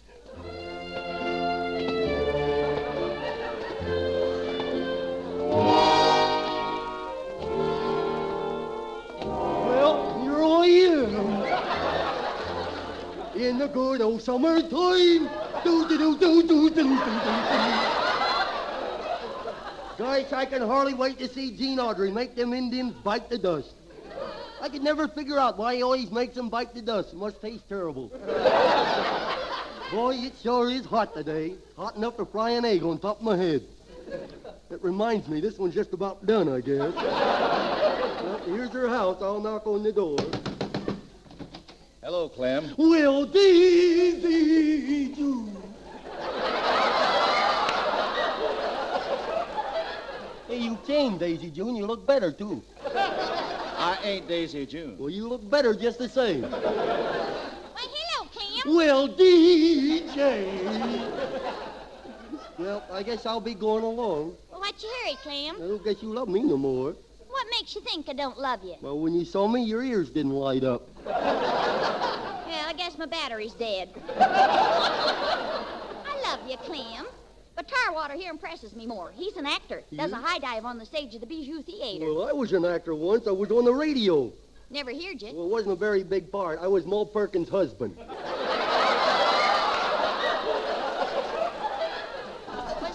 Sit down, Clem. You don't look so good. I know. I've been putting too much water on my head. Is that bad? Yeah, killed all my tomato plants. Hey, Small Fry, why don't you go and leave us alone? Now, don't start anything, Clem, or I'll knock your tooth out. That says teeth, and you know it. Now, boys, don't fight. Oh, I will. He insulted the good name of Clem Cadiddlehopper. Now, you apologize or else. Or else what? Oh, wouldn't you like to know? Hey, can you wiggle your toes? No. Can you wiggle your ears? Nope. Can you make your Adam's apple go sideways? No. See, I don't know what Daisy June sees in you. You're nothing but a dope. Come on, boys. We just got time to make the show. Look, Daisy June, why don't you get rid of this guy? Look at me. I'm big and husky, and I'm stronger than an ox. So what? You may be stronger, but I'm dumber. Well, here's the theater. Let's go in. I don't know what you see in this guy. Hey, Clem, can you dive? Yeah, not only can I dive, I can dive back up on top of the ladder again. Why, that's wonderful. Yup, the little trick I picked up from watching the newsreels. I used to be a high diver with a circus. Once I dove off a 100-foot tower into a tub of water, but I didn't like it. Why not? Hard water. To impress you, Daisy June, I'll dive off a platform 1,000 feet high into a cup of coffee. Oh, Clem, you're so wonderful. No, I'll show you, Tarwater. I'll climb up this ladder here. Okay. There he goes, folks. Up, up, up, up. 1,000 feet. Are you ready? You silly, I'm still standing here. Are you ready? Yeah, I'm ready. Here I come. All set, Clem. Is the coffee ready? All set. Here I come.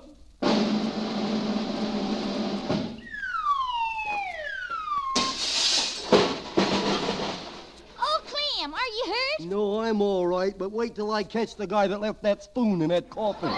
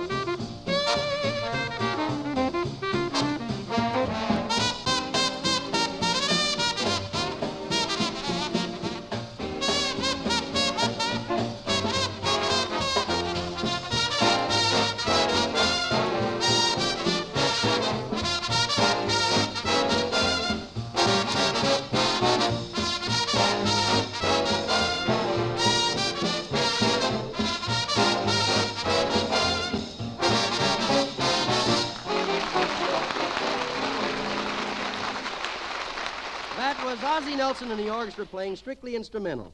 Gosh, 1,000,000 Raleighs. That's a lot of cigarettes, isn't it, Red? Hey, look, Ozzie, you've been saying that all night. What do you mean? I can tell you, Red. 1,000,000 Raleigh cigarettes have been given to General MacArthur and his fighting men in Australia.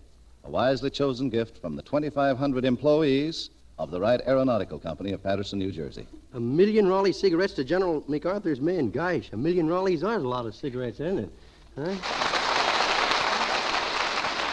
Yes, and you all have an opportunity to make friends or relatives serving on foreign battlefronts mighty, mighty happy. Because now, for only 75 cents, you can send a whole carton of Raleigh cigarettes to any American serviceman stationed outside of the United States or possessions. Here is a gift that will give hours of pleasure. Yes, extra smoking pleasure, because you'll be sending Raleighs, the cigarettes that are made with the choicer, more expensive gold and tobaccos, for the very best in smoking enjoyment. So tonight, or the first thing tomorrow morning, see your tobacco dealer and send to some boy who is fighting for you overseas a carton of mild, mellow, satisfying Raleigh cigarettes.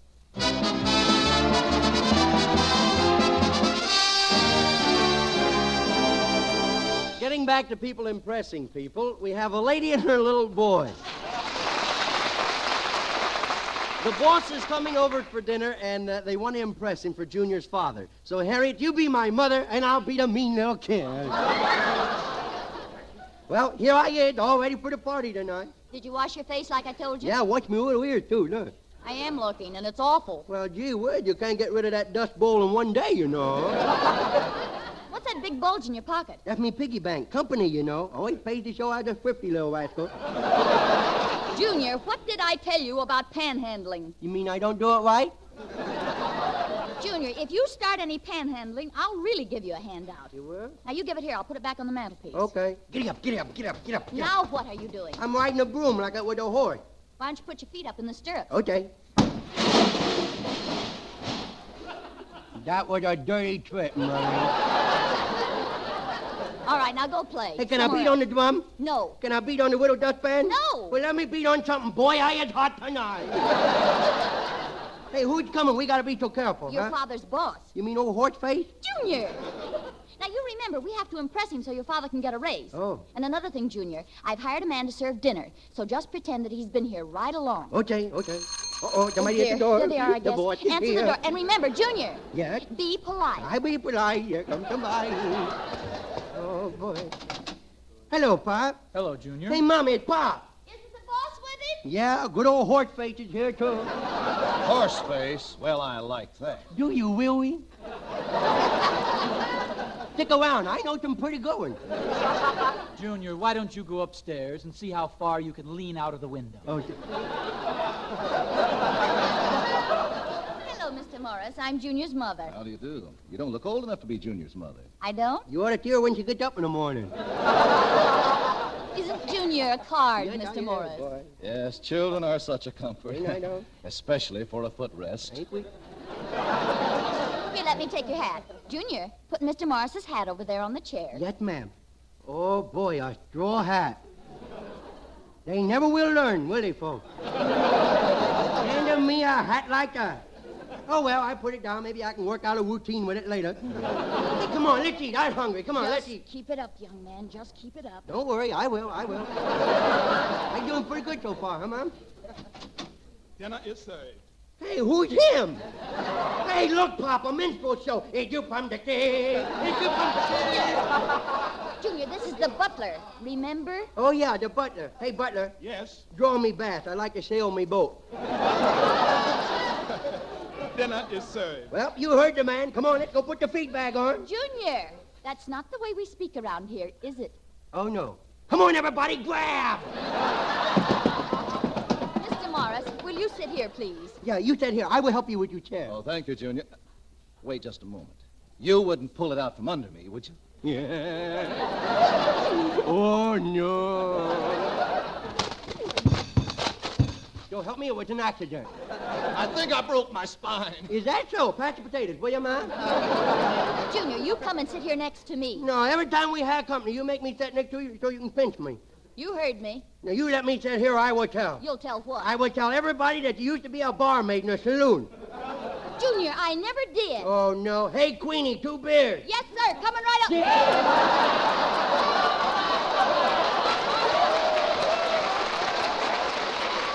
Shame on you. Just for that, I'll have to punish you. Oh, you hit me, you hit me. You broke my little jaw, you broke my little jaw. Well, if I broke your jaw, you won't be able to eat your strawberry shortcake, will You you? broke my... Maybe you just been there already. Oh, boy, look at that food he's bringing in to warm me with a winter. Oh, boy, I'm sure glad we got company. We don't eat like this often, you know. Pardon me, but that's my thumb. Well, put it back. We need all the vitamins we can get these days. Here, have an olive, Mr. Morris. Oh, right in my eye! Right in my eye. I can't see. Well, feel around. You'll find the food. Look, if you don't mind, Junior, I'll just help myself. Okay. Look at that guy dig in. Hey, say something for me. Ouch! Oh, you pinched me. I told you I would. Yeah, but that's no fair using an ice pick. Quite a character, isn't he? Boy, Pop sure is peppy tonight without his chain, ain't he? Junior, what are you trying to do? Give your father a black eye? No, that's you territory, Mom. Junior, go to bed. Go to bed. Okay, I did my part. Look out, his napkin's pinned to the tablecloth.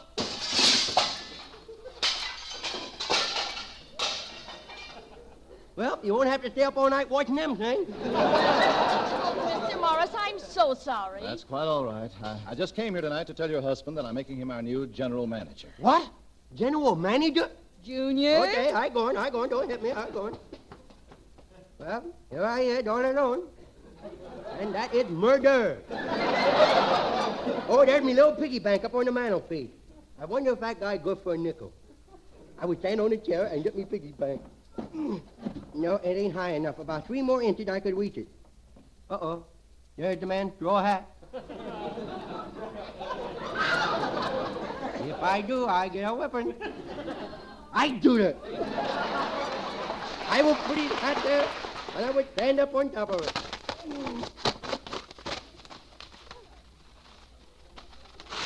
What's he wearing, a haystack?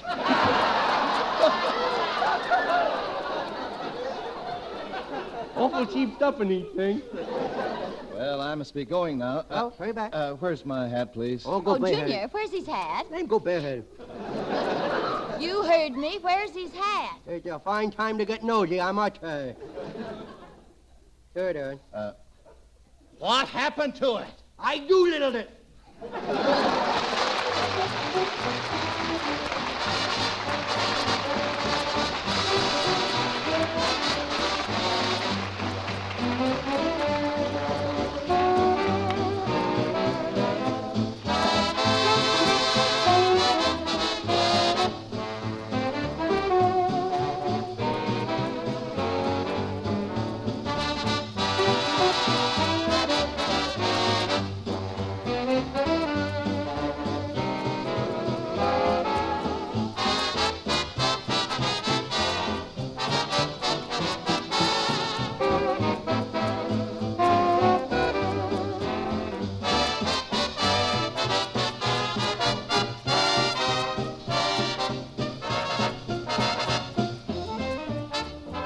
Ozzie and the band give a report on full moon, Bell King says a word to pipe smokers. Sir Walter Raleigh is the perfect pipe tobacco. First of all, the rich nut-like flavor of Sir Walter Raleigh is tailored right to your taste. And you'll like its smoothness, the restful mellowness of Sir Walter Raleigh's exclusive blend of selected burleys.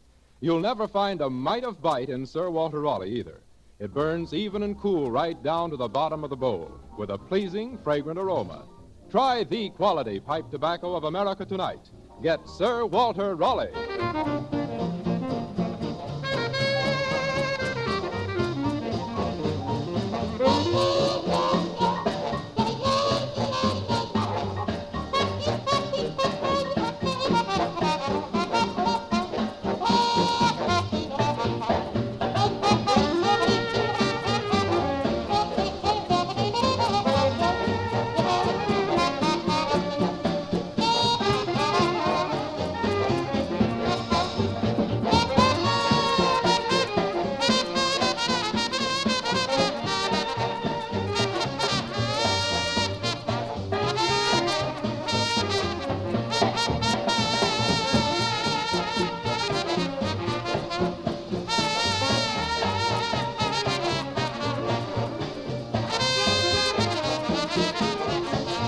Remember, we'll all be back again next week at the same time. Red Skelton, Oz and Elton and his orchestra, Harriet Hilliard, Wonderful Smith, and yours truly, Truman Bradley. Until next week, then. This is Red Skelton saying goodbye now. Thanks for listening.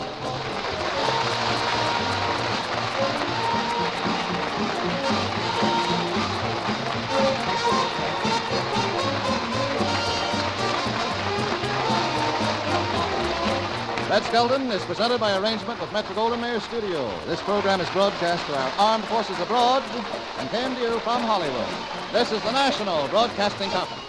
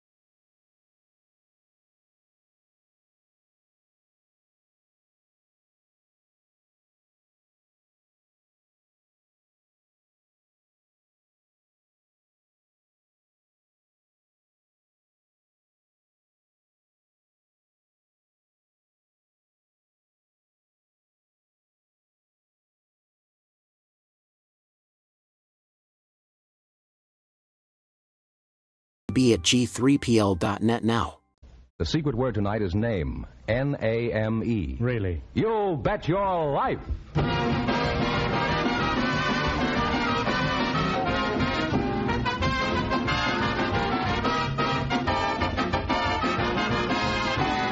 The DeSoto Plymouth Dealers of America present Groucho Marx in You Bet Your Life, the comedy quiz series produced and transcribed from Hollywood. And here he is, the one, the only... Groucho! That's me, Groucho Marx!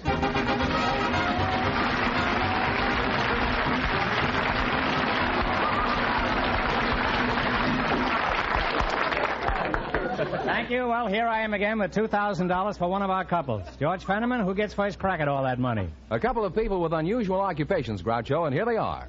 Mrs. Lita Griggs, who is wardrobe mistress for a circus, and Mr. Tommy Dolby, stage doorman for a burlesque theater. Folks, meet Groucho Marx. Welcome, kids, for the DeSoto Plymouth Dealers. And if one of you says the secret word, you split $100 in cash. It's a common word, something you always have with you. Mrs. Griggs, eh? Yes, sir. Mrs. Griggs of the Cabbage Patch, is that... This Mrs. Griggs. You're a wardrobe mistress for a circus? That's right. Which circus? For the Clyde Beatty Circus. Got a big circus? They certainly have. They have how big is it? Three-ring circus. They have 75 lions and tigers, 200 performers, and the balance are the ticket sellers. Coachy, and Mr. Tommy Dolby, huh? Right. You're the stage doorman at the burlesque theater? Yes, sir. At what theater? At the Burbank Burlesque Theater downtown. How did you meet your wife? Was she a chorus girl at your theater and she threw you a curve? No, she worked at the theater. She was a cashier. Oh, you married into money, huh? Your wife checks the figures at the front door while you check the figures at the stage door. Well, that adds up, I think.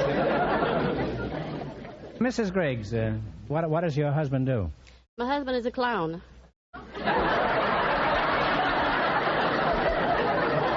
Mrs. Griggs, everybody's husband is a clown. Let's face it, huh? Is he funny at home? Oh, yes. Could you give us an example of... No, not right here.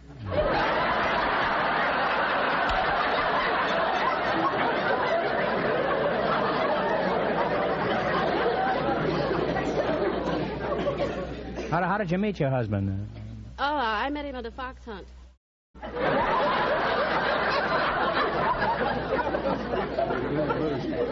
Were you chasing him or was he chasing you? No. What do you mean you met him at a fox hunt? Well, I tell you, all circuses have races. What was he, a beagle? They have races where pairs ride around the big tents, and jump hurdles and all. And this day, I fell in a mud puddle. And he carried me out, and that's the way we met. You went to a fox hunt in a mud puddle? I don't understand this. Where does the fox hunt come in? The horses ride in pairs around the big top. They jump the hurdles. Yeah. I don't know where the fox comes from.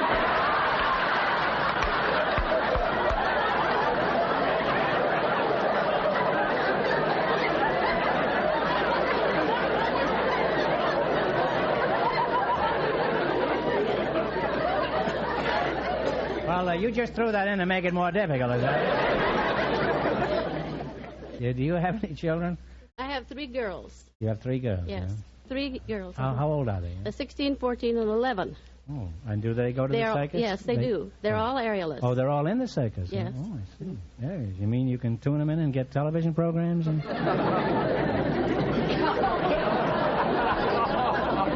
Well, how did they get to be aerialists? Well, I used to be an aerialist when I was younger and thinner. So I think you're young enough now to be an aerialist, Mrs. Griggs. Thank you. And thinner. Tommy, let's talk about a man's subject, girls. Tommy, at your burlesque theater, how is business? Well, business is always good down there. It's always good. Well, if it ever falls off at your place, business will be better than ever.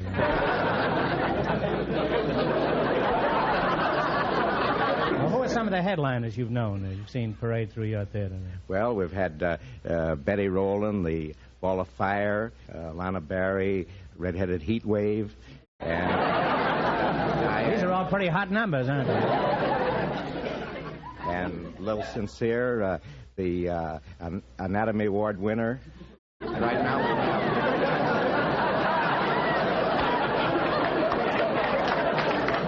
What was that last one, Tommy? The Anatomy Award winner. Yeah. That's what I thought you said.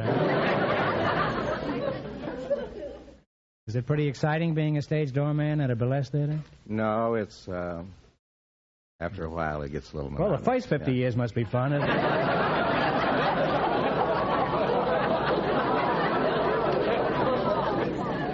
Well, after talking to you two, I can say I've lived a very sheltered life. Now, in just 1 minute, you're going to work together for a chance at $2,000.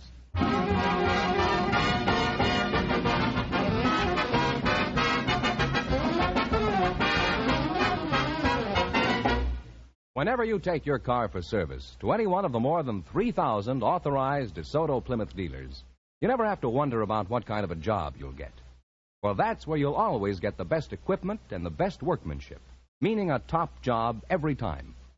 At a DeSoto Plymouth dealers, you get the benefit of factory-designed and approved tools and equipment. Also, skilled mechanics who know how to use that equipment. Getting a better job done on your car in shorter time naturally means money in your pocket. And a car that will serve you faithfully and economically for miles and miles. So stop in and get acquainted with a DeSoto Plymouth dealer next time your car needs service. Learn what so many car owners all over this nation already know, that it pays to stop in at the sign of an authorized DeSoto Plymouth dealer.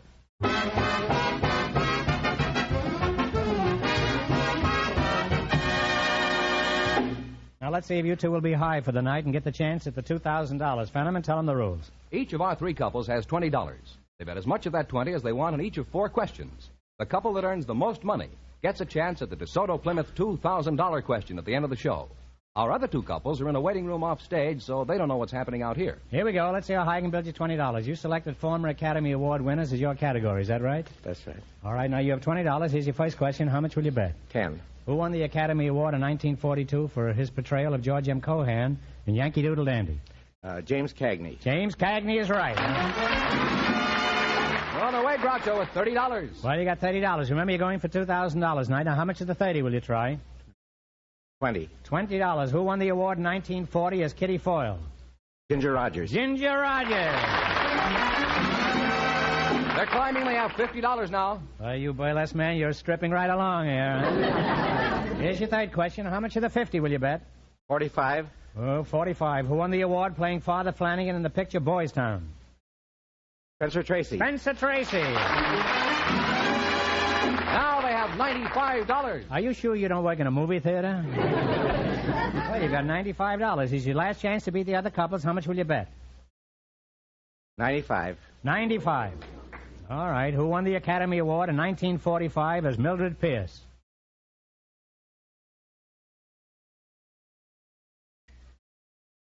Crawford. Joan Crawford. Joan Crawford. And they wind up with a grand total of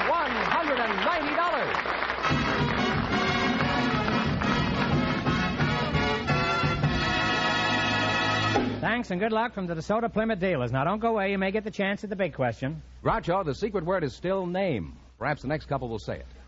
Just before we went on the air, our studio audience selected a fireman and a housewife. And here they are, Mrs. Evelyn Russell and fireman Ben Brewer. Folks, meet Groucho Marx. Welcome to You Bet Your Life. And if you say the secret word, you divide $100 in cash. It's a common word, something you always have with you. Mrs. Russell, where are you from, Mrs. Los Angeles, California. Canadian. Whereabouts? Well, I was born in the Southwest. Whereabouts, Southwest? You mean North Dakota? Or... In California. I'm a native. I have to be in California if you're a native. Not if you're a native of Los Angeles, you don't. You could be in Waco, Texas. Fireman Ben Brewer, huh? Yes, sir. Where are you from? The Smoky Mountains? No, I come from Arizona. With a banjo on your knee? What is the... Tell me, Smokey Stover, what is the... what's the proper procedure for turning in a fire alarm? Well, you merely break the glass and pull down the alarm. The important thing is not to delay, to turn it in immediately. Well, most people are reluctant to ring the alarm because they're afraid that they'll break up your canasta game at the firehouse. Or poker, whatever they play. What do you play? Huh? We don't play any poker. We're not allowed to gamble. We'd be dismissed if we gambled. You mean they can fire a fireman? You don't play poker or canasta. Just what do you do between fires? As of late, we have our fire prevention program that keeps us out most of the day in our district. We can answer alarms because we're on the radio and in contact with our dispatcher. And we talk to the taxpayers. Housewives? That's right. What do you tell the housewives when you call on them? Well, shall I assume you're a housewife?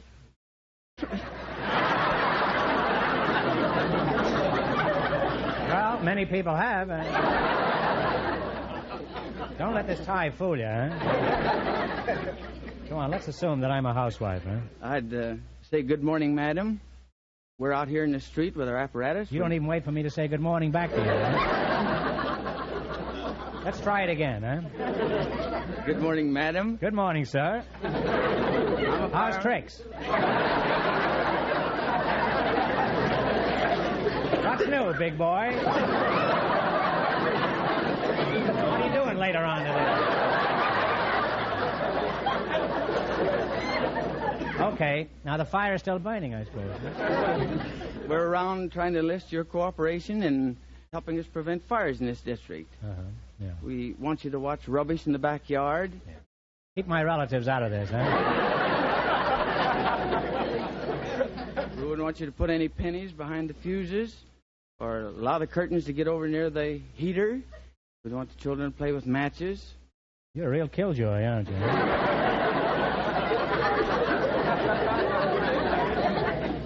Mrs. Russell, do you have any fire hazards at your house? Well, my husband's a fire hazard. Your husband is a fire hazard? You mean he burns up easily? Well, he smokes in bed. What's your opinion of smoking in bed, fireman? It's dangerous.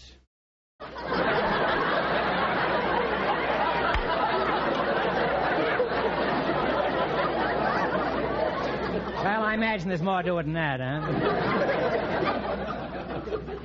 What other careless habits do people have that provide fire hazards? Do you have any rule for people to follow? Well, we have one little rule. You want to start over again and say good morning, madam? No, I'll give you the rule. What is it? Matches have heads, but they don't have brains. And whenever you start a fire, use your head.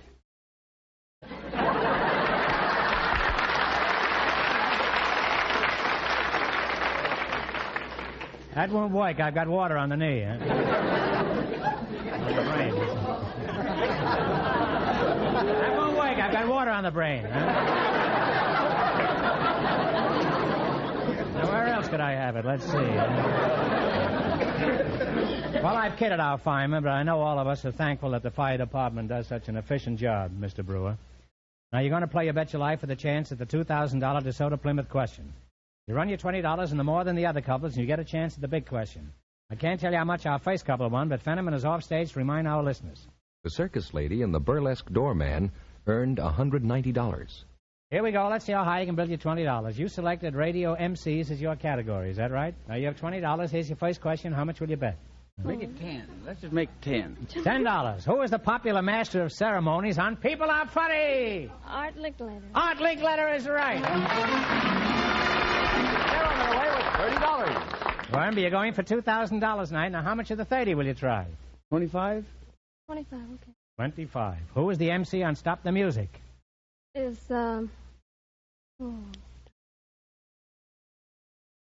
Fireman, save my child here, huh? I can't even think of what it is.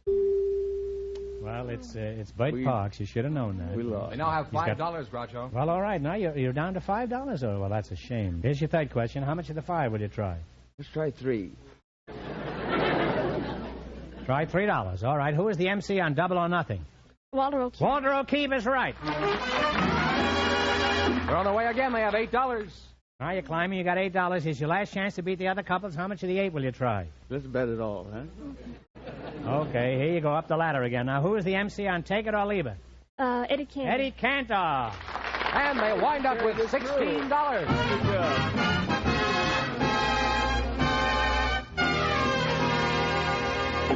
Thanks and good luck from the DeSoto Plymouth dealers. Now, we'll soon know who gets the chance at the $2,000 question.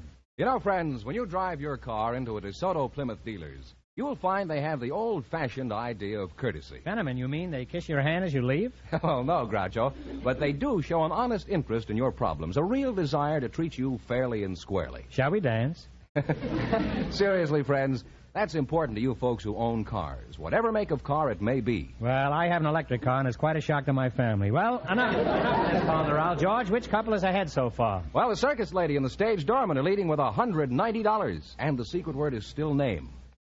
We asked if there were any engaged couples here tonight, and just before we went on the air, our studio audience selected Miss Ann Lane and Mr. Ken Miller, and here they are.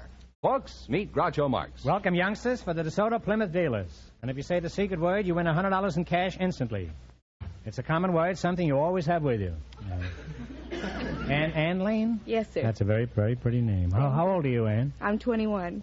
And Ken Miller? 22. You're the engaged boy, huh? Yes, sir. When is the big day to be, Miss Lane? June the 27th. Mm-hmm.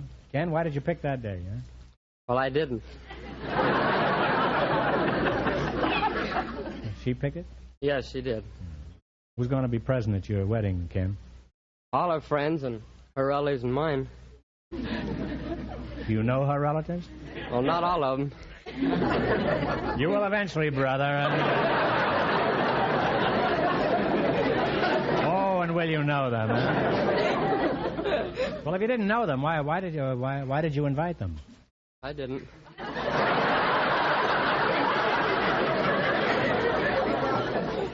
Are you implying that her relatives are trying to crash the party? No, sir. She invited them. Are you sure you want to go through with this? Yes, I Could you am. back out now if you wanted to, Ken? Oh, sure, I think so. Well, how could you back out of it, huh? Well, I could quit paying on the rings.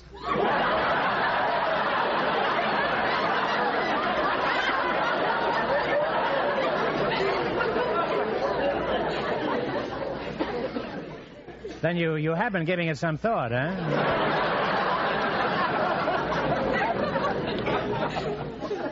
Ann, is Ken going to be able to support you all right?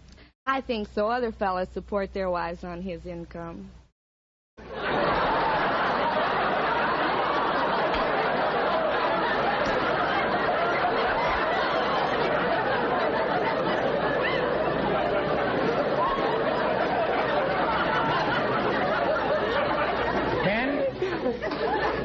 Married yet, and you're already beginning to turn into the Marshall Plan.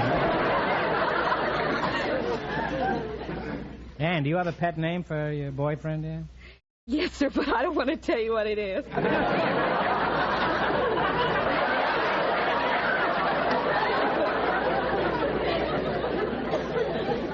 Well, couldn't you clean it up?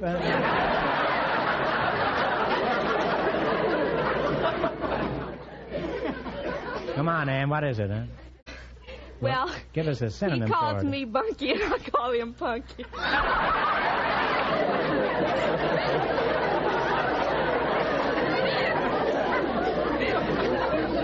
Why Bunky, Ken? Huh? I don't really know.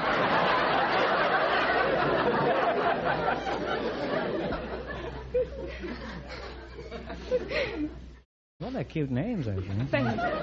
What sort of work do you do, punk?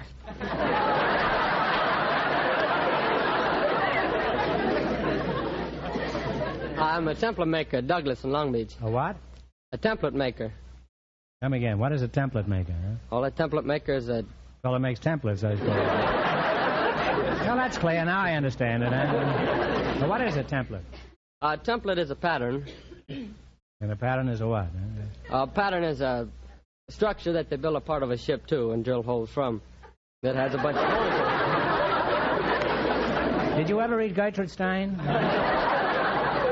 Now, what kind of planes are you building now? Well, it's called the C-124, and it's supposed to be the largest cargo ship built. How big is it? Well, it's big enough to hold 2 fully loaded buses and 200 fully loaded troops.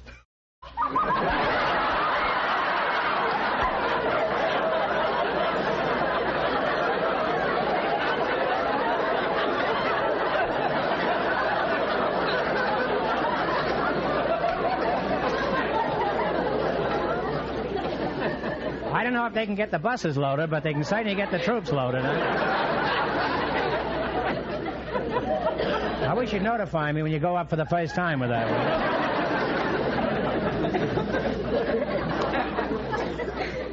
Where do you work, Bunk?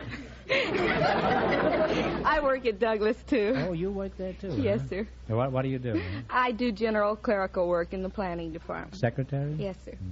Now, what's the difference between secretarial work in an aircraft factory and in any other office? Well, I guess there isn't much difference except that you have to be able to understand the boss's terms when he's dictating. Well, when you start understanding the boss's terms, it's time for you to go home to Mother. Huh?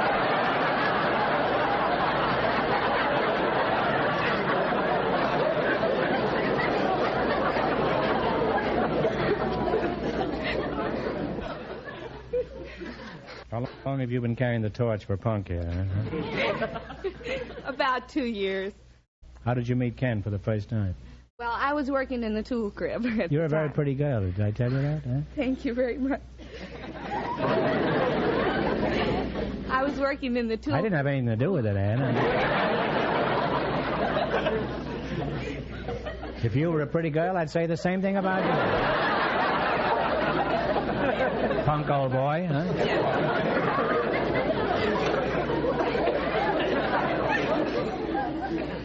So I was working in the tool crib, and he was a riveter on the assembly line, and he had to make approximately 2 trips a day to the tool crib, but I saw to it that he made about 10 or 15. What is a tool crib? I don't know. Huh? What are you keeping there? Baby tools?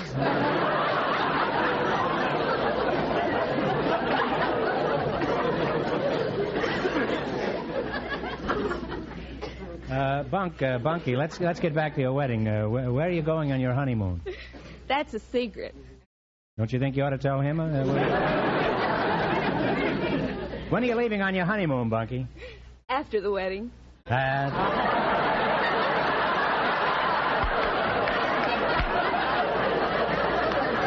Well, Bunky, you couldn't pick a better time. Of course, Ken doesn't care. He doesn't know where he's going anyway. Well, I'm sure you two are going to be very happy. And remember, old Uncle Groucho in future years when you're trying to think of a name for your 15th. Now, you're going to try for a chance at the $2,000 question. You beat the other two couples, and you win the chance at all that money. I can't tell you how much our other two couples won, but Fenneman's going to remind our listeners. The circus lady and the stage doorman are still ahead with $190. Now, here we go. You have $20. Let's see how high you can build your $20. You selected bird songs as your category. Is that right? Honeymooners. And how much you going to bet of the $20? Talk right up, Bunky. She says $10. Give me the title of this bird song. Play, Jerry. Bye-bye,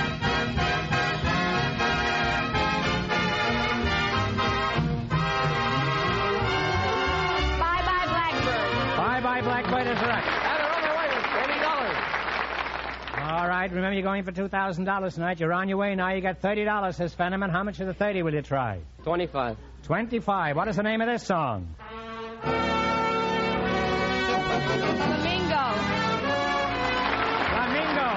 They're really sorry now. They have $55. You got $55. Here's your third question. How much of the 55 will you try? 50. Let's see if you can identify this one. Okay, Jerry? When the swallows come back to When the swallows come back to Capistrano. Now they have $105. You got $105. Here's your last chance to beat the other couples. How much of the 105? 100. 100, huh? I know who has the pants in your family. Okay, give me the title of this bird song. Skylark. Skylark is right.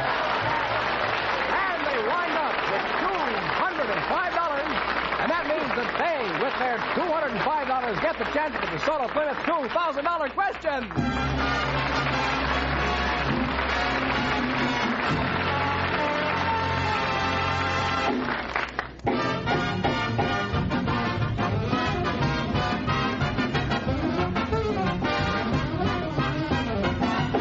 Warmer weather is approaching fast, so now is the time to take your car for that spring tune-up to a DeSoto Plymouth dealer.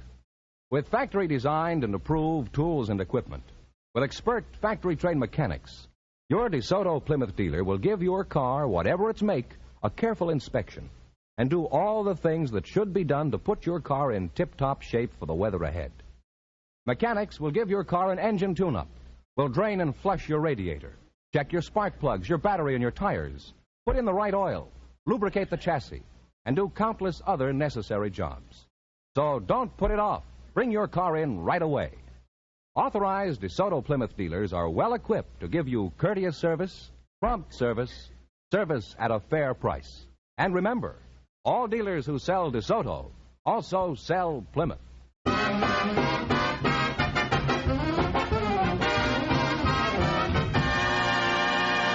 And here's the engaged couple, the winning couple, all ready for the DeSoto Plymouth $2,000 question, Groucho. All right, here we go for $2,000. The young married kids. Well, if you win this, you certainly will have a wonderful honeymoon. Huh? So you ready? I'll give you 15 seconds to decide on a single answer between you, so think carefully. And please, no help from the audience. Here it is. The monument to the Battle of San Jacinto, where General Santa Anna was defeated, is the tallest monument in the world. In what state is the San Jacinto Monument?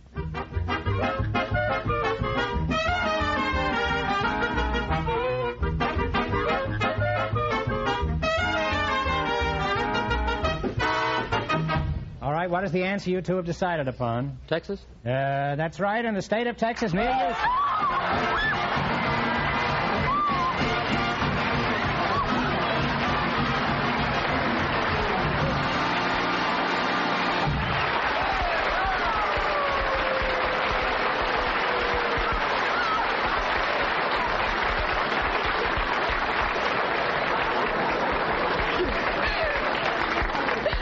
Well, it shows you love will find a way, huh?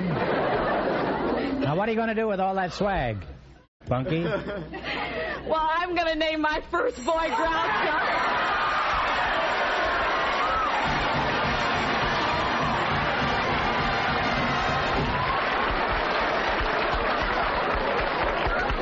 Every time you open your mouth, I'm getting more broken. You just said name, and that's the secret word tonight. So that means you just won $100 compliments of the DeSoto Plymouth Dealers of America.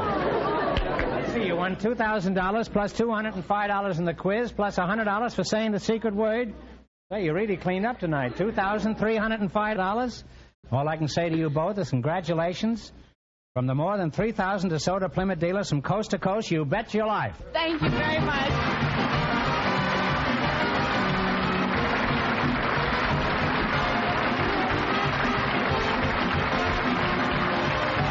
You Bet Your Life is a John Goodell production, transcribed from Hollywood, directed by Robert Dwan and Bernie Smith.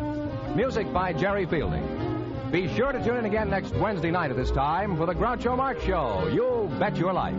Presented by the more than 3,000 DeSoto Plymouth Dealers of America. And remember, all dealers who sell DeSoto also sell Plymouth. Two great cars, both products of the Chrysler Corporation. And don't forget, next week, the big question will be worth $1,000. Well, it's Bing Crosby's turn now, so good night, folks. And remember, just be sure to see your DeSoto Plymouth dealer.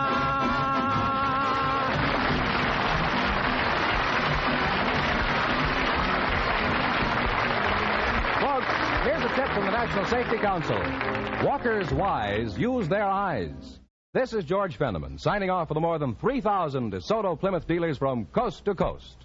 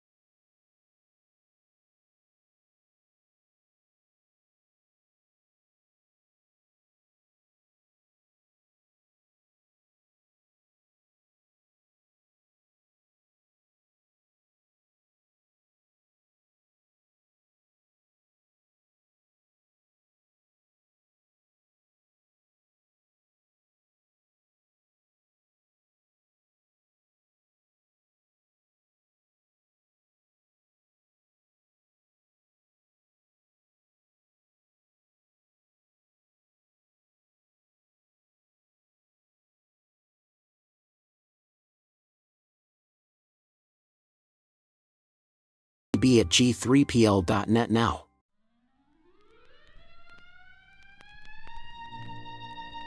Thank you all for tuning into Golden Age Radio today. We hope you enjoyed the classic tunes and captivating stories from the past. Absolutely. It's been a delightful journey through time, and we truly appreciate each and every one of you for joining us. We have a fantastic lineup prepared for tomorrow's broadcast, filled with even more nostalgic melodies and thrilling dramas from the golden era of radio. So mark your calendars and set your alarms because you won't want to miss it. Join us again tomorrow at the same time for another unforgettable session of Golden Age Radio. Invite your friends and family to come along too. Let's make it a delightful gathering filled with timeless entertainment and warm memories. Once again, thank you for being part of our wonderful audience today. We look forward to having you with us again tomorrow as we dive into the enchanting world of the past. Until then, take care and have a fantastic day ahead. See you tomorrow. See you tomorrow. Attention all business owners and aspiring database wizards. If you want to take your data management to the next level, G3PL.com is your ultimate destination for expert Microsoft Access support and training. That's right. G3PL.com believes that every successful database journey starts with a dedicated individual guiding you to success. That's why we're proud to introduce G3PL.com, a Microsoft Access expert. Whether you're just starting or looking to enhance your access skills, G3PL.com's personalized training will set you on the path to mastery. G3PL will be with you every step of the way, providing hands-on guidance and real-world examples. But don't just take our word for it. Hear what a satisfied client has to say. Thanks to G3PL.com, I've become a Microsoft Access Pro. The personalized training was exactly what I needed. I learned to create and optimize databases, run powerful queries, and automate tasks with VBA. Now, I'm confidently handling complex projects with ease. It doesn't stop there. G3PL.com is your go-to for top-notch support and solutions. Exactly. If you're struggling with your existing database, G3PL will troubleshoot, optimize, and fine-tune it to perfection. G3PL.com designed a custom database that transformed our business operations. We needed a streamlined system to manage our services and customer data. Their expertise delivered a tailor-made solution that exceeded our expectations. I can't thank them enough. G3PL.com understands that every project is unique, and we're here to offer individualized attention to your specific needs. So, why wait? Take the leap into the world of Microsoft Access Excellence with G3PL.com. Contact G3PL today and embark on your database journey with an Access expert. Send an email to db@g3pl.net or call 615-420-2040 and ask for Mark to learn more and get started.